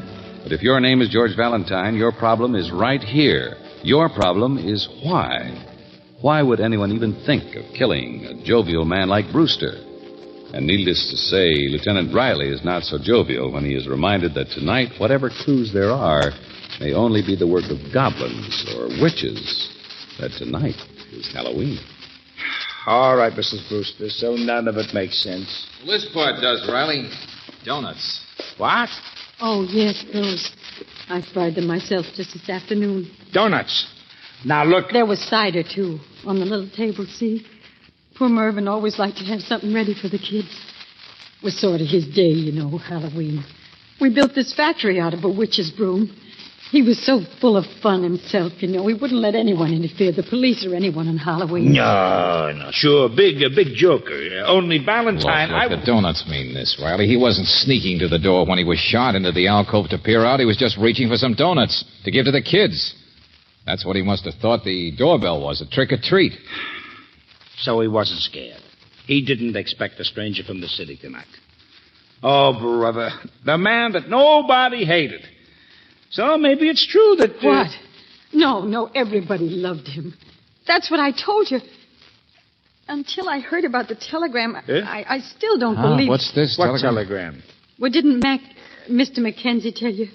He's the one who took the message from Priscilla. Maybe he told the local police. Priscilla, what are you talking about, Mrs. Brewster? Well, she's down at the telegraph office. It's really a part of the post office, and that's part of the general store. Priscilla's a lovely person. What telegram? A carbon or something that came through. The telegram somebody in Broomville sent today to somebody in the city. Somebody who came out here in a sedan.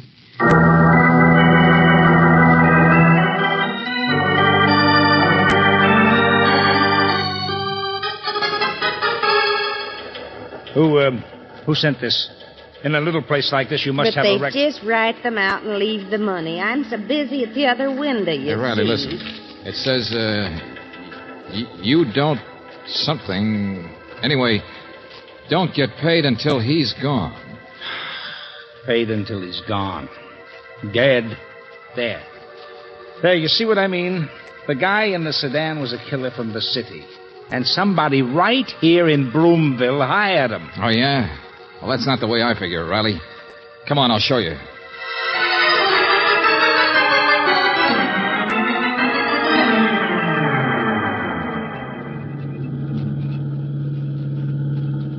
Okay, here we are, Timber Corner. Now, give me your flashlight. What in the world? Riley, what's the Brewster's address? Huh? Well, the house on Cedar Lane beyond the corner. That's what I phoned my crew and wrote in the report. Sure, but you've never been here before. You came out with a native cop. He wouldn't notice. But look at the street sign, you idiot. Take a look at that. Wait a minute. Get out of the way. Huh? Right here, Miss Brooks, cutting out paper dolls. You check at the newspapers, Brooksy? You asked me to look up Mr. Farnville, George. It's true he's a lawyer from the city, sort of a big-time ambulance chaser. Now, Riley, I said there was another way. Even the telegram could work. It didn't have to be sent by somebody from town, did it? Huh? Gangland stuff. Somebody might have spotted the victim and wired the killer how to find him. Hey, I'm beginning to get you. Yeah. And this street sign is loose, all right. Don't you remember Farnville's mailbox? It said Cedar Lane. George, the street sign... Sure. It turns. Now, which street is which? First house beyond the corner. The oldest Halloween trick in the book.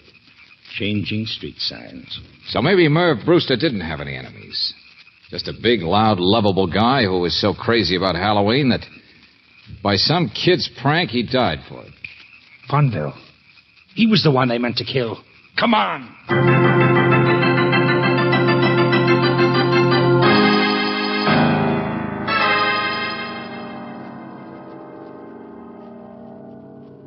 Well, we're too late.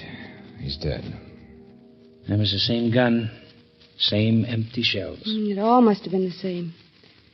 Came to answer the door and... That's right, 2 shots. George, he was the kind of a man some gang might want to get. Retired criminal lawyer who didn't pick his clients too well. Yeah, that's it, all right. The killer's set out to get Fonville, only tangles up with a Halloween prank and picks the wrong house. Kills the wrong man. Then finds his mistake and comes back. Riley, this couldn't have happened very long ago. No, I know. So, let's go. We'll, Oh, hello. It's Fred, the guy who got me into this. Yeah, the guy who found the car. The sedan. You what? Yeah. Killer ditched it down the woods. Engine's still warm. Come on. It's all over but the shouting. We found it.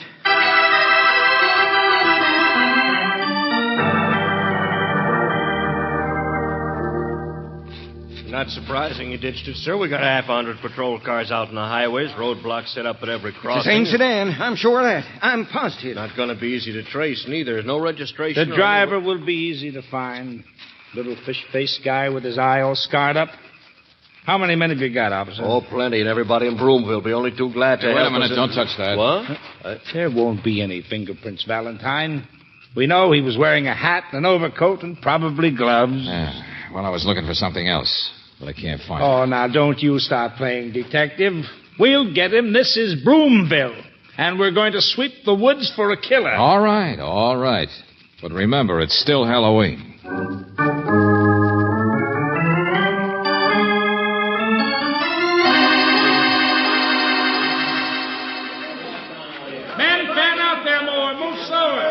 Keep your flashlights on the ground. I hope they find him. Yeah. Mind if I take a look at something inside your house, Mrs. Brewster? Oh, no. Miss Brooks is already in here someplace, I think. Hello. Remember me? Oh, yeah, Mr. Mackenzie. Mm-hmm. I thought you were out on the manhunt. I thought Dora might need me. They're coming closer, you know. Yeah, looks like he's hiding right around Timber Corner here someplace. Right close. And the closer they get, the more wrong I am. Wrong? What do you mean? Oh, something Lieutenant Riley said earlier. And he was right. When you investigate a case this fast, you don't know what kind of motives people really have underneath. Motives? Everyone around here knows that old Fonville was mixed up in all sorts of things. Back in the city, that is. Halloween. Gosh, if Merv hadn't always been so considerate, telling the cops to lay off and everything, then the kids never would even thought of twisting that road sign. George, what's happening? What? Oh, excuse me. It's all right, Angel. What'd you find? Well, I looked for it. I've been upstairs. She's what? It's all right. But I didn't find it. And it wasn't around the car anyplace. Someplace in between, I guess, huh? Hey, how you doing out there? Hey, Lieutenant, you catch him yet? George, he's leaving. No, Brooks, it's all right. Fred's a tall guy. Let him go. It's a false alarm anyway. They haven't found the killer yet. They won't. Mr. Valentine, will you please tell me what in the name of blue blazes... Yes, I'll tell you, Mr. Mackenzie. Now, suppose somebody wanted to kill Mervyn Brewster. Oh, I don't know why yet. But everybody loved my George, husband. Upstairs. Suppose that person set up the phony telegram. Suppose that person dug up a big sedan from the city. That part'd be easy. And most important, suppose that person took advantage of Halloween by twisting the road sign. On purpose. George. Sure, Brooksy. What would everybody say? Kids. An unfortunate accident corroborated by the Halloween road sign and the telegram. Oh, yeah, sure. Everybody knows Fonville has enemies. And forever after, the police would be combing the city for some mythical gangster killer. Mythical? Well, people saw him. Fred saw him. Of all Mr. the Mackenzie, what do you think I was looking for at the deserted car? Miss Brooks looking for here? I haven't the slightest idea. It's Halloween, Buster, remember? Well, what's been the greatest boost to Halloween since the Headless Horseman? The rubber mask. The skin mask. The rubber horror mask. You've seen him. And think back, Mackenzie. Fish-colored face, a funny eye, sort of pushed out of place, all scarred. Oh, no, it couldn't possibly have been anyone. Those guys outside are getting closer and closer, lady. And I'm getting more and more sure all the time. It was somebody from Broomville, changing his voice and wearing a mask and an overcoat. It was somebody in this room. Mr. Valentine, I think you're forgetting Fonville. He was murdered, too, you know. The killer made a mistake and then killed Fonville. Yes, but Mr. Fonville told us he'd been watching from his attic. He'd seen every one of the little games around here tonight and the pranks. Exactly, Angel. And he could have, from that attic, very easily seen who changed that road sign. Mr. Fonville? As I remember, there's only one person who's been over to talk to Fonville since Brewster's death, who might have guessed and been told that the old coot had been watching from his attic, who would have known that he had to be killed, too. I'm afraid You, Mrs. Brewster, when you went for help. No, what are you trying It was dark. If a stranger from the city came out and did get mixed up by road signs, how would he know it was your husband or even a man behind that darkened glass in the alcove? How would a stranger standing at the door think to look in that window and see him? Stop it. But if you heard Stop him it. trapping around, you'd know what he was doing, you and nobody else. If he stepped aside to get a surprise for the kids, some donuts maybe, you'd know where to look for him, wait for his shadow to fire at, because you were the one who put him in the alcove with the cider. Put your hands up, all of you. Oh. Yeah, sure. He loved Halloween. The Brewster broom, it's built around Halloween. You know, even the trademark. Oh, he was such a funny man, my husband. Everybody loved him. Except you, huh, lady? All right, now, come on. Give me that gun. Give me the Luger. There's a lot of policemen getting closer all the time, and you can't get away with it. Stay where you are. I'm going. I can go past those policemen. They know me. I'm just a meek little housewife. There's Fred coming on the lawn. There's a side porch to this house. I can see you from there. I have my own car. If you move, I'll kill Dora, you. please. No. Don't move. Let her go. Oh, but it's Halloween. The police won't pay any attention to it. George, what happened? Some kids piled trash cans on the porch. Brooksy, it's Halloween.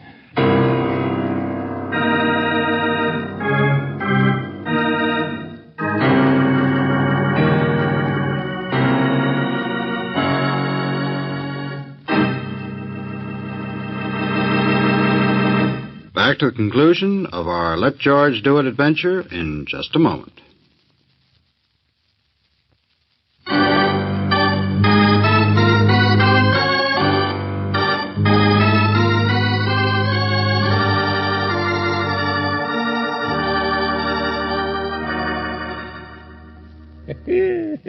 So I was right. You see, Valentine, we don't know how people really feel underneath. There she is, married for 27 years to a perfectly nice guy. Oh, just a minute, Lieutenant. It must have worked both ways. Huh? Well, when I was upstairs, George, I started to tell you. In Mervyn Brewster's study, he drew his own labels, remember? The witch riding on the broom. Yeah, that's right. It's on every broom. It was a big sketch. The original, I guess, in the drawer. Oh, he must have been a lovely man to live with. What do you mean? Well, you can't see it on the little ones. But guess whose face he drew on that witch? And then probably laughed about it, thought it was funny. Hey, yeah, that's right. Dora did look a little like a witch. Santa Claus to everybody but her. Kind to everybody but her. Well, it worked both ways, all right. She's hated him. Halloween. She used it to kill him. It trapped her. Well, Brooksy, somewhere the witches and goblins are laughing real loud. They had a big night.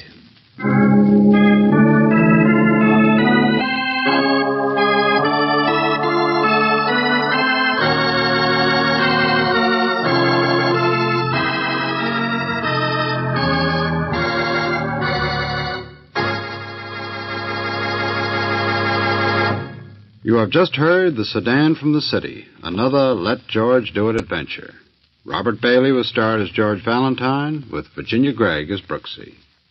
David Victor and Jackson Gillis wrote the story, with music by Eddie Dunstetter. Now this is yours truly, inviting you to another visit with Valentine, when you will again hear what happens when you let George do it.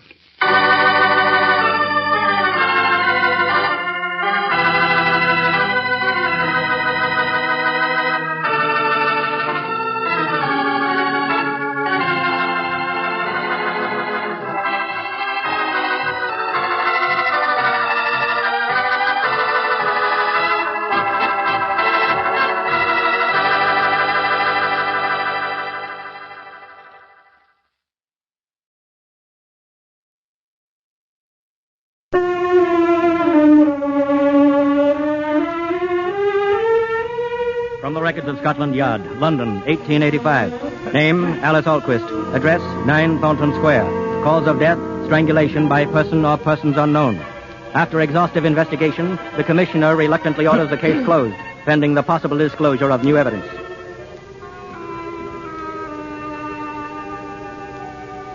It's many years later, and memories of Alice Alquist and 9 Taunton Square are all but forgotten. On the shores of Lake Como in Italy, a young bride and her husband are on the terrace of their villa, gazing enraptured at the beauty of the early morning. I should never wakened you, Paula, darling, but it's such a wonderful morning. Thank you for waking me, Gregory. Oh, you know, I was dreaming of our life together. How did you see it, Paula? I saw all the places where we'd be together, lovely places like this. I was thinking of our life, too, only I heard it in music. Something alive with happiness, with all the feeling of the early morning. This morning? Yes, with the sun rising light in your hair as it is now. When will you write it, darling? Oh, someday when we've settled down. Where? Where would you like? Paris, perhaps? Paris? Mm-hmm. What about Rome? Or London? How do you feel about London? London? Oh, Paula, if you won't laugh, I'd like to tell you something. I won't laugh. It's silly, but I was in London once in the winter. A poor and unsuccessful composer. It seemed to me no city in the world could be colder to the homeless or warmer to the ones who had a home. Oh, my darling. I used to long for one of those quiet little houses in a square with a woman I should one day come to love. Paula, could we settle down in London? Wouldn't have to be a house in a square. Perhaps...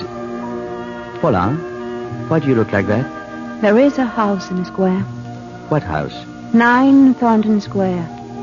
She left it to me. She? Oh, you mean your Aunt Alice Alquist? Yes, I'd lived with her ever since I was a baby. Then after it happened, I came here. I've been in Italy ever since, and that house comes into my dreams sometimes. But I haven't dreamed of it since I've known you. I haven't been afraid since I've known you. Oh, Paula, if it were true, it would make me very happy. It is true. I've found peace in loving you. I could face even that house with you. Oh, no, Paula, beloved. Yes. I would not ask that of you. Yes, you shall have your wish, darling. We'll go there. There's a lawyer who looked after the estate, Mr. Mufflin. I'll write him today. You shall have your house. A house in London on a little square.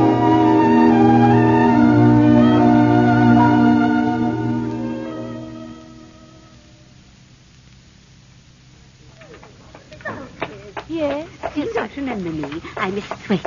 I live just across the square, number 16. Oh, yes. Yeah, how do you do? Paula, dear, we mustn't keep Mr. Mufflin waiting at the door. You're coming, darling. I'm sorry. Don't tell me you're coming to live here again. Yes, my husband Please, and I... dear. I'll call on you directly you're settled. Yes. Goodbye for the present. Bye. Goodbye. Goodbye. I'm so glad we are to be neighbors. I'm sure you'll find everything in the house in order, Mrs. Anton. Well, here are the keys. Now, if there's anything further I can do... You've been most kind. Oh, about your income, Mrs. Anton. Shall we send a monthly draft here or to a bank? Well, Gregory... Well, I would think here, darling, at least temporarily. Then to here, if you please. Certainly. Just one more matter, and then I'll be going. You inquired about servants. Oh, yes. I'll send in a housekeeper tomorrow. She's very capable, but a little hard of hearing. Hard of hearing? Of course, if you'd rather... No, send her in. We can interview her, at least. Her name is Elizabeth Morgan. I'm afraid I haven't yet found a housemaid. Oh, please, don't think about it. We're deeply grateful for all you've done. Thank you. And need I say that I hope you'll both be very happy. Good day. Good day. Well, this is our house, Gregory. Shall we go in? How well you remember everything. Paula, what room is this? The drawing room. Well, come, dear. Aren't you going to show it to me? Will you light the gas, please? Oh, the gas. There. That's better. Paula, what a handsome room. But to see it like this, all the furniture covered up and so quiet. There was always parties in this room and flowers. There are always flowers. Those must have been wonderful days. It's so dead in here now. The whole place seems to smell of death. I'll open the window. There. All be fresh again in a moment. Oh, what is this, dear? His glass case. Oh, that's where she kept all her little treasures, all the things she collected on her concert tours. She was so proud of them. The glass is broken. It was broken that night. All the things were disarranged, but there was nothing missing. Oh, I know all these by heart. This glove... Oh, be careful, darling. The glass. She wore this glove in Romeo and Juliet, a command performance in Covent Garden. One little glove. I used to ask her what happened to the other, but she'd only laugh and say she'd given it to a very great admirer. She would never tell me who. I wish I could have seen her. You can see her. On the wall. Her portrait. Paula, it's unbelievable. How much you look like her. Only you are still more beautiful. She's painted there as Empress Theodora. That was her greatest role. When she sang it in St. Petersburg, the Tsar came to every performance. It was here that I found her. that night here in front of the fire, and her own portrait. Darling. I was in bed when something woke me. I came running down the stairs, frightened as if I already knew what had happened. She had been strangled. Her lovely face was all... Oh, I can't stay here. I can't stay here.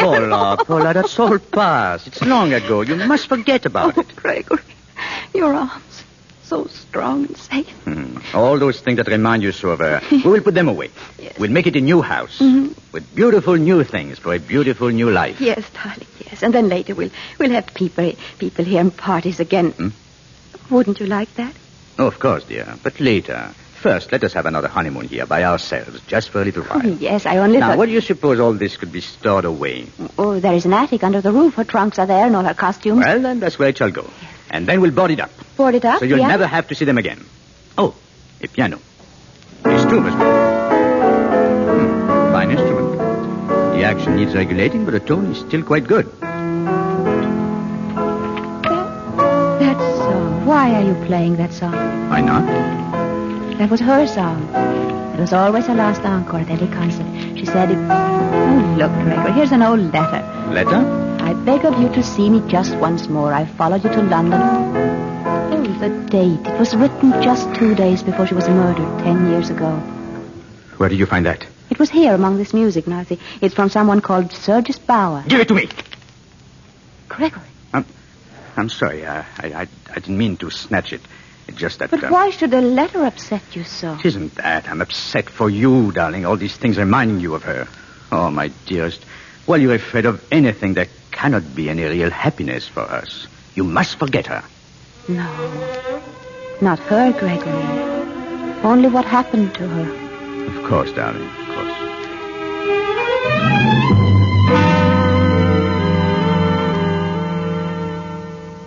Elizabeth, I'd like to see you, please. Elizabeth. Yes, sir?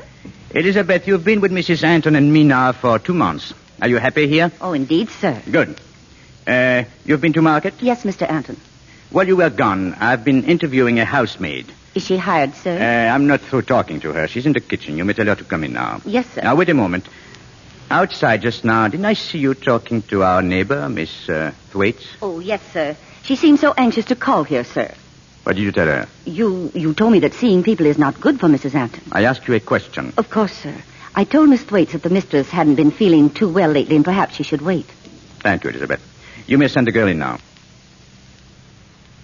And might I ask about wages, sir? £16 a year. Is that satisfactory? Yes, sir. What about her? Her? Elizabeth, the housekeeper.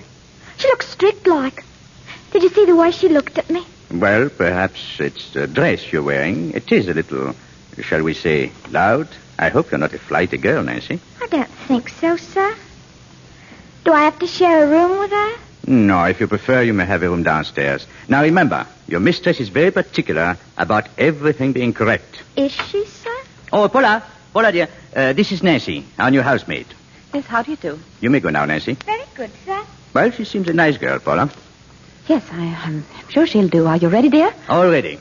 All ready to have my wife show me a wonderful city of London. Let me to get you. You're like a summer's day. Oh, it's because I'm so happy. Do you know what this is? Oh, yes. 3 months ago today, we became man and wife. Oh, I have a little present for you, Paula. Here. Oh, Gregory. Where did you ever find anything so beautiful? Oh, it's just a cameo brooch that belonged to my mother. And now it belongs to you. Oh, I shall wear it always, always. How sweet of you to give me this. No. Oh. What's the matter? The clasp. Oh, darling, I've broken the clasp. No, I'll have it mended. It just seemed to break off. Your bag? Yes. Here, let me put it in your bag. You might lose it. You know, you are inclined to lose things, Paula. I am. I didn't realize that. Oh, just little things. There now. The brooch is in your bag for safekeeping. Now, you'll remember where it is. Of course I'll remember. I was only teasing, darling. Now, where shall we go first? Well, I have it all planned. St. Paul's Cathedral, then Buckingham Palace, and then the Tower of London. Are you sure you feel equal to such a schedule? Oh, I feel perfectly well, really, I do. Oh, you said that because you know how it worries me. Well, just promise you won't overtax your strength. Promise me? Of course I shall. Come then. We'll take it easy. We must not rush.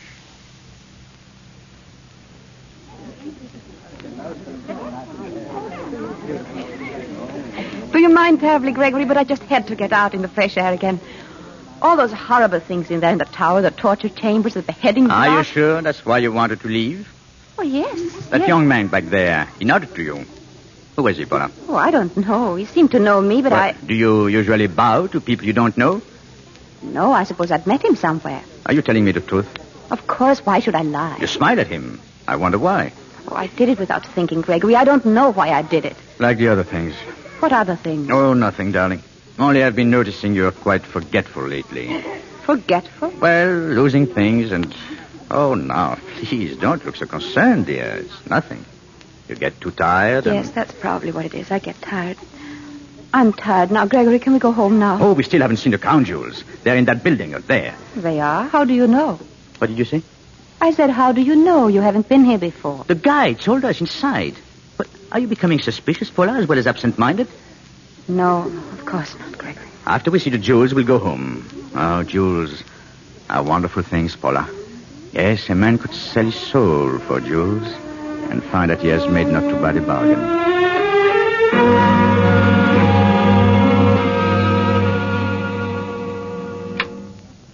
Well, you were right, Paula. There's nothing more beautiful than London sunshine. And I had to spoil the day by bringing you home so early. Won't you lie down now and rest for a while? Yes. Would you like me to stay with you? Not go out this evening? No, you go to your studio as usual. Gregory, can you really compose in that little room you've rented? Of course. I have a piano. That's all I really need. I wish you'd let me see it sometime. Oh, Paula, you might let me have your brooch so I can have it repaired. Yes, of course. I'll get it for you. Well, I don't understand this. What's the matter? Gregory, I can't find it. What? Well, it must be here in my bag. I'll turn everything out just right. I know it was here. I couldn't have lost it. It must be him. Sure it is. No, it's gone. Gregory, it's gone. Oh, Paula, didn't I tell you? But how did you come to lose it? I must have pulled it out with something. Oh, I'm terribly sorry, Gregory. Please forgive me. Oh, my dear, it's not as serious as that. It was not valuable. But your present to me, your mother's brooch, I don't remember opening my bag. You did put it there, didn't you? Well, don't you even remember that? Yes, of course I do. But suddenly I'm beginning not to trust my memory at all. Oh, I tell you, you're just tired, that's all. Don't worry so, Paula. Don't worry.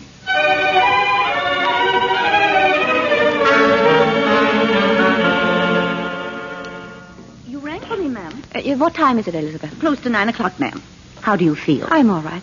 You look fine to me, Mrs. Anton. Has the master left yet? Yes, ma'am. A little while ago. Please see that he has plenty of coal on the grate in his room, won't you? You already told me, ma'am. When did I tell you? After dinner. Don't you remember? Oh, yes. Elizabeth? Yes, ma'am. Did you just turn the gas up in the hall? Why, no, Mrs. Anton. Oh, the light here in the room, it just went down. The way it always does when another light is turned up. I didn't touch it. Oh, but this one went down. Or perhaps Nancy lit another jet in the kitchen. It couldn't have been her. This is her evening off. Oh, yes, that's right. Good night, Elizabeth. Good night, ma'am.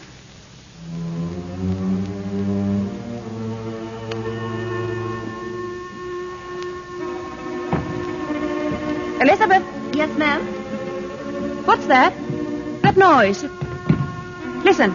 Noise, ma'am? Yes, can't you hear? It's coming from up there, from the attic. Like footsteps and things being moved around. But, ma'am, the attic's all boarded up. But I tell you, I hear something.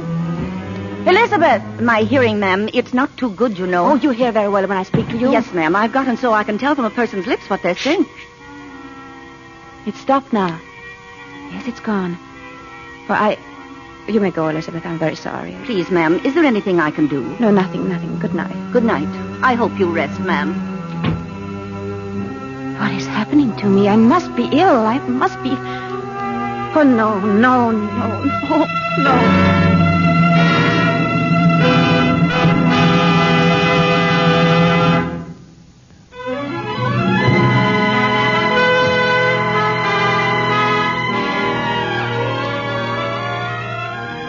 In the few days that have passed, the sedate little community called Thornton Square has seen a new visitor, a discreet young man with innocent questions, but who, for some reason, has avoided the residence of Mr. and Mrs. Gregory Anton. At the moment, the young man is in the office of the superintendent of Scotland Yard. Now, look here, Cameron. The Alquist case is ancient history. What's causing your sudden interest in a murder that happened 10 years ago? Oh, it's hard to say, sir. It impressed me very much at the time, probably because I'd met Alice Alquist. Oh? I was just a boy. I know it sounds foolish, but I still think she was the most beautiful woman I'd ever seen. Do you wonder why I was startled when I saw that girl last week in London Tower? The girl who might be the twin sister of Alice Alquist 15 years ago? And what does that prove? Nothing, I'm afraid. But number 9 Thornton Square is no longer an empty house. The girl's her niece. The house belongs to her. Well, it's just a feeling I have that something peculiar is going on. Because that nosy old maid, Miss Thwaites, because she thinks so. Oh, come now, Cameron. Yes, I'm afraid Miss Thwaites' suspicions are somewhat distorted by her frustrated ambitions to go calling on the Antons. But they've been very careful to avoid visitors. I wonder why. Well, stop wondering. We gave up the case as hopeless. As for the matter of jewels, that was dropped by the order of a most important personage. Jewels? What jewels? Oh, they'd been given to Alice Alquist by someone very highly placed. Crown jewels of another country. They disappeared. That's why she was murdered. Who'd murder a woman for jewels that are far too famous to dispose of? But they've never turned up. No, now run along, Brian. I'm very busy. Yes, sir. Thank you, sir. Williams? Yes, sir? Where's your duty these days, Williams? Still in the East End, sir. How'd you like a more fashionable beat? One that includes Thornton Square? Oh, very much, sir. It also includes a pretty young housemaid named Nancy Frost. She might be susceptible to a policeman's uniform, and I need information. Well, now, sir, Say nothing about it. We'll see what can be done.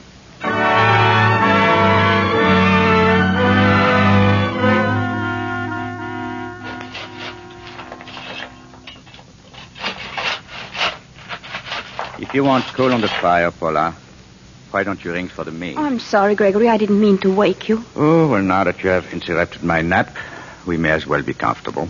Now, please, pull the bell cord. Oh, but it seems so unnecessary. What are servants for, Paula? Answer me. What do you suppose servants are for? To do things, to serve us, I suppose. Exactly. It's only I think we should consider them a little. Oh, don't be cross with me. I'm not cross with you. Oh, there are a lot of things. You ring, sir? No, your mistress rang. Well, my dear, tell Nancy why you rang her for.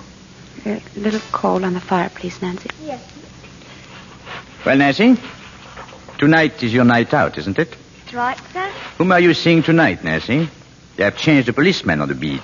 Is his heart going to be added to the list of those you've broken? I don't know I've broken any, sir. Oh, no, I'm sure that's not true. That complexion of yours, that's something not quite true also. Oh, you do it very cleverly. In fact, I'm hoping you'll pass your secret on to your mistress and help her get rid of her pallor. I'm sure I'd be pleased to do anything I can, sir. Gregory, how can you talk to Nancy like that? But, my dear, you're so anxious to regard the servants as your equals, I thought I would treat her as No one. wonder that girl despises me the way you encourage her in it. Despises Her whole you? manner, the way she looks at me. Looks at you? Paula, you're not imagining things again. You're not, are you? Of course I'm not. Paula, don't turn away. You must have this out. You really think Nancy despises you? Paula? No, Gregory. Well, I'm glad of that. It hurts me when you're ill and fanciful. I beg your pardon. Nancy, have you been there listening to us? Oh, no, sir. Miss Thwaites is calling.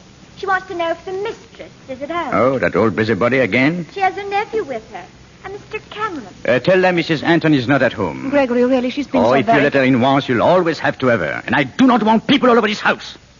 Well, don't stand there, Nancy. Yes, sir? I would have liked to have seen her. But, my dear, I thought you were only trying to be polite. Why didn't you say you really wanted to see her? How could I? In front of that girl, Paula, you must get over this ridiculous fear of the servants. All you had to say was, show her in, Nancy. Well, am I right? Yes, Gregory. You wouldn't have had time to see her anyway. Why not? You'll want to dress. We're going out tonight. We are? Oh, you didn't tell me, or have I forgotten? Paula, you silly child. Of course you haven't forgotten. Look, theater tickets. A surprise for you. We're going to the theater tonight. Oh, Gregory. Oh, wonderful. Oh, my darling. And you thought I was being cruel to you. No, you're not cruel. Keeping people away from you. Making you a prisoner. I'm sorry. It's been days since I've heard you laugh like this. It's been days since I've been so happy. I want to laugh. I want to dance. What is it, Gregory? The wall. something is missing from the wall. Missing? Oh, Paula, I don't want to upset you. If you will put things right when I'm not looking, we'll assume it didn't happen. But what? You mean you don't know? No, I... The little picture's been taken down again. Who took it down? Why? Why, indeed. Why was it taken down before? Paula? But I haven't taken it. Why should I, Gregory? I swear... No, don't ring for the servants. I must. No, please. Oh, Gregory, don't shame me before the servants again. Will you stop being hysterical? You must get to the bottom of this once and for all. Things like this cannot... Oh, Elizabeth, come in. Yes, sir. Elizabeth, do you notice anything missing from this room? Missing? No, I don't think so, sir. Look at the wall. Well? Oh, yes. The little picture. Did you take it away? Oh, no, sir. Why ever should I? You go to church, don't you, Elizabeth? Why, yes, sir. Please hand me my Bible there. The Bible. Yes, sir. Thank you. You will kiss this Bible as a solemn oath that you've been telling us the truth. Thank you, Elizabeth. Now, send Nancy in here. Yes. No, Gregory, please. No, not that girl. I'll say anything. I'll say that I did it, Gregory. Please, I cannot have that girl in here. Please, Paula, please have the goodness to control yourself. Now, you've thrown suspicion on the servants. They must be cleared of it. Now, sit down. Did you hear? Sit down. Nancy, a picture has been removed from the wall there. I want to know if you took it. Oh, no, sir. Shall I ask Nancy to kiss the Bible, Paula, or will you accept her word? Of course I'll accept it. That's all, Nancy. Thank you. It was there this morning, I'm sure. Give me that Bible. Give it to me. I swear on the Bible I didn't take that picture down. Go and look for it. See if you can find it. Perhaps here in the library. We found it in here the last time, didn't we? But I think it may be here again. The shelf. It's there. On the shelf. So, you knew where it was all the time? No, I didn't, Gregory. I didn't. Paula, I think you better go to your room. Then we're not going to the theater? Oh, I'm afraid you're far from well enough for the theater, my dear. Gregory, if I took that picture down... If I do all these senseless, meaningless things, they're so meaningless, then I don't know what I do anymore. I know, Paula. That's just the trouble. Then if that is true, you must be gentle with me. Please, Gregory, please. You better go to your room. What are you going to do? I'm going out to work to try to forget all this. No, please don't leave me now. I get so frightened when you go out night after night. Frightened? You never told me that before. I'm frightened of the house. I hear noises and footsteps. I imagine things.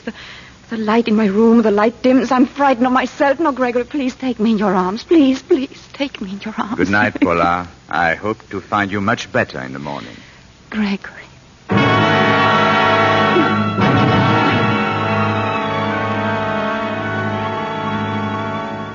Well, Williams, come in. I just wanted to report, sir. Miss Nancy Frost and I, we're going out this evening. Oh, fine. Any luck this afternoon, sir? Not very much, I'm afraid. I persuaded Miss Thwaites to adopt me temporarily as her nephew and go visiting. But the Antons wouldn't see us. Too bad, sir. But meet her I shall. I've just called a friend of mine, Lady Dalroy. She's giving a musicale at her home Friday night. She knew Mrs. Anton slightly years ago. She's been kind enough to add her name and her husband's to the list of guests.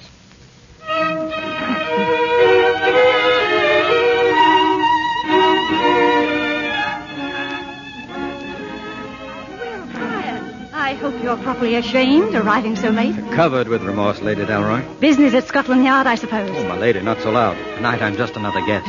Well, you're in for a disappointment, Brian. A note came late this afternoon. Mr. and Mrs. Anton were unable to accept the invitation. Oh?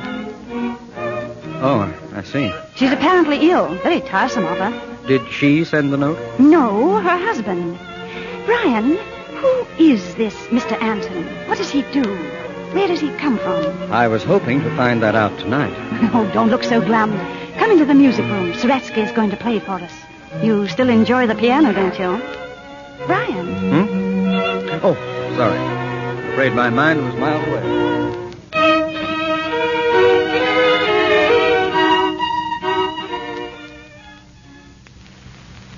Please answer me, Paula. Why are you all dressed up like this? Because I'm going to Lady Dalroy's reception. But I sent a note. Yes, you told me. But I'm quite well enough to go, and I must get out of this house, Gregory. Very well. But I'm afraid you'll have to go alone. if you prefer. Paula, no, Paula, wait. I didn't realize this party meant so much to you. I'll change immediately. You didn't really think I'd let you go alone, did you? I don't know. Please hurry then, Gregory. Of course, my dear. I won't be a moment.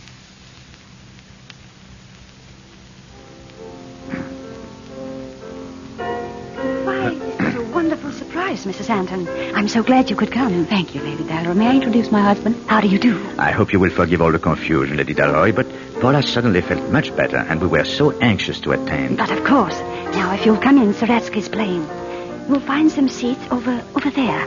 Later on, we're serving a little supper. We'll have a nice long talk there. Thank you, Lady Delroy.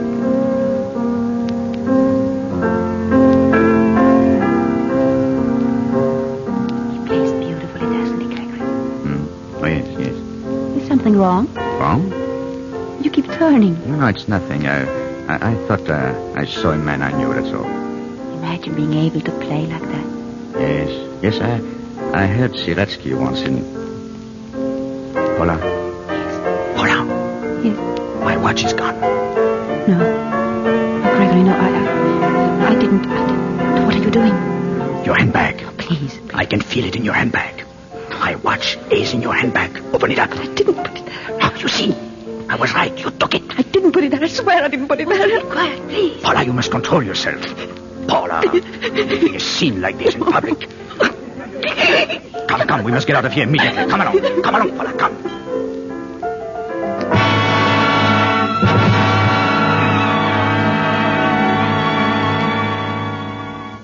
I've tried so hard to keep it within these walls, in our own house.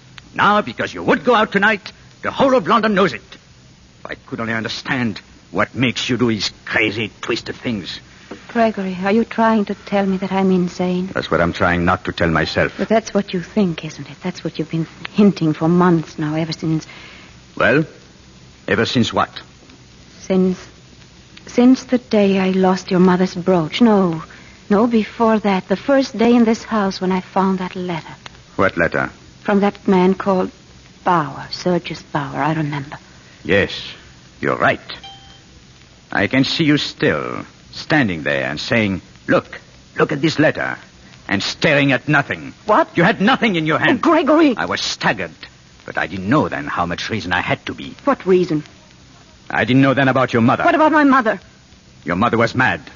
She died in an asylum when you were a baby. Oh, that's not true. I've been making inquiries. I've talked to the doctor who attended her. Would you like to see him? No. He described her symptoms to me. It began with her imagining things. Noises, footsteps, voices.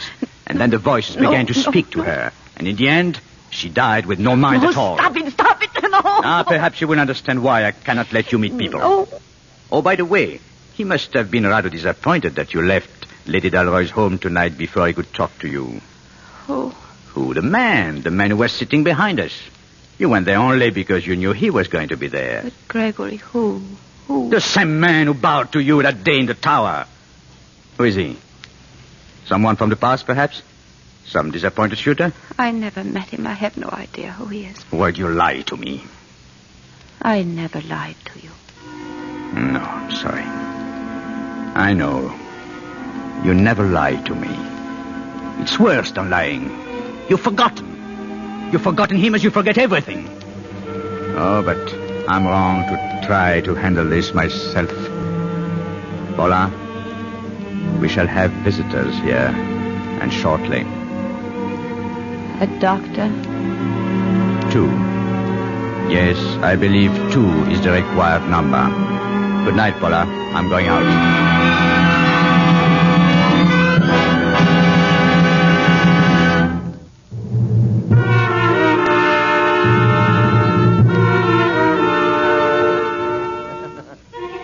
It's a little later the same night.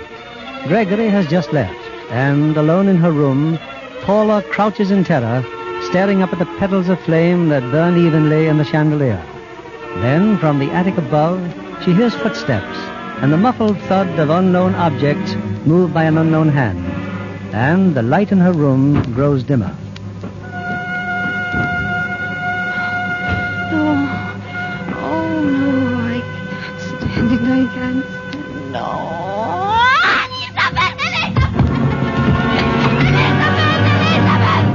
Elizabeth!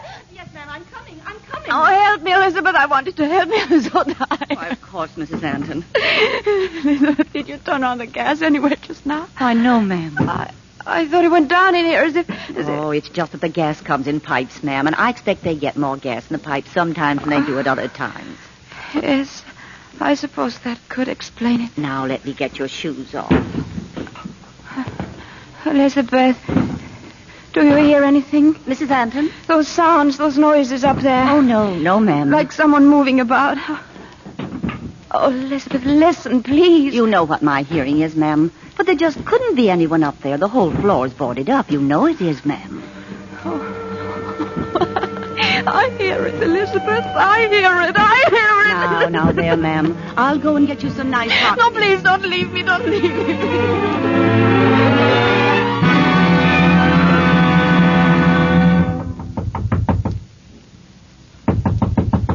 It's me, Mr. Cameron. Williams. Williams, well, come in. Sorry to wake you up so early, sir, but seeing as how you told me to come here to your house, if anything... No, don't apologize. What is it? Well, about 2 hours ago, I'm on the corner of Thornton Square when suddenly there he is, popping up out of the fog. Our friend, Mr. Anton. I can't figure it out, sir. The way he disappears and then reappears. Every night. Well, don't let it amaze you any longer, Williams. Sir? He never leaves Thornton Square. We only thought he did. Number 5 is an empty house. He turns the corner of Thornton Square, comes back to number 5 through the alley, goes to the roof, crosses to his own house, and goes in through the attic. But why would a man want... Never mind now. What happened last night? Well, I tell you, that man's been up to something. Clothes untidy, cravat all on one side, dirt and dust all over him, even on his face. Had he been in a fight? No, more like he'd been digging in a cellar or something. Oh, sit down, Williams. I'll stir up some breakfast. Oh, I've had my breakfast, sir. In the kitchen in number 9, as a matter of fact. Oh? How's Nancy? It seems the master's told her mistress might be going away for a long time. For a long time? What do you think that means? It means I've got to get into that house tonight. But Nancy says he's told her not to let her mistress see anyone. Then you'll have to see to it that Nancy isn't home tonight either. Any little thing I can do for the yard, sir. But how do you know the lady herself will see you? I don't know. Wait. There is a way. Yes, I'm sure she'll see me, Williams.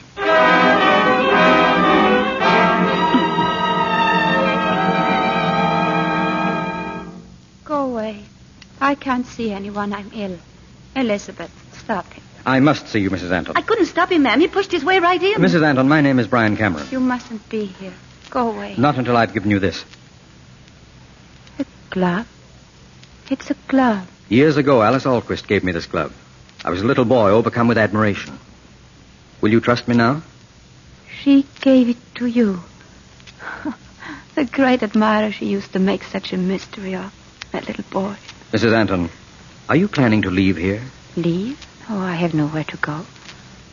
Unless my husband sends me away. Is that why you were here to take me away? Are you as frightened as all that? I'm sorry, but I can't talk to you. I'm afraid You're afraid you're going out of your mind?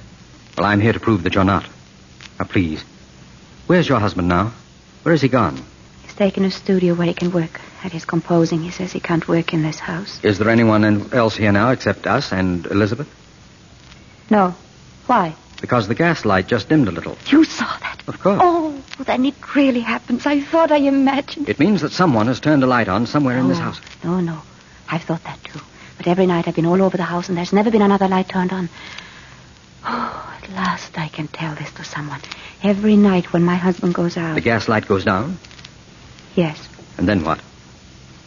Then I think I hear things. I watch and wait and then later the gas goes up again. And he returns? Yes. Quite soon after, always quite soon. Are these things you hear, what things? Sounds, noises over my room in the attic. What's up there? A whole floor of trunks and furniture, her belongings, my aunt's. Like that sound just then? Is that what you mean? Yes. Yes, but who? Mrs. Anton, you know, don't you? You know who's up there. No. No, how could he be? Why? Tell me, has he any weapons in the house?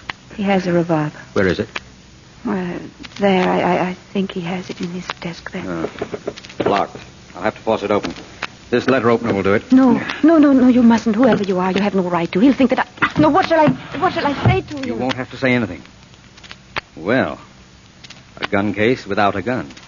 Perhaps it's a good thing Oh. What's the matter? There, in the drawer, the brooch he gave me and the letter. I was right. Letter? Here, it was from someone called Sergius Bauer. Bauer? I found it, but my husband said I dreamed it, and now it's here. Bauer? There was a Sergius Bauer connected with Alice Alquist, a young pianist who played for her in Prague. Let me see that letter. Handwriting. Yes. Now something else. Anything else he may have written. This note. It's addressed to Lady Dalroy. Yes, he said he had to send Lady Dalroy an apology. Look, the handwriting, it's identical, Mrs. Anton. Your husband and Sergius Bauer are one and the same. He said there was no letter. He said I was going out of my mind. You're not going out of your mind. You're slowly and systematically being driven out of your mind. But why? Why? Perhaps because you found this letter and knew too much. Or because then he would have control of your property, of this house, and could search in the open instead of in the dark like this. Search? Search for what? For the things for which Alice Alquist was murdered. Her jewels. Well, I have her jewels. There are jewels you didn't know she had. Famous jewels. Jewels for which he was searching that night 10 years ago. No, you're wrong. I know him. He's my husband. I've lived in the same house with him. If that were true, then from the beginning there would have been nothing. Nothing real from the beginning. I'm sorry, Mrs. Anton, but you must believe me. Your whole life depends upon what you're going to do now. Don't you see the way everything is... The gas. Gas is brighter again. How long has it been up? I don't know. You'd better go to your room, Mrs. Anton. Why? Where are you going? I'll wait for him outside the house. He'll cross the roof to the empty house next door. When he comes out the servant's entrance in the back, I'll be waiting for him. What will you do? You have nothing to worry about, Mrs. Anton. Elizabeth? Yes, sir? Whatever happens tonight, Elizabeth, have her welfare in mind. Oh, you can count on me, sir. But what am I going to say to the master when he comes back? He won't come back anymore, Elizabeth.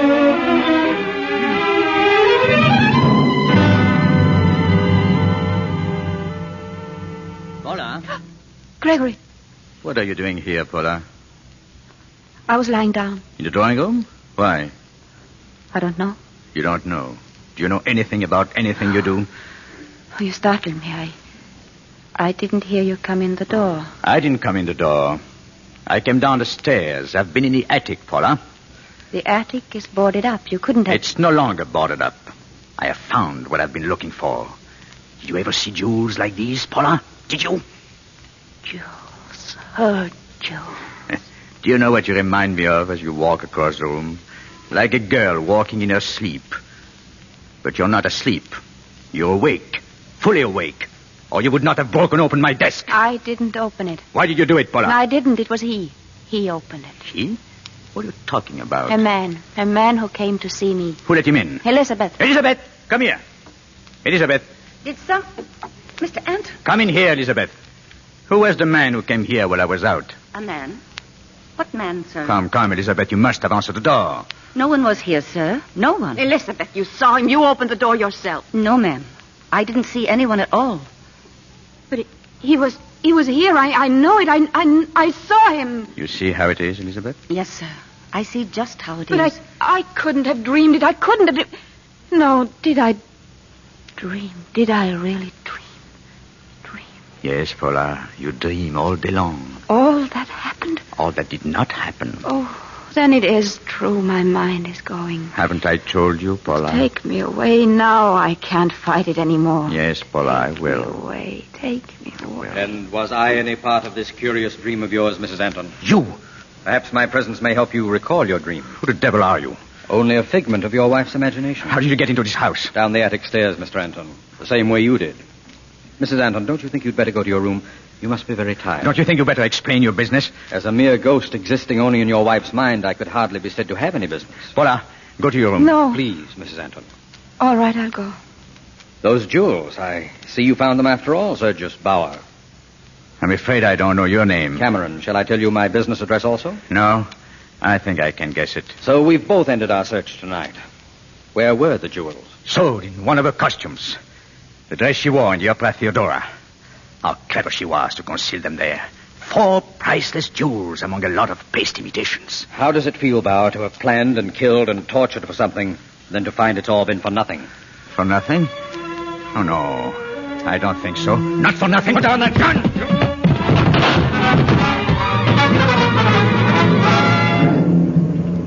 Elizabeth? There was a shot, ma'am. I heard a shot. And then he ran up the stairs, the master. He ran to the attic, ma'am, and the gentleman after him. They're up there now. They're fighting. Oh, I got to get help, ma'am. But who? Oh, Mr. Williams. The constable, Mr. Williams. I'll fetch you, ma'am. Don't worry. I'll fetch you right away.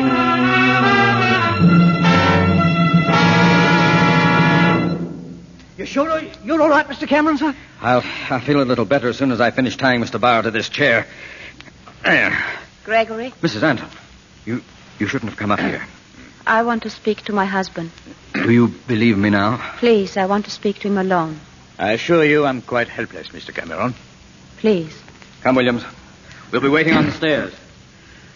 Paula, go and see if he's listening. He's not listening. He told you a lot of things about me, didn't he? Yes. They were lies. Because he's in love with you. I can feel it. Can you? Can you really, Gregory? Or shall I call you Sergius? So he told you that too. Well, have you never heard of an artist taking a stage name? They don't hang a man for that, do they? No, they won't hang a man for that. Paula, do you remember our first days was together? Do you remember Italy? Lake Como. There have been times when I thought I only dreamed those days. Come closer, Paula. Look into my eyes. Paula, if I ever meant anything to you, and I believe I did, then help me, Paula. Give me another chance. Gregory. Look, in the door of that cupboard there is a knife. Get it, Paula, and cut me free.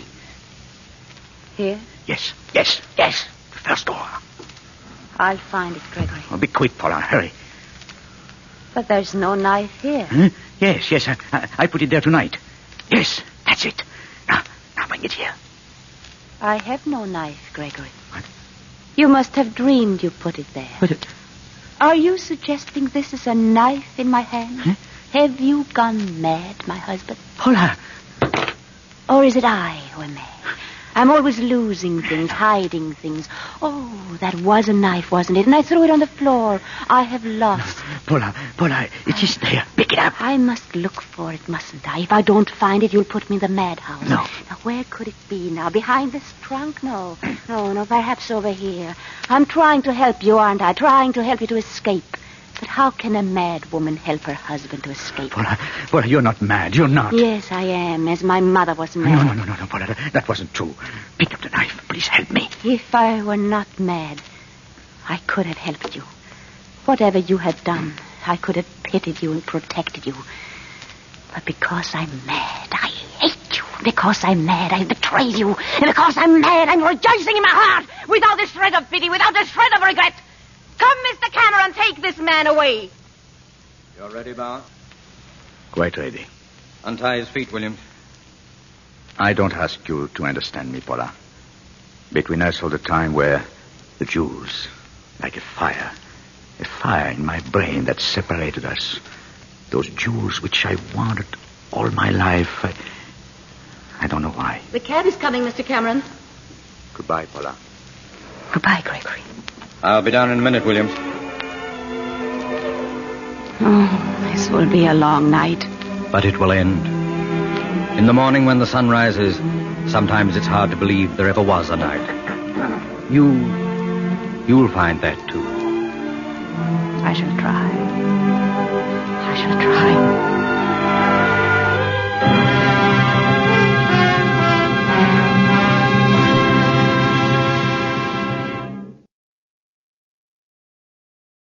You're twice as sure with two great names. Frigidaire and General Motors. Frigidaire presents The Man Called X, starring Herbert Marshall. With the music of Johnny Green. Directed by Jeff Johnstone.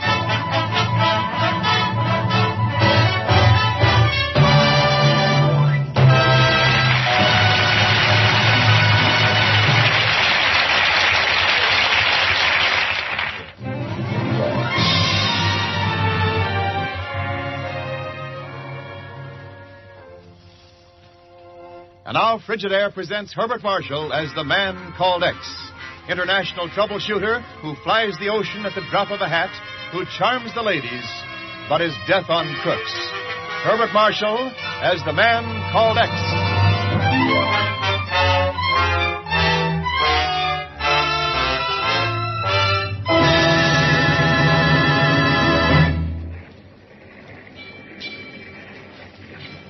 Very quiet tonight, Dr. Dawson. If you will forgive my playing with words, Is it this Pacific influence? The ocean of oceans, Professor. And now we cross the Tropic of Capricorn. Capricorn is the goat, which nibbles at the stars. Aye, and from here on the world turns upside down. Winter is summer and summer winter. It's a little like standing on one's head.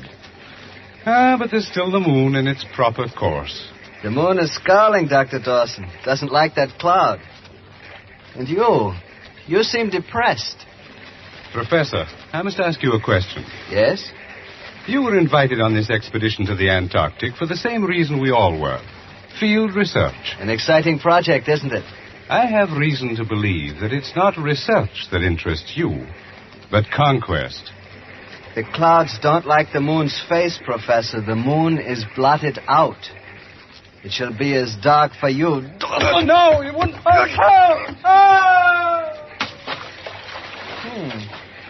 Well, man overboard. Man overboard!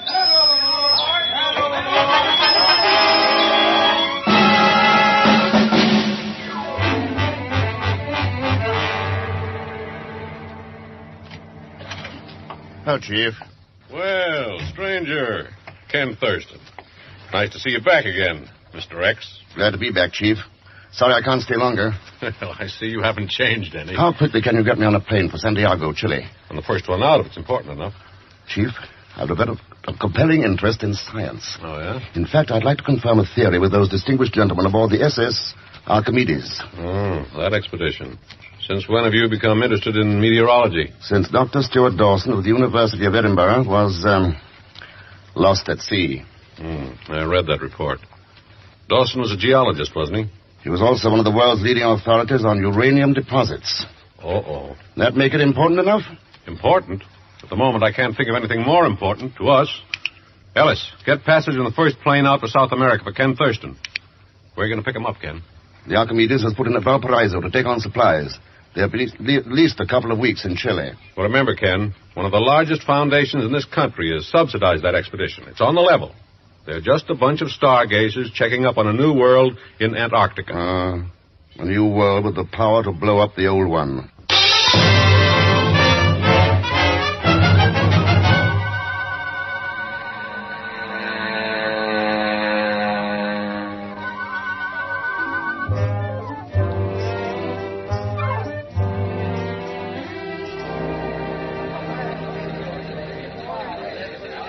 Flight number 38 for Lima, now leaving from ramp 6. Flight number 12, now arriving Santiago from Buenos Aires on ramp 3. Passengers. Postcards, get your postcards here. Big jumbo folder of 12 colored photographs of moonlight and the Andes. Hey, amigo, only 2 pesos. Postcards pretty. Hey, Mr. Thurston. Oh, you, Mr. Thurston. Pagon Zellschmidt. Hello, Mr. Thurston. Someday I must go to the equator, Pagon, where there is no shadow. Maybe you won't be there. Oh, thank you, Mr. Thurston. I knew you would be pleased to see me. Well, that's one interpretation of what I was just saying. Oh, thank you. Is it worth any money? All right, Pagon, come on. We can talk about money while I find a hotel. Oh, that has been all arranged. And I have saved you what you owe me in commissions by sleeping in your room until you arrive. You think of everything. Come on. Mr. X, while waiting for your plane, I saw a rainbow and a pot of gold at the end of it. I don't see any rainbow, Pagon. And we are only at the beginning.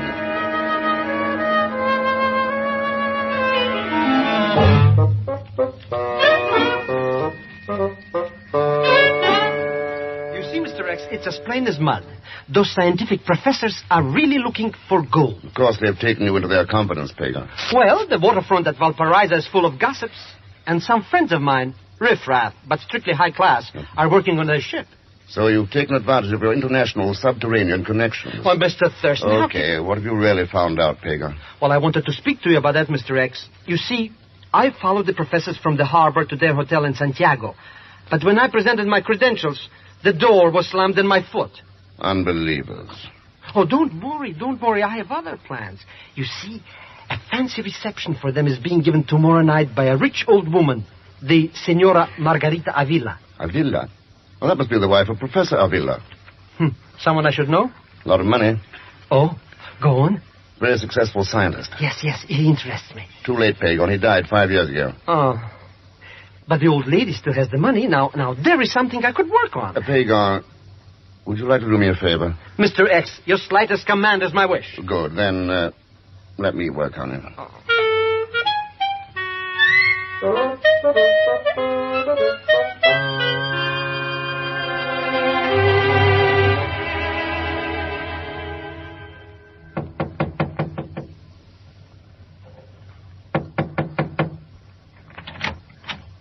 Si, senor? Excuse me, is Senora Avila at home? Yes, she is. My name's Ken Thurston. May I speak to her? Come in, please. Thank you. Well? Well? Will she be coming down soon? That is impossible, Mr. Thurston. Well, isn't she at home? Of course she is at home. But then... Oh, no. No, it can't be that good. I beg your pardon, senor? You're not the senora. But why not? You're so young and so beautiful. Thank you. Is that so shocking? No. No, it's much easier to ask you a favor. Oh? You're entertaining the distinguished members of the Archimedes expedition tomorrow evening? Yes. I'd like to meet them. You see, I'm a kind of a footloose correspondent. Correspondent? I don't like the conventional interviews, so... if you attended my reception as a guest, you could get your information informally. Yes, that's it, yes. Well, can you think of any reason why I should refuse to cooperate with you? Well, after all, I am a stranger. A stranger bearing compliments. I shall be pleased if you will join us tomorrow evening, Mr. Thurston. On one condition. On any condition. You must no longer regard yourself as a stranger.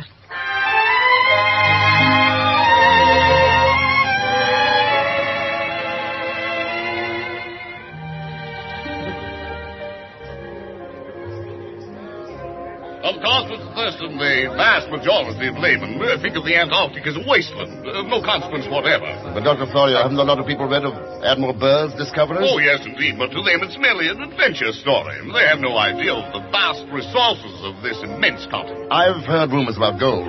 Mr. Thurston, I'm not speaking of material wealth, though, of course, there must be an abundance of that. Oh, yes, yeah. No, I'm referring to the fuller knowledge of the nature of our two poles. I understand that clearly. Sir... with the controls that we'll eventually establish, we shall at last have nature on our side. A very pleasant prospect, Dr. Florio. Oh. Even though it would put us all out of business. Professor SEDAN, you met this young fellow Thurston? How do you do, Mr. Thurston? Senora Avila has mentioned you. Yes, I've just been explaining to Thurston here about the real implications of our expedition. Implications, Dr. Florio? I thought everything was out in the open. We haven't any secrets. Or have we? Well, whatever secrets we have, Professor, represent the failures in our search for truth. Now, Thurston, in your Thurston, if Dr. Florio can spare you for a few moments, our hostess would like to speak to you. Oh, yes, of course. But I will see you later, Thurston. Yes, of course. Thurston, how can such a windbag have room left for an idea in his head? He knows his physics, though, doesn't he? Oh, yes, that's the trouble. He knows so much in his field that he hasn't the slightest notion of what goes on outside. Judging from his eloquence, he's trying awfully hard to make contact. Well, when you get tired of Florio, try Galahoo. Uh-huh. He never says a word. Very relaxing on a voyage. Your voyage didn't have a very auspicious beginning, did it, Professor SEDAN? You mean Dr. Dawson's death? Uh-huh. You know, I wonder why he ever sailed with us. Well, didn't the Foundation select him? Yes, of course, but... Dawson didn't have to get on the Archimedes to take that way out. Suicide? Thurston, he was at the end of his rope. Tried to run away from a domestic situation and found out he couldn't run away from himself. Scientists can be fallible, too. Very. Well, here we are. Senora Avila. Oh, thank you, senor. Mr. Thurston, there is someone here asking for you, Professor Zellschmidt. Zellschmidt? Yes, he calls himself a Lepidopterist pluribus. Oh, that's Zellschmidt. Looking for butterflies in Santiago? Oh, you never know about a Zellschmidt. He can look for anything, anywhere. Oh, well, since you know him, then it's all right. You've let him in? Oh, he left me no choice. Shall we find him? Senora, if Professor SEDAN will excuse us, I'd much rather dance. Senora Avila. Yes, Mr. Thurston? At least while we're dancing, may I call you Margarita? Have I refused any of your requests so far, Ken? I'm indebted to you. Have you found what you were looking for? Much more than I was looking for. Oh? Ken, would you mind? It's rather warm, and my garden is lovely by moonlight. I'd love to see it. I meant you to.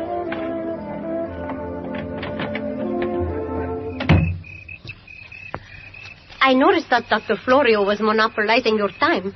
But after all, he is the head of the expedition. He expressed his opinions very freely to me. Yes, I know what you mean. Did you find Professor Sedor interesting? Margarita, I have a confession to make. Oh? My interest is no longer journalistic. Oh, are you disappointed in your material? Oh, no. I'm just beginning to discover its possibilities. Then do me a favor, Ken. Promise me that you will let me read your articles when they are finished. Who was talking about articles? Oh, then we have been talking about two different things. I was talking about you. I'm sorry I interrupted you. Go on. I've heard so many long words tonight, I'm beginning to appreciate understatement. Understatement? Perhaps I should demonstrate. You see, I could try to be grandiloquent, but the way I feel is more like this. Oh, Ken. Why did you kiss me? I could say that it was in the interest of science, Margarita, but the simpler reason is I just wanted to.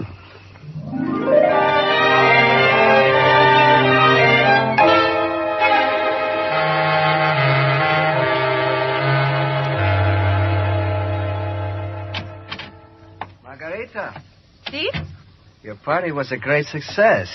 Thank you, Sedor. And the American, Mr. Thurston, was very attentive, wasn't he? Does that matter? You were very responsive. Sedor, you're jealous. Why did you invite him? He asked me to? Margarita, have you gone out of your mind? No, but I may have lost a little of my heart. You will stop this nonsense, my dear, when I tell you who Mr. Thurston really is. Oh, is that all that's bothering you? What? Darling, I know all about Mr. Thurston. He is handsome, he is gallant, he is intelligent. And he is the man called X. Good night.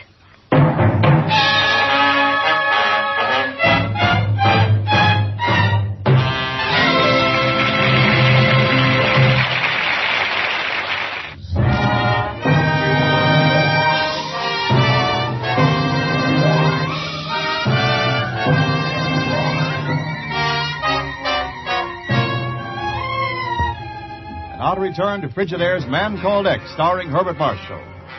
Mr. X has gone to Santiago, Chile, to find out why Dr. Stuart Dawson, a famous scientist, disappeared at sea while on the Archimedes expedition. Mr. X has met various members of the expedition at the home of beautiful Margarita Avila, but he still has no evidence of foul play. On the other hand, Margarita and her friend, Professor Sedor, have learned that he is the man called X. Ken has returned home from Margarita's reception, and at the moment is entering his hotel room. What took you so long, Mr. Thurston? Oh, here you are, Professor Zellschmidt. I wondered where you'd slipped off to. Catch any butterflies? A golden butterfly, Mr. X. Huh? While you were pursuing the beautiful lady, which I saw out of the side of my eyes, I was needling the very top men of the expedition. Dr. Florio? In person. And he revealed to me the whole plot. No. Yeah. What plot? Dr. Florio said it was a golden opportunity. Doesn't that tell you something? Yes, it tells me your interest in the project. I hate to disabuse your mind, but this expedition isn't a gold mine. Nor am I. Good night. You don't know what you're doing, Mr. Thurston. Now, if you're worrying about your fees... Dagon! What? Dagon, the transom, duck!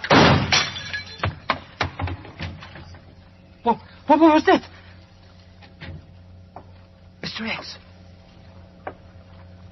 That, Dagon, was our golden opportunity. Gone.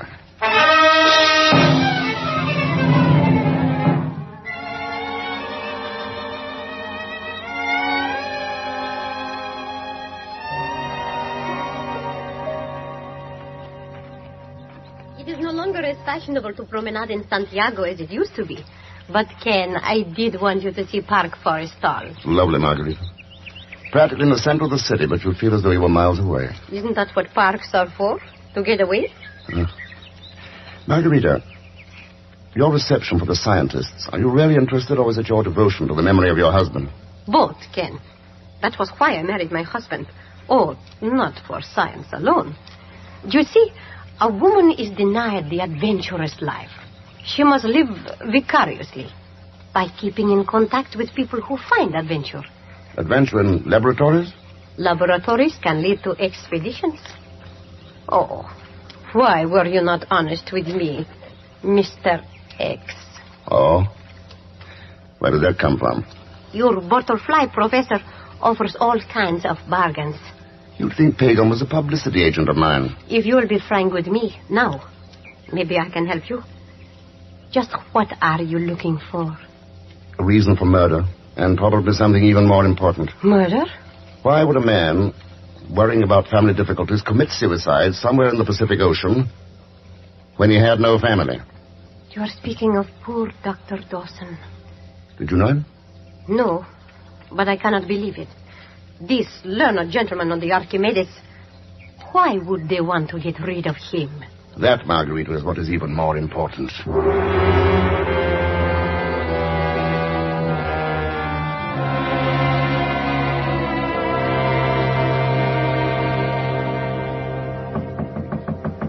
Nick?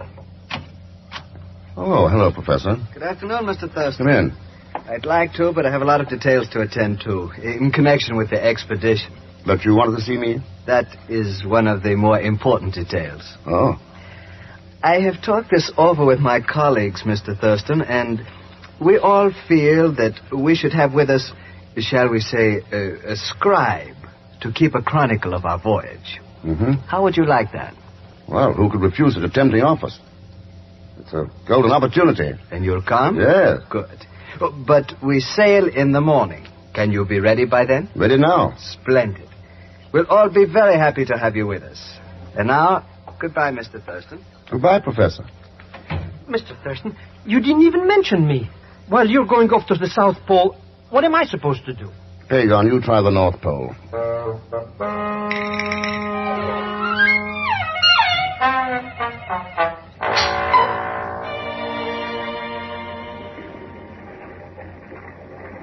Evening, Dr. Florio. Oh, hello, Thurston. You still up? Nice out on deck tonight. A bit cold. Have you seen Dr. Gildersleeve? He went inside with Professor Capstaff. Oh, I should think about 15 minutes ago. Well, I think I'll turn in, too. By the way, Thurston, glad to have you with us. Any assistance I can give you to authenticate your notations, just call on me. Thanks, Doctor. Good night. Good night. Oh, Mr. Thurston. So you didn't take my advice, Pagan. Stowaway? I should have thought of that. Here I'm working as a deckhand. You won't make as much money that way as you did by telling Senora Avila that I'm the man called X. Oh, Mr. Thurston, how can you say such things? How much did you get for it? Oh, a paltry little... What am I saying? I haven't even confessed. You don't have to, Pagan. Skip it. Oh, maybe it's just as well, because now you can do something for me at my price.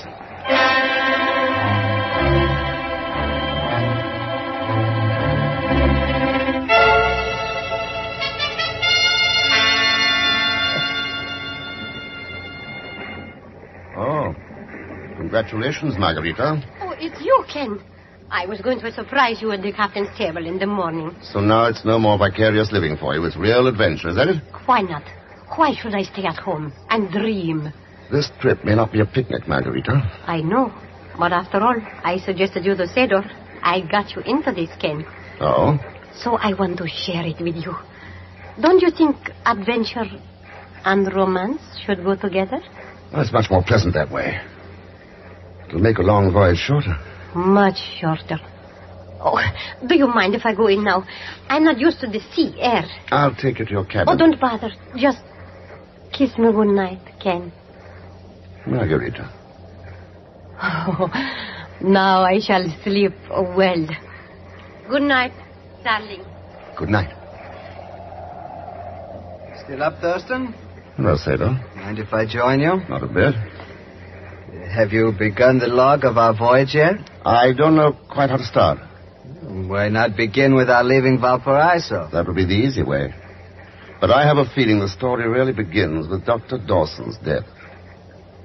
That still bothers you, doesn't it, Thurston? Doesn't it bother you? What do you mean by that? Dr. Dawson must have bothered you. He knew so much about uranium. So? Almost as much as you do, Professor Sedor. Very foolish of you to mention Dawson's family to me, since he didn't have any. Yes, very foolish. And it was very foolish of you, Mr. X, to accept my invitation. Don't move. Huh? You didn't shoot Dawson. I didn't think that was your method. It isn't. This is... Goodbye, Mr. X. You have to do it that way, Sedor. You didn't offer any other suggestions, my dear Margarita? No. No. I saw that farewell scene of yours. Very touching. Well, it's done. There is only one thing, Sedor. It was too easy.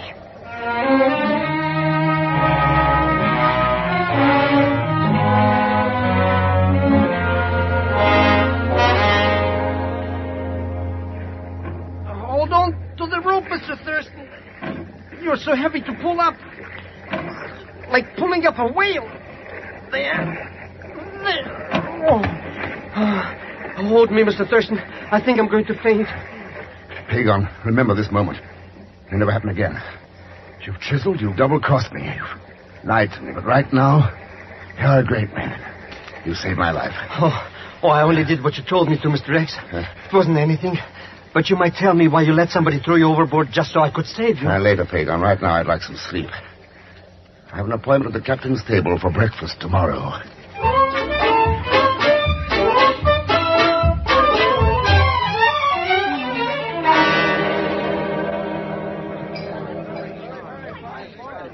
Incidentally, where's Mr. Thurston this morning? I haven't seen him, Dr. Florio. Perhaps he hasn't got his sea legs yet. Nonsense, Sedor. I saw him walking the deck last night. Wasn't having any trouble then. I saw him too. He seemed to be enjoying himself. Well, if he's sleeping, let him sleep. Now, what was I saying anyway, Gallagher? Good morning, Margarita. Gentlemen. What? Who was talking about me? Ken. Morning. Aren't you going to wish me good morning, Professor Sedor? After all, you reminded me last night you invited me on this voyage. It's fine. Why? What? What's happened here? Dr. Florio and gentlemen, forgive me for being late for breakfast, but you see, I overslept. I had a swim last night. Swim? Swim? What in the name of... It wasn't my idea, Dr. Florio. Professor Sedor's. If Dr. Dawson were here, I'm sure he, too, could tell you about going for a long swim in the Pacific. A swim with no end for him. Get over. You can put away that gun, Sedor. You couldn't shoot anybody here. Besides, that would be mutiny. Ship's crew has been advised, as well as the authorities at Valparaiso. Well, this doesn't sound like a laughing matter to me, Senor Alvira. Oh, for me, I am amused. Because for once I spoke the truth. Remember, Sedor, I said it was too easy. Well, Ken, you have won. No, Margarita. You and Sedor have lost. Gentlemen, I think it would be best for the good name of the profession you serve that this particular incident of your expedition be not included in our chronicle. Professor Sedor and his friend, who finds it so amusing, were planning to use you for their own purposes. They were playing high stakes, almost the highest. Uranium. But as you see, they had too many cards stacked against them. Coffee.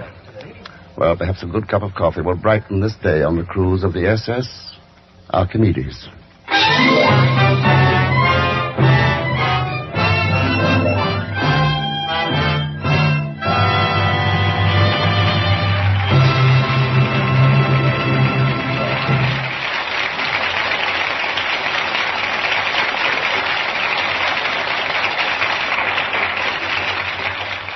Our star, Herbert Marshall, will return in just a moment to tell you about next week's exploit of the Man Called X. The Man Called X is presented each week with the best wishes of your Frigidaire dealer, who invites you to come in and learn about the famous line of Frigidaire electric refrigerators, electric ranges, electric water heaters, home freezers, and a wide variety of refrigerating and air conditioning equipment.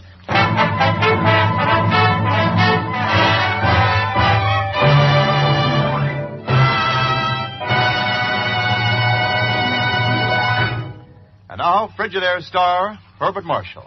Next week, a chase to Central America after a notorious racketeer who talks best with a .38 automatic. And with him, is his all-too-beautiful daughter. I promise you plenty of thrills and suspense. As usual, Leon Velasco will be with us as Pagon Zellschmidt. So join us, won't you, when next I return as the man called X. Good night.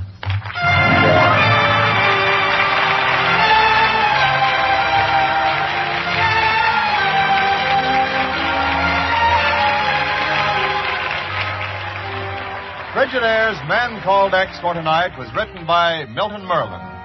The music is composed and conducted by Johnny Green, and the entire production is under the direction of Jack Johnstone. And so until next week, same time, same station, this is Wendell Niles, speaking for Frigidaire, made only by General Motors. All characters and incidents used on this program are fictitious. Any resemblance to actual persons or incidents is purely coincidental. This is CBS, the Columbia Broadcasting System.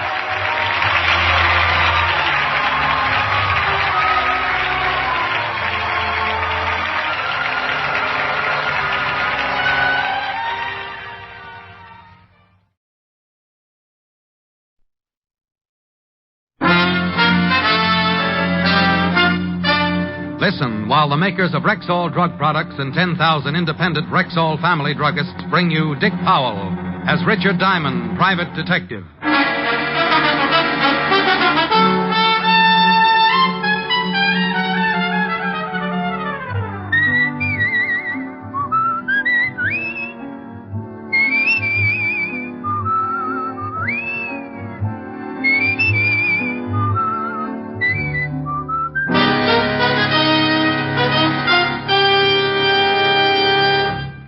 Good evening. This is your Rexall family druggist with a welcome from the 10,000 independent druggists who have made the word Rexall part of our own store names. We've done that because we recommend and sell the 2,000 or more drug products made by the Rexall Drug Company. Like Plenamins, for example. Rexall's famous multivitamin capsules. 2 Plenamins a day give you more than your daily minimum requirements of every vitamin for which such requirements have been established. Plus valuable liver concentrate and iron. And yet, Plenamins cost only pennies per day. Ask for Plenamins at Rexall drugstores everywhere. And remember, you can depend on any drug product that bears the name Rexall. Good health to all from Rexall. Now your Rexall family druggist brings you a transcribed half hour with Richard Diamond, private detective, starring Dick Powell.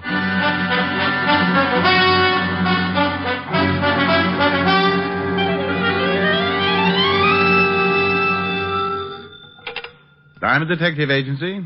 Handy hints on happy homicide. I beg your pardon? I said Diamond Detective Agency. Handy hints. Yes, I heard the last part, but I just wanted to be sure there was nothing the matter with my phone. Mr. Diamond, I wish to hire you. I'm touched. $100 a day in expenses. I'm touched. Well, if the figure depresses you a little, I suggest getting out in the fresh air. Exercise. Play a little golf. If you could use a dandy caddy on Sunday. I can easily afford the fee, Mr. Diamond, but to be frank, it wasn't exactly what I expected. Isn't it a little high? Well, frankly, yes. But if you hire another detective, you won't be getting the prettiest. I see. Can you come to my house at 6 this evening? Name, address, and reason for hiring me? George Lexington, Golden Strand, Long Island. And I'm in fear of my life. I'll see you at 6, Mr. Lexington. On the dot. Please be prompt. Just have a substantial retainer ready. Aside from my blue eyes, greed and promptness are my 2 most outstanding features. Well, that's the way a buck's made in my business. I sit around the office for a week, passing the idle hours, playing old Welsh mining tunes on a comb. Then someone gets in trouble, opens the phone book, and naturally the first thing that must catch their eye is my very gaudy full-page advertisement on the Diamond Detective Agency. After that, a phone call, and I'm in business. At 6 sharp, I was ringing the doorbell at the home of Mr. George Lexington, client in fear of his life. Yes, sir? Mr. Diamond, to see Mr. Lexington. Mr. Lexington is busy at the moment. Does he expect you? I have an appointment with him at 6. Oh, I see. Please step in. If you'll wait in the library, sir, I'll tell Mr. Lexington you are here. What was that? Unless you keep a car in one of the upstairs rooms, that, my friend, was a gun going off. Come on. With the butler right behind me, we took the long, curved staircase, 3 steps at a time.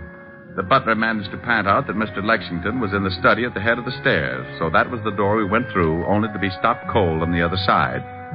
Standing in the middle of the room was a girl. The word girl in this case to be identified with adjectives one might think up after having spent 3 lonely years on a life raft in the middle of the Atlantic.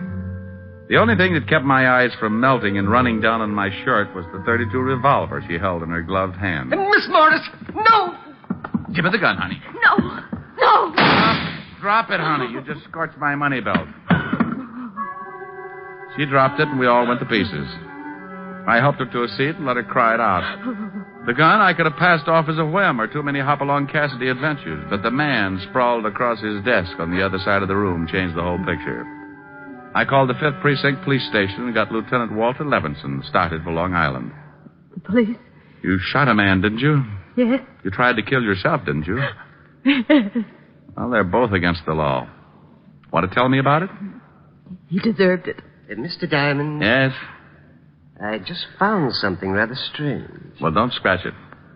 Miss Morris shot Mr. Lexington, all right. I never denied it. Well, what's bothering you? The thought just occurred to me. Who also took the trouble of stabbing him? Stabbing him? He was shot. Then how do you explain this carving knife in his back?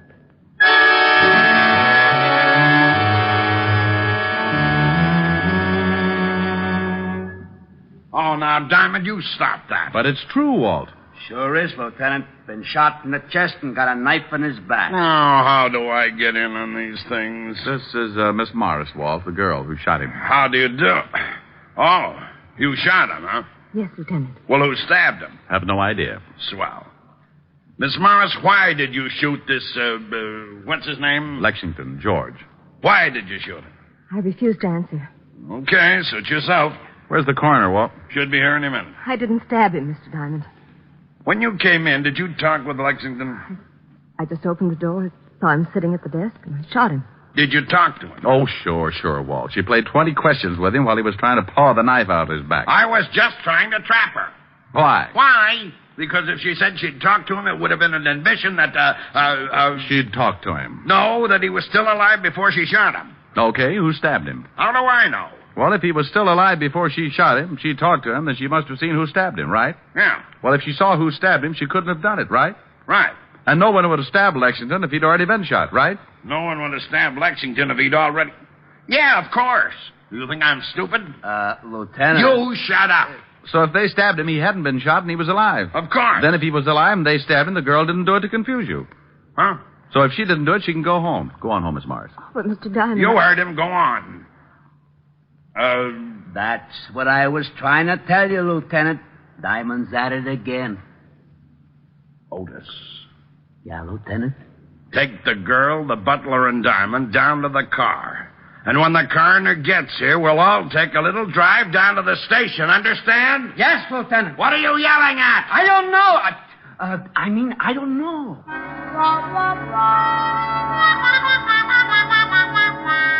Well, the coroner finally arrived and suggested an autopsy for the corpse and a bath in some hot mud for Walt.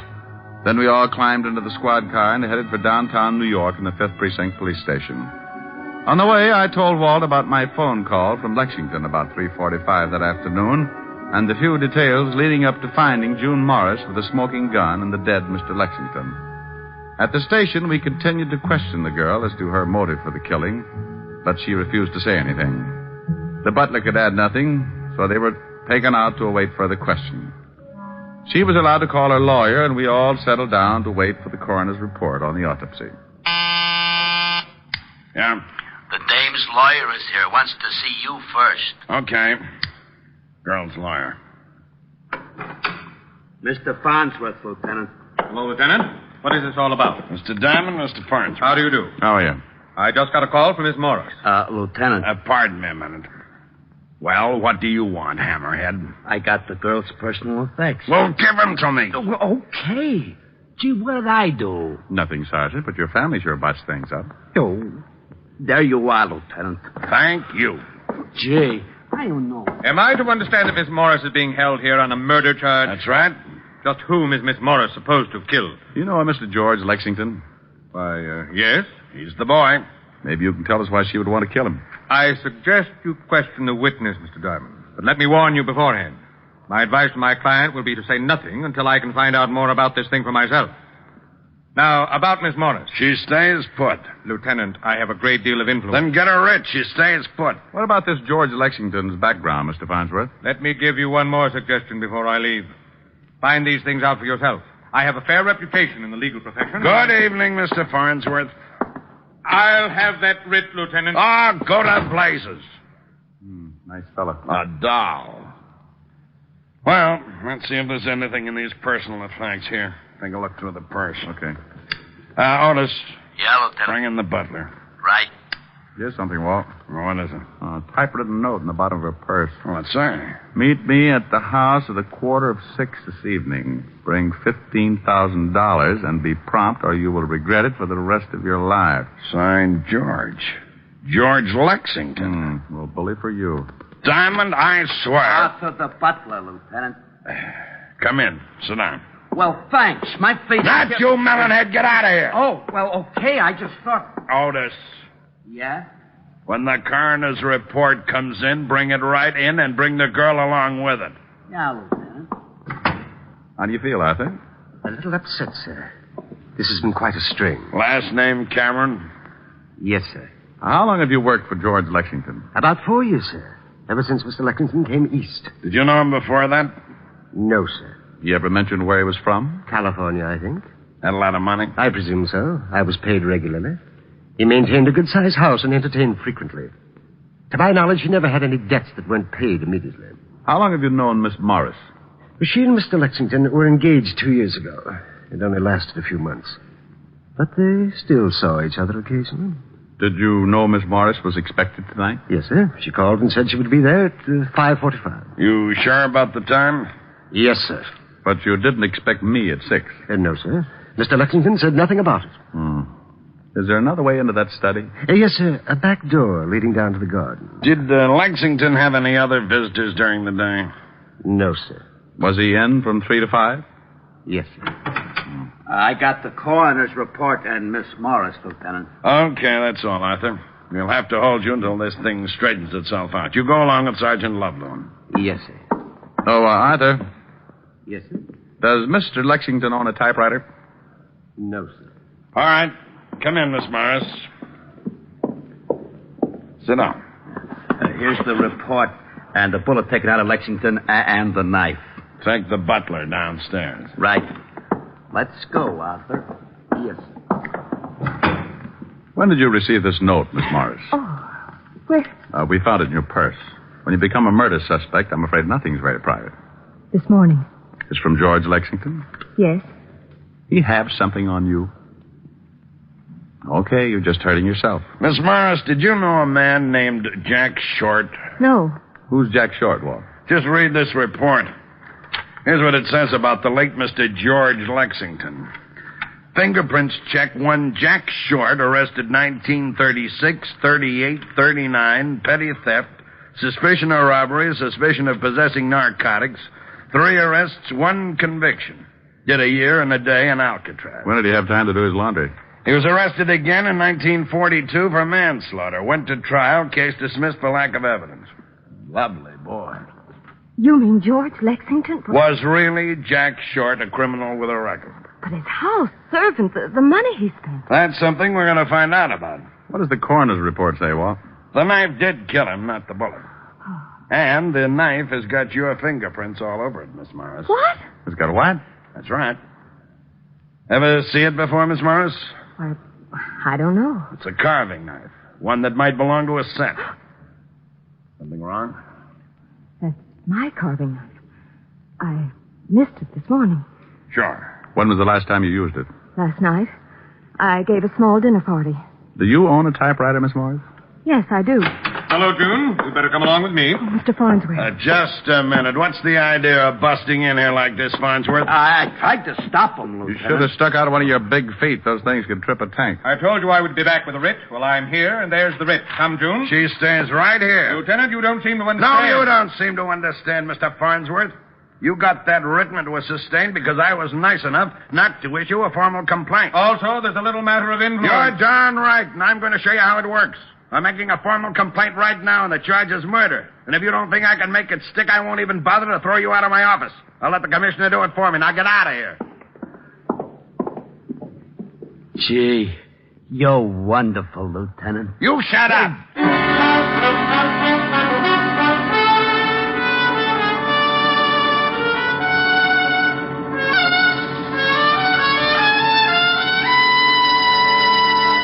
Before we continue with the adventures of Richard Diamond, private detective, here's your Rexall family druggist. One of the questions most often asked a druggist is this: what can I take for fast relief from acid stomach? I've often wanted to know that myself. What's your answer? Naturally, ma'am, it's Bismarex, Rexall's justly famous antacid. Well, why? What is it that makes it so outstanding? Well, the secret lies in the scientifically developed formula. You see, the active ingredients in Bismarex vary in the time it takes them to dissolve in the stomach. That way, the relief it gives is not only fast, but continuous and prolonged. Excess acidity is often neutralized in less than 1 minute. Then the other ingredients, dissolving more slowly, ease up that gastric distress. And finally, Bismarex leaves a soothing protective covering on irritated stomach membranes. Well, I'll have to remember that. Bismarex. Is that how you say it? That's right, ma'am. BISMA-REX. Bismarex. Ask for Bismarex at Rexall drugstores everywhere. And remember, you can depend on any drug product that bears the name Rexall. And now back to tonight's adventure with Richard Diamond, private detective, starring Dick Powell. Well, Farnsworth got the idea in a hurry and took off like a rabbit with his tail on fire. Walt lived up to his word. After making the formal charge and producing the evidence, the writ was dismissed. He then secured a search warrant for both Miss Morris's flat and George Lexington's house on Long Island. Our first stop was Miss Morris's apartment, and when we went in, I thought how much it looked like her. Small, beautifully decorated. We went over the whole place, nothing except in the small den. Here's the party list she told us about. Good 30 names here. Typed. And there's a typewriter. You got that note you had in your purse? Yeah, here.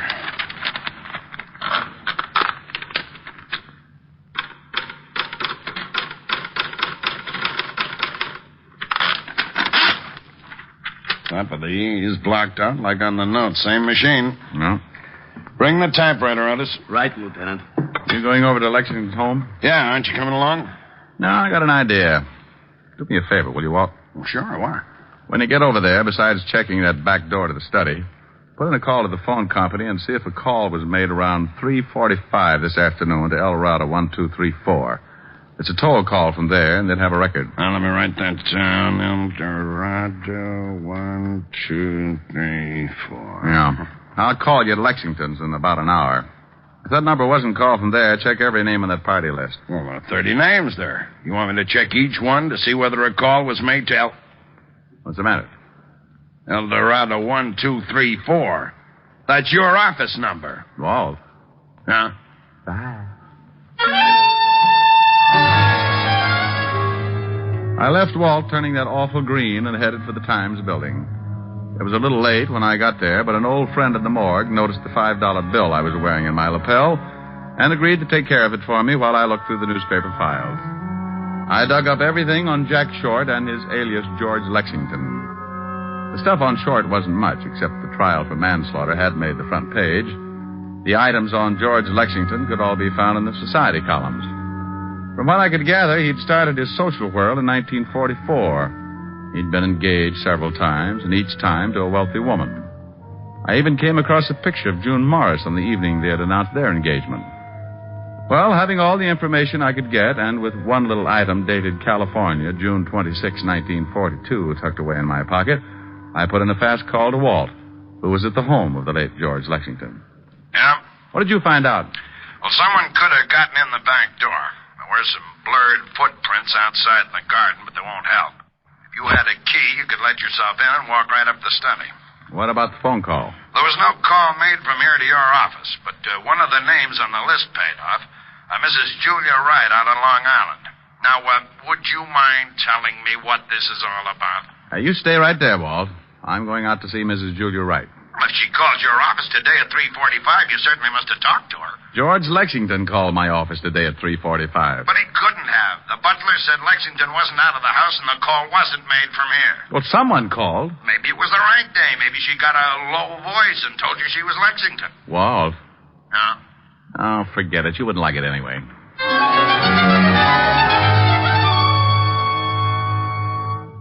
Mr. Diamond? How do you do, Mrs. Wright? My butler says your business is a matter of life or death. Well, that's a little exaggerated, but it's one sure way of getting by the red tape. Then what is your business, Mr. Diamond? I'm from the police. Oh. Do you know Mr. George Lexington? Why, yes, slightly. Are you married, Mrs. Wright? Very happily. What is your interest in Mr. Lexington, Mr. Diamond? Do you know June Morris? Quite well. I've known her family for at least 10 years. She's being held for the murder of George Lexington. Oh, that poor girl. She was engaged to Lexington at one time, wasn't she? Yes. He was a beast. Believe me, Mr. Diamond, he deserved killing. I thought you said you only knew him slightly. Why, June used to tell me how terribly he treated her. A phone call was made from your house yesterday at approximately 3:45 to El Dorado 1234. I don't believe I know anyone at that number. Are you sure? A man made it. I talked to him. My husband wasn't home yesterday. Oh, perhaps it was my lawyer. He was here about that time. In fact, I believe he did make a call. Said it was on business. A call from the library. What's your lawyer's name, Mrs. Wright? Why, Mr. Lucius Farnsworth.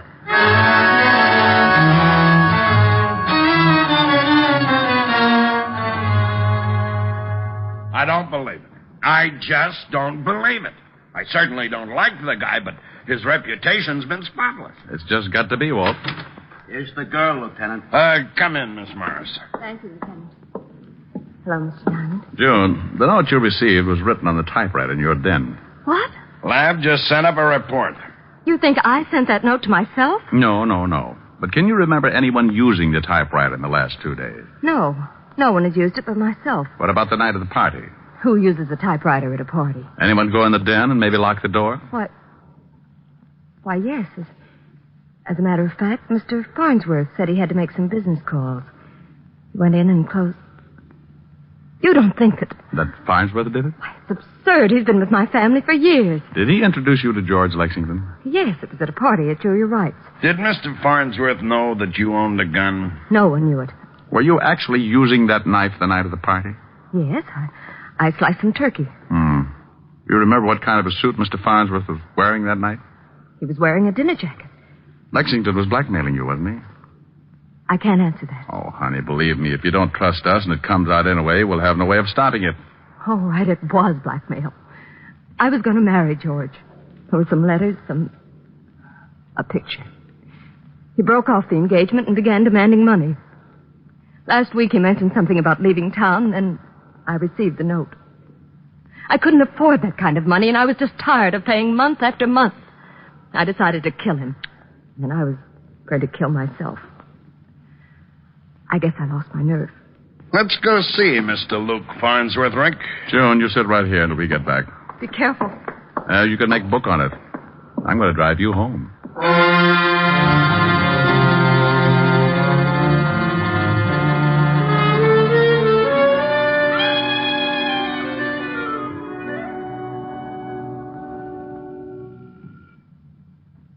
Use your paw. All right. There he comes. Yes, what do you... Oh. What do you want, Lieutenant? Got any hot coffee?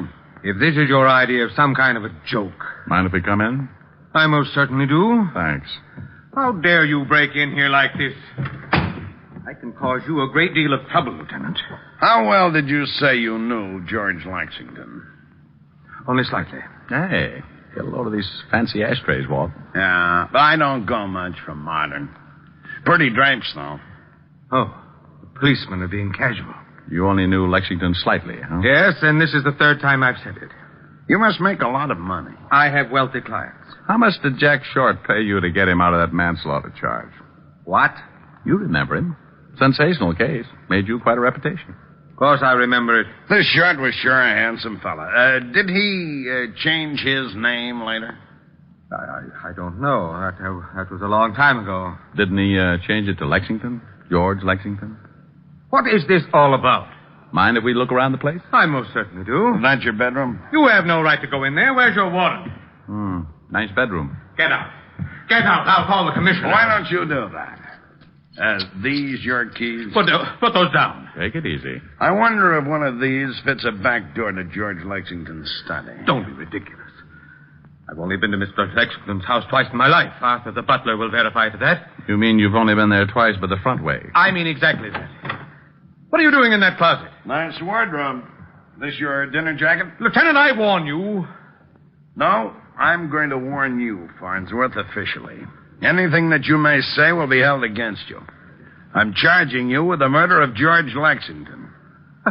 Well, this is really one for the books. Would you mind telling me what proof you have? You called my office at 3:45 this afternoon from the home of Mrs. Julia Wright, disguised your voice, and told me you were George Lexington. Really? Hearsay. You were at a party given by June Morris. You stole a carving knife that she'd been using, probably wrapped it up in a handkerchief to keep her fingerprints on the handle. Did someone see me? For some reason, you wanted George Lexington out of the way. He'd been blackmailing victims that you introduced him to. You made sure that Miss Morris would be at his home at exactly 5:45. You wrote a note on her typewriter telling her to be there.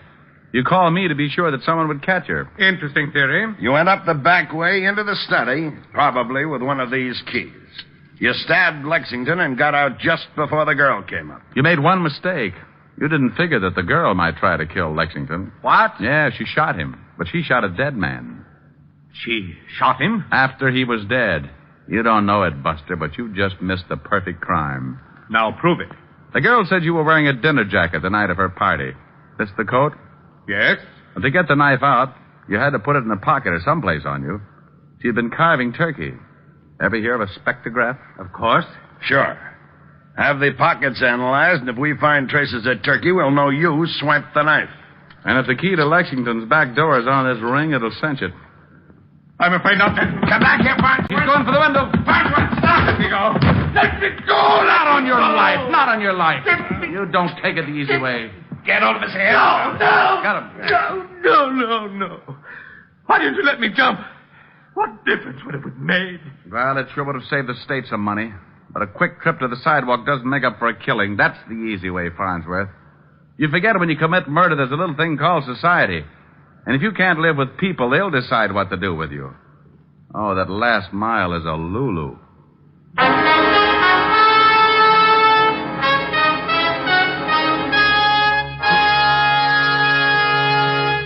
Again, here's your Rexall family druggist. If you're a user of mineral oil, remember that Rexall mineral oil is carefully refined by a special process to achieve an extra heavy body. What's more, because it's so exceptionally pure and gentle in its action, Rexall mineral oil is non-irritating, non-habit-forming. You'll also like the fact that it's tasteless, odorless, colorless. Next time, try Rexall mineral oil. And remember, you can depend on any drug product that bears the name Rexall. Good health to all from Rexall.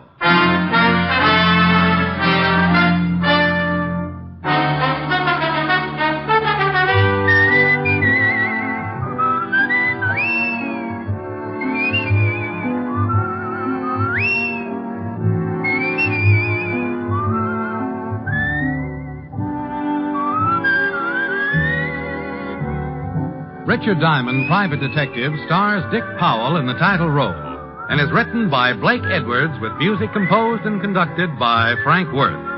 Featured in tonight's cast were Ted DeCorsia, Wilms Herbert, Ted Osborne, Betty Moran, Howard McNear, and Virginia Gregg. Richard Diamond, Private Detective is transcribed in Hollywood by Jaime Del Valle.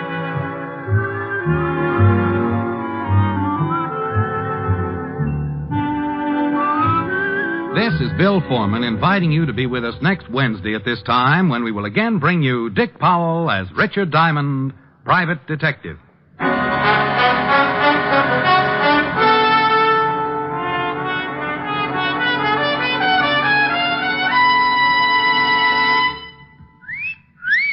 Hiya, beautiful. Get lost, Bristlepuss. You need a shave. But I have shaved. What else do you want me to do? Silly boy, she wants you to go Stag. Go Stag?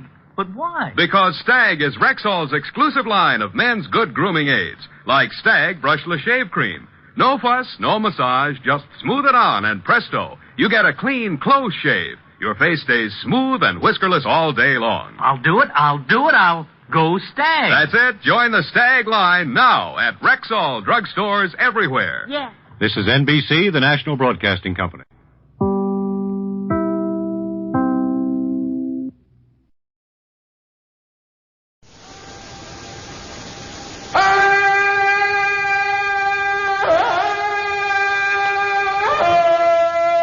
From the heart of the jungle comes a savage cry of victory. This is Tarzan, Lord of the Jungle.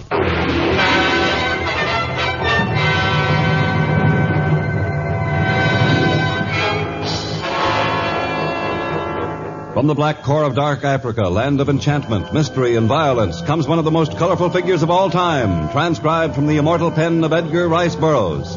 Tarzan, the bronzed white son of the jungle. And now, in the very words of Mr. Burroughs, the story, Death Has Small Wings.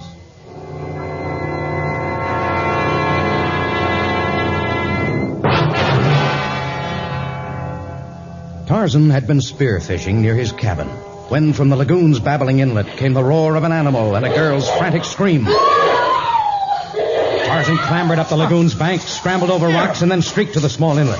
There, a mammoth crocodile was about to close its hideous jaws on a scantily clad young white girl. Tarzan's spear catapulted downward with tremendous force. The crocodile leaped high into the air, its tail lashing furiously. But it was only the last frantic spasm of death.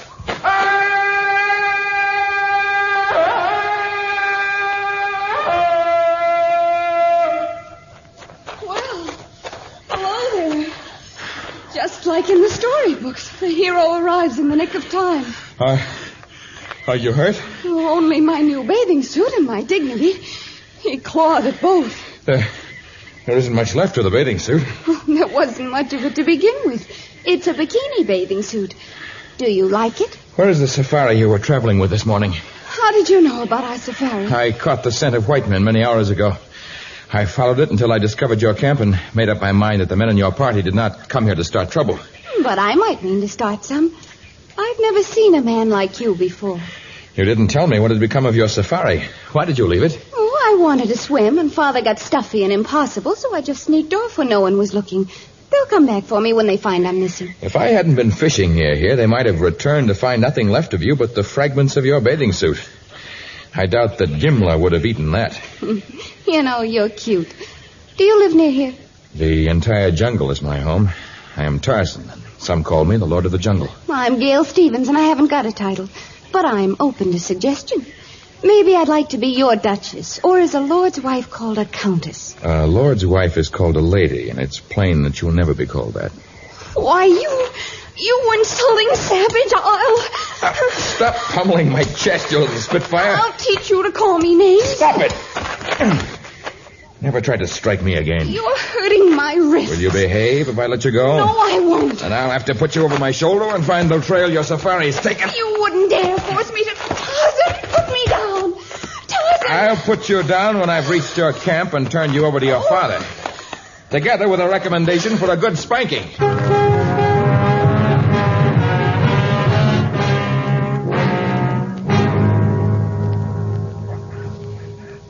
I originally planned this trip so I could get away from Gail for a little while. But her plane was waiting for me when I reached Mombasa. She's too much for me to handle, always has been. Is your wife no control over her either? My wife died when Gail was a baby. I guess that's why she's spoiled.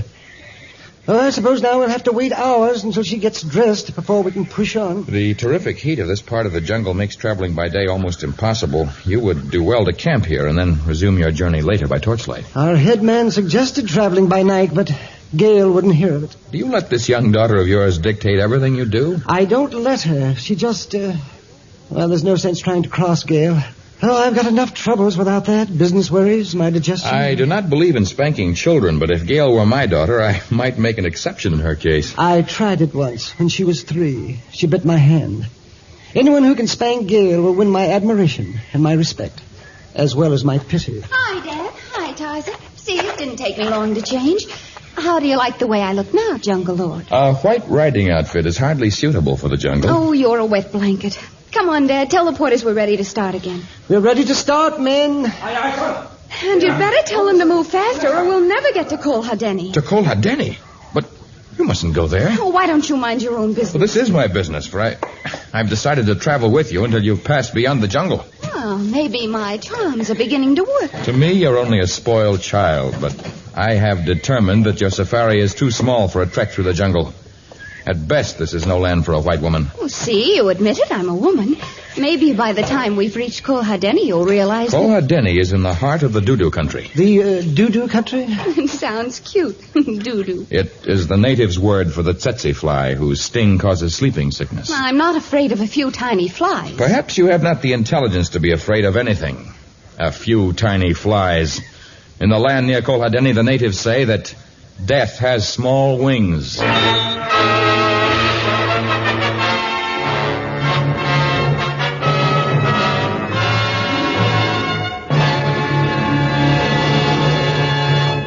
In just a moment, we shall return to our story of Tarzan.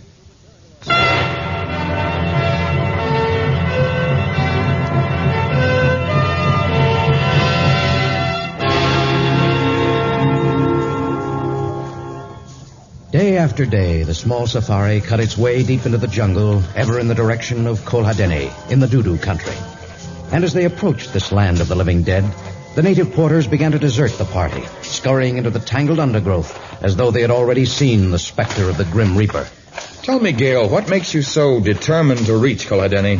Why did you choose it as your destination in the first place? Because the man at the travel station in Mombasa said it was the one place we mustn't go. And the moment he said it, I knew what Gail's reaction would be. He was a funny little man who looked all frightened and mysterious when he spoke about it. He called Kol Hadeni the Forbidden City. Why, I'd rather die than pass up something like that. Many people have died for having gone to Kol Hadeni. Oh, you're not scaring me with all that yakety-yak about tsetse flies and sleeping sickness. I know it's just a cover-up. A cover-up for what? I figured out that Kol Hadeni must be one of those places where they hold all those weird native rites. The ones white people aren't supposed to see. You know, with child brides and crazy dances. I will tell you what Kol Hadeni is. It's a miserable collection of earthen huts, each one seething with wretched natives who've been torn from the bosom of their families by the dread disease. Oh, you're just trying to scare me. Perhaps the sight of them may make you realize that the world doesn't begin and end with your own selfish being. Now, Tarzan. You'll see hundreds of wretched blacks who are nearer to death than to life. Desolate humans who merely wait for the gentle hand of death to release them from their suffering. You're making it all up. I don't believe you. You haven't the sense to recognize the truth. You're a shallow-minded, selfish child. What? You can't talk to me that way.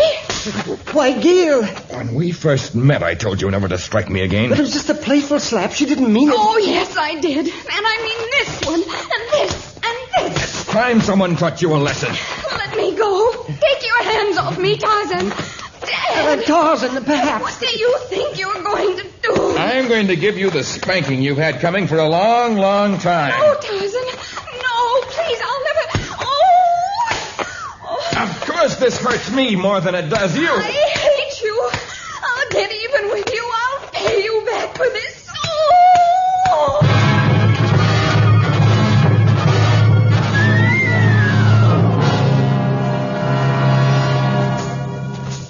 Tarzan, I'm getting very tired. Perhaps if we could stop for a little while. You're not tired, Mr. Stevens. You're afraid Gail's fallen too far behind. Yes, I am worried about her. She's in no danger. I can sense the coming of enemies. Oh, please stop and wait for Gail. Please, Tarzan. All right. Boss! Boss! Oh, she's trying very hard. She hasn't complained about the hardships for several days now. Yes, she's learning. She's only a child. With the body of a woman, a dangerous combination. Oh, yes, I guess so. Well, perhaps by the time we get back to the States... I wonder what's happening there. If only I could get my hands on the current stock market quotations. You're worrying about the stock market when we're drawing close to a land from which we may not return? But I can't help it. That's all I've thought about for years. Perhaps this trip may teach you something, too, Mr. Stevens. You may discover that the stock market returns are not so important. Gail? Yes, it's left of me. Well, at least you stopped for a rest. You know, I could stretch out right under that tree. We're ready to start again. We were merely waiting for you to catch up with us. All right, if you'll just wait a second until I take these heavy boots off. No. Your mosquito boots will remain on. You're to keep your shirt buttoned to the neck, and at no time must you permit any part of your body to be exposed. No bikini bathing suit, eh? Well, what are you doing, Tarzan? Breaking off a few palm fronds. From this point, we will walk single file. Gail, you go first. Mr. Stevens, you follow. And if you see any large brownish flies land on Gail, use the frond to chase them away. I shall walk behind you and do likewise. But who'll chase them off you? I shall try to be wary and whisk them off before they have a chance to bite. But we've been inoculated, and you... Oh, there's no sure inoculation against sleeping sickness. And I'm in better physical condition than any civilized man. Well, we'd better be moving along. Yes, if we keep on at the pace we've been making, by tonight we shall reach the land of the doo-doo.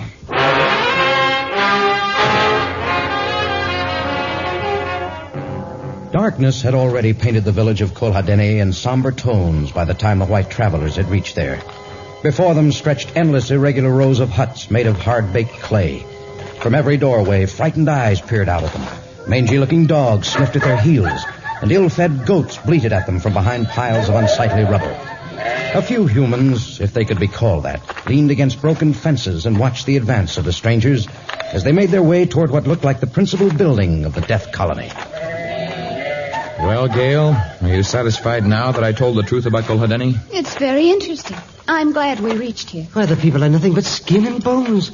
They look tubercular. Look, one of them's coming toward us from the big building. Oh, yes. He looks healthier than the others. Jumbo, stranger. Jumbo. I am Tarzan, who comes from the Punya country. And this is Mr. Stevens and his daughter Gail from the land across the seas. And I am Dr. Kulruza. You're a doctor?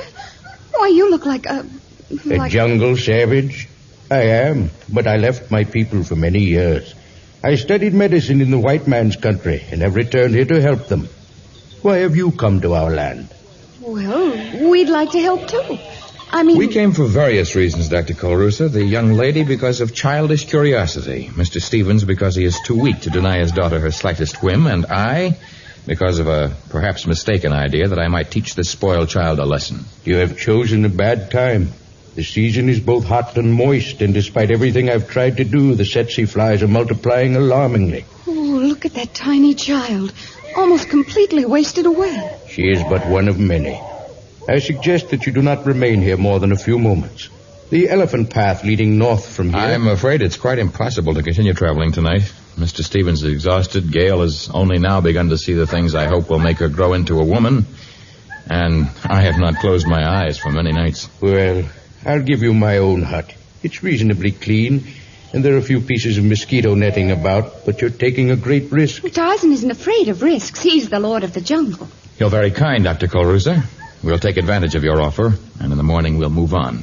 I'll show you to the hut. You're welcome to it for the one night. I hope it will not prove one night too many.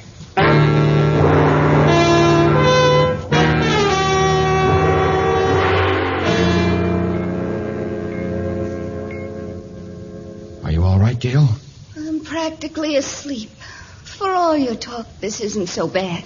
I still think you ought to have one of these pieces of mosquito netting, Tarzan. We have clothing to protect us. Try to get some sleep, Mr. Stevens. We must start early in the morning. Well, all right then. Good night, Gail. Good night, Tarzan. Good night.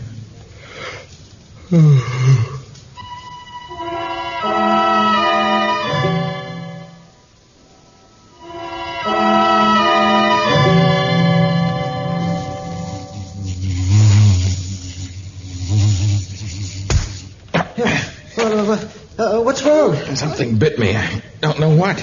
There, on the ground, beside you. A large brown fly. A tsetse fly. Gail, get that native doctor. That doctor, what's his name? Maybe he can... No, there's no sense in getting excited. Many of the flies are not infectious. How long does it take to... I mean, if it was an infectious fly, how long I until... don't know. Some say the disease strikes at once. Others claim you have it for days before you... Tarzan, what's wrong? You look so strange. My head, everything's beginning to whirl. I guess it was an infected fly. Maybe I better... Oh... Tarzan!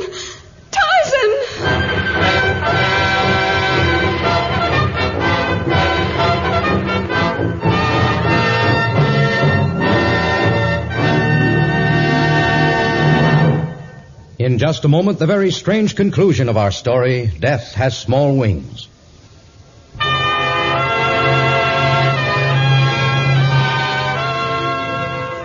Tarzan could feel consciousness draining from him. Struck his head. And yet, although he could neither move nor speak, there was no black pit of unconsciousness, but instead a sort of twilight grave in which he could see and hear Gale's terror, You've got to save him, Doctor. Mr. Stevens' querulous concern, He's our only chance. and the practiced examination of the Negro doctor. Suddenly, Gale and Mr. Stevens dissolved in a purple mist. Now the hut was filled with burly natives, and Tarzan could feel them lifting his body from the ground. He was being carried through the village on their shoulders. Carry him gently. Only now he couldn't see. The gray of his mind had turned to sable blackness. They'd stopped carrying him. They'd put him down someplace and gone away. It was getting lighter now. Day was breaking, and Tarzan was feeling better. He was feeling a lot better. He opened his eyes and looked up into a face that was familiar and yet strange. Who are you? Now. You've been sick. You must not waste your strength on idle questions. You look like Dr. Colruza, the native doctor, but your skin is white. Do you see those mountains in the distance? Mountains? Near Colhadeni?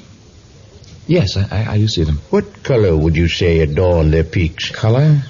I'd call it a sort of rosy pink. Not orange? Yes, it might be described as orange. And yet some people might call it red or yellow or even golden.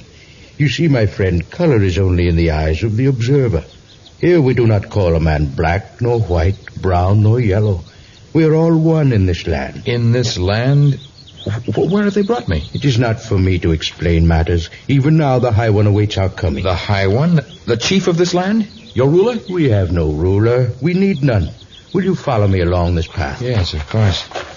You walk without difficulty? Seems strange, but I've never felt stronger nor healthier.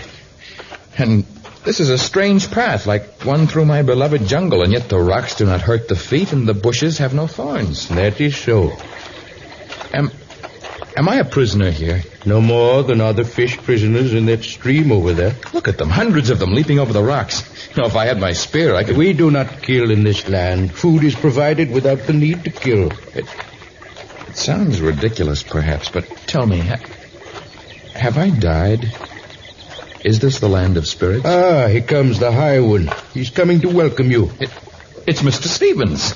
Mr. Stevens dressed in a long robe and with a white beard. This is the strangest thing I've ever... Welcome to our land, man of the jungle. You speak as though I were a stranger to you, as though we hadn't spent the last few weeks together. Indeed, we have spent countless centuries together.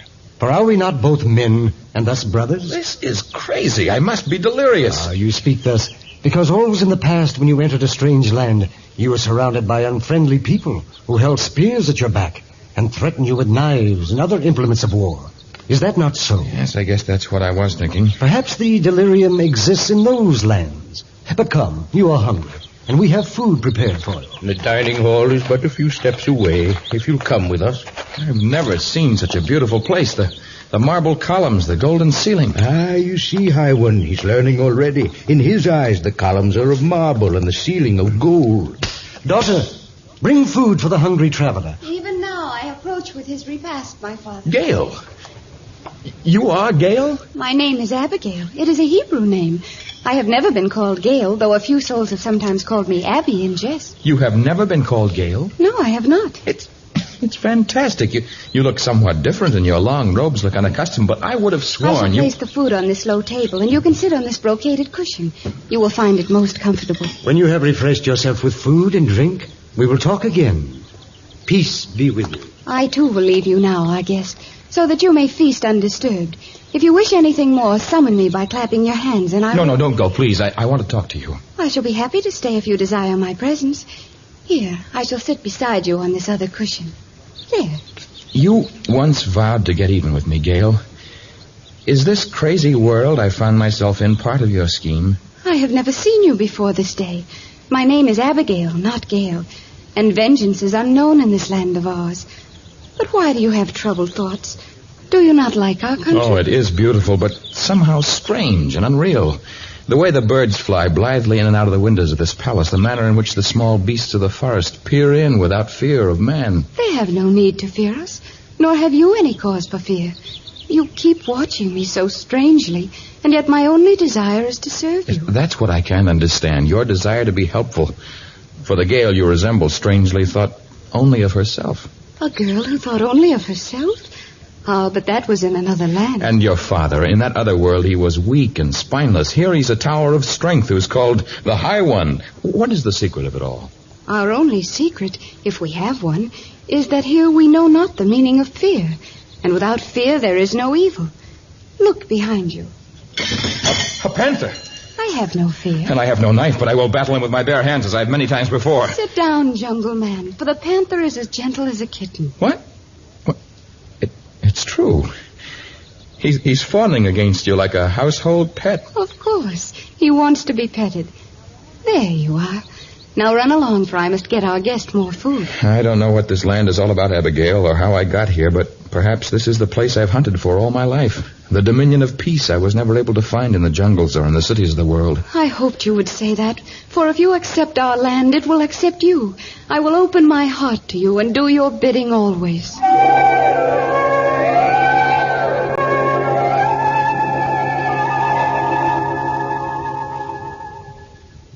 Oh, there you are, my beloved daughter. Noble Tarzan. I am afraid you will not think me noble nor grateful for your acts of kindness to me. One man cannot judge another. What is it, Tarzan? He wants to leave our land. Well, he has not yet taken our vow. It's hard to explain, High One. When I first came, I thought this was the paradise I had always longed for. And it is not? We have failed in some way? Oh, the failure is in me. I am unready for a land in which there are no wars, no angry words, no raging elements, a country that knows no weapons, whose animals are all peaceful as doves. I cannot hunt, nor is there any need to grow food, for it springs up in profusion without care. There's no need to build a shelter, for it never rains nor snows. There is no need to do anything. You are bored with our life. I hate to call it that, and yet I am a man of the jungle, used to fighting for survival, used to matching my wits against others. This land is too peaceful for the Lord of the Jungle. I am unhappy here. But perhaps a taste of your old world would make you change your mind. Should you leave us, we would all miss you. Abigail perhaps more than the others. I will miss you, Tarzan. Perhaps you will return, my daughter. Tarzan, never before have we given anyone the opportunity to taste of our fruit, to reject it, and then to return. But to you, the opportunity shall be given. What do you mean? Behold this small vial, a tiny flask containing a small amount of colorless liquid. When you drink of it, you will be returned to the world you left. It sounds like some native voodoo. Perhaps it is. Now behold this second vial containing an amber liquid. Hold it firmly in your right hand. Guard it. Treasure it. Should you find your old world displeasing now that you have tasted ours, drink the contents of the second vial, and you shall be returned here. Take them. Thank you. You are leaving? I'm sorry. I must drink the contents of the first vial, but I will guard the other carefully. If your mind is made up, then drink. I shall. Goodbye, Tarzan.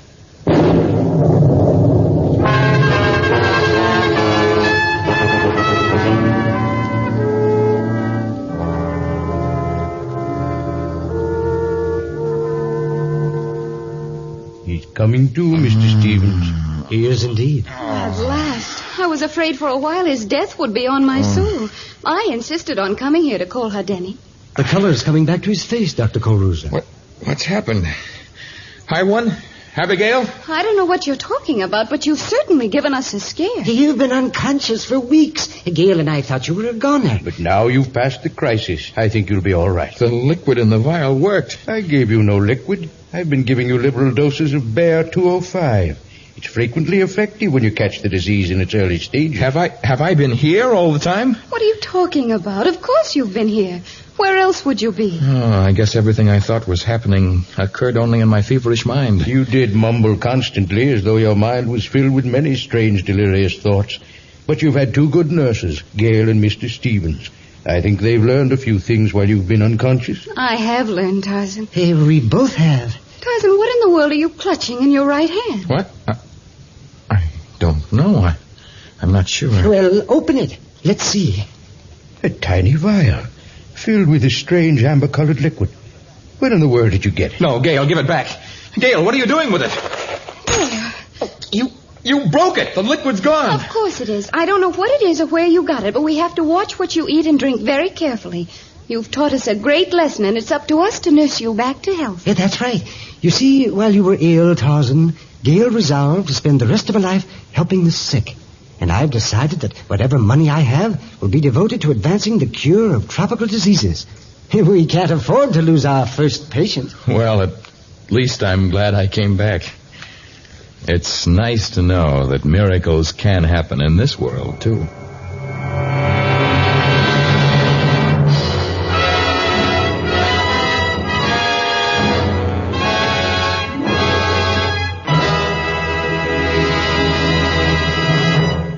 We'd like you to remain with us for another few moments so that we may tell you about our next exciting story of Tarzan.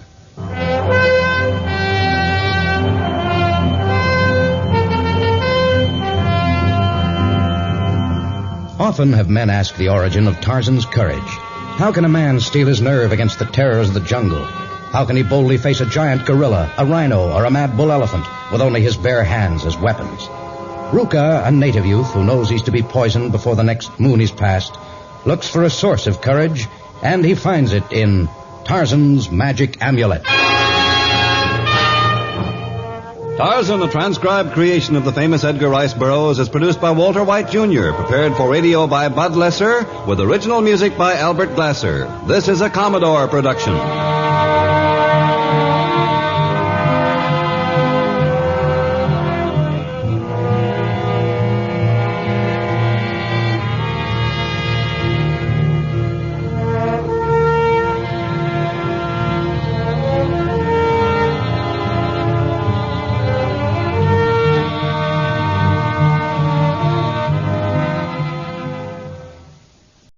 The Kraft Foods Company presents The Great Gildersleeve.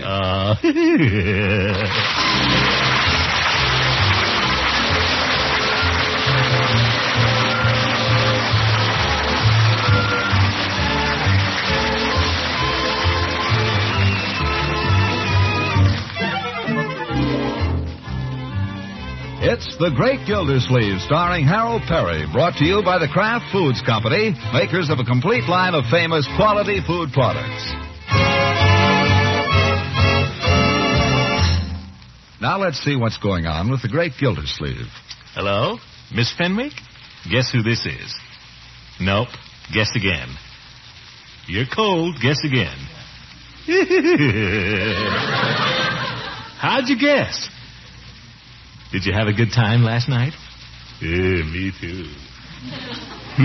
Nothing going on there. Well, let's see what's going on with his nephew, Leroy. There must be something going on, because at this very moment, Leroy is tearing down State Street as if the devil were after him. Looking for sanctuary, he plunges into Peavy's pharmacy, stumbles, and falls flat on his face. Well, careful there. You hurt yourself, Leroy? Don't let him get me. Where can I hide? Hide from what? In the phone booth. Don't let him in, Mr. Peavy. Don't let him come in. Who? Snyder. Don't tell him I'm here. Well, who's not? Well, what's he shut himself in there for? Leroy? Open up. Yeah? What's all the excitement? What are you running away from? Snyder. He's chasing me. Well, who's Snyder? One of the big kids. Every day he chases me home from school. Oh, a bully, huh? Yeah, that's just what he is, a big bully. All he does is pick on little kids. He's scared to fight anybody his own size. All he does is twist kids' arms and make them drop their books. You know what he does? He sticks a pin in his shoe and kicks them with it when the teacher isn't looking, so they'll holler. He said if he ever caught me, he'd... Look out! Oh, what's the matter? That's just a lady going by. I thought it was him. I think you're being a little nervous, Leroy. You can safely come out. Nobody's going to... You better close your front door first. No, Leroy, nobody's going to come in here. Snyder would. He'd do anything. He told me if he ever caught me, he was going to give me the Chinese water torture. Well, I wouldn't take that too seriously. You don't know Snyder. He steals things. I saw him steal a whole handful of nuts out of a sack at the A&P. And he's been bothering us kids down at the playground all afternoon. No kidding. You better shut your door, Mr. Peavy. He's probably outside laying for me right now. Well, you stay here. I'll go see. I'll fix Mr. Snyder. If I catch him hanging around here, I'll send him away. Yeah, send him away. Yeah, it's getting a little dark. I don't see anybody, though. He's probably hiding. Don't see him. Come out of there, you. I see you. No, don't see a soul. He hides behind ash cans and things. You listen to me, boy. Go on away, you hear? Don't think I don't know who you are. You're Snyder. Now go on away. Nope, nobody around. The coast is clear, Leroy. I think you can safely run along home now if you want to. I'm scared. It's dark out. Man, I won't force you if you'd rather stay around. Hey, look out! Evening, Peavy. You can come out, Leroy. It's just Judge Hooker. Good evening, Judge. Hi, Judge. Well, Leroy, what are you doing down here?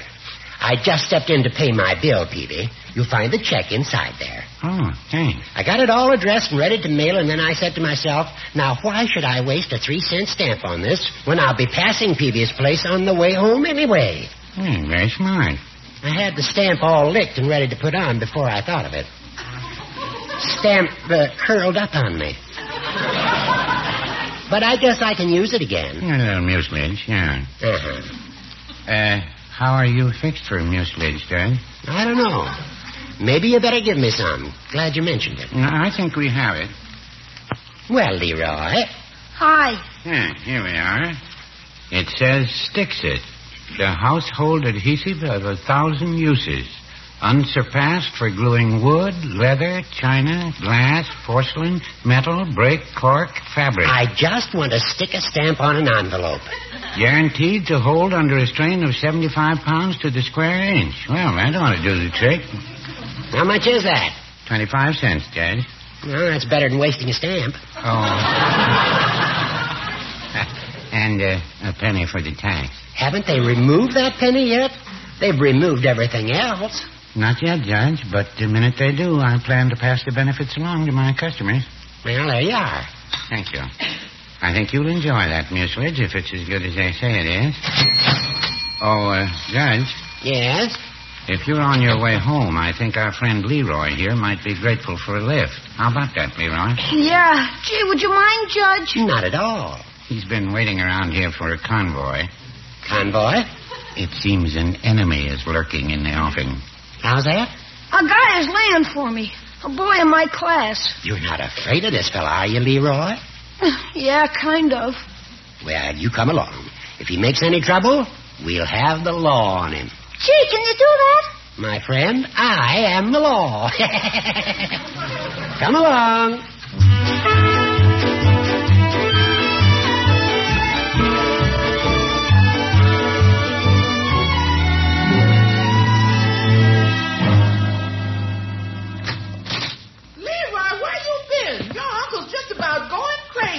He's been phoning all over. Here's Miss Gildersleeve. Here's Leroy.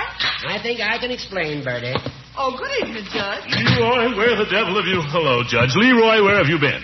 Haven't I told you I want you home before dark? Haven't I? Well... Now, don't be too hard on the boy, Gildy. Let me explain. Go upstairs and wash your hands. But they aren't dirty. Wash them. Okay. That boy, really. I'm afraid you have a little problem with Leroy, Gildy. You don't have to tell me. I think you need to give him a little more self-confidence. If Leroy had any more self-confidence, I couldn't stand him. Nevertheless, I think that you ought to have a talk with the boy. You know where I found him just now? Down at the drugstore, hiding. Hiding? What's he done now? Leroy? No. Now, don't call him. Never mind. Wash your hands. I am. Well, go ahead. Don't stand there talking about it. Go ahead. Well, Judge? This is something that's going to take a little understanding, Gildy. Of course, I don't know where he's going to get any of that from you, but... Get to the point, you old goat. Well, to begin with, I don't like to say this, but I'm afraid Leroy is just a little afraid of the dark. I don't believe it. No boy his age, and particularly no nephew of mine. All right. That's merely my opinion, based on absolute fact. You'll be telling me next he still sucks his thumb. As to that, I couldn't say. But I know that he wouldn't get out of the car just now unless I walked to the door with him. Well, I'll be darned. It seems he has a bogeyman. A bogeyman named Snyder. Maybe I don't know the boy as well as I thought. Who is this Snyder? Boy in his class, evidently. Troublemaker. Why doesn't he knock his block off, for goodness sake? Possibly because he's scared to death of him. If there's one thing I can't stand, it's a coward. Now, be fair to Leroy. Maybe you've overlooked part of his education. Well, maybe I have. I think every boy should have a little instruction in the manly art. Unless, of course, you want Leroy to grow up to be just a chip off the old block. Oh, is that so? I'll show you who's an old block, and I'll teach Leroy to be a chip.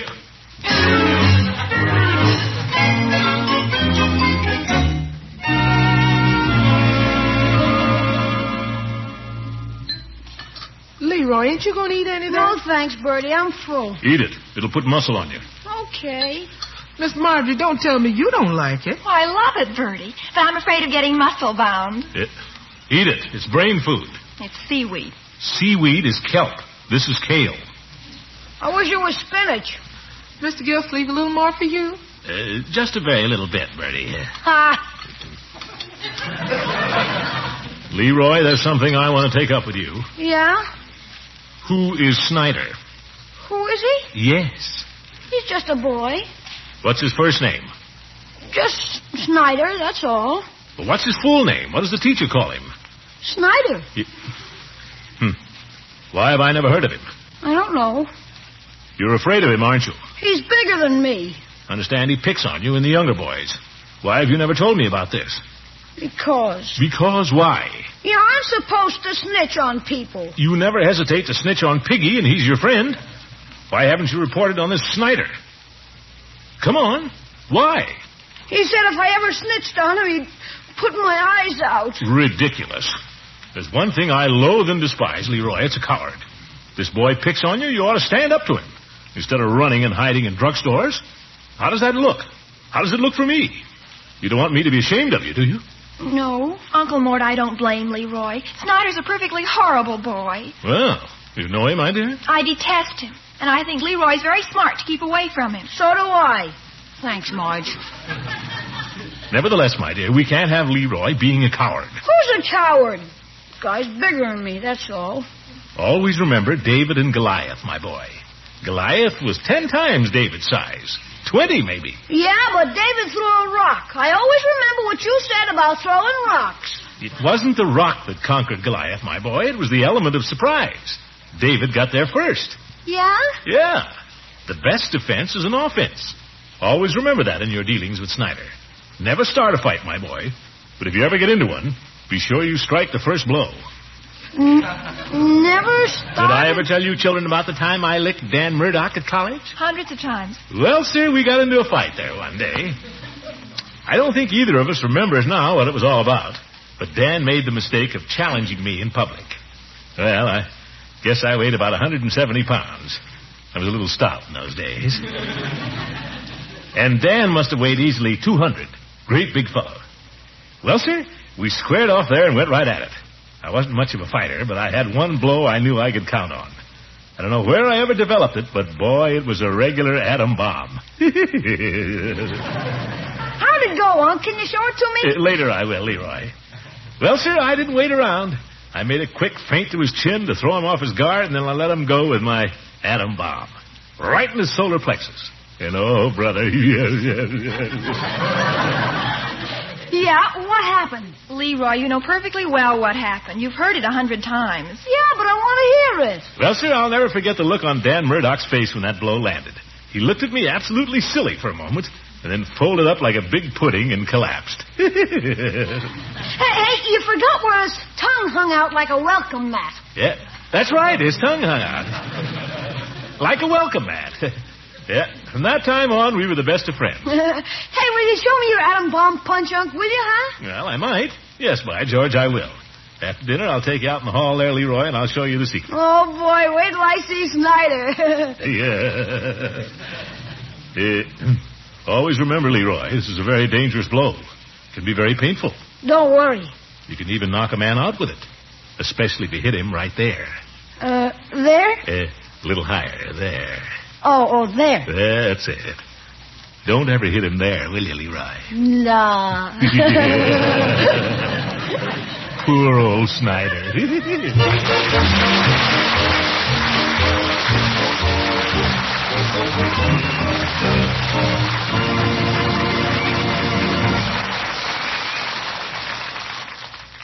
Nothing tastes better than a salad in summer, but wintertime is salad time, too.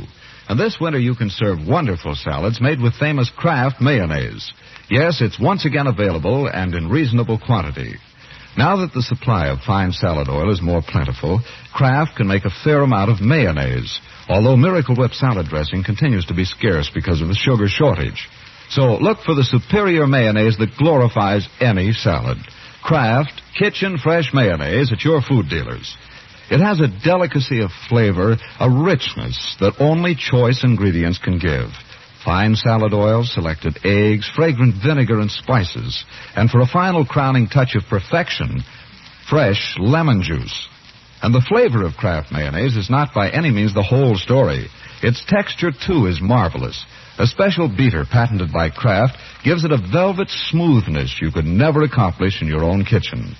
No need to bother with making your own now that this truly superior mayonnaise, Kraft Kitchen Fresh Mayonnaise, is once again available.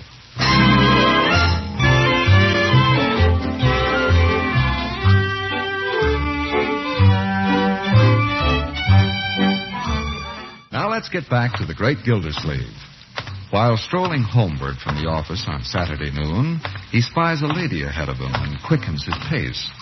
As he draws a beam of his quarry, he is surprised and delighted to find he has been pursuing the school principal, Eve Goodwin. Hello, Eve. Hello. Oh, hello, Throckmorton. I didn't recognize you from the... I mean, have you got a new coat or something? No. Where are you going? I was just going home. Had lunch? Yes, I have. So have I. How about stopping in someplace for a soda? Oh, I can't. I'm sorry. Gosh, I haven't seen you in quite a while. You haven't called me. I've been pretty busy. How about this afternoon? I have a parents' meeting this afternoon. That's why I have to get right home. I don't believe you ever think about me, Throckmorton, except by accident. That's not so, Eve. I think about you a lot. Thought about you a couple of days ago, but I was tied up. What's so funny? You. But I like you. Well, all right then. Do you mind if I walk home with you? That would be very nice. Since I've run into you, there's something I'd like to ask you about Leroy. Leroy? I knew it. He's been finishing his homework in an awful hurry. It's not his schoolwork. At least I haven't had any complaints about it from Miss Creedle. No, this is something new. It surprised me. Just tell me what it is, Eve. I'll whale it out of him. You wouldn't. Wouldn't what? Punish him physically. Huh? Oh, no. When I tell him to listen, he listens. Sometimes. What's he been up to? I've never thought Leroy would turn out to be belligerent. Belligerent? He seems to have a chip on his shoulder the last few days. He actually seems to be trying to pick fights with the other boys. What's the harm in that? Well, if you could see him. I watched him walk right up to quite a big boy and pull his shirt tail out. I don't think there's anything amusing about But it. Eve, men look at these things differently. It's masculine psychology. Nonsense. No, I mean it. There comes a time when a man has to put up or shut up, Eve.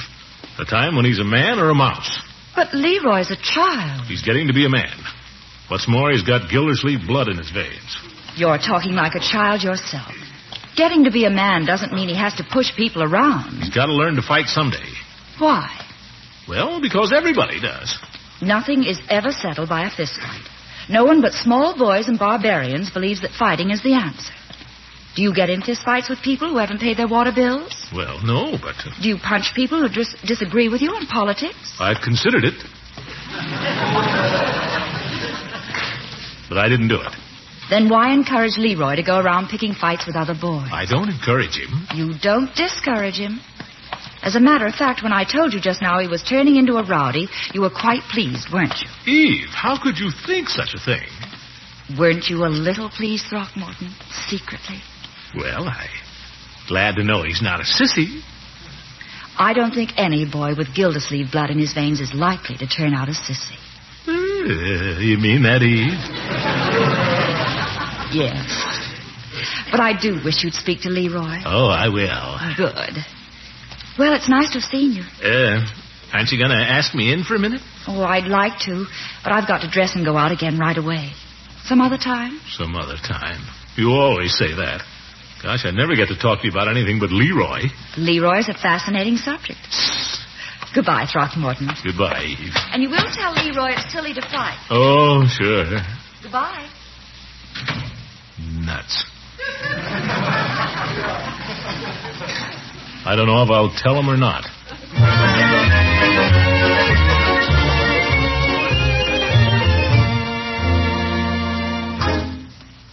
Unky, is that you? Yes, it's me. Oh, I'm so glad to see you. Could I have some money? Francie and I are going to Barney's. Quite a welcome. Where's your allowance? I'm saving it to buy Christmas presents. It makes me feel wonderfully independent. Marjorie, if you're saving, that's one thing. If you're going to some jukebox joint, that's another. You can't have your cake and eat it too.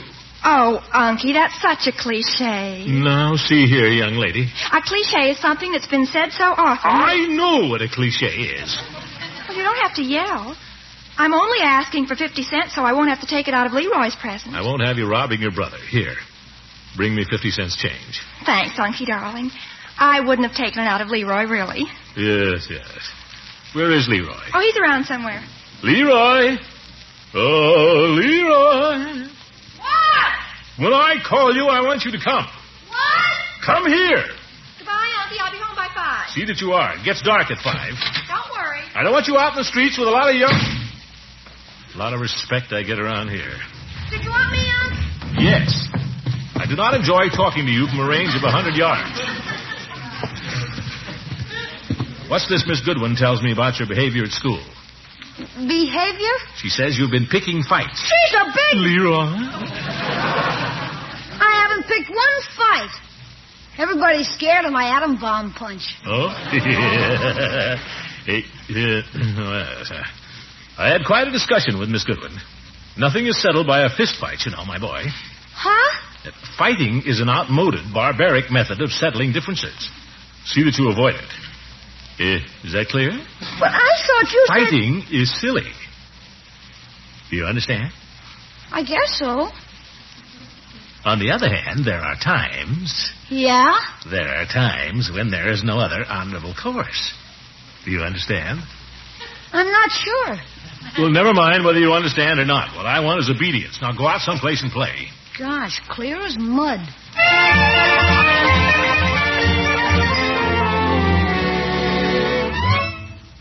No, Craig, that's not the idea. Hold the board a little higher.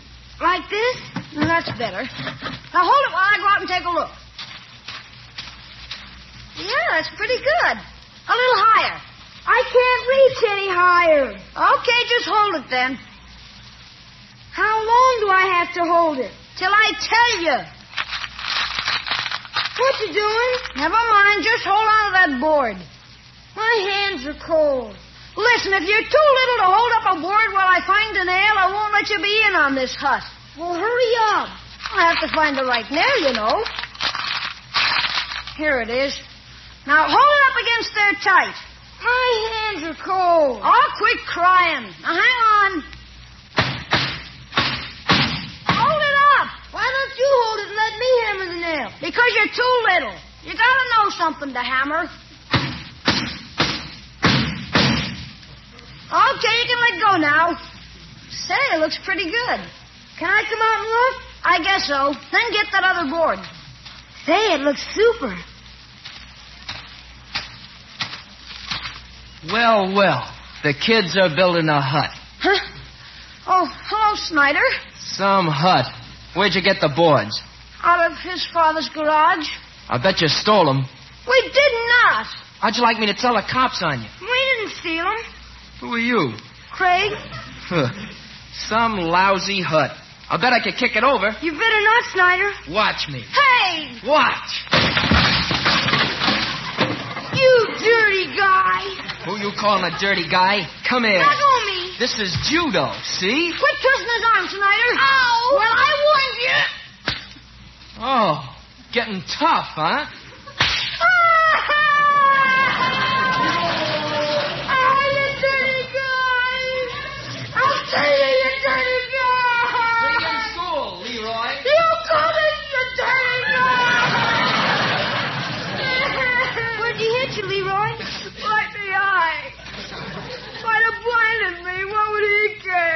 Let's see. See? Gee, a black eye. Leroy got a shiner. Leroy got a shiner. Oh, you little nut, you touch me.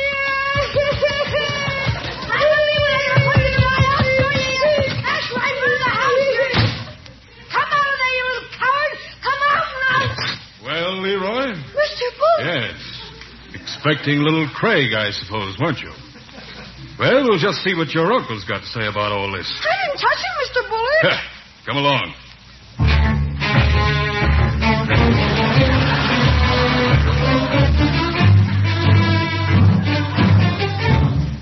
That's not the point, Gildersleeve. The point is that Leroy was picking on a little fellow half his size. The point is, Bullard, that Leroy didn't touch him. Is that right, Leroy? Sure, it's like I told you. The point is, Leroy tried to defend your boy from a bully bigger than either of them. Poppycock. Where do you think he got the black eye? Craig hit him. Oh, for... In self-defense. Is that true, Leroy? I told you, Unc Snyder hit me. Snyder hit Leroy, and Craig laughed at Leroy, and so Leroy chased him. What was Craig crying for? Because he's a crybaby. Now, see here, Gildersleeve. There are things a man can't take lying down. That's right. My boy's half Leroy's size.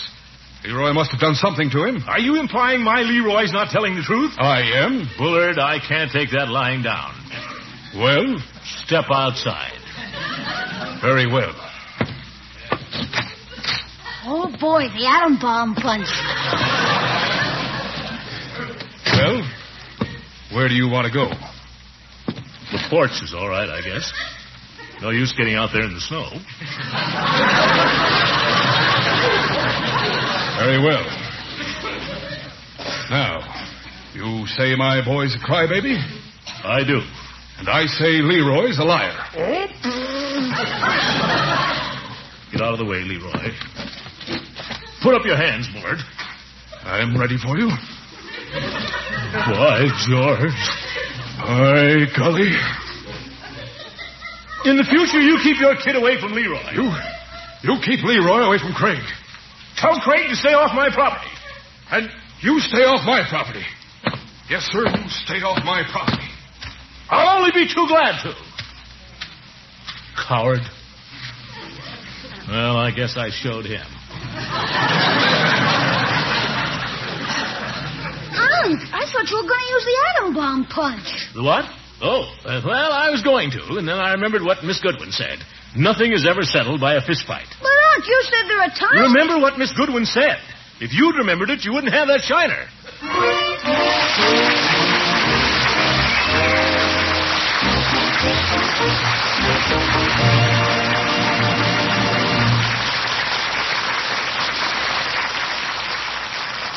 The great Gildersleeve will be back again very shortly.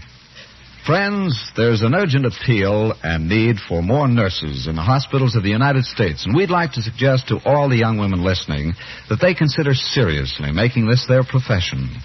Nursing offers excellent pay and interesting work, and more than that, the tremendous satisfaction that comes from aiding one's fellow man. High school graduates or college students between the ages of 17 and 35 are eligible to learn nursing. It's a 3-year course with the time divided between classroom work and actual hospital experience. You can find out how to apply for admission in any of the nearly 1,300 accredited schools of nursing by talking to the vocational guidance counselor of your local school system or at your local hospital or school of nursing. We'd like to ask you young women to think seriously of nursing as a life work.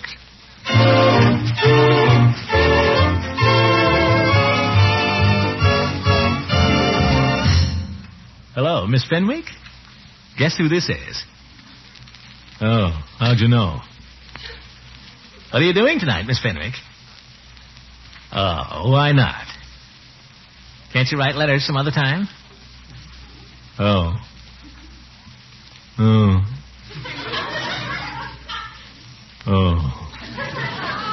Well, I'll go to the movies with somebody else. What do you think of that? Goodbye. I'll go with you, Unc. You go to bed.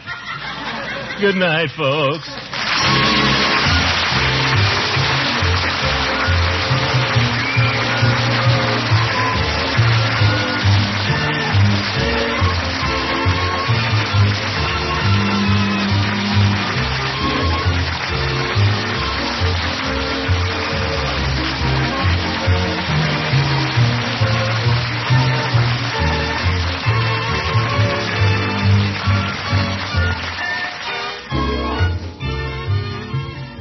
The Great Gildersleeve is played by Harold Perry. It is written by John Wheaton and Sam Moore. The music is by Jack Meakin. Included in the cast are Walter Tetley as Leroy, Louise Erickson as Marjorie, and Lillian Randolph as Birdie. Judge Hooker is Earl Ross, and Richard LeGrand is Mr. Peavy. This is John Lang saying goodnight for the Kraft Foods Company and inviting you to listen in again next Wednesday for the further adventures of the Great Gildersleeve.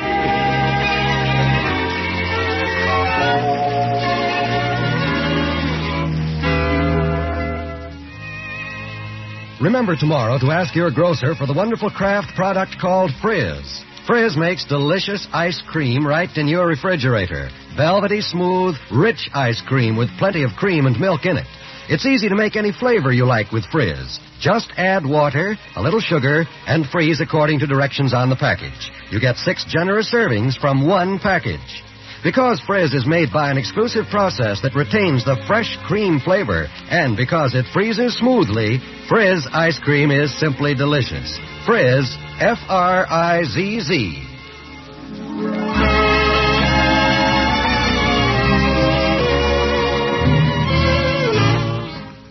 This is NBC, the National Broadcasting Company.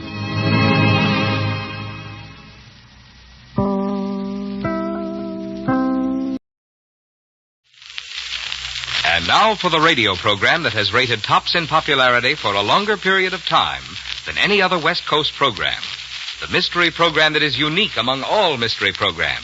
And here's why. It's because you know who's guilty. You see his every move. You know his complete plans, even his innermost thoughts. Yet the final curtain always brings a startling surprise. In the Signal Oil program, The Whistler.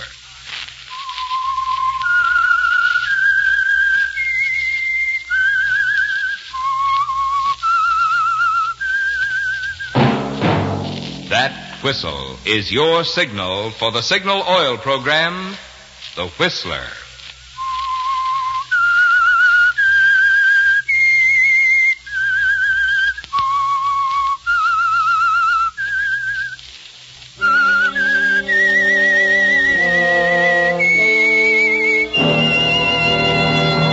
I am the Whistler, and I know many things, for I walk by night.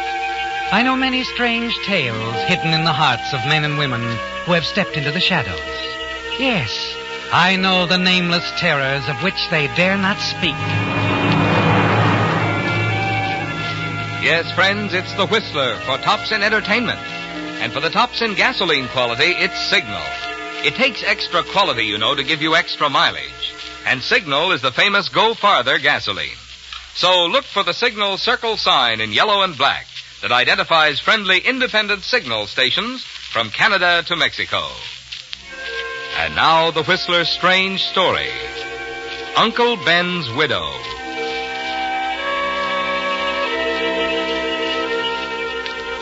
From the veranda of the Crestview Sanatorium, nestled high on the Mount Tamalpais slope, Monica Dawson looked across the low rolling hills to the bay and San Francisco beyond.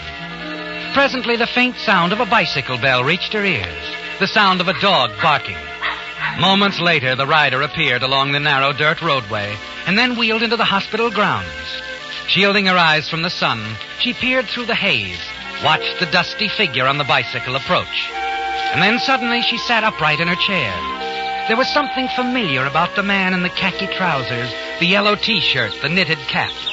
She leaned back in the chair and closed her eyes. Her head began to throb again. Minutes later, she heard his footsteps approaching, and a cold wave of fear swept over her. Mrs. Kittredge? Yes?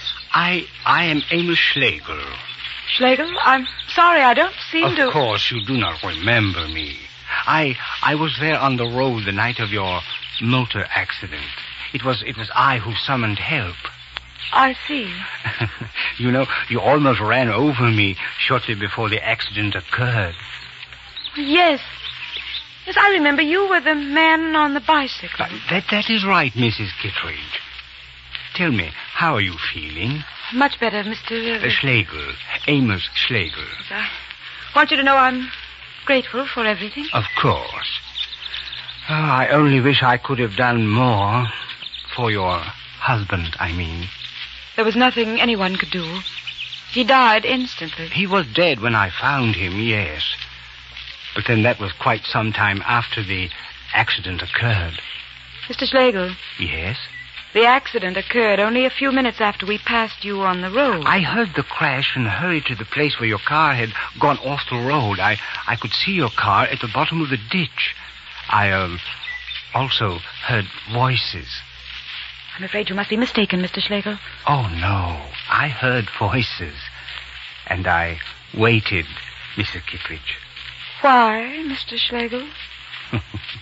There's a saying, something comes to one who waits. May I sit down, Mrs. Kittredge? It's such a warm day, isn't it? Much warmer than... He knows, doesn't he, Monica? He knows what really happened the night your husband met his death. You lean back in the chair while the little man drones on. But you're not listening. Your thoughts go back to that moment 3 weeks ago when it all began. Began with a flirtatious toast in the cocktail lounge of a fashionable hotel in downtown San Francisco. As you sat at the table admiring your reflection in a mirror, you noticed the man sitting at the table next to you. He, too, was admiring your reflection as he raised his cocktail, tipping it in a toasting fashion. You were instantly aware of his identity, and you decided it was time to go to work on this prosperous-looking gentleman. Hello. I'm sorry I had to use something quite so obvious as an excuse to get acquainted. It wasn't exactly original. A last desperate effort. I've been trying to attract your attention ever since you arrived. This is a hobby of yours? No, on the contrary. You're the first one I've ever seen in a cocktail lounge that I've cared to meet. I don't suppose you believe that. No. My name is Benjamin Kittredge. May I buy you another one of those, perhaps you haven't had dinner. My name is Monica Dawson. You may buy me another one of, those.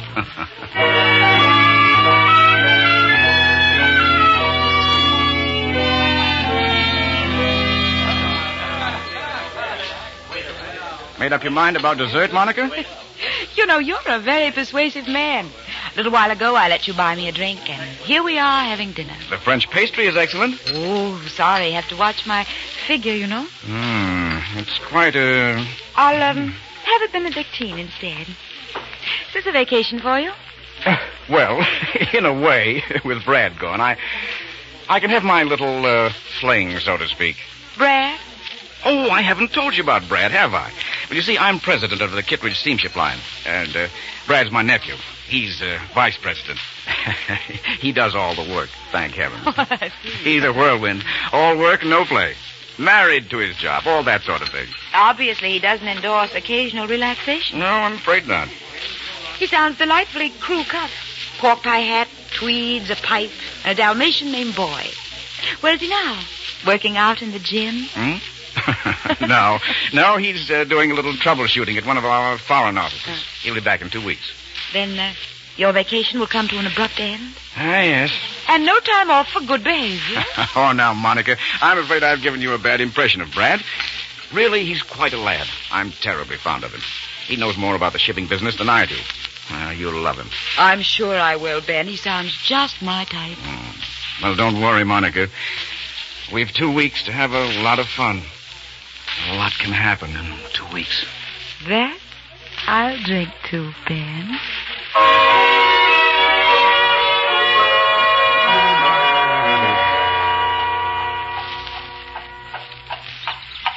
Well, this was a wonderful idea, Monica. Wonderful. Haven't you ever taken a handsome ride through the park before, darling? Nope, never occurred to me. Monica, the last 2 weeks with you have been wonderful. Do you realize our wonderful time's just about over? Your Brad will be back in a few days. Yes. Have you really been happy with me, honey? Of course I have. Monica. Yes, darling? Monica, would you marry me? Ben. Would you, Monica? Well, I don't know. We could start making plans right now. Be married the day Brad gets back. Would we have to wait for Brad? You mean you'll... Oh, Monty. I've loved you since the day we met. But I never dreamed you'd ever consider marrying me. Well, I haven't said yes, darling. Well, Brad will be home by the end of the week. He can be my best man. Why couldn't we get married right away and surprise him? Well, I don't know. He'd feel bad about it. I really should tell him first. You're afraid of Brad, aren't you? Oh, that isn't it at all, Monica. I just want to do the right thing. But you really don't believe that I... Perhaps we forget the whole thing, Ben. Brad probably wouldn't approve of me anyway. Oh, look, Monica. I don't give a whoop whether Brad approves or not. It's none of his business. You'd marry me even if he tried to stop you? He'll have nothing to say about it. I can make my own decisions. We're getting married right away.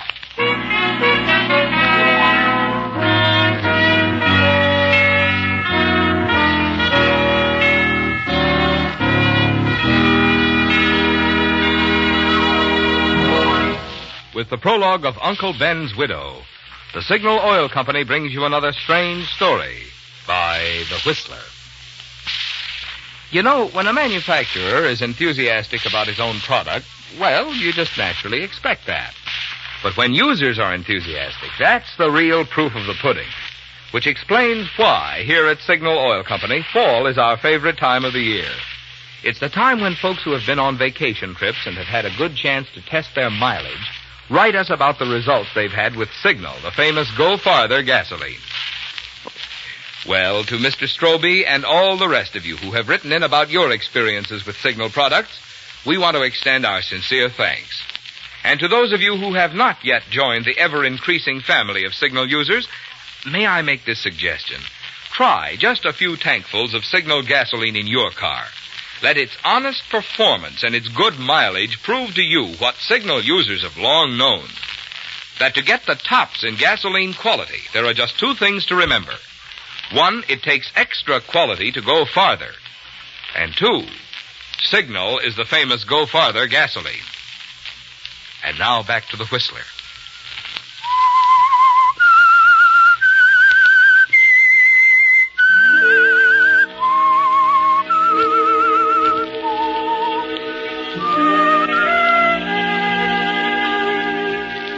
It was easy for you to make Ben Kittredge fall in love with you, wasn't it, Monica? It was like playing a dull game of charades with Ben never guessing that your only interest in him ended with the Kittredge fortune. Yes, it was all so easy to marry Ben. However, you're a little worried about Brad, aren't you? And that night, as you sit across the table from Brad at a dinner party Ben is giving in honor of his return, you wonder what Brad really thinks of his new aunt. How about another drink, Brad? Why not? This is a celebration. A double celebration. Order the drinks, will you, Uncle Ben? Monica and I are going to have this dance. We are. Well, that is, if Uncle Ben doesn't mind. Mind? Of course not. Run along, you two. My. Excuse us, will you, please?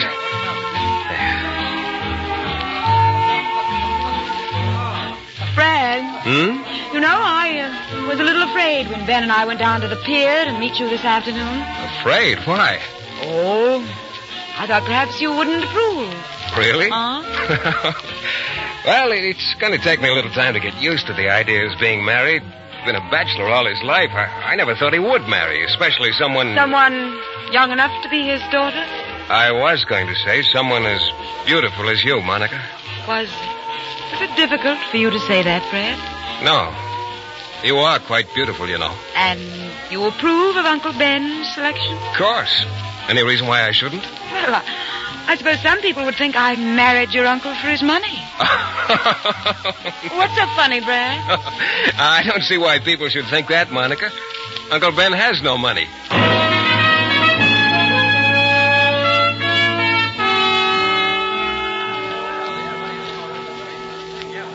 Having a nice time, Monty? Wonderful, just wonderful. Where'd Brad wander off to? Oh, he ran into some friend of his over there at that table. Ben. What do you think of Brad? It's nice, very nice. You've charmed him completely. But I'm afraid you won't have a chance to get better acquainted for a while. He's off on another trip to Central America in a few weeks. Ben, why didn't you tell me the Kittredge Steamship Company was floundering? Floundering? Where did you get that idea? Brad? Well, he didn't say it that way exactly, but he did say you have no money. Darling, the steamship company is worth approximately $12 million. Brad was probably referring to my personal fortune, or I should say, lack of it. Lack of it? What do you call $12 million? Well, that money isn't mine. It's a fortune that's been handed down from one generation to the next in our family. I merely manipulate the money in the interest of the firm. But don't you have any money of your own? Very little. Oh, I get a salary with an occasional bonus. A stipulation in Grandfather Kittredge's will allows only a set amount to be paid out each year. Living expenses, upkeep of the family, home, so on. All profits go back into the business. Well, that's hardly a fair arrangement. Well, it isn't for any of us except Brad. He's the last of the Kittredges. Is that some kind of distinction? $12 million worth. He gets every cent of the inheritance. No strings attached. I see. So Brad gets it all. $12 million. Mm-hmm. He can have it. The money, the company, everything. What do I care? I have you, Monty. Yes. And I have you.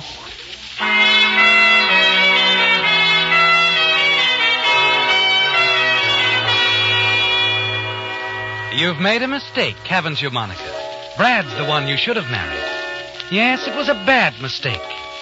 During the weeks that follow, you managed to see quite a bit of Brad. And then one evening, as you return from a dinner party in San Francisco with Ben, a tailor-made opportunity presents itself. Ben, must you drive so fast? These mountain roads are dangerous, and you've been drinking too much. I don't see why you insisted on coming this way. It's a shortcut, Monty. When we reach the signal oil station at the bottom of the grade, we'll turn into the main highway. Well, be careful. There's a man on a bicycle up there. I see him. For heaven's sakes, will you slow down? You almost hit him. No, Monty, I know this road like my own pocket. Come on, give me a kiss, huh? Oh, stop it, Ben. Watch the road. Oh, come on, Monty. One little kiss. Ben, watch where you're going. There's a curve ahead. Ben, look out!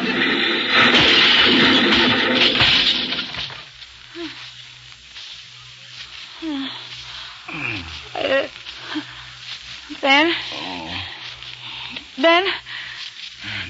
Ben? Oh, my back, Monty. My back. Can you crawl out of the car? No. No, I can't get out. Caught. Get help, Monty. All right, Ben. If I can get this door. Hurry, Monica. Get help. Up on the road. Get up on the road. There's a car coming. Monica, you're just standing there. Please stop a car. I need help. Yes, Ben. I know you do. Monica, you're deliberately letting me die.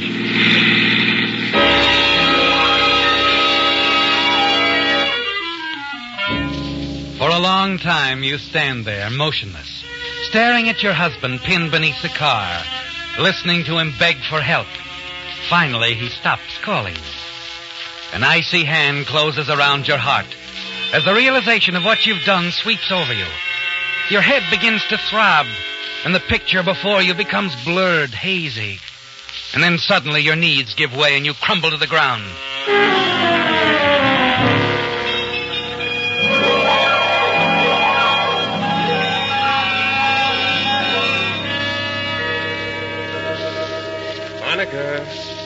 Monica. What? Oh. Brad? Brad, where? How do you feel? Oh. All right, I'm sort of tired and sleepy. You practically slept the clock around. Oh. Brad, what am I doing here? You're at Crestview Sanatorium. They brought you here last night, after the accident. Accident? You were pretty well shaken up. But everything's going to be all right, Monica. All you need's a little rest. The accident. Ben. Where's Ben? Now, Monica, please don't. Where is he, Brad? Where is he? He's dead. Dead? Oh, no.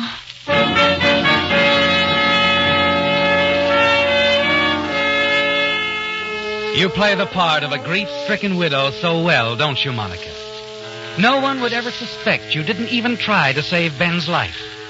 And now with Ben out of the way, you're free to concentrate on Brad and the entire Kittredge fortune.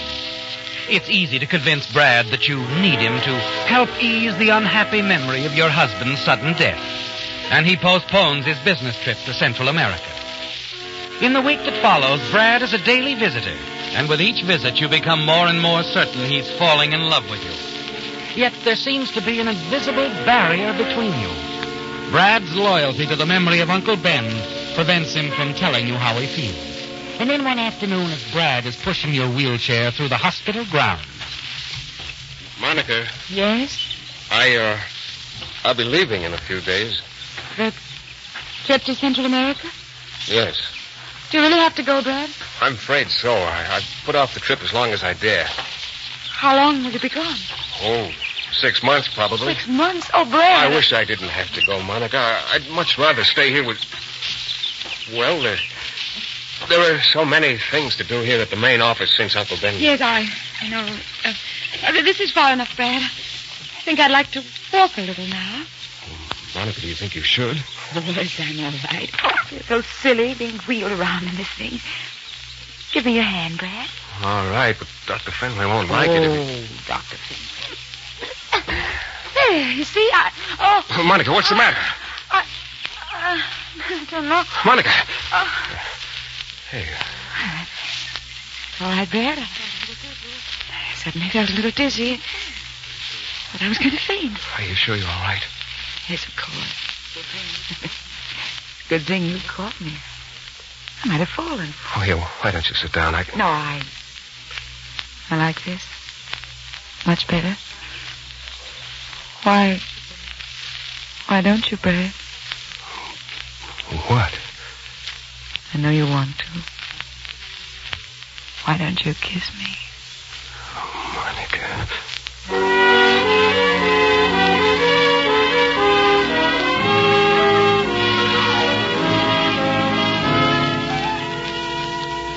A moment later, you watch Brad as he turns and hurries away.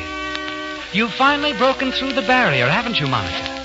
Yes, the rest of the way will be easy. But you haven't much time if Brad is to sail to Central America in a few days. As you continue your stroll, you plan your next move. And a quarter of an hour later, as you pass beneath the window of Dr. Fenway's office, you hear voices. Brad's to Dr. Fenway. Don't worry, Mr. Kittredge. I'll take care of everything. Well, you understand how I feel about this, Doctor, but it's of utmost importance that I sail for Central America. I've already made arrangements to leave tonight. I understand. Well, thank you, Doctor. You'll talk with her in the morning? Yes, I'll explain everything to her then.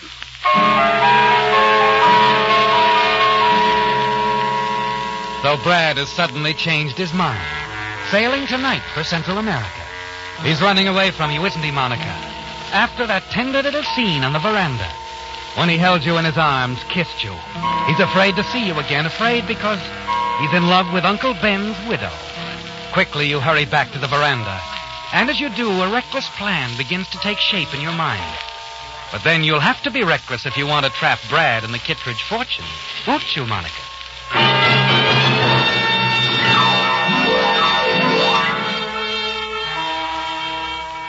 Now, as you sit on the veranda, a few minutes after the arrival of the man on the bicycle, the man who has come to blackmail you, you're confident your plan won't fail. But you'll have to take care of Mr. Schlegel Had I not first. been on the road the night of your accident... Will you come to the point, Mr. Schlegel? The point? Oh, yes. You see, Mrs. Kittredge, I am an artist, a painter. I thought perhaps you would care to sit for a portrait. How much? You may not believe it, but I am considered a very fine painter. How much, Mr. Schlegel? $5,000. Well, then I also have some beautiful paintings, landscapes, beautiful landscapes. Perhaps you would like to buy a few. The price, I assure you, would be most reasonable. Mr. Schlegel, there are people coming out now. I can't talk to you. Later, perhaps, this evening? No. You'll have to give me some time. I don't have the money now. Give me a week. Very well. We'll make all arrangements then. Good afternoon, Mrs. Kittredge. In a week we shall meet again. Yes. You will have the money then? I'll have the money, Mr. Schlegel. But you won't get a cent of it, Mr. Schlegel. Not 1 cent.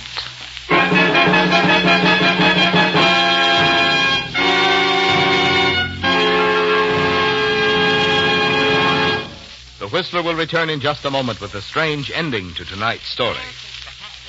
But now, since the hot weather that we usually have at this season tends to make ordinary motor oils break down and cause carbon, wear, and corrosion, I thought this would be a good time to tell you about an improved type motor oil, specifically designed to protect your motor against these abuses.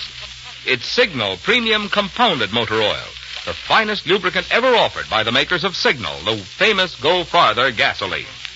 Naturally, Signal Premium Compounded Motor Oil has 100% pure paraffin base, the finest money can buy. But in addition, Signal Premium contains scientific compounds that make it do what no regular oil could ever do. While you drive, these compounds are busy doing many jobs, such as washing out destructive carbon, gum, and varnish, neutralizing the acids that corrode costly bearings, keeping the oil from losing its body or from excessive foaming. When you can now enjoy all these extra benefits, why be satisfied with lazy, old-fashioned oil for your modern, streamlined car? For extra driving pleasure, longer life for your car, choose the improved type Signal oil that does so much more than just lubricate. Stop at Signal stations for Signal Premium Compounded Motor Oil, your guarantee of a sweeter-running motor. And now back to the Whistler.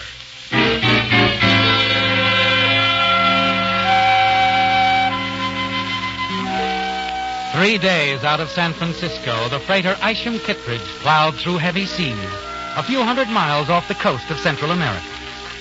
It was a simple matter, wasn't it, Monica? With your position as a member of the Kittredge clan, to persuade Captain Driscoll to let you hide aboard.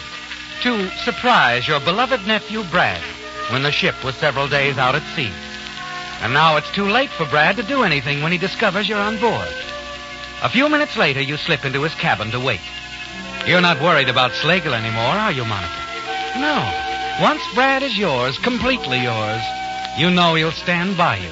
You're certain he won't believe Schlegel's story, should the little man decide to make trouble. A quarter of an hour goes by as you wait in Brad's cabin, and then you hear voices outside. Here to join me in a nightcap, Mr. Kittredge? Oh, thanks, Captain, but I think I'll turn in. Oh, by the way, I'm expecting an important radiogram. Will you instruct the steward to awaken me when it arrives? All right, sir. Good night. Good night, Captain.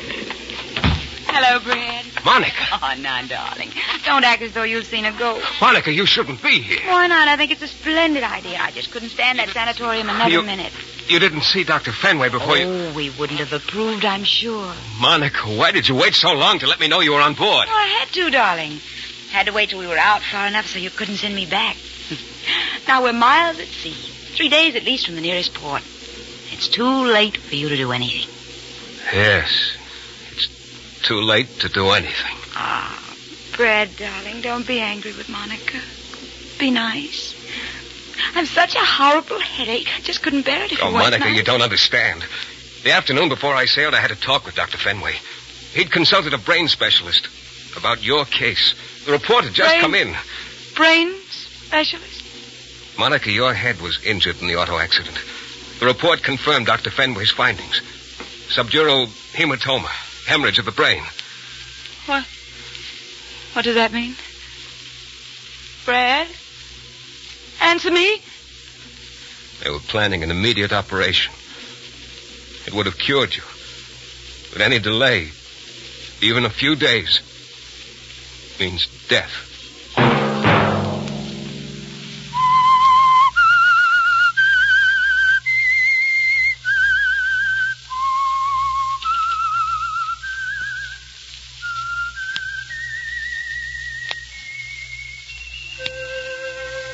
Let that whistle be your signal for the Signal Oil program, The Whistler, each Wednesday night at this same time.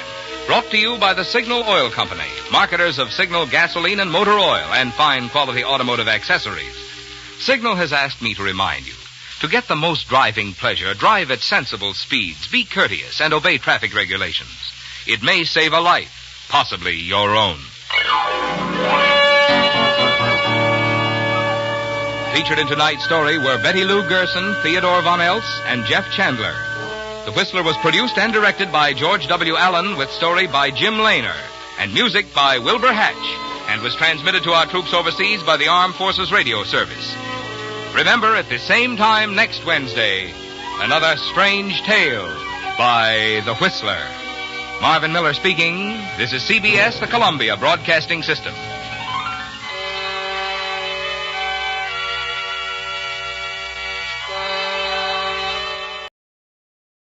Tired of the everyday routine?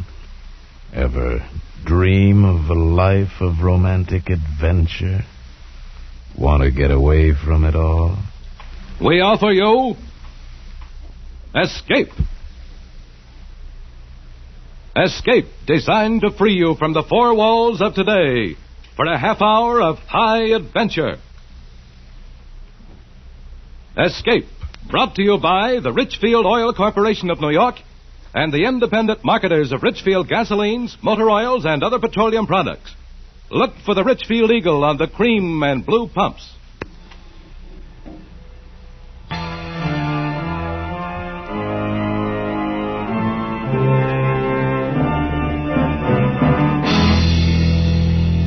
Tonight, we escape to the Nevada desert in the story of a foreign spy who sought to renounce the left arm and become once again an American citizen. As Hildegard Thielhet tells it in her exciting new novel, The Rim of Terror, starring Miss Nancy Kelly.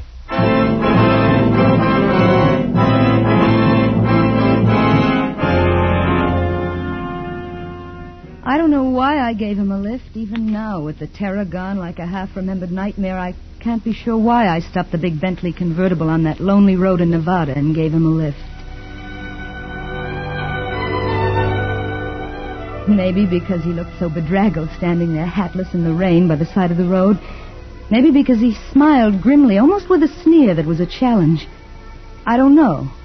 Anyway, I slammed on the brakes and he walked slowly up to the car. Torko, my big Chinook, stiffened on the seat beside me. Quiet, Torko. So you've decided I don't look like too much of a risk? Not at all. Please get in. You look very wet.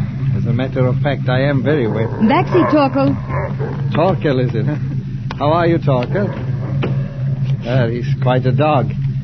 I bet he could easily kill a man. Oh, he's really quite well behaved, and he wouldn't attack without orders. You have made yourself quite clear.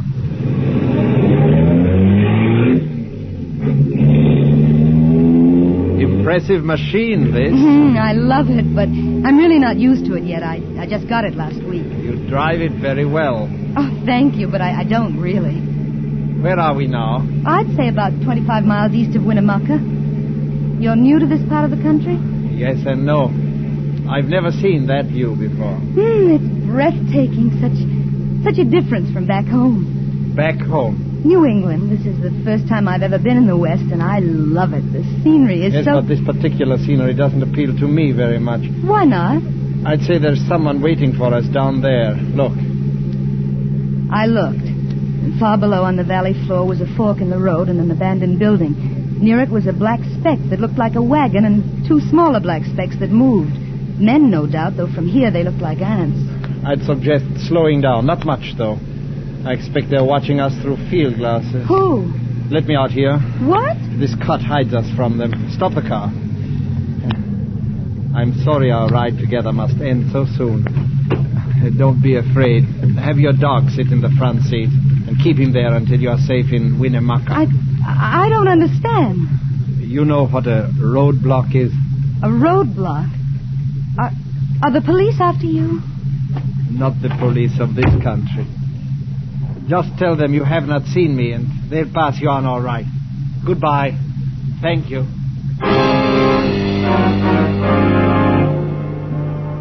He turned and started climbing the steep bank at the side of the road. He stopped halfway to the top and impatiently motioned me to go on. I slipped the car into gear, and suddenly I felt very much alone and scared.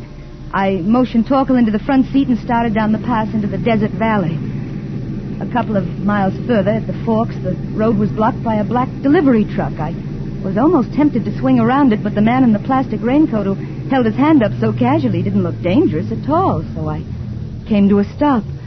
Another man in a black raincoat was leaning against the truck trying to clean the mud from his shoes. Across the panel of the truck was a sign that read, Nevada Public Opinion Surveys, Carson City. I felt a little silly for feeling scared a moment before. Howdy, miss. We're making a traffic check. Yes? Mind answering a few questions? Only take a minute. What do you want to know? Well, now, let's see. Where are you from? Vermont? Vermont. Well, I declare, we don't get many tourists from Vermont. You come all this way alone? Well, I don't suppose you'd count my dog as a passenger. I guess not. Although I always say a dog's a man's or a woman's best friend. Nobody else with you? No. Have you given any rides to hitchhikers? No. No. Through the windshield, I saw a man in the black raincoat reach into the van. There was a smear of yellow paint on his raincoat, and the letters on the neat sign were blurred. It had been freshly painted, and the paint had rubbed off when he leaned against the sign a moment ago. Even if you've given somebody just a short ride, we have to put it down. It's for the statistical average. I'm sorry, but I've lost too much time already. I can't answer any more of your questions. The man in the black raincoat was beside the car now, peering in over the interviewer's shoulder. Somebody's been sitting in the seat next to Curlyhead there. You can see where the seat's wet. Let's quit stalling, Mr. Smith. Shut up. Ma'am, you can see for yourself you've had somebody sitting in that seat not very long ago. My dog. Your dog's dry as a bone, ma'am. I'll search the trunk compartment. Maybe she's got him hid in there. You get her keys, will you? You take your hands off the steering wheel. Now, ma'am, just give me the keys. Torkel! I had no idea the Bentley had such power. It leapt forward under the accelerator as I swung it around, clipping the front bumper of the delivery truck, skidding across the wet road and throwing a sheet of liquid mud over the two men. Through the rear-view mirror, I could see them running up the road after me, then stop and give up. I shifted into fourth and headed back up the mountain at 80 miles an hour. And then, as I rounded a curve, there he was again, my passenger, laboriously clambering down the bank at the side of the road. He waved to me when he heard the car. And again, I don't know why I stopped. Maybe it was the painful way he was limping. Maybe because his figure looked so tiny and alone in all that vastness. Maybe it was because I remembered the cruel blue eyes of the red-haired interviewer glowering balefully behind his thick glasses. Anyway, again, I stopped. Backseat, Torkel. Get in. I'm driving back to the main highway. I can take you into town that way. I would not have hailed you, only I twisted my ankle up there. Oh, I'm sorry. I was watching from the hill. What happened down there? Lose your nerve? I'm afraid I did. After they saw the damp mark your suit had made and the man reached for the ignition keys, I guess I lost my nerve. Where was the third man? There wasn't one. He must have been hiding. Was one of them red-headed with glasses? Yes. The other one called him Mr. Smith. What's this all about? Who are they? Who are you? I suppose I do owe you some kind of an explanation.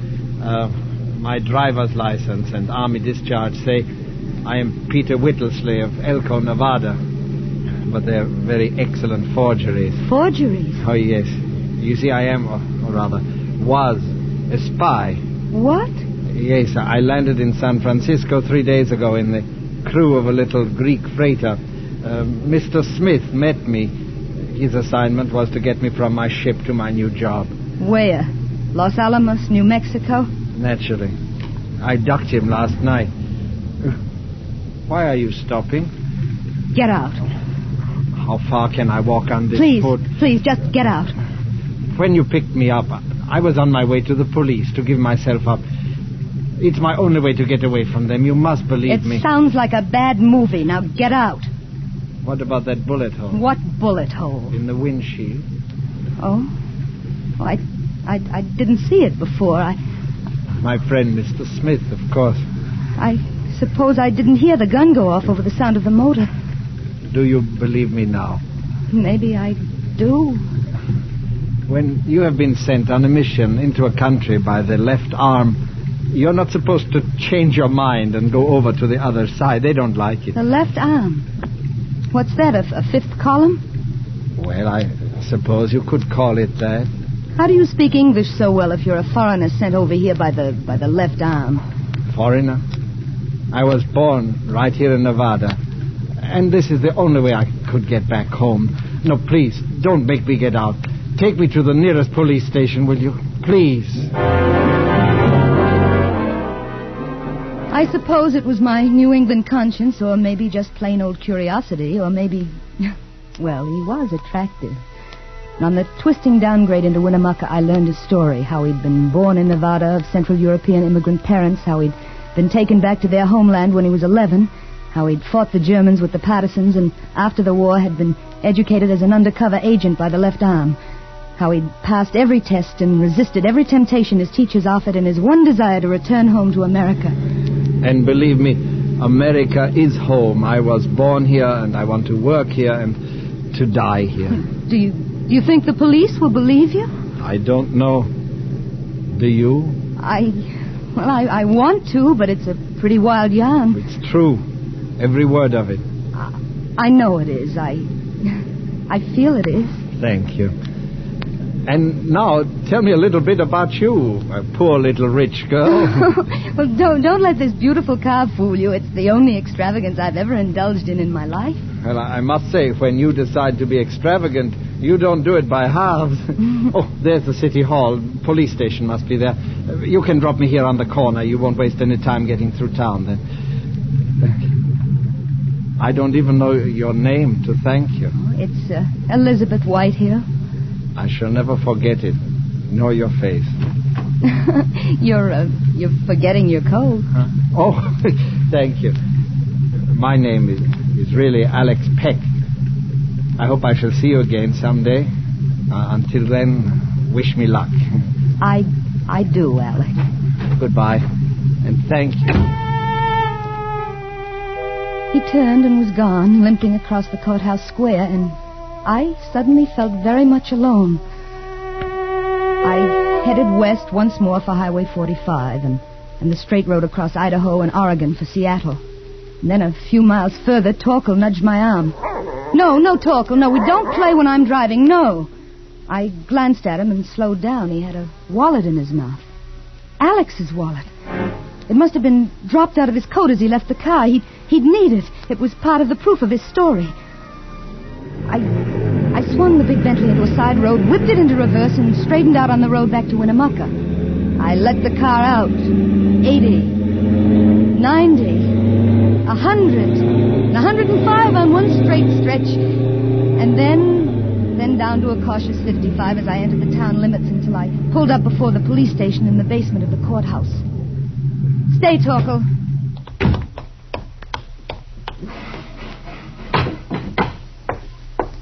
Ma'am? Are you the officer in charge here? I'm Sergeant Helding. I'm looking for Mr. Alexander Peck. I drove him here not more than a half hour ago. Mr. Peck left his papers in my car. I thought he might want them, so I brought them back. Well, he's, gone, ma'am. Gone? Yep. Ma'am, you don't know how lucky you were. That fellow was a lunatic. Lunatic? Sure. His name is Peter Whittlesey from Elko. Nuttier than a fruitcake. He escaped from the Carson City Asylum last night. They came for him in the wagon. A black panel truck. That's right. Had Carson City State Asylum painted on the panel. In fresh paint? Pardon, ma'am? You've made a dreadful mistake. That's the same truck that stopped me back at Indian Forks. It must be. You're one of the most stupid, incompetent ignoramuses that ever sent a man to be tortured.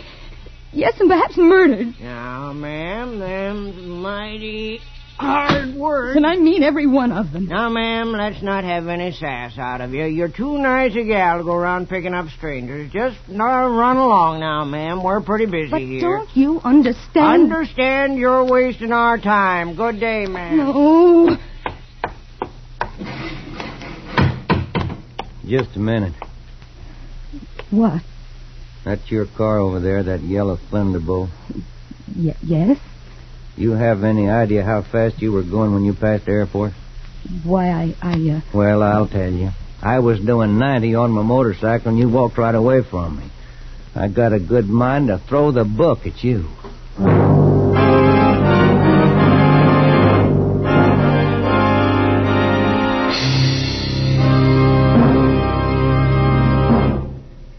Here's a free offer you won't want to miss.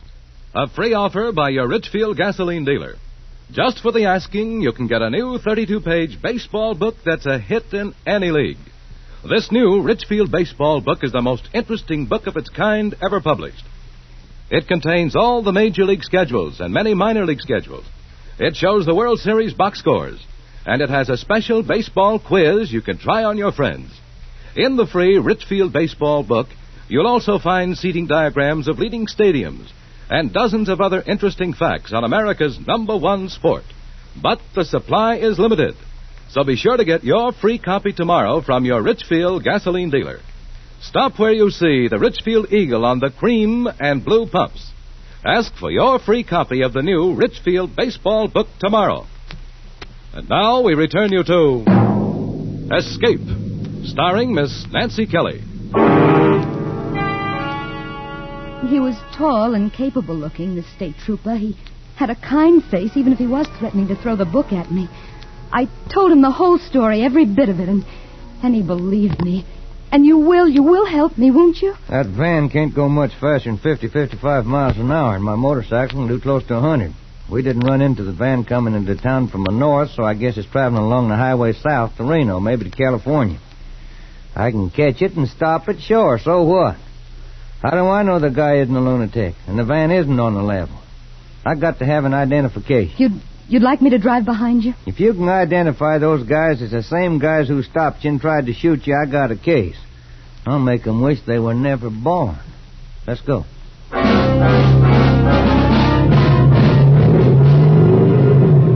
Once outside the city limits, the motorcycle leapt forward. I held the Bentley at 60 until it was a half mile ahead of me, and then I accelerated to keep the distance constant. The tachometer crept up 4,500, 5,000, 6,000 revolutions per minute. The cars we passed were silent blurs, respectfully pulling to one side at the peremptory scream of the motorcycle siren. Then down the shimmering surface of the road, miles ahead of us, appeared a lurching black speck. It was the van. The trooper waved his arm for me to slow down and swung alongside the truck. It was like watching a jerky movie from a great distance. And suddenly, the motorcycle swerved away, and the trooper was firing his gun.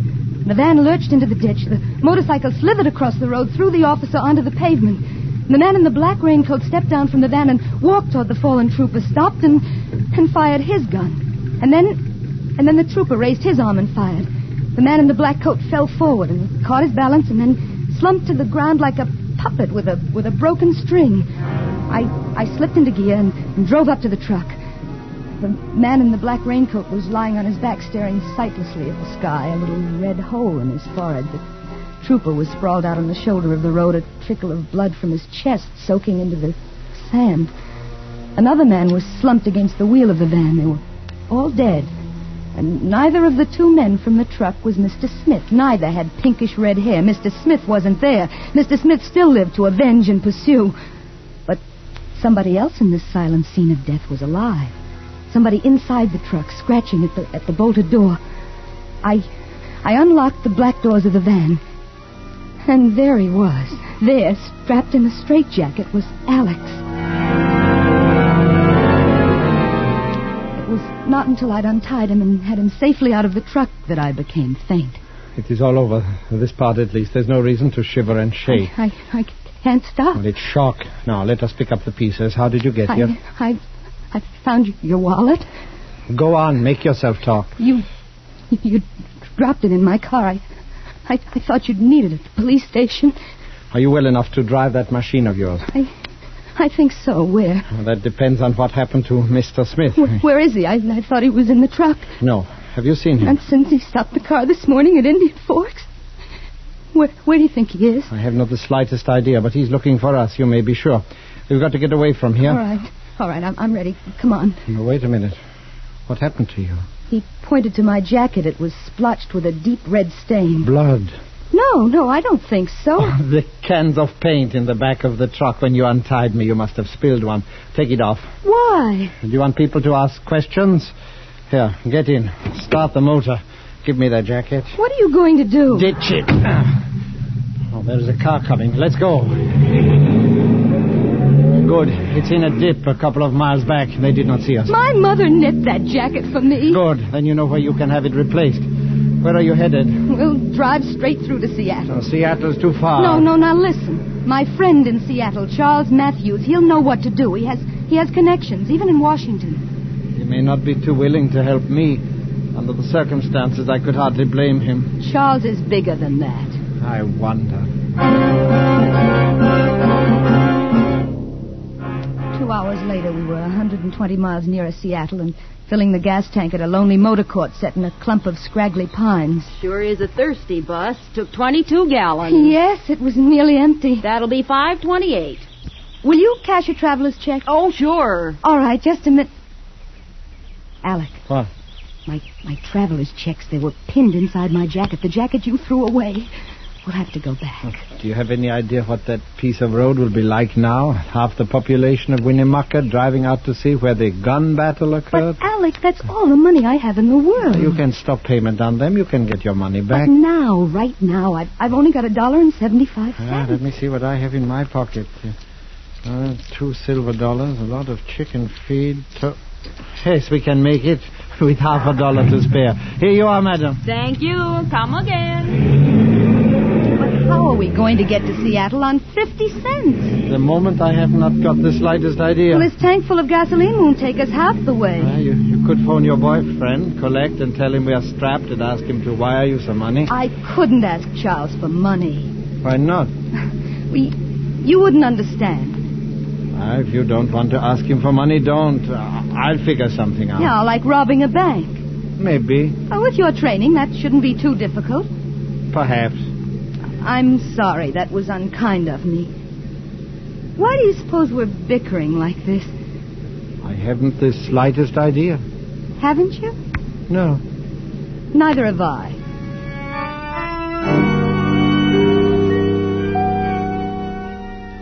Payette, Idaho was the first big town. It was dark when we got there. Alec told me to pull up in front of the hotel. You can get a room and a hot bath while you're putting in your call to Charles. I can't get a room for 50 cents. Look across the street. That's what I've been looking for. What? A pawn shop. My watch should be good for a few dollars. It's Swiss, international currency, you know, Swiss watches. Now beat it. Get a bath. I'll take Torkel with me and call you in your room in half an hour. Come on, Torkel. The hotel clerk showed me to a room on the second floor. It wasn't a very quiet room.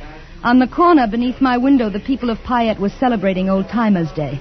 They'd set up a kangaroo court and were trying their fellow townsmen who'd failed to cooperate by refusing to raise beards and wear pioneer clothes. But I couldn't waste time watching the fun. I had to get through to Charles. I placed the call and started the bathwater running when there was a knock on the door. Who is it? Here, your towels, ma'am. As I unbolted the door, I happened to glance into the bathroom. There on the rack above the tub, fluffy and white, were my towels. I tried to push the door shut, but it was too late. Mr. Smith shouldered into the room. I started to shout for help, but the sound never came. He hit me in the pit of the stomach with his fist, and I fell across the bed, gasping for breath as the phone started to ring. I couldn't move. I couldn't make a sound. I lay there with the wind knocked out of me, watching Mr. Smith as he picked up the receiver. Hello? How much delay? Oh, just a minute. I'll ask my wife. She says to cancel the call. We'll try later. Thank you. Now, young lady, no monkey business. You try to yell, and I'll cut off your wind for good. You two, you and Peck, have caused me a good deal of trouble. I had a lot of trouble finding you. You should not have done that. How did you find us? The left arm never fails. Where's Peck? I don't know. You are lying. But I have plenty of time. I'll wait for him here. He is sure to return for you. I had to get to Alex. I had to warn him. The bathroom door was open. Smith was holding my arm, but for a moment he relaxed his grip. I swung away from him and threw myself into the bathroom, pulling the door shut and locking it. I expected him to shoot through the door, and I ran to the window ready to jump, but it wasn't necessary. There was a rickety fire escape. I crawled through and ran down the shaky steel stairs, dropped 6 feet to the mud, and ran around the corner of the building toward the old-timers kangaroo court on the corner, and there was Smith coming toward me through the crowd. He reached out his hand for me. I whirled around and shouldered my way through the crowd to the table where the man was sitting with the microphone. Please help me. Oh, hello there, miss. Now, give me your microphone. Now, just a minute, miss. You can't interrupt this. Please, it's a matter of life or death. Alec! Stay where you are. They found me. And then Smith came for me. He and a big man with a beard. And then a tawny streak tore through the crowd. Torkel. He'd heard my voice. He ripped the big man's leg. He jumped for Smith's throat. But before he reached it, the man with the beard pulled out a revolver. And Torkel lay there quiet. Mad dog. That dog was mad. I tried to bend over him, but I knew it was no use. He was dead, and Smith had me now, holding me. I told her that dog was sick. Your dog? Yes. To see her, you think my wife cared more for the dog than she did for me. I told her a dozen times that dog was sick. sick. Let me go. I'm not your wife. Now listen to me. Listen to me, please. You people, this man, he's a spy. He's a monster. He's trying to kill me. Listen to her. Go on, folks. Listen to her. Drunk. That's what she is, drunk. Such a thing to say about your own husband. Well, I declare. Now, I'm going to take you on home to the ranch and put you to bed. You ought to be ashamed of yourself. Wait a minute there. Now, just a minute. Maybe you don't know, but I'm the county veterinarian. You can't leave that dog dead in the street. According to law, we got to make an examination of any dog that's dead or alive and suspected of rabies. Now, you get that dog in the police wagon. But my wife... I don't care about your wife. She wasn't bit. Now, you say you own that dog. Your friend here was bit in the leg, and you was scratched in the arm. Now, you get that dog in the wagon, and you follow him. And you, too. Now, look here. Now, you look here. That's the law. Now, get. Or do you want a little help from the rest of these good citizens? Smith loosened his grip. I turned and edged through the crowd, which was moving in on him and the bearded drunk. I got to the fringe, to the open street. I ran toward the Bentley, and there coming towards me was Alex. Coming from the pawn shop. Alex, alive, whole, limping but alive. Alex! Oh, Alex, my dear. Get in the car, quick. Torkel. They killed Torkel. Get in, tell me about it later. We've got to get out of here. Smith said he was a mad dog. They're holding him. They said he'd have to have a rabies test because he was bit. Good. We'll notify the FBI from the next town. And I got enough for the watch to buy gas to get us to Seattle. Did you reach Charles? No, Smith got into the room. He hit me. Well, tell me about it later. Well, slow down. Here's the highway signs. San Francisco left. And there we are, Seattle. Turn right. I said turn right. You said San Francisco left. Yes, but... We're not going to Seattle. What about Charles? Who's Charles? But I only got $20 for the watch. I think I can get a little more for the car in San Francisco. Hey. Go to sleep, darling. You must be worn out. I don't know why I gave him a lift that day, but I'm awfully glad I did.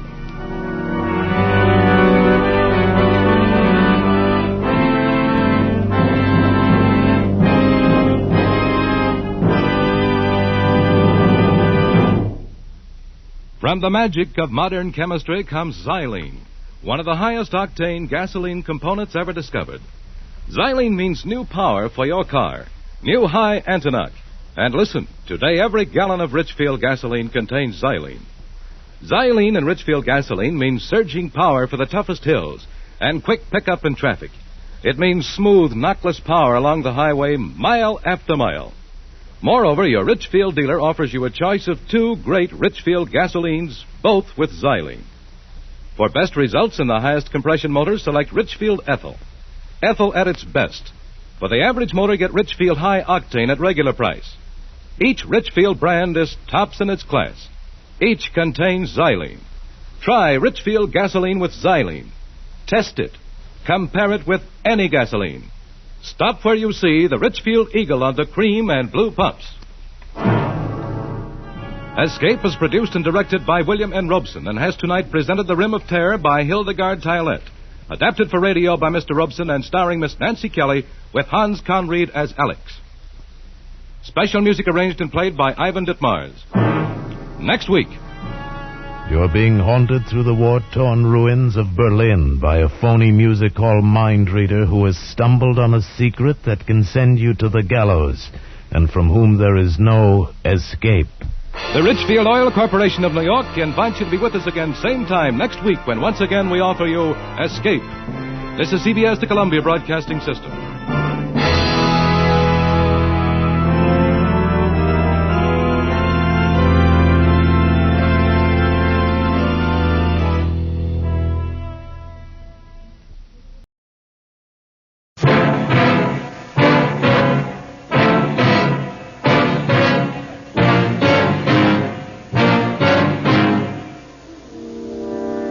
My gun was handcrafted to my specifications.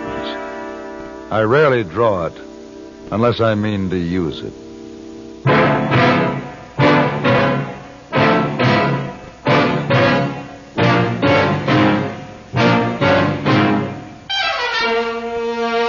Have Gun, Will Travel.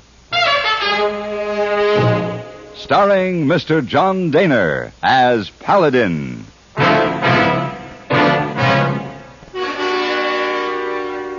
San Francisco, 1875. The Carlton Hotel, headquarters of the man called Paladin.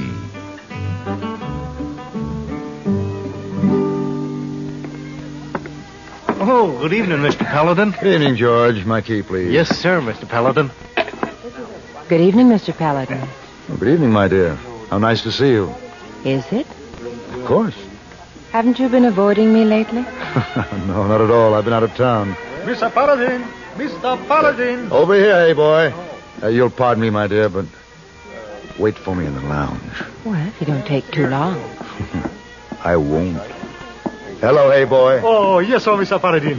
I look for you. I get you papers from all places in West, like always. Fine. Put them in my room. I'll be up later. Right now, there's a young I lady. think something you want to see in this journal from New Mexico. I mark. Here. You read. Huh. It looked like they need Mr. Paladin and his gun, eh? Yes, maybe so, hey, boy. Get me pen and paper. Oh, yes, sir. Right away. Good, good, good. You send card, say, have gun, will travel.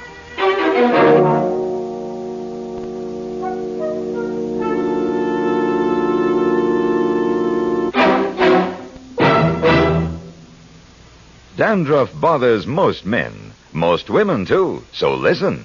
Today you can get rid of embarrassing dandruff in just 3 minutes. Yes, with Fitch Dandruff Remover Shampoo, unsightly dandruff's gone in 3 minutes. It's the quickest, easiest of all leading shampoos. That's not all. Using Fitch regularly is guaranteed to keep embarrassing dandruff away. Simply apply in the unique Fitch manner. Before you wet hair, rub in 1 minute. This way, Fitch shampoo penetrates right down to the scalp. Next, add water. Lather 1 minute to wash every trace of dandruff out of your hair. Then rinse 1 minute. All that loosened dandruff goes down the drain. In 3 minutes with Fitch, 1 rubbing, 1 lathering, 1 rinsing, dandruff's gone. And never forget, gentle Fitch can also leave your hair up to 35% brighter. To get rid of dandruff problems forever, brighten hair too, use Fitch regularly. Get Fitch Dandruff Remover Shampoo today, only 59 cents.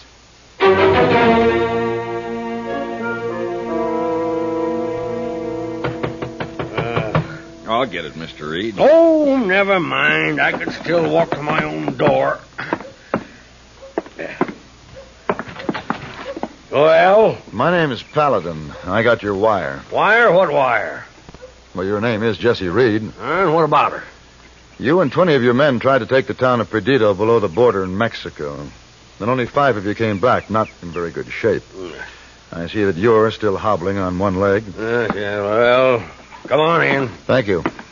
Now, how do you know so much? I saw it in the San Francisco papers, and I sent you a card, like this one. Huh?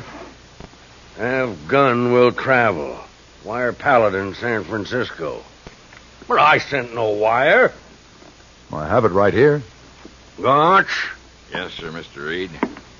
You send this man a wire? I figured maybe Mr. Paladin could help us, Mr. Reed. At least till he was able to sit a horse again. Oh. You're a fast gun, huh? Fast enough. What do you figure you can do for me? Dave Enderby's wanted for murder, and he's holed up in an outlaw town in Mexico. And more important, he took your daughter with him, and when you went after her, he ambushed your men and shot you. Well, I guess you'd like to see him again. But if I couldn't bring him back with 20 men, how do you think he'll do it all alone? There are all kinds of tactics, Mr. Reed. Tactics? You one of them ex-army officers? Among other things. I know your breed. Got to have action and money. Which brings us to my fee. I didn't ask you here. I ain't paying nothing. For Dave Enderby delivered to you, breathing? How much? $1,000. That gun comes high. It's a good gun. Crafted to my own specifications. Let me see it. Now, what do you think of that? I ask a man for his gun and he gives it to me. Why, you overdressed tin soldier, you'd have about as much of a chance with Dave Enderby as a ribbon clerk. I'll have my gun back, Mr. Reed, or I'll put a hole between your eyes. This Derringer may not look as impressive, but it's just as effective at short range.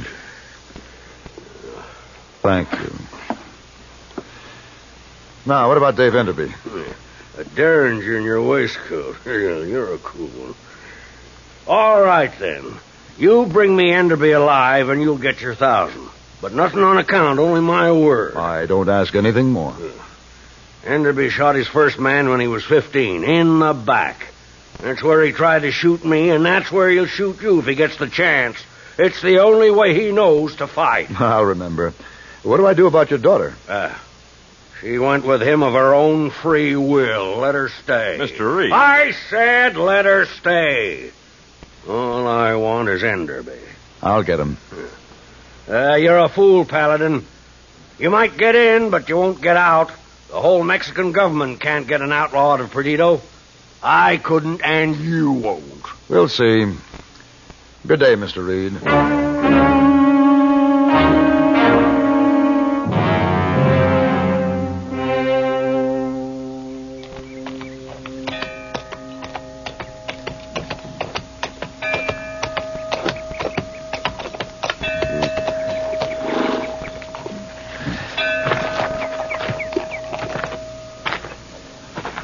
Welcome to Perdido, senor. Senor, quite a welcoming committee. Do they always ring bells? To tell us a stranger is in the pass, it is guarded. I saw them. They didn't look very friendly. Not every stranger is a friend, senor. My name is Paladin. And mine is O'Brien. I am the alcalde here. A red-headed Mexican with an Irish name? In Perdido, what matters is not a man's nationality, but his disposition. If he is, shall we say, simpatico, then he is welcome. For as long as he can pay. It is a poor business, senor, that does not make a profit. You have friends here, Senor Paladin? I'm looking for Senor Enderby. Can you tell me where to find him? He is usually in the cantina. Thank you. Oh, Senor Paladin. Yes? I must tell you about our bell. If it rings when one leaves Perdido, that one is always met in the pass. Stay with us, senor, and be comfortable. And when you leave, I hope the bell does not ring for you. Good day, Senor O'Brien.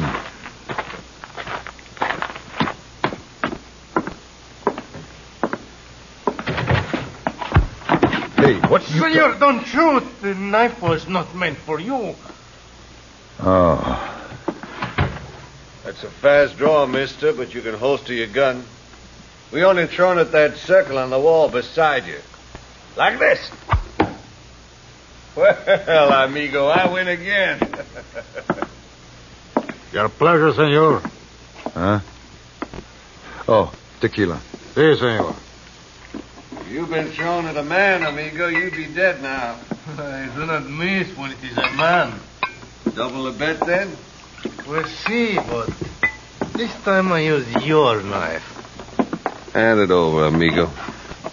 I permit you to use mine. Hey, senores. There is one law in Perdido. We do not fight each other. Well, now, I thank you for reminding me. I ain't going to be the one to spoil the fun. Go ahead, amiga. Throw. Vincent, the rules are good. Look out. Alto, senor. You tried to cut me in the back. Just letting you know, I don't mind giving something away, but nobody takes nothing from me. Nothing. Here's your knife, amiga. Pig. You'll know better next time. Enderby. How'd you know my name? I had a good description of you, of how you fight. I've come looking for you. For me? Mm-hmm. Seems I have to take you back across the border. That's so? Julio. That is still against your neck, senor. So don't try anything or you will not leave, eh? Now, I'll take that gun of yours, mister. You won't be needing it anyway. No, because I can't shoot you. I don't get paid unless I bring you back breathing. Who to? Jesse Reed. That old vinegaroon still alive and kicking? Very much so. He wants you alive. What's your name, mister? Paladin. You want me to take care of him, Senor Enderby? Nah, let him go, Julio. He ain't got a chance. Bueno, senor. Thank you. You know, I'd like to meet the young lady who caused all this. Nancy? Sure, why not? Nancy get a real boot out of you. Come on, Mr. Paladin.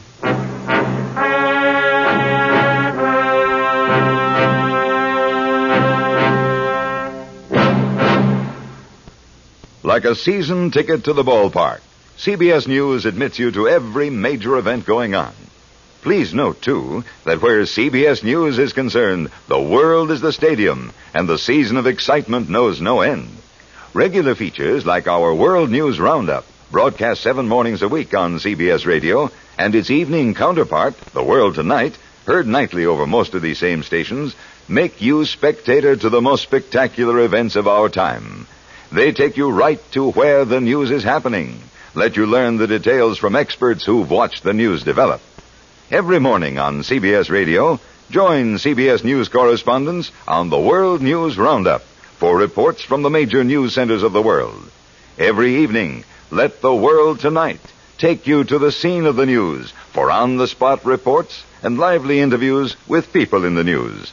No matter what is happening, no matter where it's happening, you'll be well informed if you follow the story on CBS Radio every time.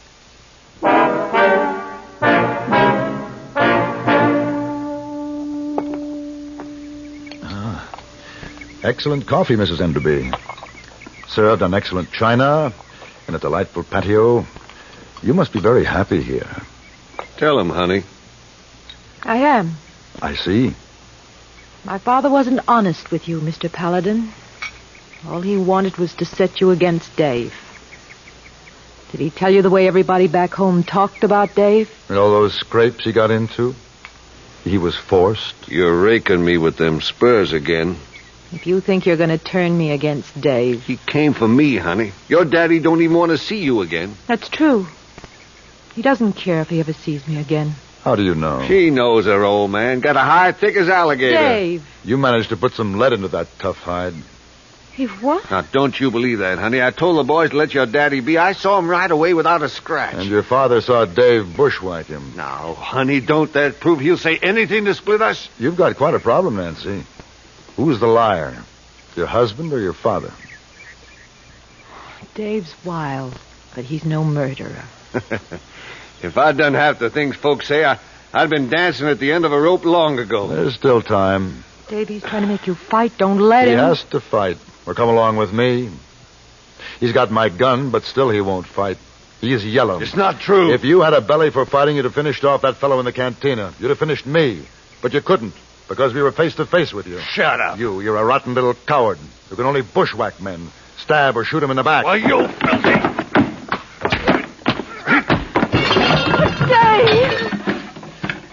Dave! He's only knocked out. He'll wake up soon enough. I wish he'd killed you. But he didn't. Now... What are you doing? Just getting my gun back and... No, stop. I'll have to finish him. No, please. I haven't a chance of getting out of Perdido alive otherwise. Don't kill him, don't. I'll do anything you say, please. Help me get out of Perdido. Come with me through the pass. All right. No trouble, no tricks. I have your word. Yes, you have my word. All right, let's go.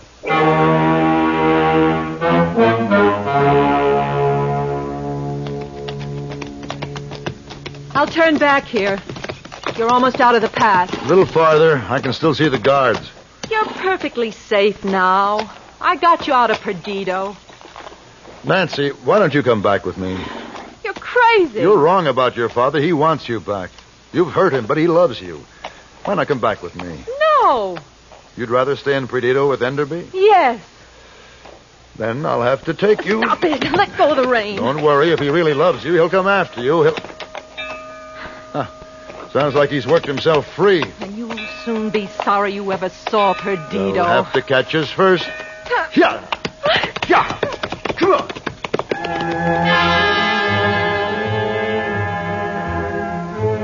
Are we going to ride all night? The idea is to lose Dave, isn't it? We go on.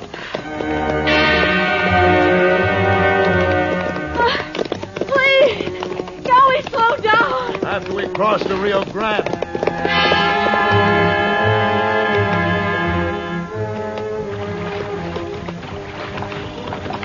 Oh, please. Can't we stop and rest? I guess we can. He'll be catching up with us about now. Between the two of us, we've left a clear enough trail.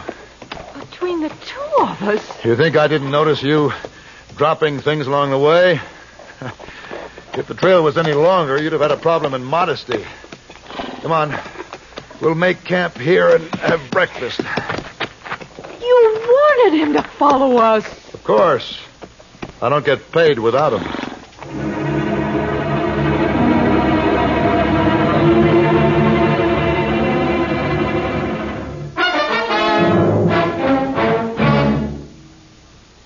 Time was when the sedan chair was considered the height of luxury. When you think of all the places you go and all the things you now do by radio, a sedan chair doesn't seem like much of a luxury at all. Tuned to a radio network like the CBS radio network, you can, in a matter of moments, travel to foreign capitals to learn what's happening to individuals or whole nations at a time. Because a network like CBS radio is made up of many stations, stations like the one you're listening to now, the smartest supper clubs from New York to San Francisco invite you to dance to the music of their big-name bands night after night. Because CBS Radio's vast network facilities extend in every direction, you can laugh with the funniest comedians in Hollywood or on Broadway. Then move on to a serious discussion of space-age problems, and all in the course of an evening. By all means, use that sedan chair if you have one. But if you want to go places fast, take CBS Radio along.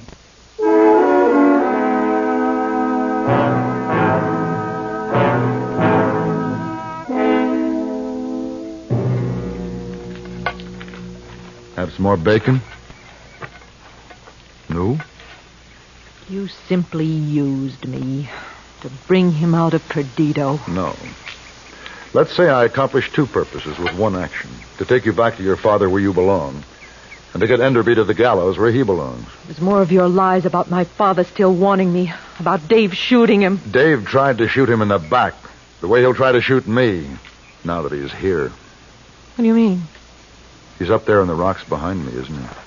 How did you know? I've been watching your eyes, depending on them to warn me. Now, if you... No, Dave!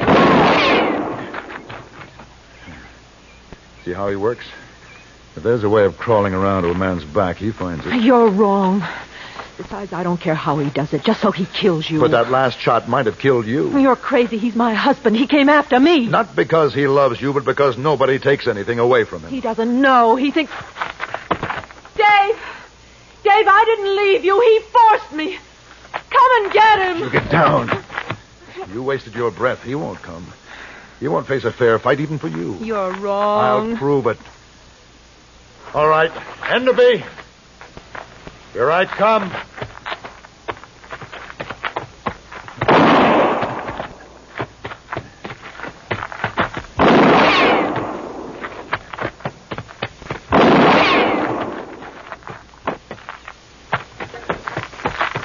All right, Enderby.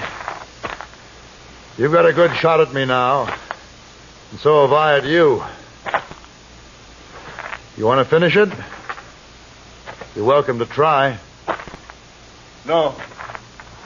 No, I give up. Dave, are you all right? Listen, Paladin, I make a deal with you. It's really her the old man wants, not me. You take her and let me go. Dave! What about it, Paladin? No deal. I'll take you both.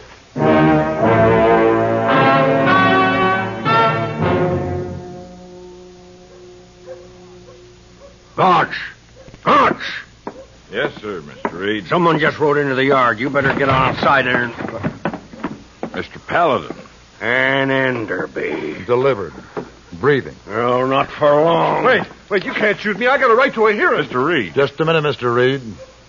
$1,000 first. I like things orderly. A bank draft will do. Well, I have it all written out. There's your blood money, bounty hunter. Now get out. Thank you for sticking to the letter of our agreement. I'll do the same. You did. I paid for it. Hey, give me my gun. I didn't agree to become an accessory to murder. You're in cahoots, the two of you. Suckered me for $1,000, gonna ride off laughing. Not Dave. The law will take care of him. And you figure to pick up the reward, too. No. That belongs to Nancy. Nancy? Outside. But there's no use bringing her in. You said you never wanted to see her again. You had the nerve to come back here, did she? I'll give her what for. Nancy! You come here! All right. Look up at me.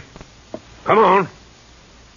Dad, your leg. Oh, I'm all right. Are you sure? How do you feel? Well, how do you think I feel? With a daughter ain't got no more sense than to stand out here in the sun when she's got a house to go into. Now, go on. You get to your room. You get washed up. Look like you've been in a stampede. Now, go on. Get Nancy, girl. All right, Dad.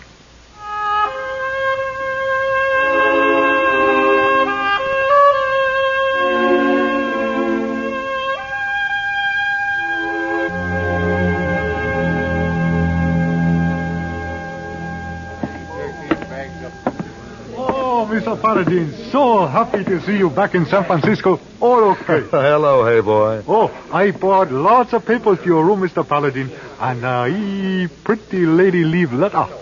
Oh? Well, it's nice to be home.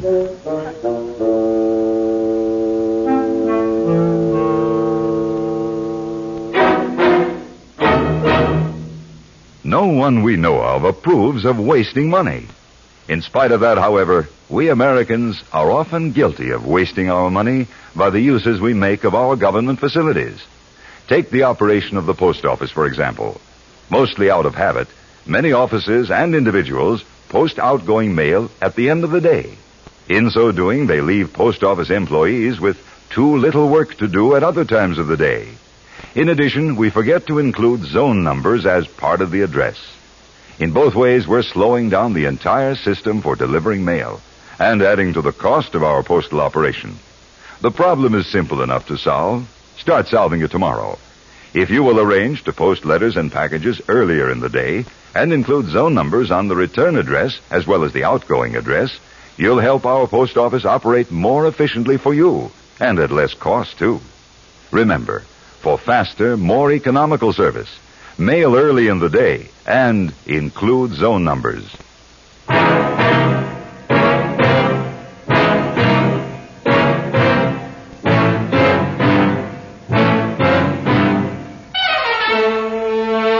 Have gun. Will travel. Created by Herb Meadow and Sam Rolfe, is produced and directed by Norman McDonnell, and stars John Daner as Paladin, with Ben Wright as Hayboy. Tonight's story was written by Sam Rolfe and adapted for radio by John Dunkel. Featured in the cast were Paul Dubov, Gene Bates, Joseph Kearns, William Allen, Don Diamond, Howard Culver, and Lillian Byatt. Hugh Douglas speaking.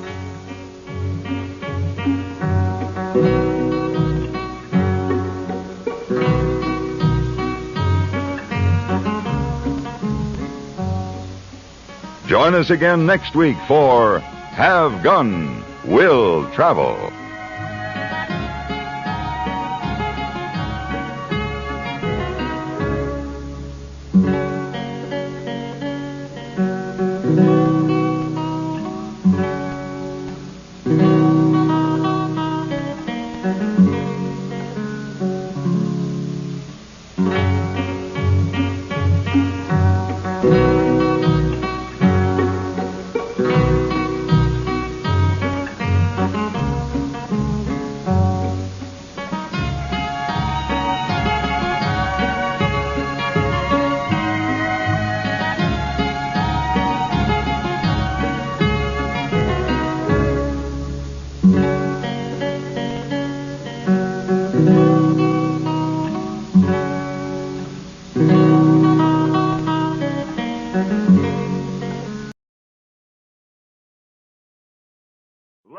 Presents Hollywood.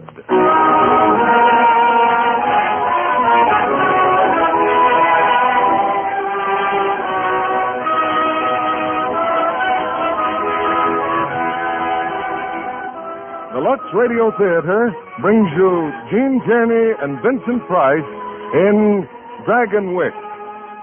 Ladies and gentlemen, your producer, Mr. William Keighley.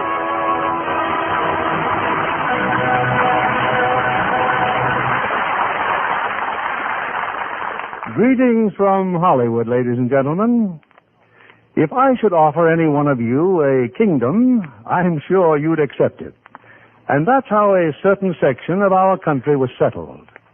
Under Dutch rule in the 1600s, wealthy Hollanders were offered vast estates along the Hudson River as an inducement to come to America.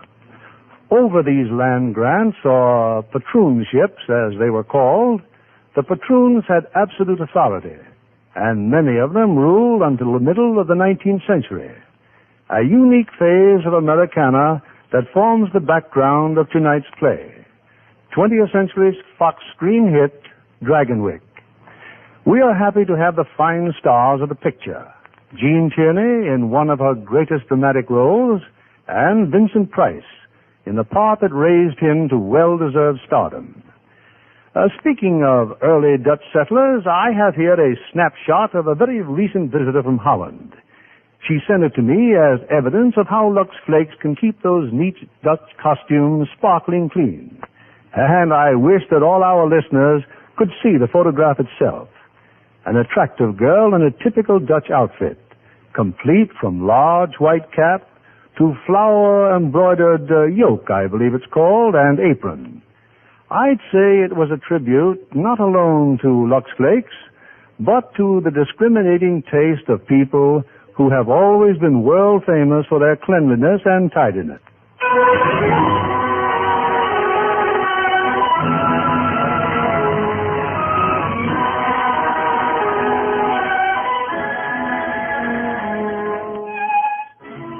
New York City, 1844.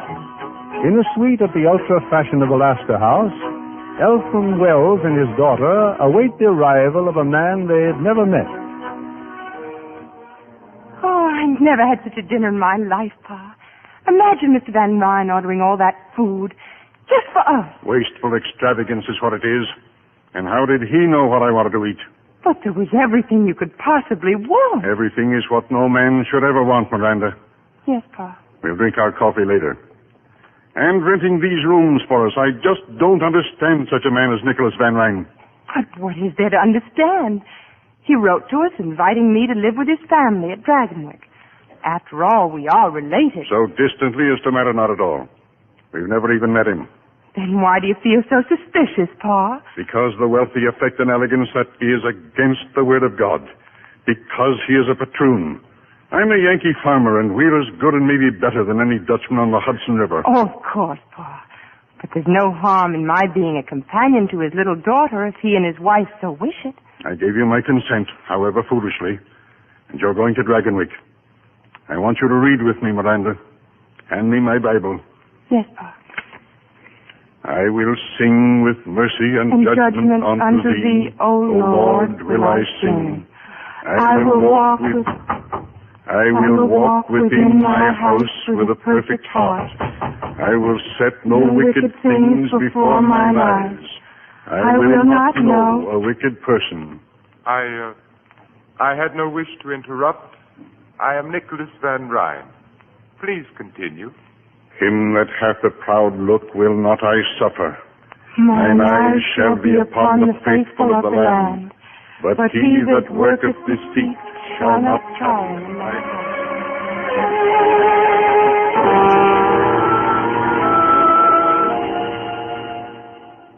Well, Cousin Miranda, more coffee? No, thank you. You, sir? No, thanks. Mr. Van Ryn? Sir? I don't know what made me think you'd be a much older man. Does that affect your confidence in me, sir? Alexander the Great, when he was younger than I, had conquered most of the world. Maybe if he'd been a little older, he'd have conquered all of it. What are your politics? For Van Buren, I suppose. Van Buren is an old friend of mine. Naturally, if he's nominated, my farmers will vote for him. Your farmers? Yes, the tenant farmers on my land. Tenant farmers? You mean they don't own their own land? The land has belonged to the Van Ryns since 1630. I permit the farmers to work it. In return, they pay me tribute and a share of their produce. But they can buy the land if they want it. No, they cannot. Why? Because it belongs to me. I'd rather own 1/2 acre of barren rock than work the richest land in the world for someone else. I dare say we don't understand each other's viewpoint. I dare say. Cousin Nicholas, that music. Is that what they call the waltz? It sounds very much like one. Do you dance the waltz? Yes, Cousin Miranda. But never in public places. Oh. It's time for bed, Miranda. Don't forget your prayers. I won't far. Good night. Good night, Cousin Nicholas. I'll be here in the morning at 8 o'clock. The steamboat sails at 9. At this time tomorrow, you'll be in Dragonwyck. Yes, Mr. Van Ryn. Oh, Yes? Cousin Miranda, on occasion we dance the waltz at Dragonwyck. Good night.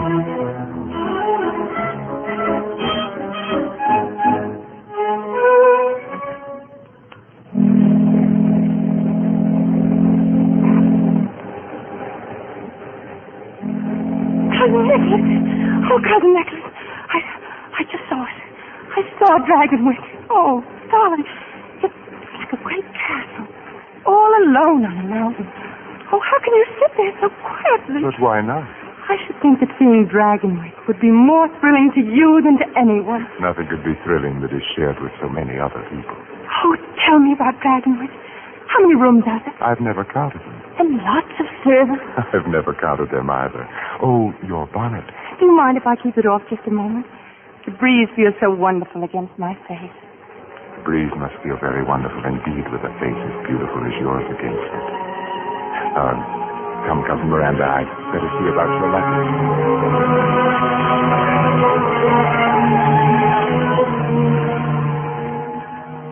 And this, Johanna, this is Cousin Miranda. Cousin Miranda, my wife. Oh, welcome to Dragonwyck, child. It's most kind of you to let me come, Cousin Johanna. Katrine is in bed? Yes, Nicholas. She's asleep. Then your meeting with my daughter will have to wait until the morning. Shall I retire now? Not unless you wish to. Oh, I don't wish to. I mean, well, I'd love so to see all of Dragonwyck. I'm afraid, dear, that would take more than one evening. And more than that, too. Still, there's no reason why Cousin Miranda should not make a start. No, Nicholas. No. I only Now, have this room over here, for example. Do you like it? Oh, how beautiful. And a harpsichord. And that portrait on the wall. Who is she? She was my great-grandmother, Azild. Azild. What a strange name. I don't know why we keep her hanging there. And that ugly old harpsichord. The servants have to be driven to dust it. You think it was going to bite them? Azild was from New Orleans.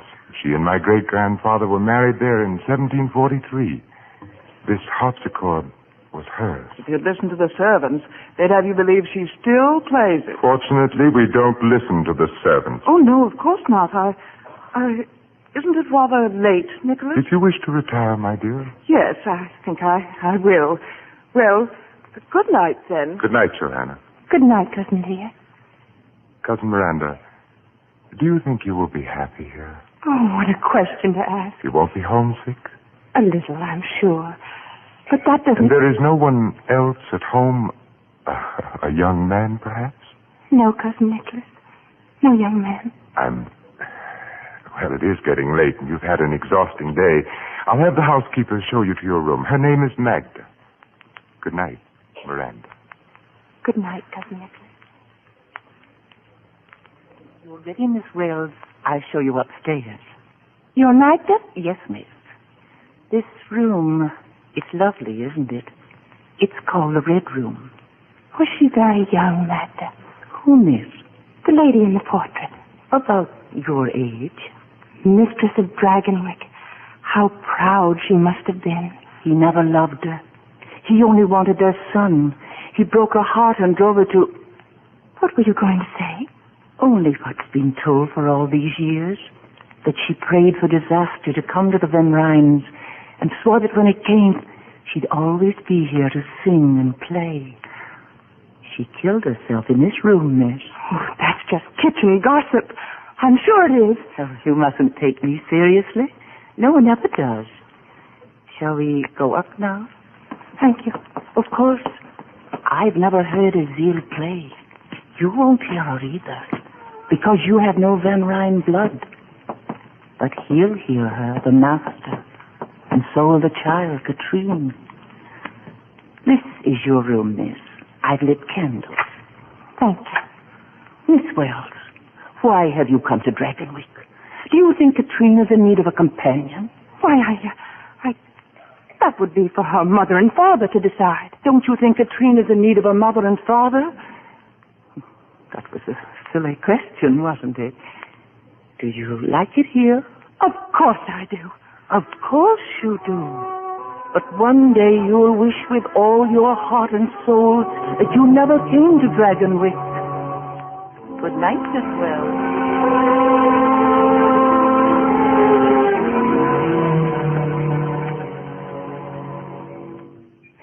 Well, Katrine, that's enough studying for today.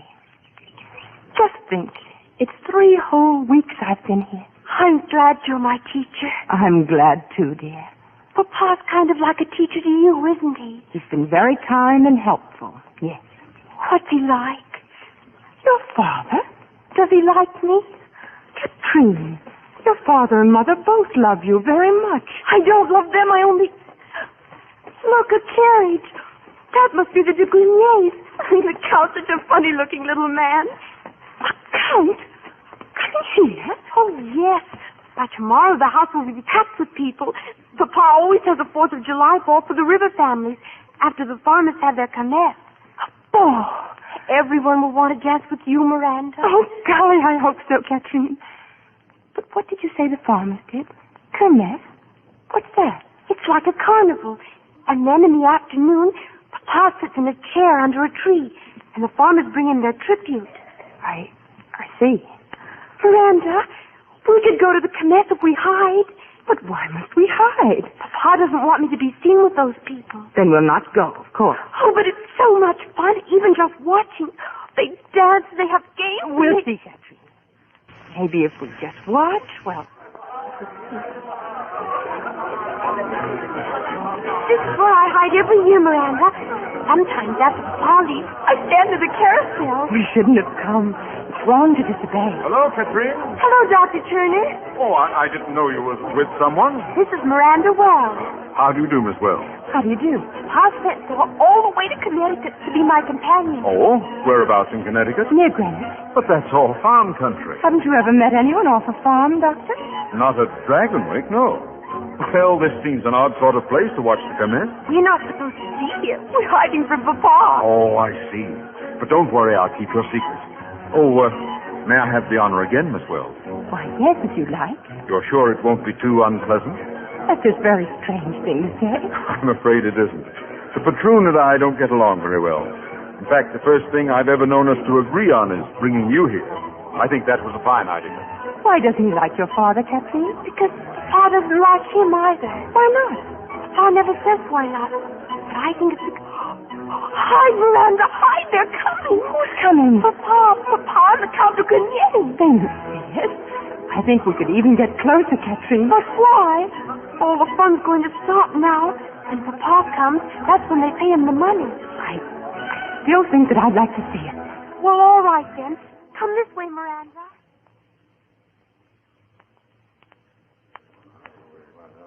I hope you won't find this too boring, de Grenier. Shall I sit here next to you? Please do.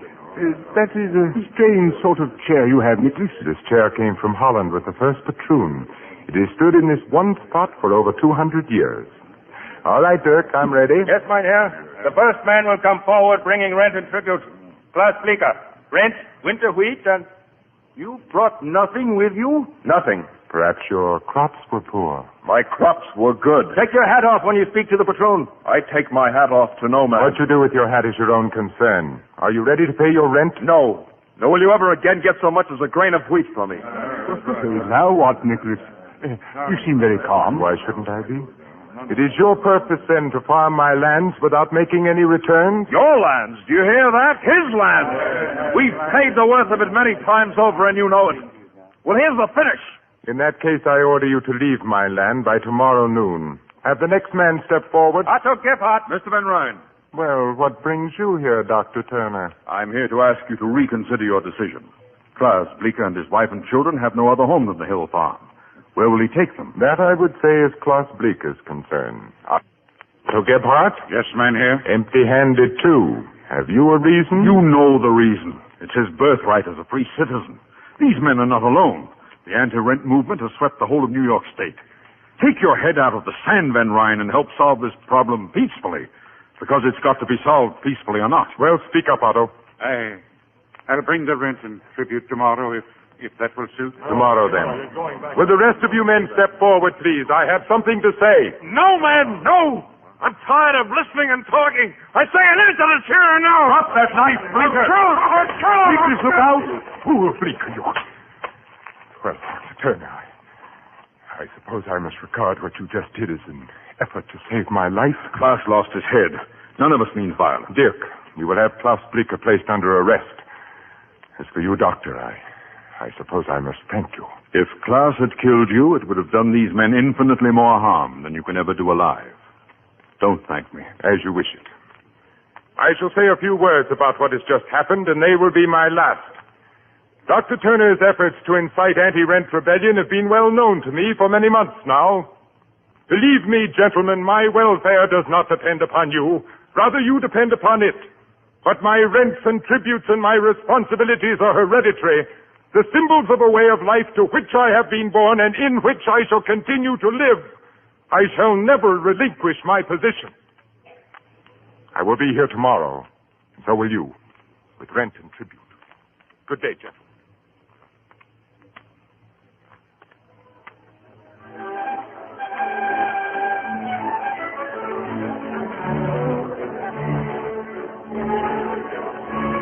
All alone, Miranda?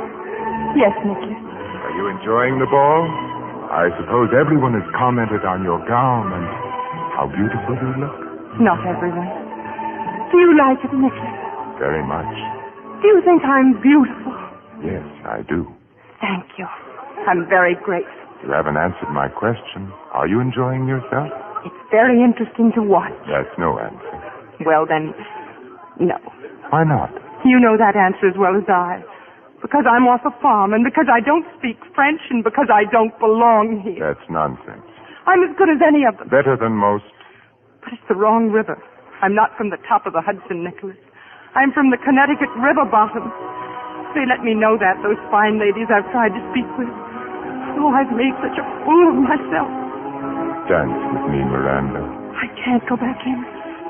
They know what I am. By now everyone knows, and they'll laugh at me. I doubt that very much. But you don't know what... I know that you'll be with me, and that if anyone laughs, we'll laugh. Dance with me. Yes, Nicholas.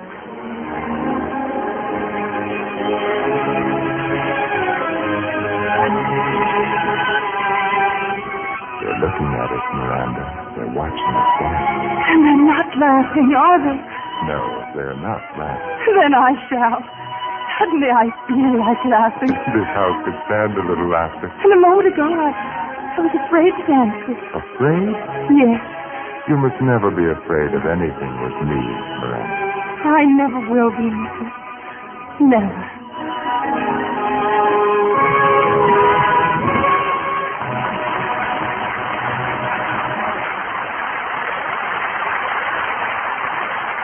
Act 2 of Dragonwyck, starring Gene Tierney as Miranda and Vincent Price as Nicholas Van Ryn.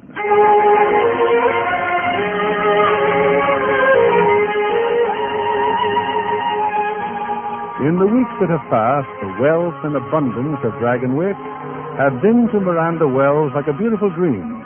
But now a pall has fallen over Dragonwyck, for Nicholas's wife, Johanna, is ill.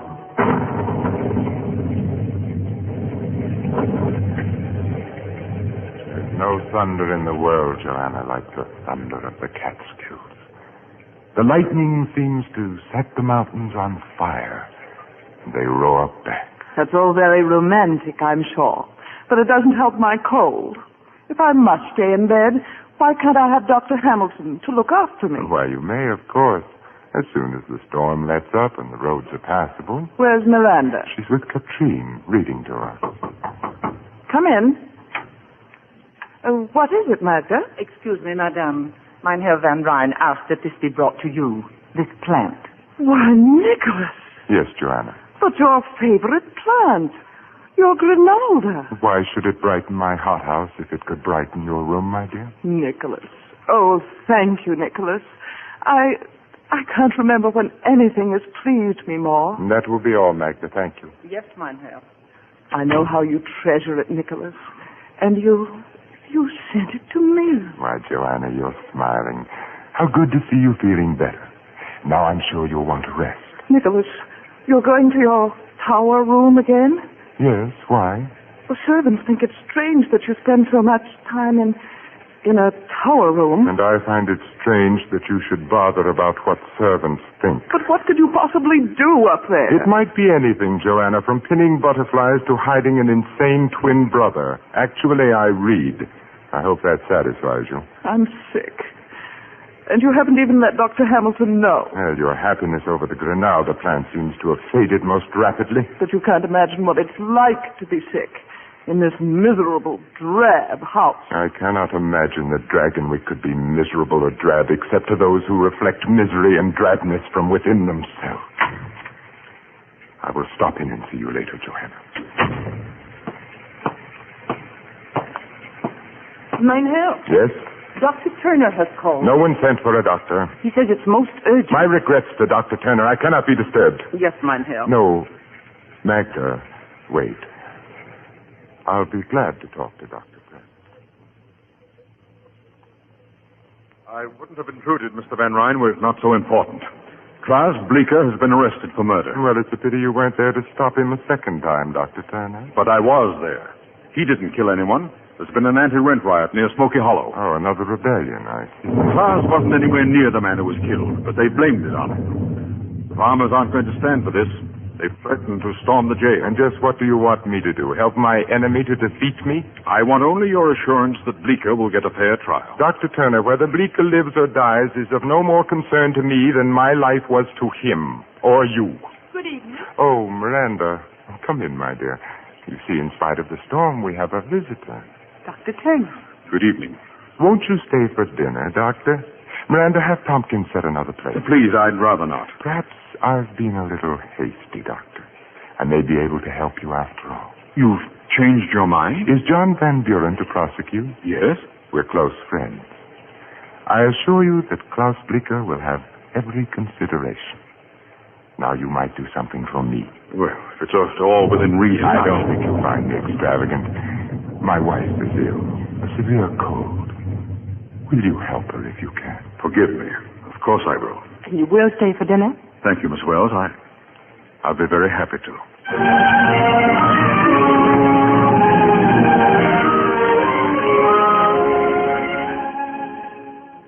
And a lighter diet might help, Mrs. Van Ryn. Soup, boiled eggs.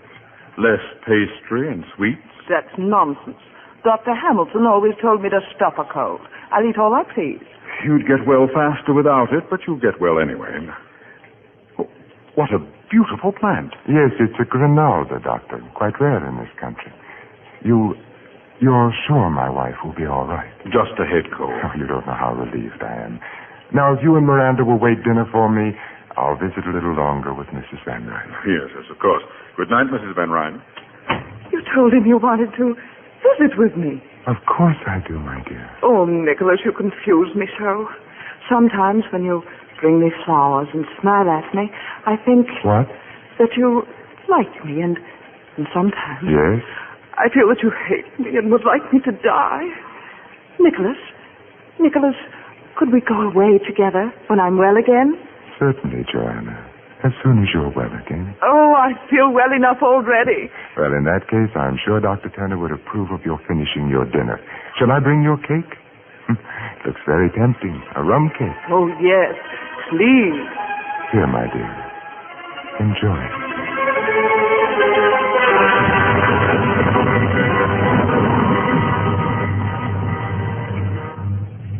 You're being very silent, Dr. Turner. I was just thinking. You know, it's funny. The day we first met, I thought we'd have very much in common. But the way it's worked out, frankly, right now, I don't think you have the slightest idea what to talk to me about. Would you care for some sherry wine, Doctor? No, thank you. I believe I'll... Forgive me for taking so long. We fell to reminiscing, Joanna and I. We should dine at once. This way, Doctor. The storm is still raging. Don't think of going back to the village, Doctor. You'll stay overnight. Oh, no, really, We'll I have to... consider all objections overruled. Of course you'll stay.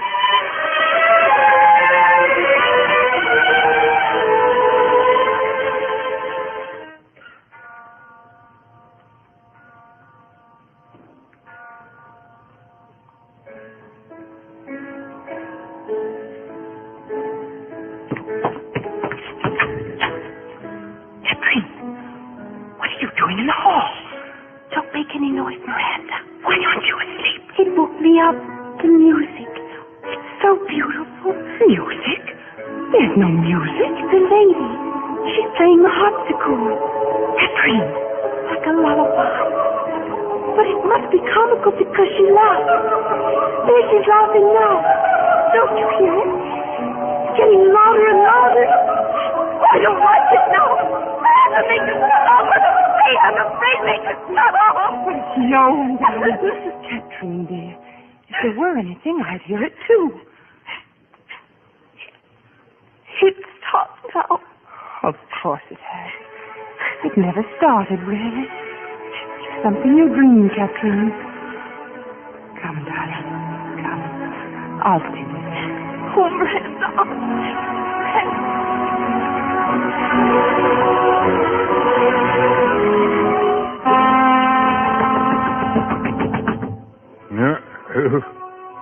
Who is it? It's the housekeeper, Doctor. Mrs. Van Ryn. She's very sick, sir. Oh, please come, please.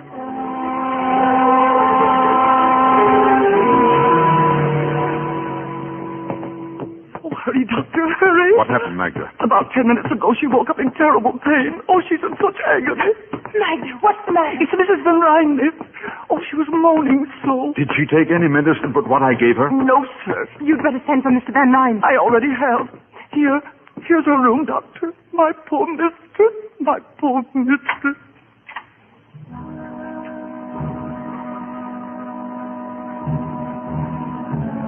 Mrs. Van Ryn. Mrs. Van Ryn. What is it? What's happened? Joanna. Mr. Van Ryn, your wife is dead.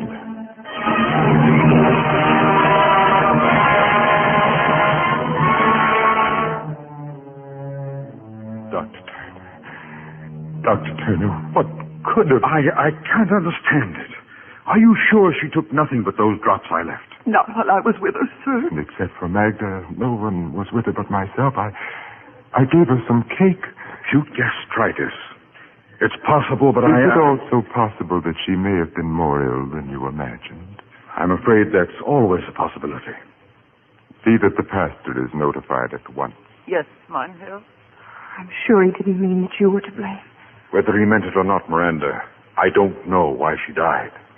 And that's shameful. You'd better get some sleep. I thought Yes, Doctor.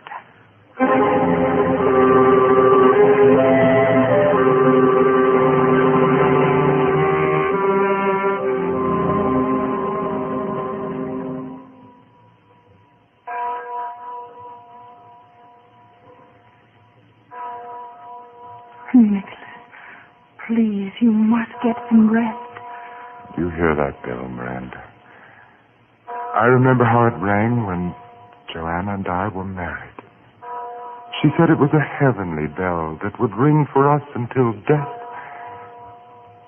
But we were never happy, Miranda. Never. Nicholas, you must... Oh, our life together was tolerable enough until Katrine was born. And then we knew that Joanna could have no more children. That there would be no more Van Ryns after me. That I would be the last. I wish I knew something that I could say that would help you. I want to so much. Nicholas, you must have faith. Yes, I intend to. I must not feel that my life is finished, and I won't. As long as you are with me. The bell has stopped now. It must be nearly dawn. Miranda, you have known as well as I that we were inevitable. Out of all this world, why should you have come to me and no one else? You knew it the instant our eyes first met. And you know it now. You have no right to say that. To talk like this, please. Then tell me that I'm wrong. And forgive me if you can. No, I had no right to speak as I did, and you have every reason to be angry. But I had to say it. There was no way for me not to. And no one but you to hear it. Good night, Miranda. Good night, Nicholas.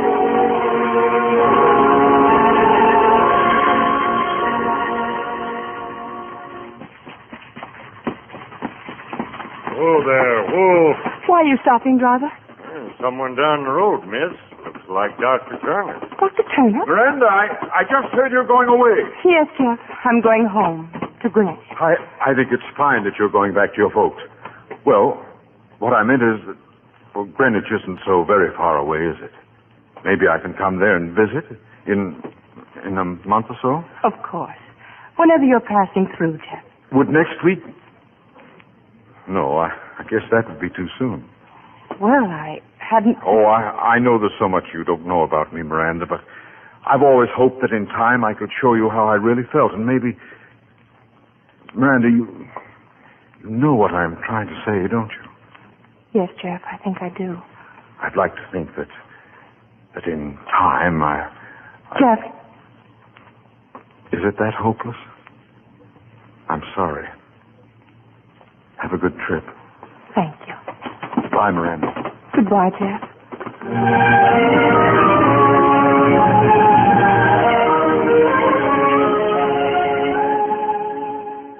Miranda? Yes, Pa? How long is it since you came back home from Dragonwyck? I don't know, Pa. Months. Yes, months. And something's been wrong with you ever since. Nothing's wrong. I promised your mother to get to the bottom of this, and I'm going to.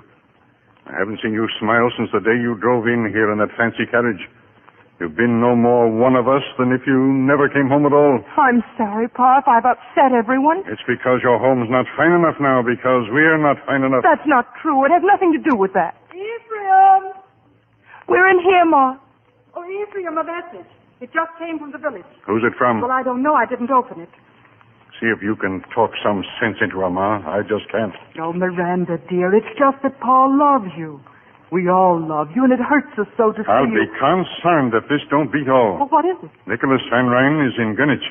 He's coming here this afternoon. Here. On a matter of the greatest importance, he says. Oh, at last. At last. Huh? What in Tunket could he want? I don't know. I'm only hoping.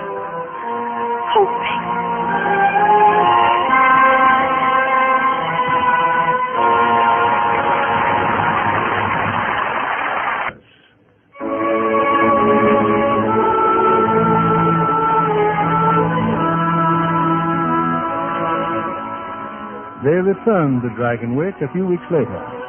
Nicholas Van Ryn and the gay and beautiful Miranda Wells, this time as man and wife. A month later, Nicholas went away on a business trip, but now he's back in the arms of his young and beautiful bride. Oh, Nicholas, you're home at last.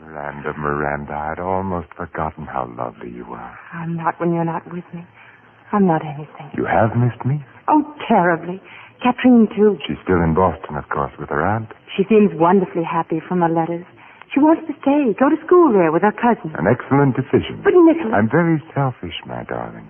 I want only you at Dragonwyck. Only you. Oh, I beg your pardon. I didn't know... Oh, Peggy, this is Mr. Van Ryn.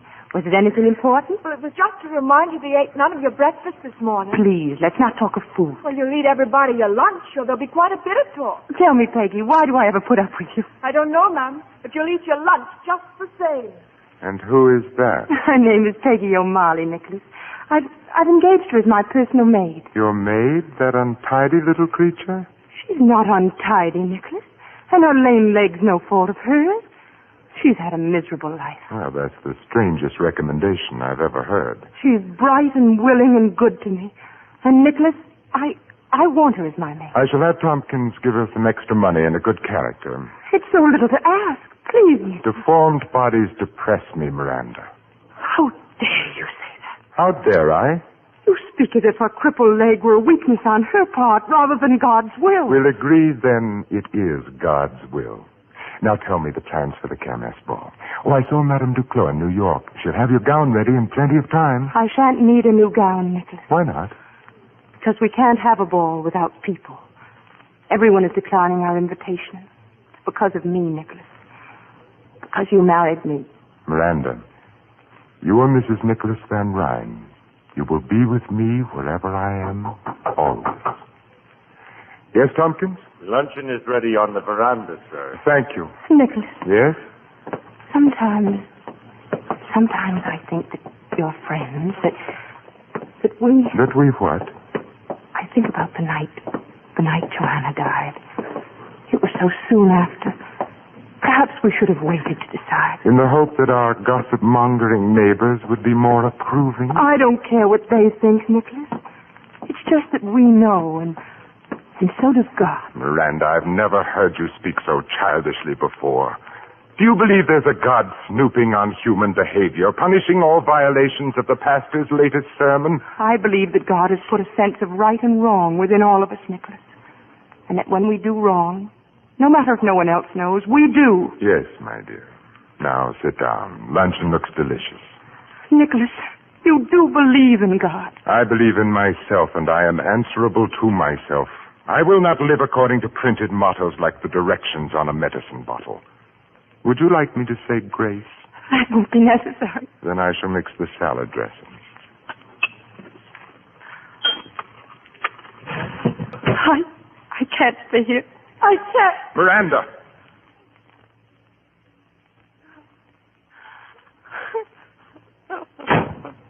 Miranda, what possible excuse can you have for humiliating me before the servants? What is the matter with you? Oh, I believe in God. Which is your privilege. I have no intention of... And so will my child believe in him. Miranda. And I will pray to God to make him healthy and strong and happy. Oh, my darling. My darling. Have I done something to please you at last? May I kiss you, Miranda? Please, may I kiss you?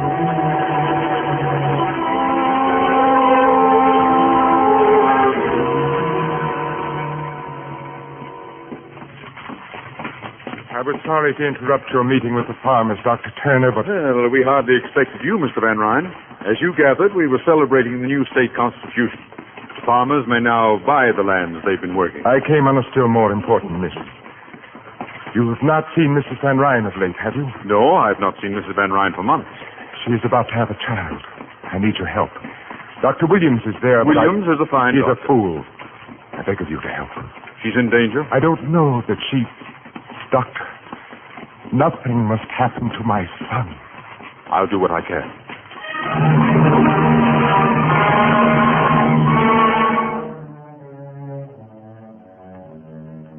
Thank heaven you've come, Doctor. I think Van Ryn would kill me if anything went wrong. But that's nonsense, Dr. Williams. Is it? When I tried to resign from the case last week, he had me locked in my room, watching me all the time through those icy eyes of his. About Mrs. Van Ryn. She'll have her child before evening. Everything's quite normal. Then why did he send for me? The child. There's an irregularity in the heartbeat. I see. Why don't you get some rest, Doctor? You'll call me? My room is just down the hall. Don't worry. I'll call you.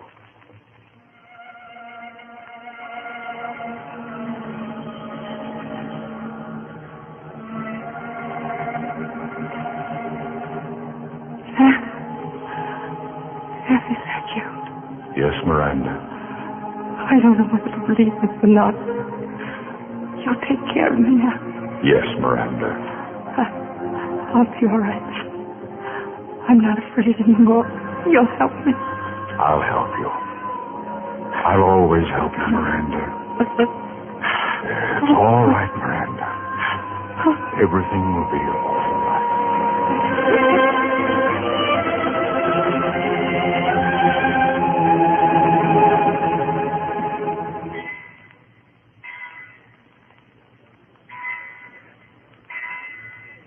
Why do you look so sober, Dr. Turner? This is a day of joy. My son has been born. There's something you must know, Mr. Van Ryn. Your son is not well. I can't tell you how sorry I am. But your wife is fine, and in time, there's no reason why she can't have other children. My son is entirely well, Dr. Turner. His heart is malformed. It's nobody's fault. Nothing could have prevented it. It's just a tragic accident that he won't live. There's a carriage waiting to take you to the village. You will never believe anything you don't want to, will you? And there'll be no need for you to see Mrs. Van Ryn again. If you'll excuse me, Doctor, the pastor is waiting. My son will be baptized tomorrow.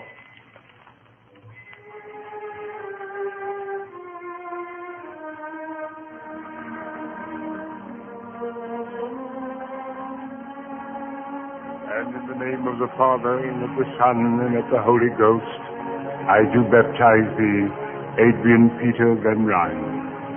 Mynheer Van Ryn, please accept my most sincere congratulations. Thank you, Dominic. And you, dear lady. Thank you. You understand, of course, that this house ceremony was only at the insistence of Mrs. Van Ryn. In a month or two, my son will be properly baptized in the Dragonwyck Church. Yes, of course. No, Nicholas. We can thank God that he was baptized in time. In time? The child I hold in my arms. My son. My son is dead.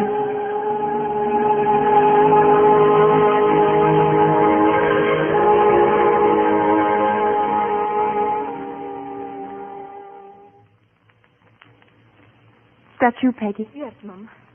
Should I light some candles? No, I like the dark. Well, you'll ruin your eyes.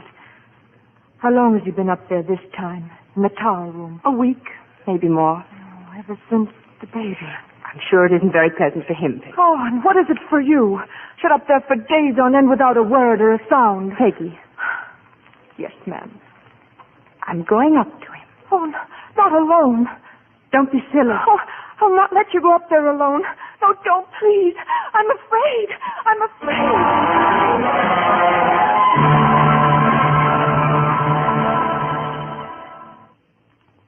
Well, Miranda, now that you've come up here, don't be frightened.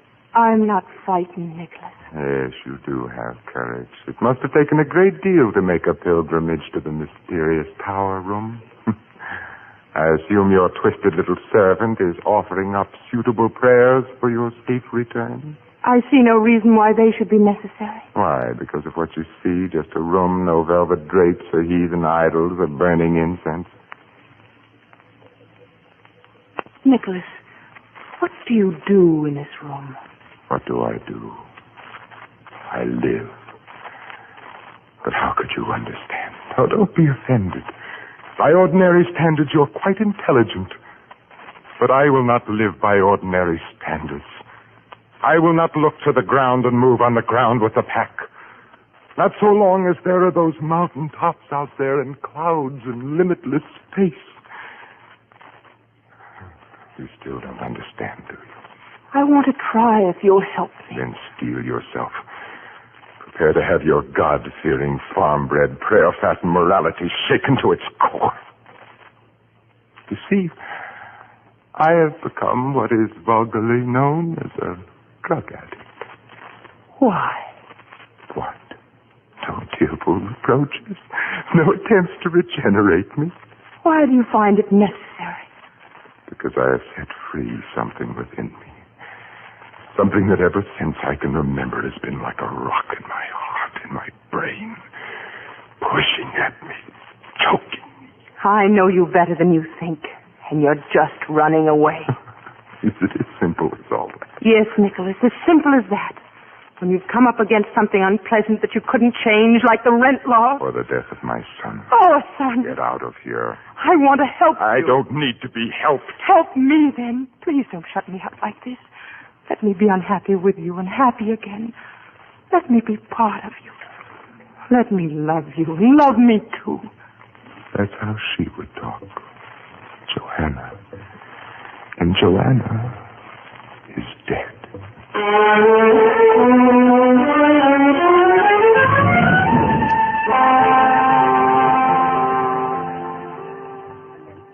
Dr. Turner. She went up to the tower room to see him, but it did no good at all. That's quite a story, Peggy, but I'm afraid you'll have to tell Mrs. Van Ryn there isn't much I can do for her husband. Tell her? Well, she doesn't know I've come to see you. It isn't him I'm worried about. It's her. I'm afraid for her. Afraid of what? Well, I can't say right out, sir, but, there's a blackness in that house, and in him. Oh, you've got to take her away. What makes you think she wants to go? Whether she wants to or not. You can't leave her there to be hurt and hurt again, not knowing what she's done wrong or how to do right. Happy as a child because he so much as sends a plant to her room and... A plant? What sort of a plant? Something that grows in the hothouse, sir. Granada, I think she said. Come on, Peggy. I'm going to Dragonwyck now.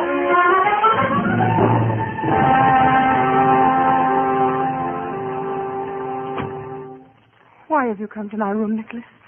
What do you want? Inasmuch as this is my house, must I explain my presence in it? Of course not.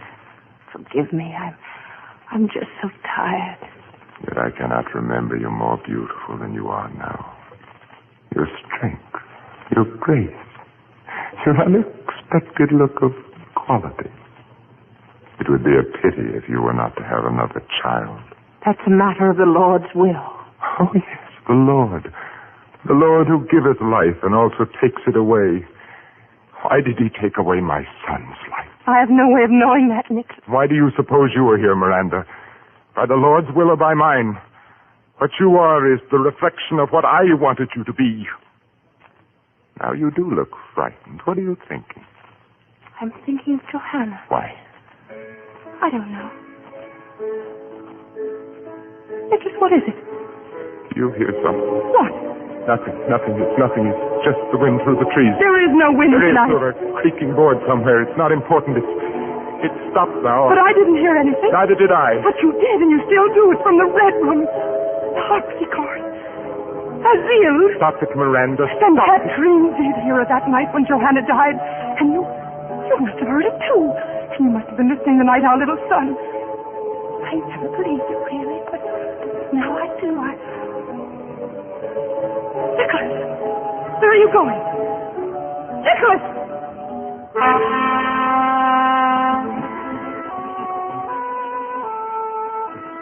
In the Red Room, Doctor, staring at that picture on the wall. Just standing there staring at that picture. Wait here, Peggy.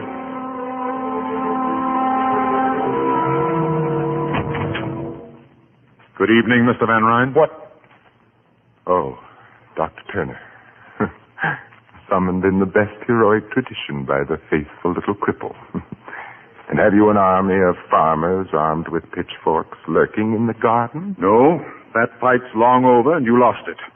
But Peggy seemed worried about you. Do I look as if I needed medical aid? I can't diagnose from appearance alone. You've become more careful, Dr. Turner. I can recall when your diagnoses were less thorough. I've learned a lot since then. For one thing, I've made a careful study of plant life. I would think human life more important. Jeff, what are you doing here? About to discuss plant life with your husband.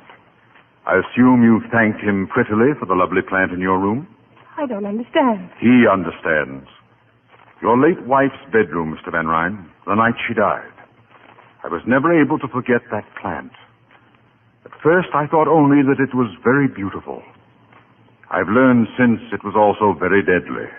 Nicholas, what does he mean? The plant contains a glucoside, similar in action to digitalis, but much more toxic.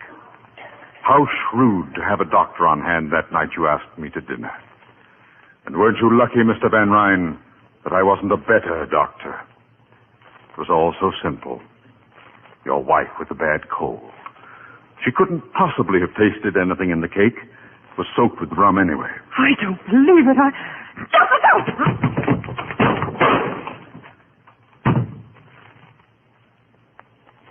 Pick up his pistol, Miranda. I suggest that you stay here, Mr. Van Ryn. Don't try to leave Dragonwyck. If you do, even your friend the prosecutor will be quite helpless to aid you. Nicholas. Let me alone and get out. All of you. Get out.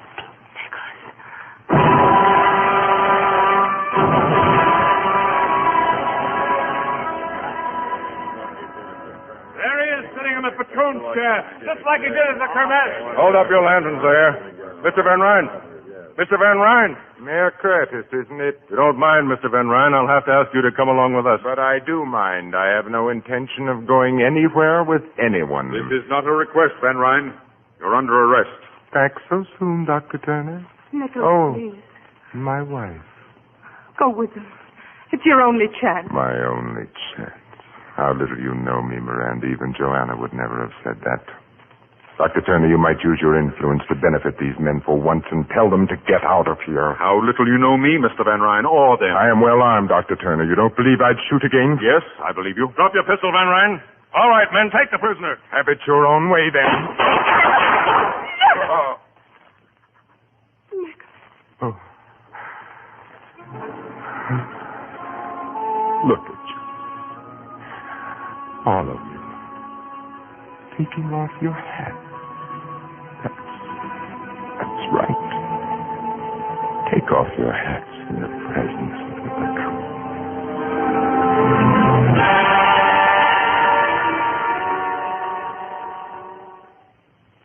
And now you're going home, Miranda, leaving Dragonwyck. You could ride to the boat landing with me, Jeff. I'd like nothing better, except that I'd have to ride back here alone.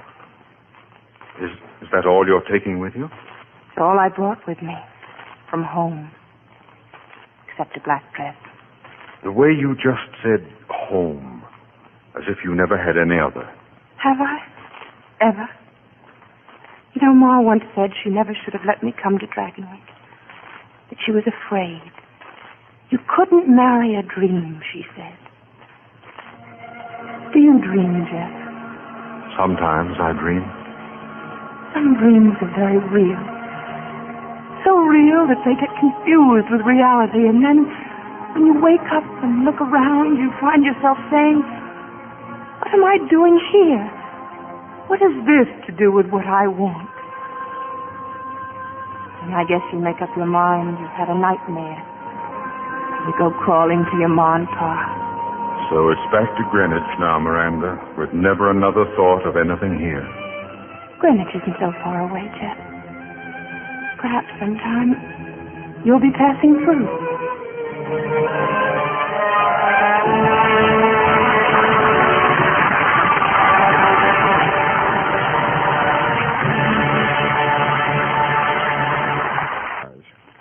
As every producer knows, truly fine actors in a truly great play are surefire box office. And that's what we enjoyed tonight, with all our thanks to Gene Tierney and Vincent Price. Thank you, Bill. It was a real thrill doing Dragonwyck again with Vince. Although I must say he makes a somewhat awesome patroon. You know, Gene, that title has always bothered me. I keep mixing it up with platoons, paltroons, doubloons, pontoons. And Looney Tunes. Thank you. Speaking of patroons, I wonder how many of our audience know that Vincent Price is one of Hollywood's most loyal patrons of the arts. Well, Bill, I've always been interested in painting and encouraging young painters. And you're a very talented painter yourself, Vince. Mostly out of curiosity. How do you mean, curiosity? Well, when I start a painting, I never know quite what it's going to be. And when I'm finished, I always wonder what it is. Do you go in for painting, Gene? All I know is the primary colors. Stop and go. I'd say Jean's forte is motion pictures. Wait till you see her in Darrell F. Zanuck's version of The Razor's Edge. I've seen it. And Jean's performance does more than justice to Somerset Maugham's great story. Thank you, Bill. I understand you have a special treat for your audience next Monday night. Yes, something hundreds of our listeners have requested. A great play with two of Screendom's most exciting stars. It's the Warner Brothers hit, To Have and Have Not, starring Humphrey Bogart and Lauren Bacall. Well, Bill, I see your audience approves. Together for the first time on the air, Humphrey and Lauren play their original screen roles in this thrilling drama based on Ernest Hemingway's best-selling novel, a story of intrigue, passion, and suspense. An event I wouldn't miss, Bill. We'll be listening. Good night. Good night, and come back again soon.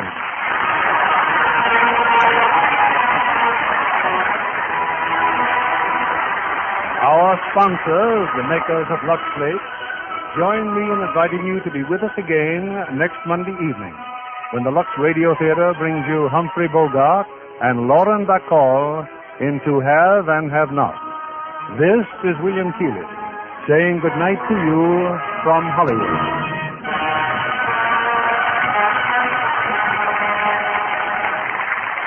You can't always find your favorite soap on your dealer's shelf.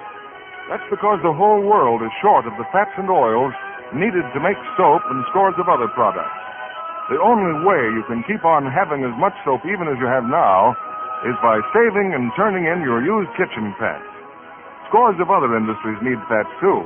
If they have no used fats to draw on, they will have to use some of the finer oils reserved for soap making. That means less soap for you. So save every drop of used fat. Turn in the full can promptly. Your dealer will give you 4 cents for every pound. Vincent Price appeared through the courtesy of 20th Century Fox, producers of the Technicolor feature Margie. Heard in our cast tonight were Gail Gordon as Jeff, Margaret Muse as Joanna, Norman Field as Wells, and Gloria McMillan, Janet Scott, Truda Marson, Griff Barnett, Jay Novello, Jeff Corey, Sandra Rogers, Herbert Litton, and Charles Steele. Our music was directed by Louis Silvers. This program is broadcast to our men and women overseas through cooperation with the Armed Forces Radio Service. And this is your announcer, John Milton Kennedy, reminding you to tune in again next Monday night to hear To Have and Have Not with Humphrey Bogart and Lauren Bacall. You're twice as sure with 2 great names, Frigidaire and General Motors.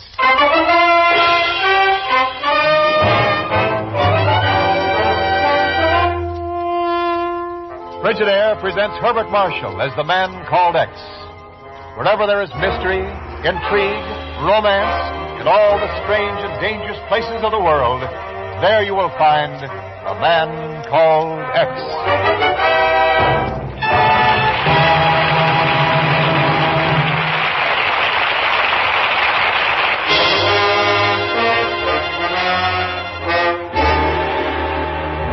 And now Frigidaire presents Herbert Marshall as Ken Thurston, the man called X.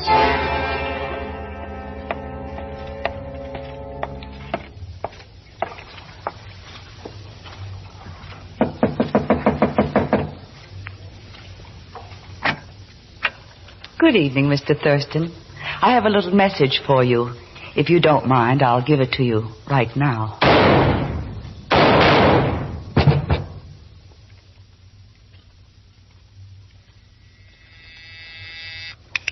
Yes?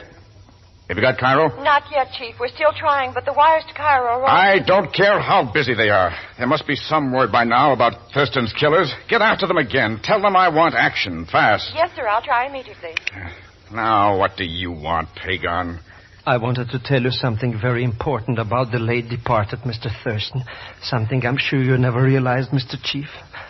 I happen to be his only heir. His what? So many times he told me, Pagan, when I go, I wish to leave everything to you. Oh. Unfortunately, I don't know where all his money is. But if you would help me to locate it for a reasonable commission... Pagan, you dirty, chiseling, black-hearted... Yes, I know. But if you would help me collect his estate, I could give you a percentage. A small one, of course, but... Get out of my office. Get out before I... Yes? There's a call from Cairo, sir. It just came through. I'll take it. Hello. Hello. You sound dyspeptic, Chief. And what if I do? What business is it of... Ken Thurston. Hiya, Chief. But, why, it can't be you. The reports of your death. Ken, what happened there in Cairo? A local lab was working with me. He was in my room alone when a female visitor came calling on me. Her charms proved fatal. Yes, but why... Well, why send out the story that you were killed? Chief, If the boys we're after think I'm dead, maybe they'll relax a little. Oh, then the looting of that steamer carrying an American relief shipment isn't just an isolated case. Not a chance. The pirates who boarded on the Red Sea were too well organized. Oh, what a filthy racket. The American people pay for shipments of food and clothing for those poor, starving unfortunates. I know. And they pay Captain Kidd to make a fortune on the black market. Mm-hmm. Any lead yet on who's behind it? Chief, send me the Harberman file by the first plane. The Harberman file? Good Lord, Kent, what makes you think he's mixed up in this? Because I was killed with 3 silver bullets. Silver bullets? Do I get that file? Yes, right away. Where'll my man get in touch with you? At the Kismet. A crummy little cafe near the Nile. A good place for you to hide out? No, terrible. But they serve the finest martinis I've ever tasted.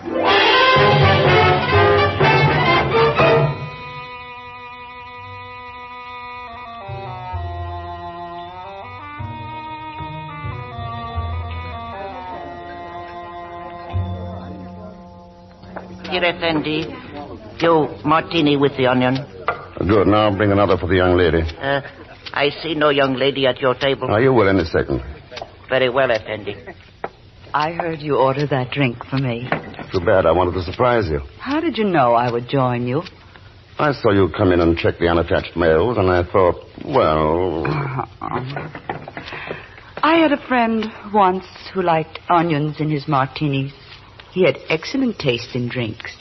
Nothing wrong with his taste in women. Your martini, Effendi. Oh, good. Here. Thank you, Effendi. Shall we drink? To our meeting? To your friend who brought it about. To my friend. What was your friend's name? I thought it was Ken Thurston. Unfortunately, he died before I learned his real name. Too bad. How did it happen? I killed him.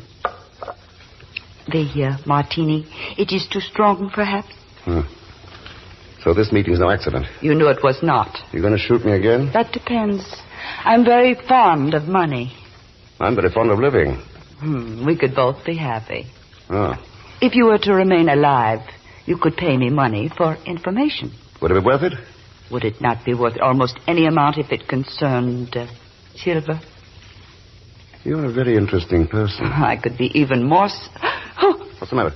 Outside through that window, I thought I saw... I shall have to leave now. Can you meet me later tonight? Where? At the Silver Scarab. Meet me there in an hour. Have the martini waiting. The young lady is leaving, Effendi. She has left. Try counting up to 10. I'll be gone, too. Never mind counting. It's too late now. No, Mr. Thurston. No, Mr. Thurston, don't go out there. Hagar, where did you come from? No, wait, I'll talk to you later. Get out of my way. No, Mr. Thurston, people are shooting out there, killing each other. I've got to get to that girl. Well. Is that the girl you were after, Mr. X? That one lying there in the street? Yes. Oh. I say, what's all this rumpus about? Fearfully noisy neighborhood. Fellow can't get a decent night's sleep. Girl's been hurt, eh? Well, let's have a look at her. You a doctor? Have been for 40 years. Sibley's the name. Dr. Ford Sibley.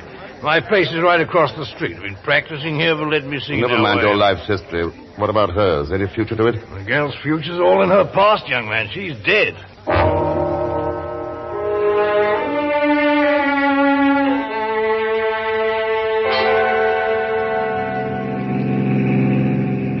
Yes, I saw it all, Mr. Thurston. The car was parked waiting for her. She opened the door, she screamed, and then came the shots. So you dove for the doorway of the Kismet like a scared rabbit, instead of getting the license number. For which you should thank me. We have no time to chase local murderers, not while this dangerous Haberman is still alive. What do you know about Haberman? What do I... Why else would the chief send me to you with this file? Probably because you talked him into it for your usual slight consideration. So that's what you're doing here in Cairo. Paying off... Oh, skip it. Well, as I was saying, did you know that this fellow Haberman is an international soldier of fortune and a pirate? I did. Oh. Well, did you know that there is no description of him anywhere? Not even his sex? The only clue is that he's nuts about silver. All his jewelry, ornaments, even his weapons are of silver. Remind me to buy you a dictionary, Pagan. Dictionary? So you can learn the meaning of secret and confidential. They're stamped on the outside of the reports you brought me. Oh. But, Mr. X, why do you think Haberman is here in Cairo? The bullets that killed that man in my room were made of silver. This Haberman deserves to be caught and hung. Using such a precious metal in such a wasteful fashion. I'll work on it, Pagon, starting right here. Here?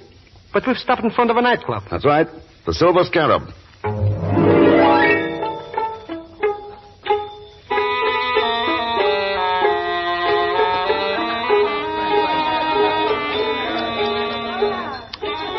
Aha! The floor show. And a female dancer, too. You know, Mr. Thurston, there's nothing I like better than a female dancer. Unless it's a female. Mr. X. She's the dead girl. That dancer is the dead girl come back to life. The resemblance is close, but not that close. Oh, yes, you're right. I can see that now. Sure. But for a minute I thought, look at those silver spangles in her dress. Fascinating. Yeah. Stay here, Pagon. I'll pick up later. But why leave now, Mr. Thurston? There will be other dancers, I hope. Yeah, I want to see this one. In her dressing room.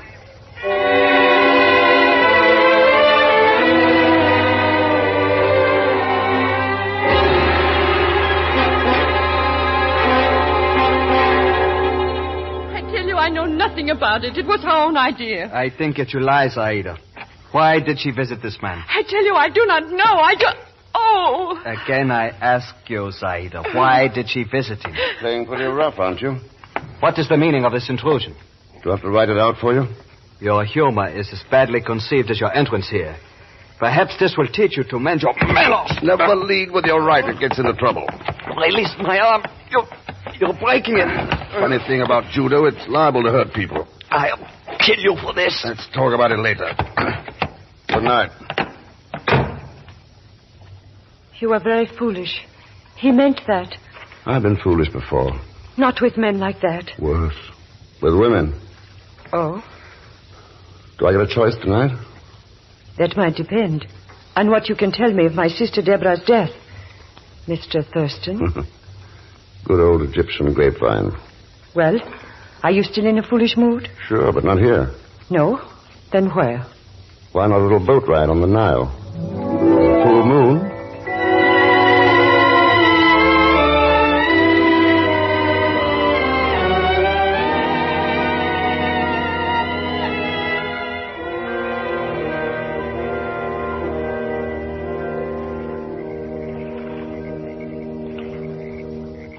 You see, Ken, my sister Deborah preferred the easy life. Quick money, men like Polzine, the man you threw out of my dressing room. He's a wealthy and powerful man, Ken. Owner of the Euphrates Shipping Company. Euphrates Shipping Company? You see, he was her friend. It was because of him, I think, that Deborah was involved in this trouble. What trouble, Zeta? That's just it. I do not know any details. That was why I wished to speak with you. I thought perhaps you could tell me something about it. Oh, you're drawing a blank here, Zeta. I only met her a couple of hours ago, and then only for a few minutes. I see. And now my poor sister Deborah is dead. Well, the fates have decided. There's nothing we can do to alter their decision. I'm a great believer in the fates, Ken. What did they tell you about the immediate future? I do not know, Ken. Would you like to guess? I'm not sure. Afraid to find out? Afraid, yes. But you could give me courage, Ken. I could try, if you want me to. Yes, Ken, yes, I want you to. Very much. Then I'll try. But first... Oh! Drop that gun. Oh, let go of my wrist. Let go, I say. You drop the gun, I drop your wrist. No, I... All right, Ken, all right. How'd you get that little inspiration? Because I have sworn to kill the man who murdered Deborah, and I think you are the one. Let's keep an open mind about this. You cannot convince me otherwise. No, I can try. And holding in my arms this way, there isn't very much you can do about it. Oh, Ken. Everything is so mixed up. What can I do? I don't know yet. But you've got to change your mind, Zeta. And this is the pleasantest way of trying to convince you I can think of.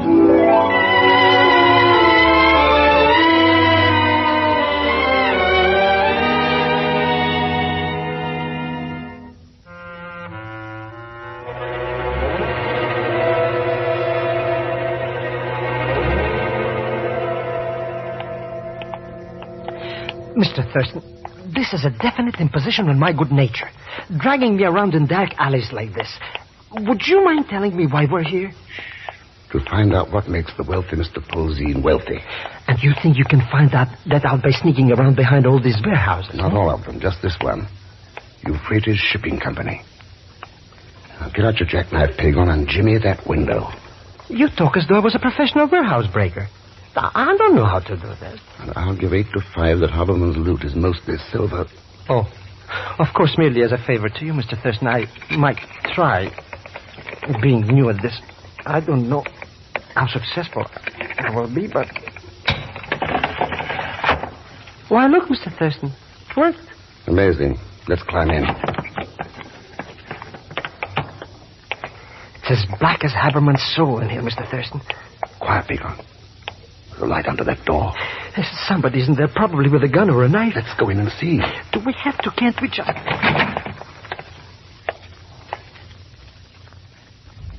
Well... Coffins. The room is filled with coffins.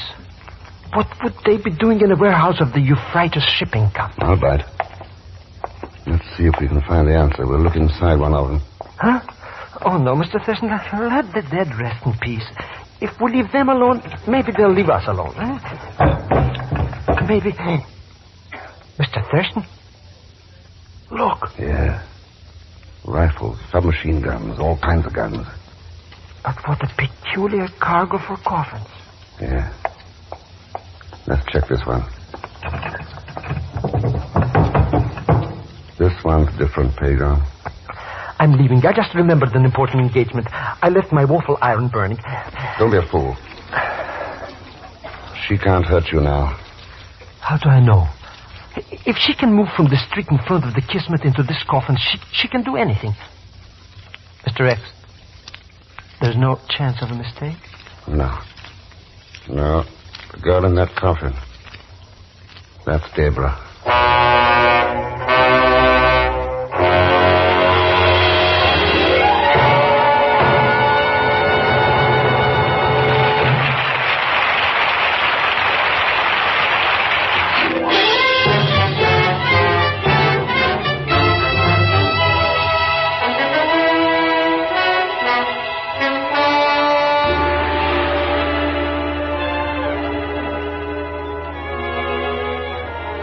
Now to return to Frigidaire's Man Called X, starring Herbert Marshall. Mr. X is in Cairo to track down the international bandit Haberman. The trail has led him to a warehouse of the Euphrates Shipping Company, which he finds filled with coffins containing rifles and machine guns, except one, which holds the body of the mysterious Egyptian girl, Debra. We join him now as he and Pagon stand there looking down at her. Please, Mr. Thurston, let's get out of here. Small round bruise on her throat, just above the artery. I wonder. The only thing I wonder about is why are we still standing here? Wait till I check the shipping tags on these coffins. It's in Arabic, but a few words, pretty clear. Port Said, Mohammed Bay, Mecca. Come on, Pagon, we're leaving. But where are we going? To Port Said, by way of Dr. Sibley's joint across from the Kismet Cafe.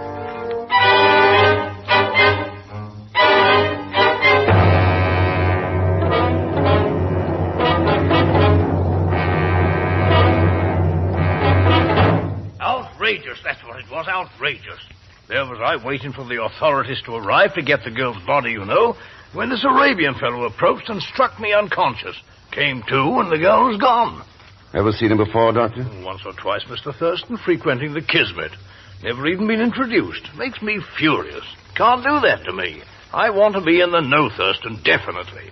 Don't know what's up, all that sort of thing, but I want to be in the know. How well do you know Port Said, Doctor?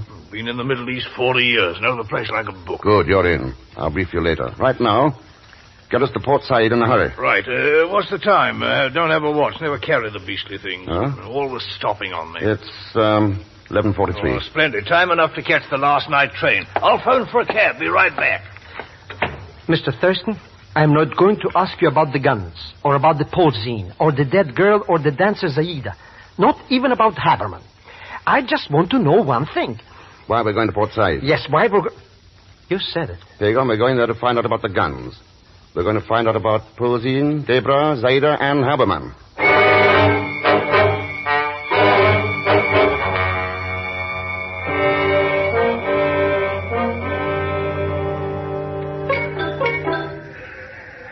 There it is, Thurston. Night train to Port Said. First-class carriages are on this side. Shall we get aboard? Yes, but not together. Oh, No, you got a compartment for yourself. We'll meet in Port Said. Quite undercover sort of thing. Well, suggest we meet at the El Akbar Hotel. El Akbar. A middle-class traveller's lodging. Quite respectable. Write it down for me, will you? Sorry, Carl. No pen or pencil. Huh? I'll never carry them. Pens always leak and the pencils run out of lead. That's all right. I'll remember. See you there. Right, cheerio. I'll see you at the good old Akbar. Well, Mr. Thurston, did we get aboard too? Yeah. No. Huh? Hello, Posine. You have a faculty for appearing where you're not wanted, Mr. Thurston. So I've been told. Going somewhere? Port Said, for instance? Prying into my affairs or interfering with them is a very dangerous pastime. Good night, Mr. Thurston. You know something? That man's personality doesn't like me. He doesn't exactly send me. Let's get aboard. We'll take the third compartment on the left. Why the third one? Because Posine's taking the second. Well, wouldn't it be less crowded if we took the fourth compartment? A little farther away? There's another friend of ours in 4. Huh? She got aboard while Posine was talking to us. She? Zaida.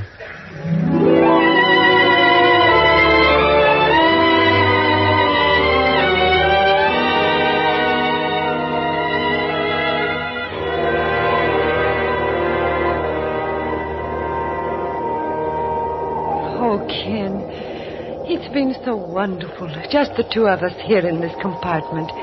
And now we're nearing Port Said, and our journey together will end. I wonder. Ken, listen to me. You must forget this business that brings you here. You don't know how powerful the forces are working against you. I took a correspondence course in muscle building once. Please, Ken, this is no joking matter. The pit has already been dug. The pit intended to be the grave of the man called X. There must be another letter in the alphabet. I better find it. Too many people seem to know that one. Then you will not listen to me. Oh, Ken, please don't die. Please. That's good advice, Zaida. I'll try to follow it.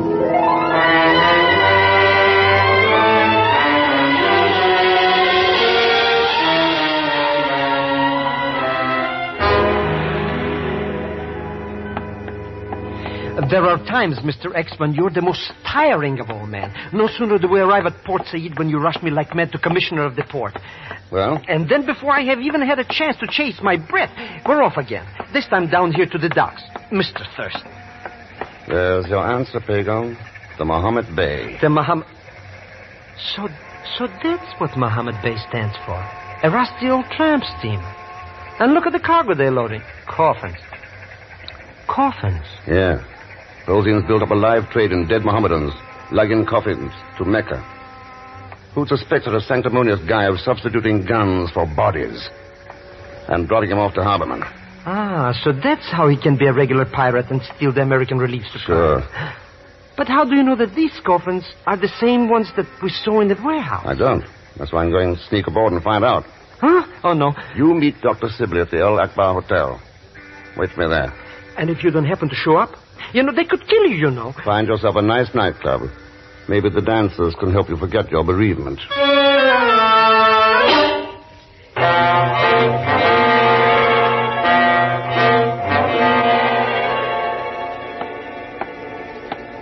What? It's now my turn to ask the question, Mr. Thurston. Are you going somewhere? Posine, you remind me of a summer cold, very unpleasant and hard to get rid of. Sometimes, if colds are ignored and get bad enough, they can prove to be fatal. What is this? National Pistol Week? I haven't seen so many guns since the last gangster picture. Unlike the weapons in the cinema, this one does not shoot blanks. Huh? Turn around with your back toward me. Haven't got much choice, have I?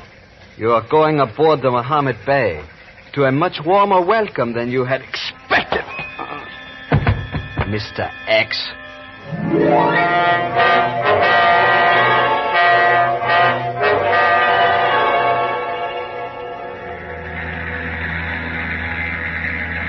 Well, Thurston, how do you feel now? I see your cabin has all the latest conveniences, including the lovely Zaida.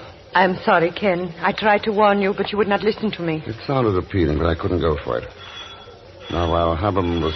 No, not while he was still running around loose. Ah, yes, Haberman. Now that the Mohammed Bey has started her journey, you can forget about him. Long before we reach Mecca, you will have forgotten about everything. Because you will not... Stand fast, everyone. Pagan. Mr. Thurston, we have come to the rescue. Shoot the first pirate who moves, Miss Dr. Sibley. Sibley? We will make them walk the gangplank later. Pagan, you idiot. How'd you ever dream this up?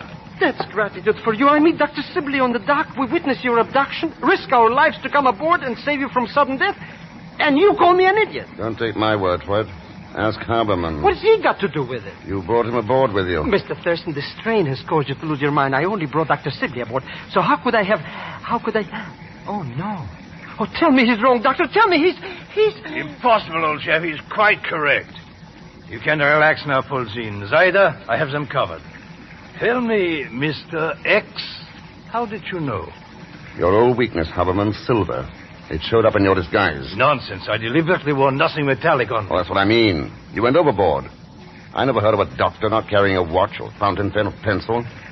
When I thought about it, it wasn't too tough to figure out why they'd all be silver. But the worst mistake you made was in killing Deborah. Killing Deborah? But my sister was killed by shots from a car. One of Haberman's stooges shot her all right, but the bullets didn't kill her. The small, round bruise on her throat proved that. I do not understand, Ken. When Haberman was playing doctor, he must have found a pulse in her throat. That meant she might still talk. After she failed to kill you at the hotel and was going to double-cross me by selling information to you, I had no alternative but to strangle her. Kind of looks like he's the man you've been looking for, Zaida. Yes. The man who killed my sister. The man I swore I would kill in turn. The man I am going to kill. Zaida, that knife. Put down that knife or I'll... Zaida, you fool. What have you done? Hold it, Polzin. Some knife throw right through the shoulder. Pick up his gun, Pagan. Sure, Mr. X. Swine. Thanks, Zaida. Ken, I don't know what to say. So you tied up with these two to find out who killed Deborah? It's true, Ken. I swear it. Well, Polzin? You forget we're practically on the high seas, Thurston. You cannot possibly hope to take this ship over by yourself. Well, that's why I arranged for a little help before I came aboard. You'll notice we're losing way. That means a destroyer is coming alongside. You're right, Mr. Thurston. So we don't have to make a pilgrimage after all. No, Pagan. But Haberman and Polzin do. A one-way pilgrimage to the final payoff of piracy. There's nothing in this world lower than the rats who profit by stealing from the poor and starving. That's why we've got to stop them. It's a long, tough job, but you know, I can think of 140 million people who just love to roll up their shirt sleeves and do it.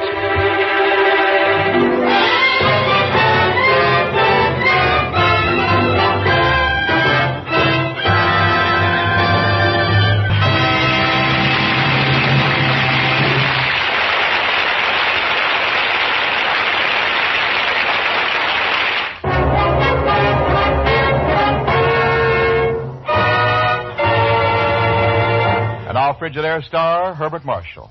Thanks for being with us. And next week, I promise you another story filled with suspense and mystery. As usual, there'll be Leon Belasco along as Pagon Zellschmidt. So join us, won't you, when next I return as the man called X. Good night.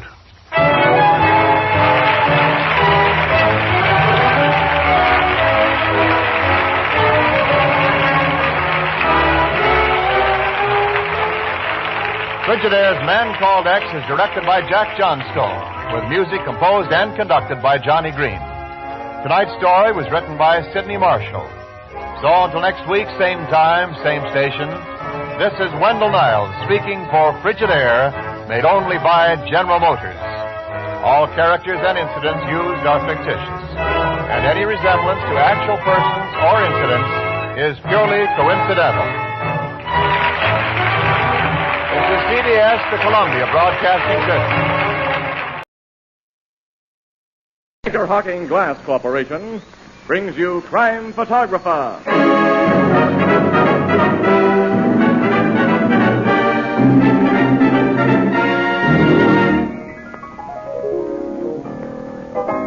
Hi, Ethelbert. What are you thinking of? I was just thinking how differently they teach kids to write today. You mean you went to school, Ethelbert? What I mean is they don't teach them to write the ABCs today. No? No, they teach them to write whole words. That sounds reasonable. Look, here's a page from my little nephew's copybook. Read it. Wow. This is something we got to get Tony Marvin to read. You go ahead, Tony. Oh, what a beautiful thought, Casey. It says here 16 times, one after the other, Anchor Hocking, the most famous name in glass.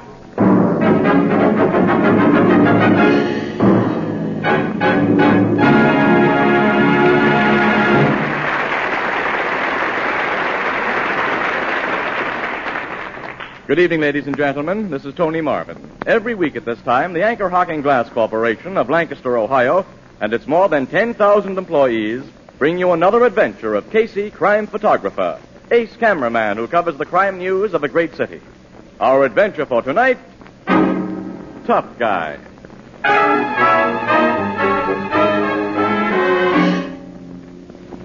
Saturday night, shortly before 10 o'clock.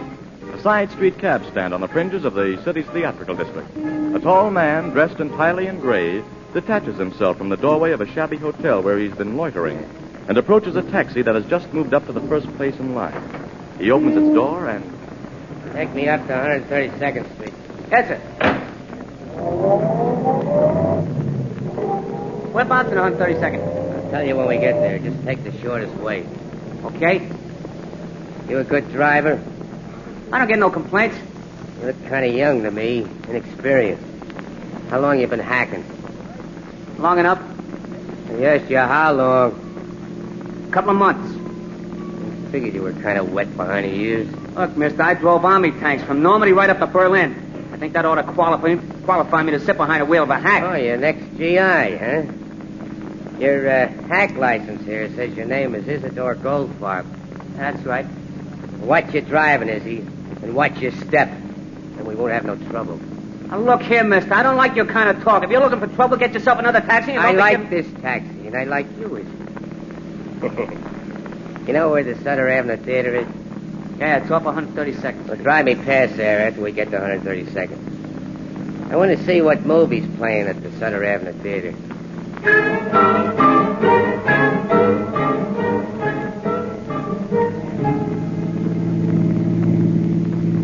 Turn around here, Izzy, and take me past the Sutter Avenue again.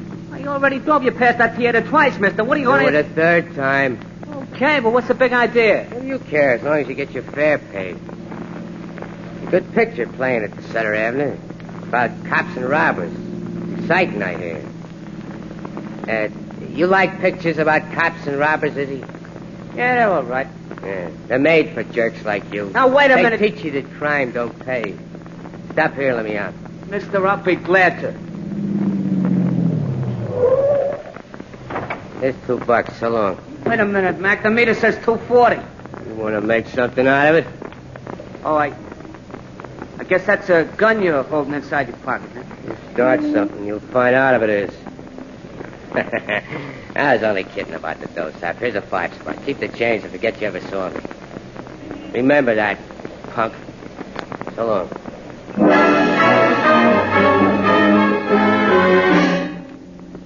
No one's pushing Isidore Goldfarb around like he did and getting away with it. I drove right here to your precinct house here. Well, where'd the guy go when he left you, Goldfarb? He ducked around the corner of Olive Street. That's the last I seen of him. Now, you just figured he had a gun in his pocket, didn't you? You didn't see it. Yeah, but the cloth bulged out like there was a gat underneath. Mm-hmm. Now, what do you think of it, Casey? Sounds like the old gag, Sarge. Gag? Yeah, Goldfarb, what you've told us, this guy probably wouldn't have gotten into your cab if you hadn't been a new hacky. What's that got to do? Son, this world is full of screwballs. One particular kind decides he's got to impress somebody. Often he gets into a cab and starts to act tough like he's seen done in gangster movies. Yeah, old-time hackies are wise, the type, though, pal, and they either humor the guys or give them a quick brush-off. Well, you took this dope seriously, so we went through with the whole act, even suggesting he'd pull a rod on you. There's 20 to 1 that the gat was nothing more dangerous than a pipe. But why'd he have to drive me past the Sutter Avenue Theater 3 times? That was part of his mystery build-up. This world is full of screwballs, son.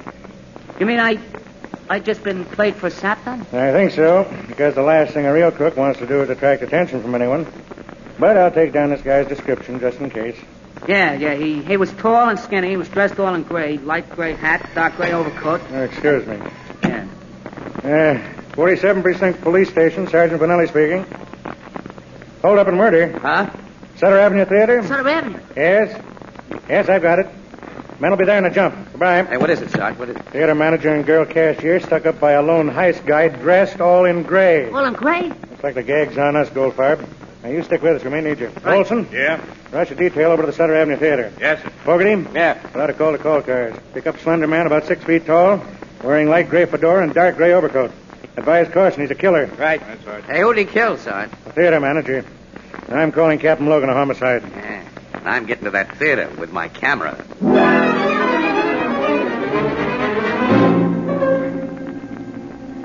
Wait just a minute, Miss Summers. I want still another picture of you. Stand on the left side of that office door this time. Huh?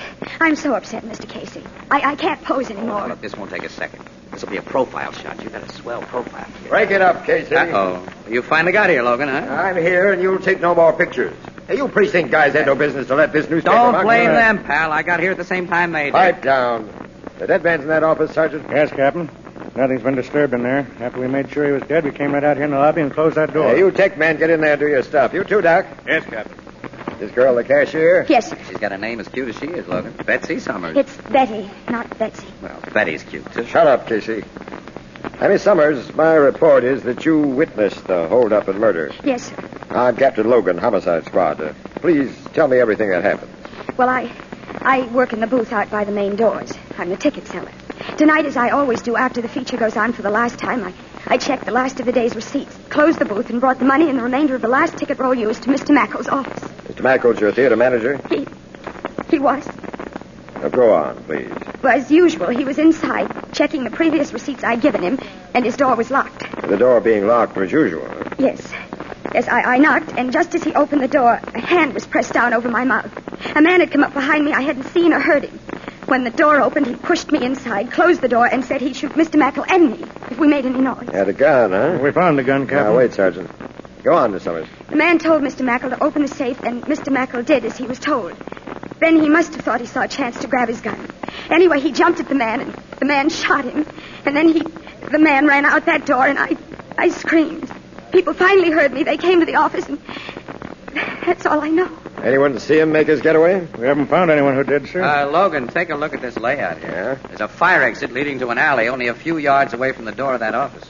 The guy went out that way, then through the alley to the street in back, which isn't heavily traveled. We know he did that because we found his gun at the alley only a few feet from that fire exit. Now, let's see the gun. Here, sir. .32 revolver, no fingerprints were on it. One shell fired. Very recently.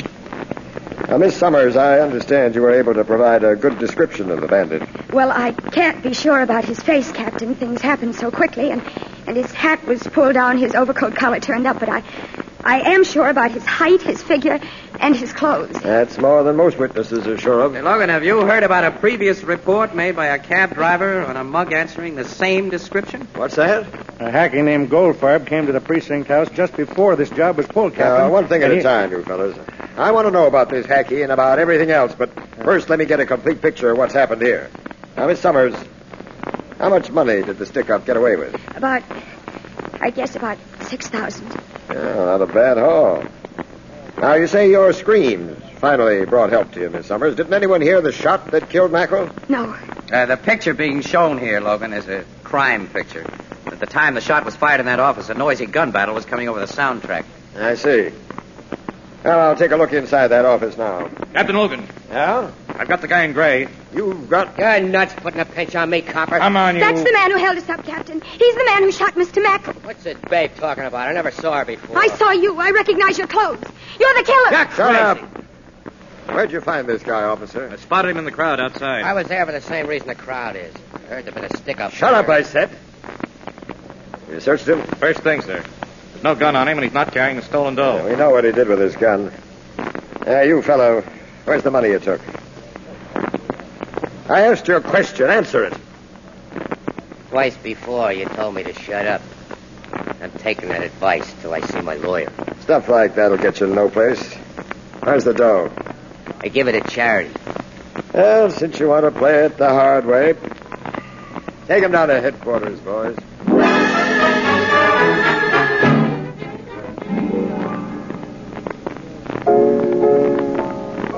Ethelbert, have Walter bring me up another cup of coffee, will you? Sure, Casey. Hey, Walter! Another cup of Java for this guy who never gets his breakfast before noon. Yeah. How about you, Miss Williams? No, thanks. I don't want to spoil my appetite for lunch. Well, you were able to get to bed at a decent hour last night, Annie. I had to follow up that theater job. Finish telling us what happened after the cops took that guy in gray down to headquarters, huh, pal? Well, they identified him as a small-time crook by the name of Clint Morris. Uh-huh. He's been rapped a couple of times, but no gun stuff. At least none that's on the record. Goldfarb, the hacky, positively identified him as the tough guy he drove past the Sutter Avenue Theater 3 times. Who got out of his cab only a block away from him. But he admitted nothing. Not huh? a thing, no. That guy's really tough. Well, his toughness won't get him anywhere. Not with the evidence he's up against. No. That evidence is far from complete, Annie. He's still got to be connected with that stolen dough. Well, he will be. Just give the cops a little time. When they have an almost closed case like this, it isn't often and they fail to shut it tight. Yeah, but I can't help wondering about a lot of things. What thing? No, I'm probably all wrong. I won't stick my neck out this time. But when and if I ever get that second cup of coffee, Annie, let's you and me go down to headquarters and see what's happened since last night.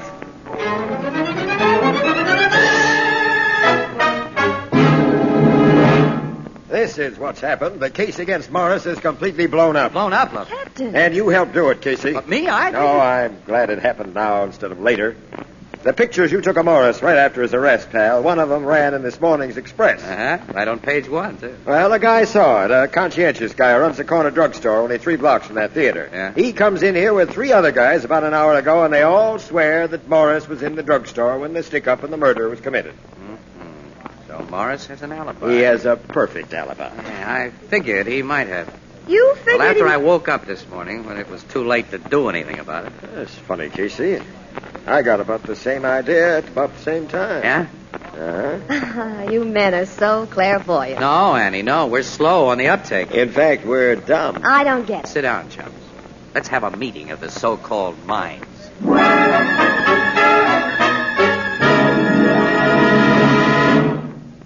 Here's how to brighten up your breakfast table for years to come at a cost of only $1 or $2. Get a few cups and saucers, a few plates of gay, colorful jadeite. Yes, jadeite, the revolutionary new dinnerware developed by Anchor Hocking.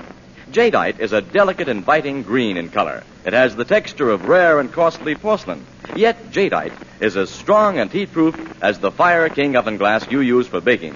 And jadeite is incredibly low in price. For instance, a cup and saucer cost only 15 cents for the 2 pieces, and a complete 35-piece dinner service for 6 is yours for less than $5. Ask for jadeite at your favorite chain store, department store, hardware store, or any store selling chinaware and glass. Remember, jadeite, spelled Jadeite. Jadeite, newest triumph of Anchor Hocking. The most famous name in glass.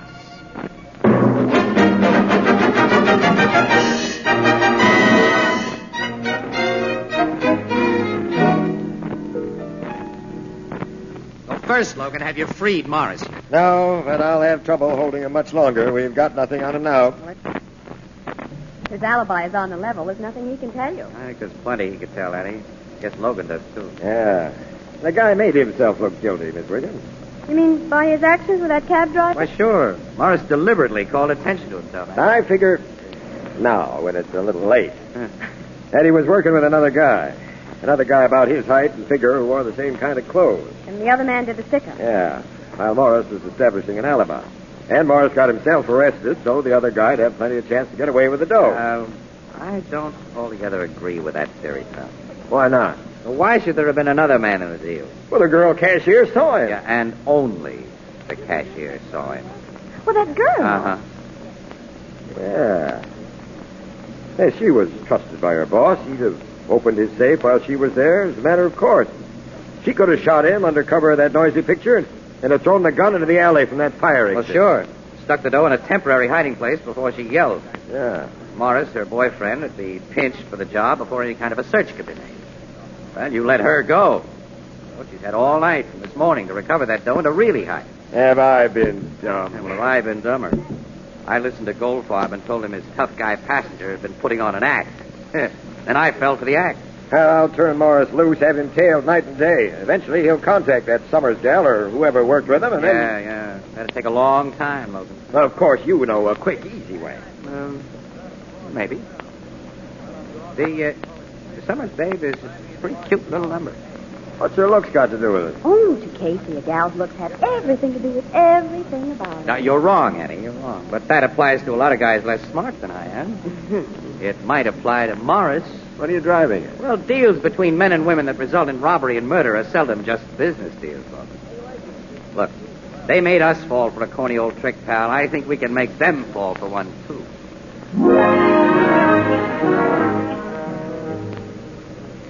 I know my right, Captain. You got no excuse for keeping me here. 2 days ago, you learned I had an alibi, that I couldn't have pulled the theater stick up. Now, you gotta let me go. Take it easy, Morris. We can hold you on suspicion. Casey, this guy denies everything. Mm-hmm. He sounds on the level to me, Logan. You don't know his kind like I do. I am on a level. Oh, look, Casey, you're not a cop. You must know I'm getting a raw deal here. Can't you do something through your paper? Oh, no, I'd like to, Morris. But you know how things are. Yeah, sure. You gotta string along with these coppers or you don't get news or picture. You gotta be as lousy as they are. Come in. Inspector Phillips wants to see you, Captain. I'll be right with him. Morris, don't try to crash out on Casey while you're alone with him. That chance, with bars on the windows and steel doors with cops outside it. I think you'll stay here. See you later. You know, I'm really sorry for you, Morris. You are getting a raw deal. Nuts, Casey. You're just like the cops. No. Because I think I owe you something. You owe me something? Yeah. What? Well, if it hadn't been for you, I wouldn't have met a swell babe. Babe? Mm-hmm. A cashier at that theater. Betty Summers. What about her? I've been getting acquainted. She went to dinner with me last night. Yeah? Yeah.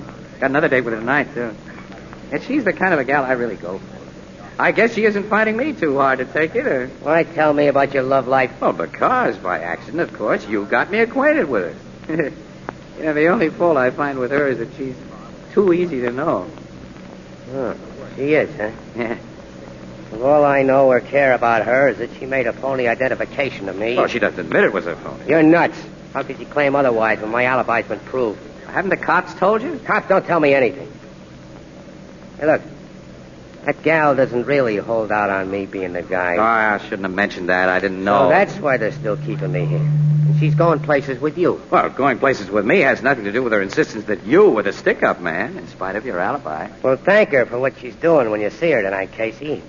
Tell her I don't forget little favors like that. Hey, you're not threatening my gal, are you?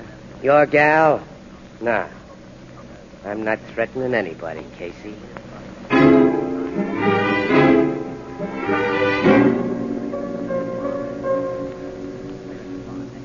Well, thanks very much for letting me take these additional pictures of you, Miss Summers. Oh, you're welcome, Mr. Casey. You know, it's an awful nice little apartment you have here. It's comfortable. Rent's cheap. That's good. That's all a working gal can ask for. Which reminds me, I got to be getting to work. You'll excuse me, of course. Oh, sure, yeah. I'll be on the way right away. Say, I guess it isn't easy for you to go back to that theater every day after what happened. No, it isn't. I think I'll have to give it up and get another job. Uh-huh. By the way, the papers say that the police are still holding that man, that Morris, that I was so mistaken about. Oh, yeah. They may hold on him for quite a while. Why? It's been proved he couldn't have shot Mr. Mackerel and stolen that money. Well, off the record, Miss Summers, the cops have an idea he may have been working with the real heist guy, see? But if he was, he's got no big worries, and he knows it. You know, that Morris is a smart guy. What do you mean? Well, even if it can be proved that he connived in the crime, his alibi puts him in the clear as far as a murder rap's concerned. You see, his partner takes the rap all the way along the line. His partner did the killing, his partner took the money, and Morris took an alibi. Pretty dumb, that partner, whoever he is. Don't you think so? Why, yes, but, Mr. Casey, I thought... What? I thought that when two people plan a crime together, they take the same chance, and if they're caught, both are considered equally guilty. Isn't that the law? Well, in principle, yeah, but not in practice. You see, Morris is an experienced guy, and he protected himself. He's quite a character, that Morris. Miss Summers, as a woman, would you figure that low-browed, sour-looking string bean is hot stuff with a gal? I don't know what you mean. Well, the cops have found out that he's left broken-hearted dames all over the country. He loves them and leaves them, usually with all their dough in his pocket, too. Quite a guy. Oh, say, look at me. Chewing the fat here. You want to get started. Well, I'll run along, and thanks again for letting me come up and shoot those extra pictures, Miss Summers. You're welcome, Mr. Casey. So long. Bye.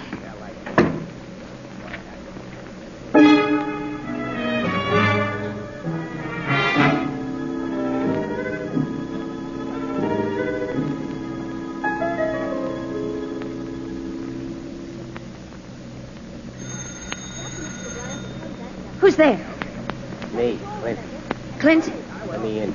Just a minute. I'll close and lock the door. You escaped. No, the cops turned me loose a couple hours ago. I'm legally free.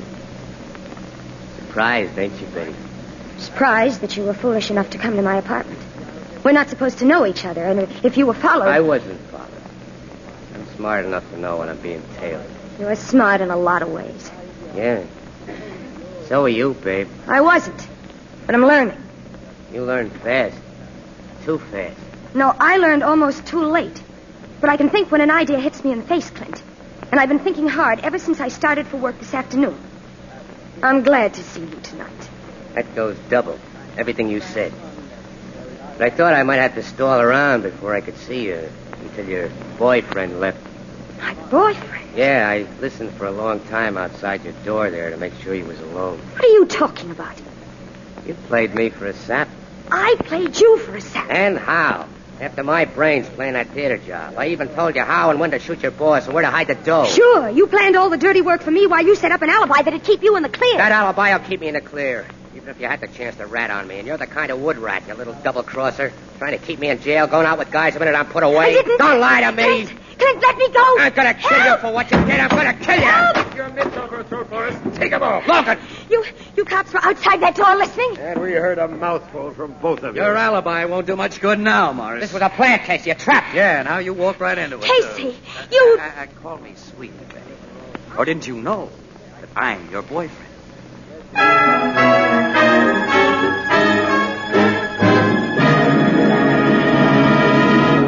We'll join the crowd at the Blue Note in just a moment.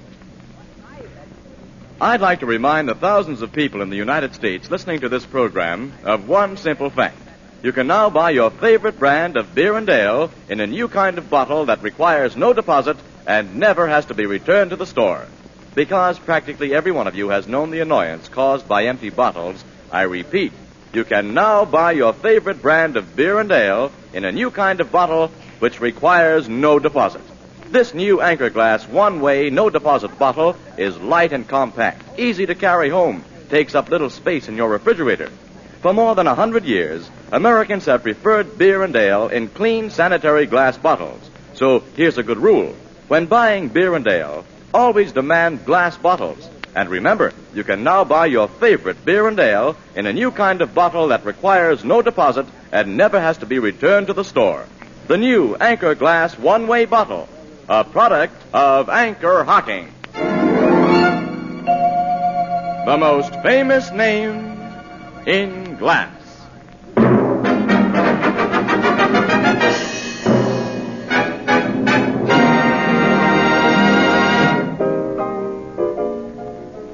The cops found the stolen money, huh, Casey? Yeah, Ethelbert. Betty Summers told him where she'd hidden it. She told him everything. And what she didn't tell, Morris did. After those two former lovebirds started to talk, it was hard to shut them up, because each one of them was blaming the other for the mess they'd gotten into. I'll bet they blamed one another most for believing the stuff Casey told each one about the other, huh, Miss Will? Well, that did seem to be a pretty sore point with them. What made you figure they was that way about one another, Casey, and that you could bust them up the way you did? Well, Casey knows all about love, Ethelbert. He learned from books. Annie, the vernal equinox will soon be here. Spring. You might let me take you for a drive by the seashore on some moonlit night in spring. And? Well, and then if it doesn't rain... Yeah? I might show you some things that can't be learned from books. Oh, Casey, I can hardly wait for spring, moonlight, and guaranteed dry weather. Say, what? You two are spoofing. Why, Ethelbert? I don't approve of spoofing the tender passion. As my sister Edna says, quote, love may not be all it's cracked up to be, but folks who won't give it a try ought to be cracked down on. Unquote, and I got business to attend. I'm afraid Ethelbert and Sister Edna have something, Casey. Yeah, honey. Afraid they have. It's almost spring. There's no moonlight, and it's raining. Well, who cares? Let's go.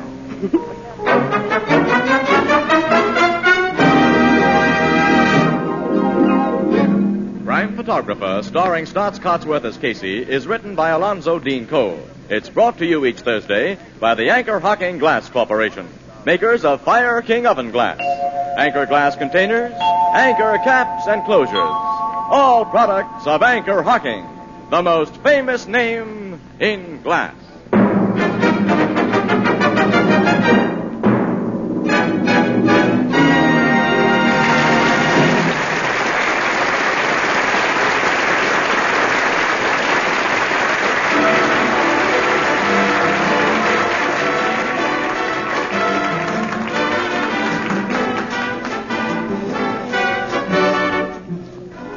Crime Photographer is directed by John Dietz and is based on the fictional character of Flash Gun Casey, created by George Harmon Cox. Original music is by Archie Blyer, and the program features Miss Jan Miner as Anne and John Gibson as Ethelbert. Herman Chittison is the Blue Note pianist. If your child were crippled, you'd do everything in your power for him. Lucky you, your child's all right. But how about your neighbor's child? It's within your power to help him. So buy Easter seals. Help crippled children. This is Tony Marvin saying goodnight for the Anchor Hocking Glass Corporation of Lancaster, Ohio, with offices in all principal cities of the United States and Canada. This is CBS, where 99 million people gather every week, the Columbia Broadcasting System.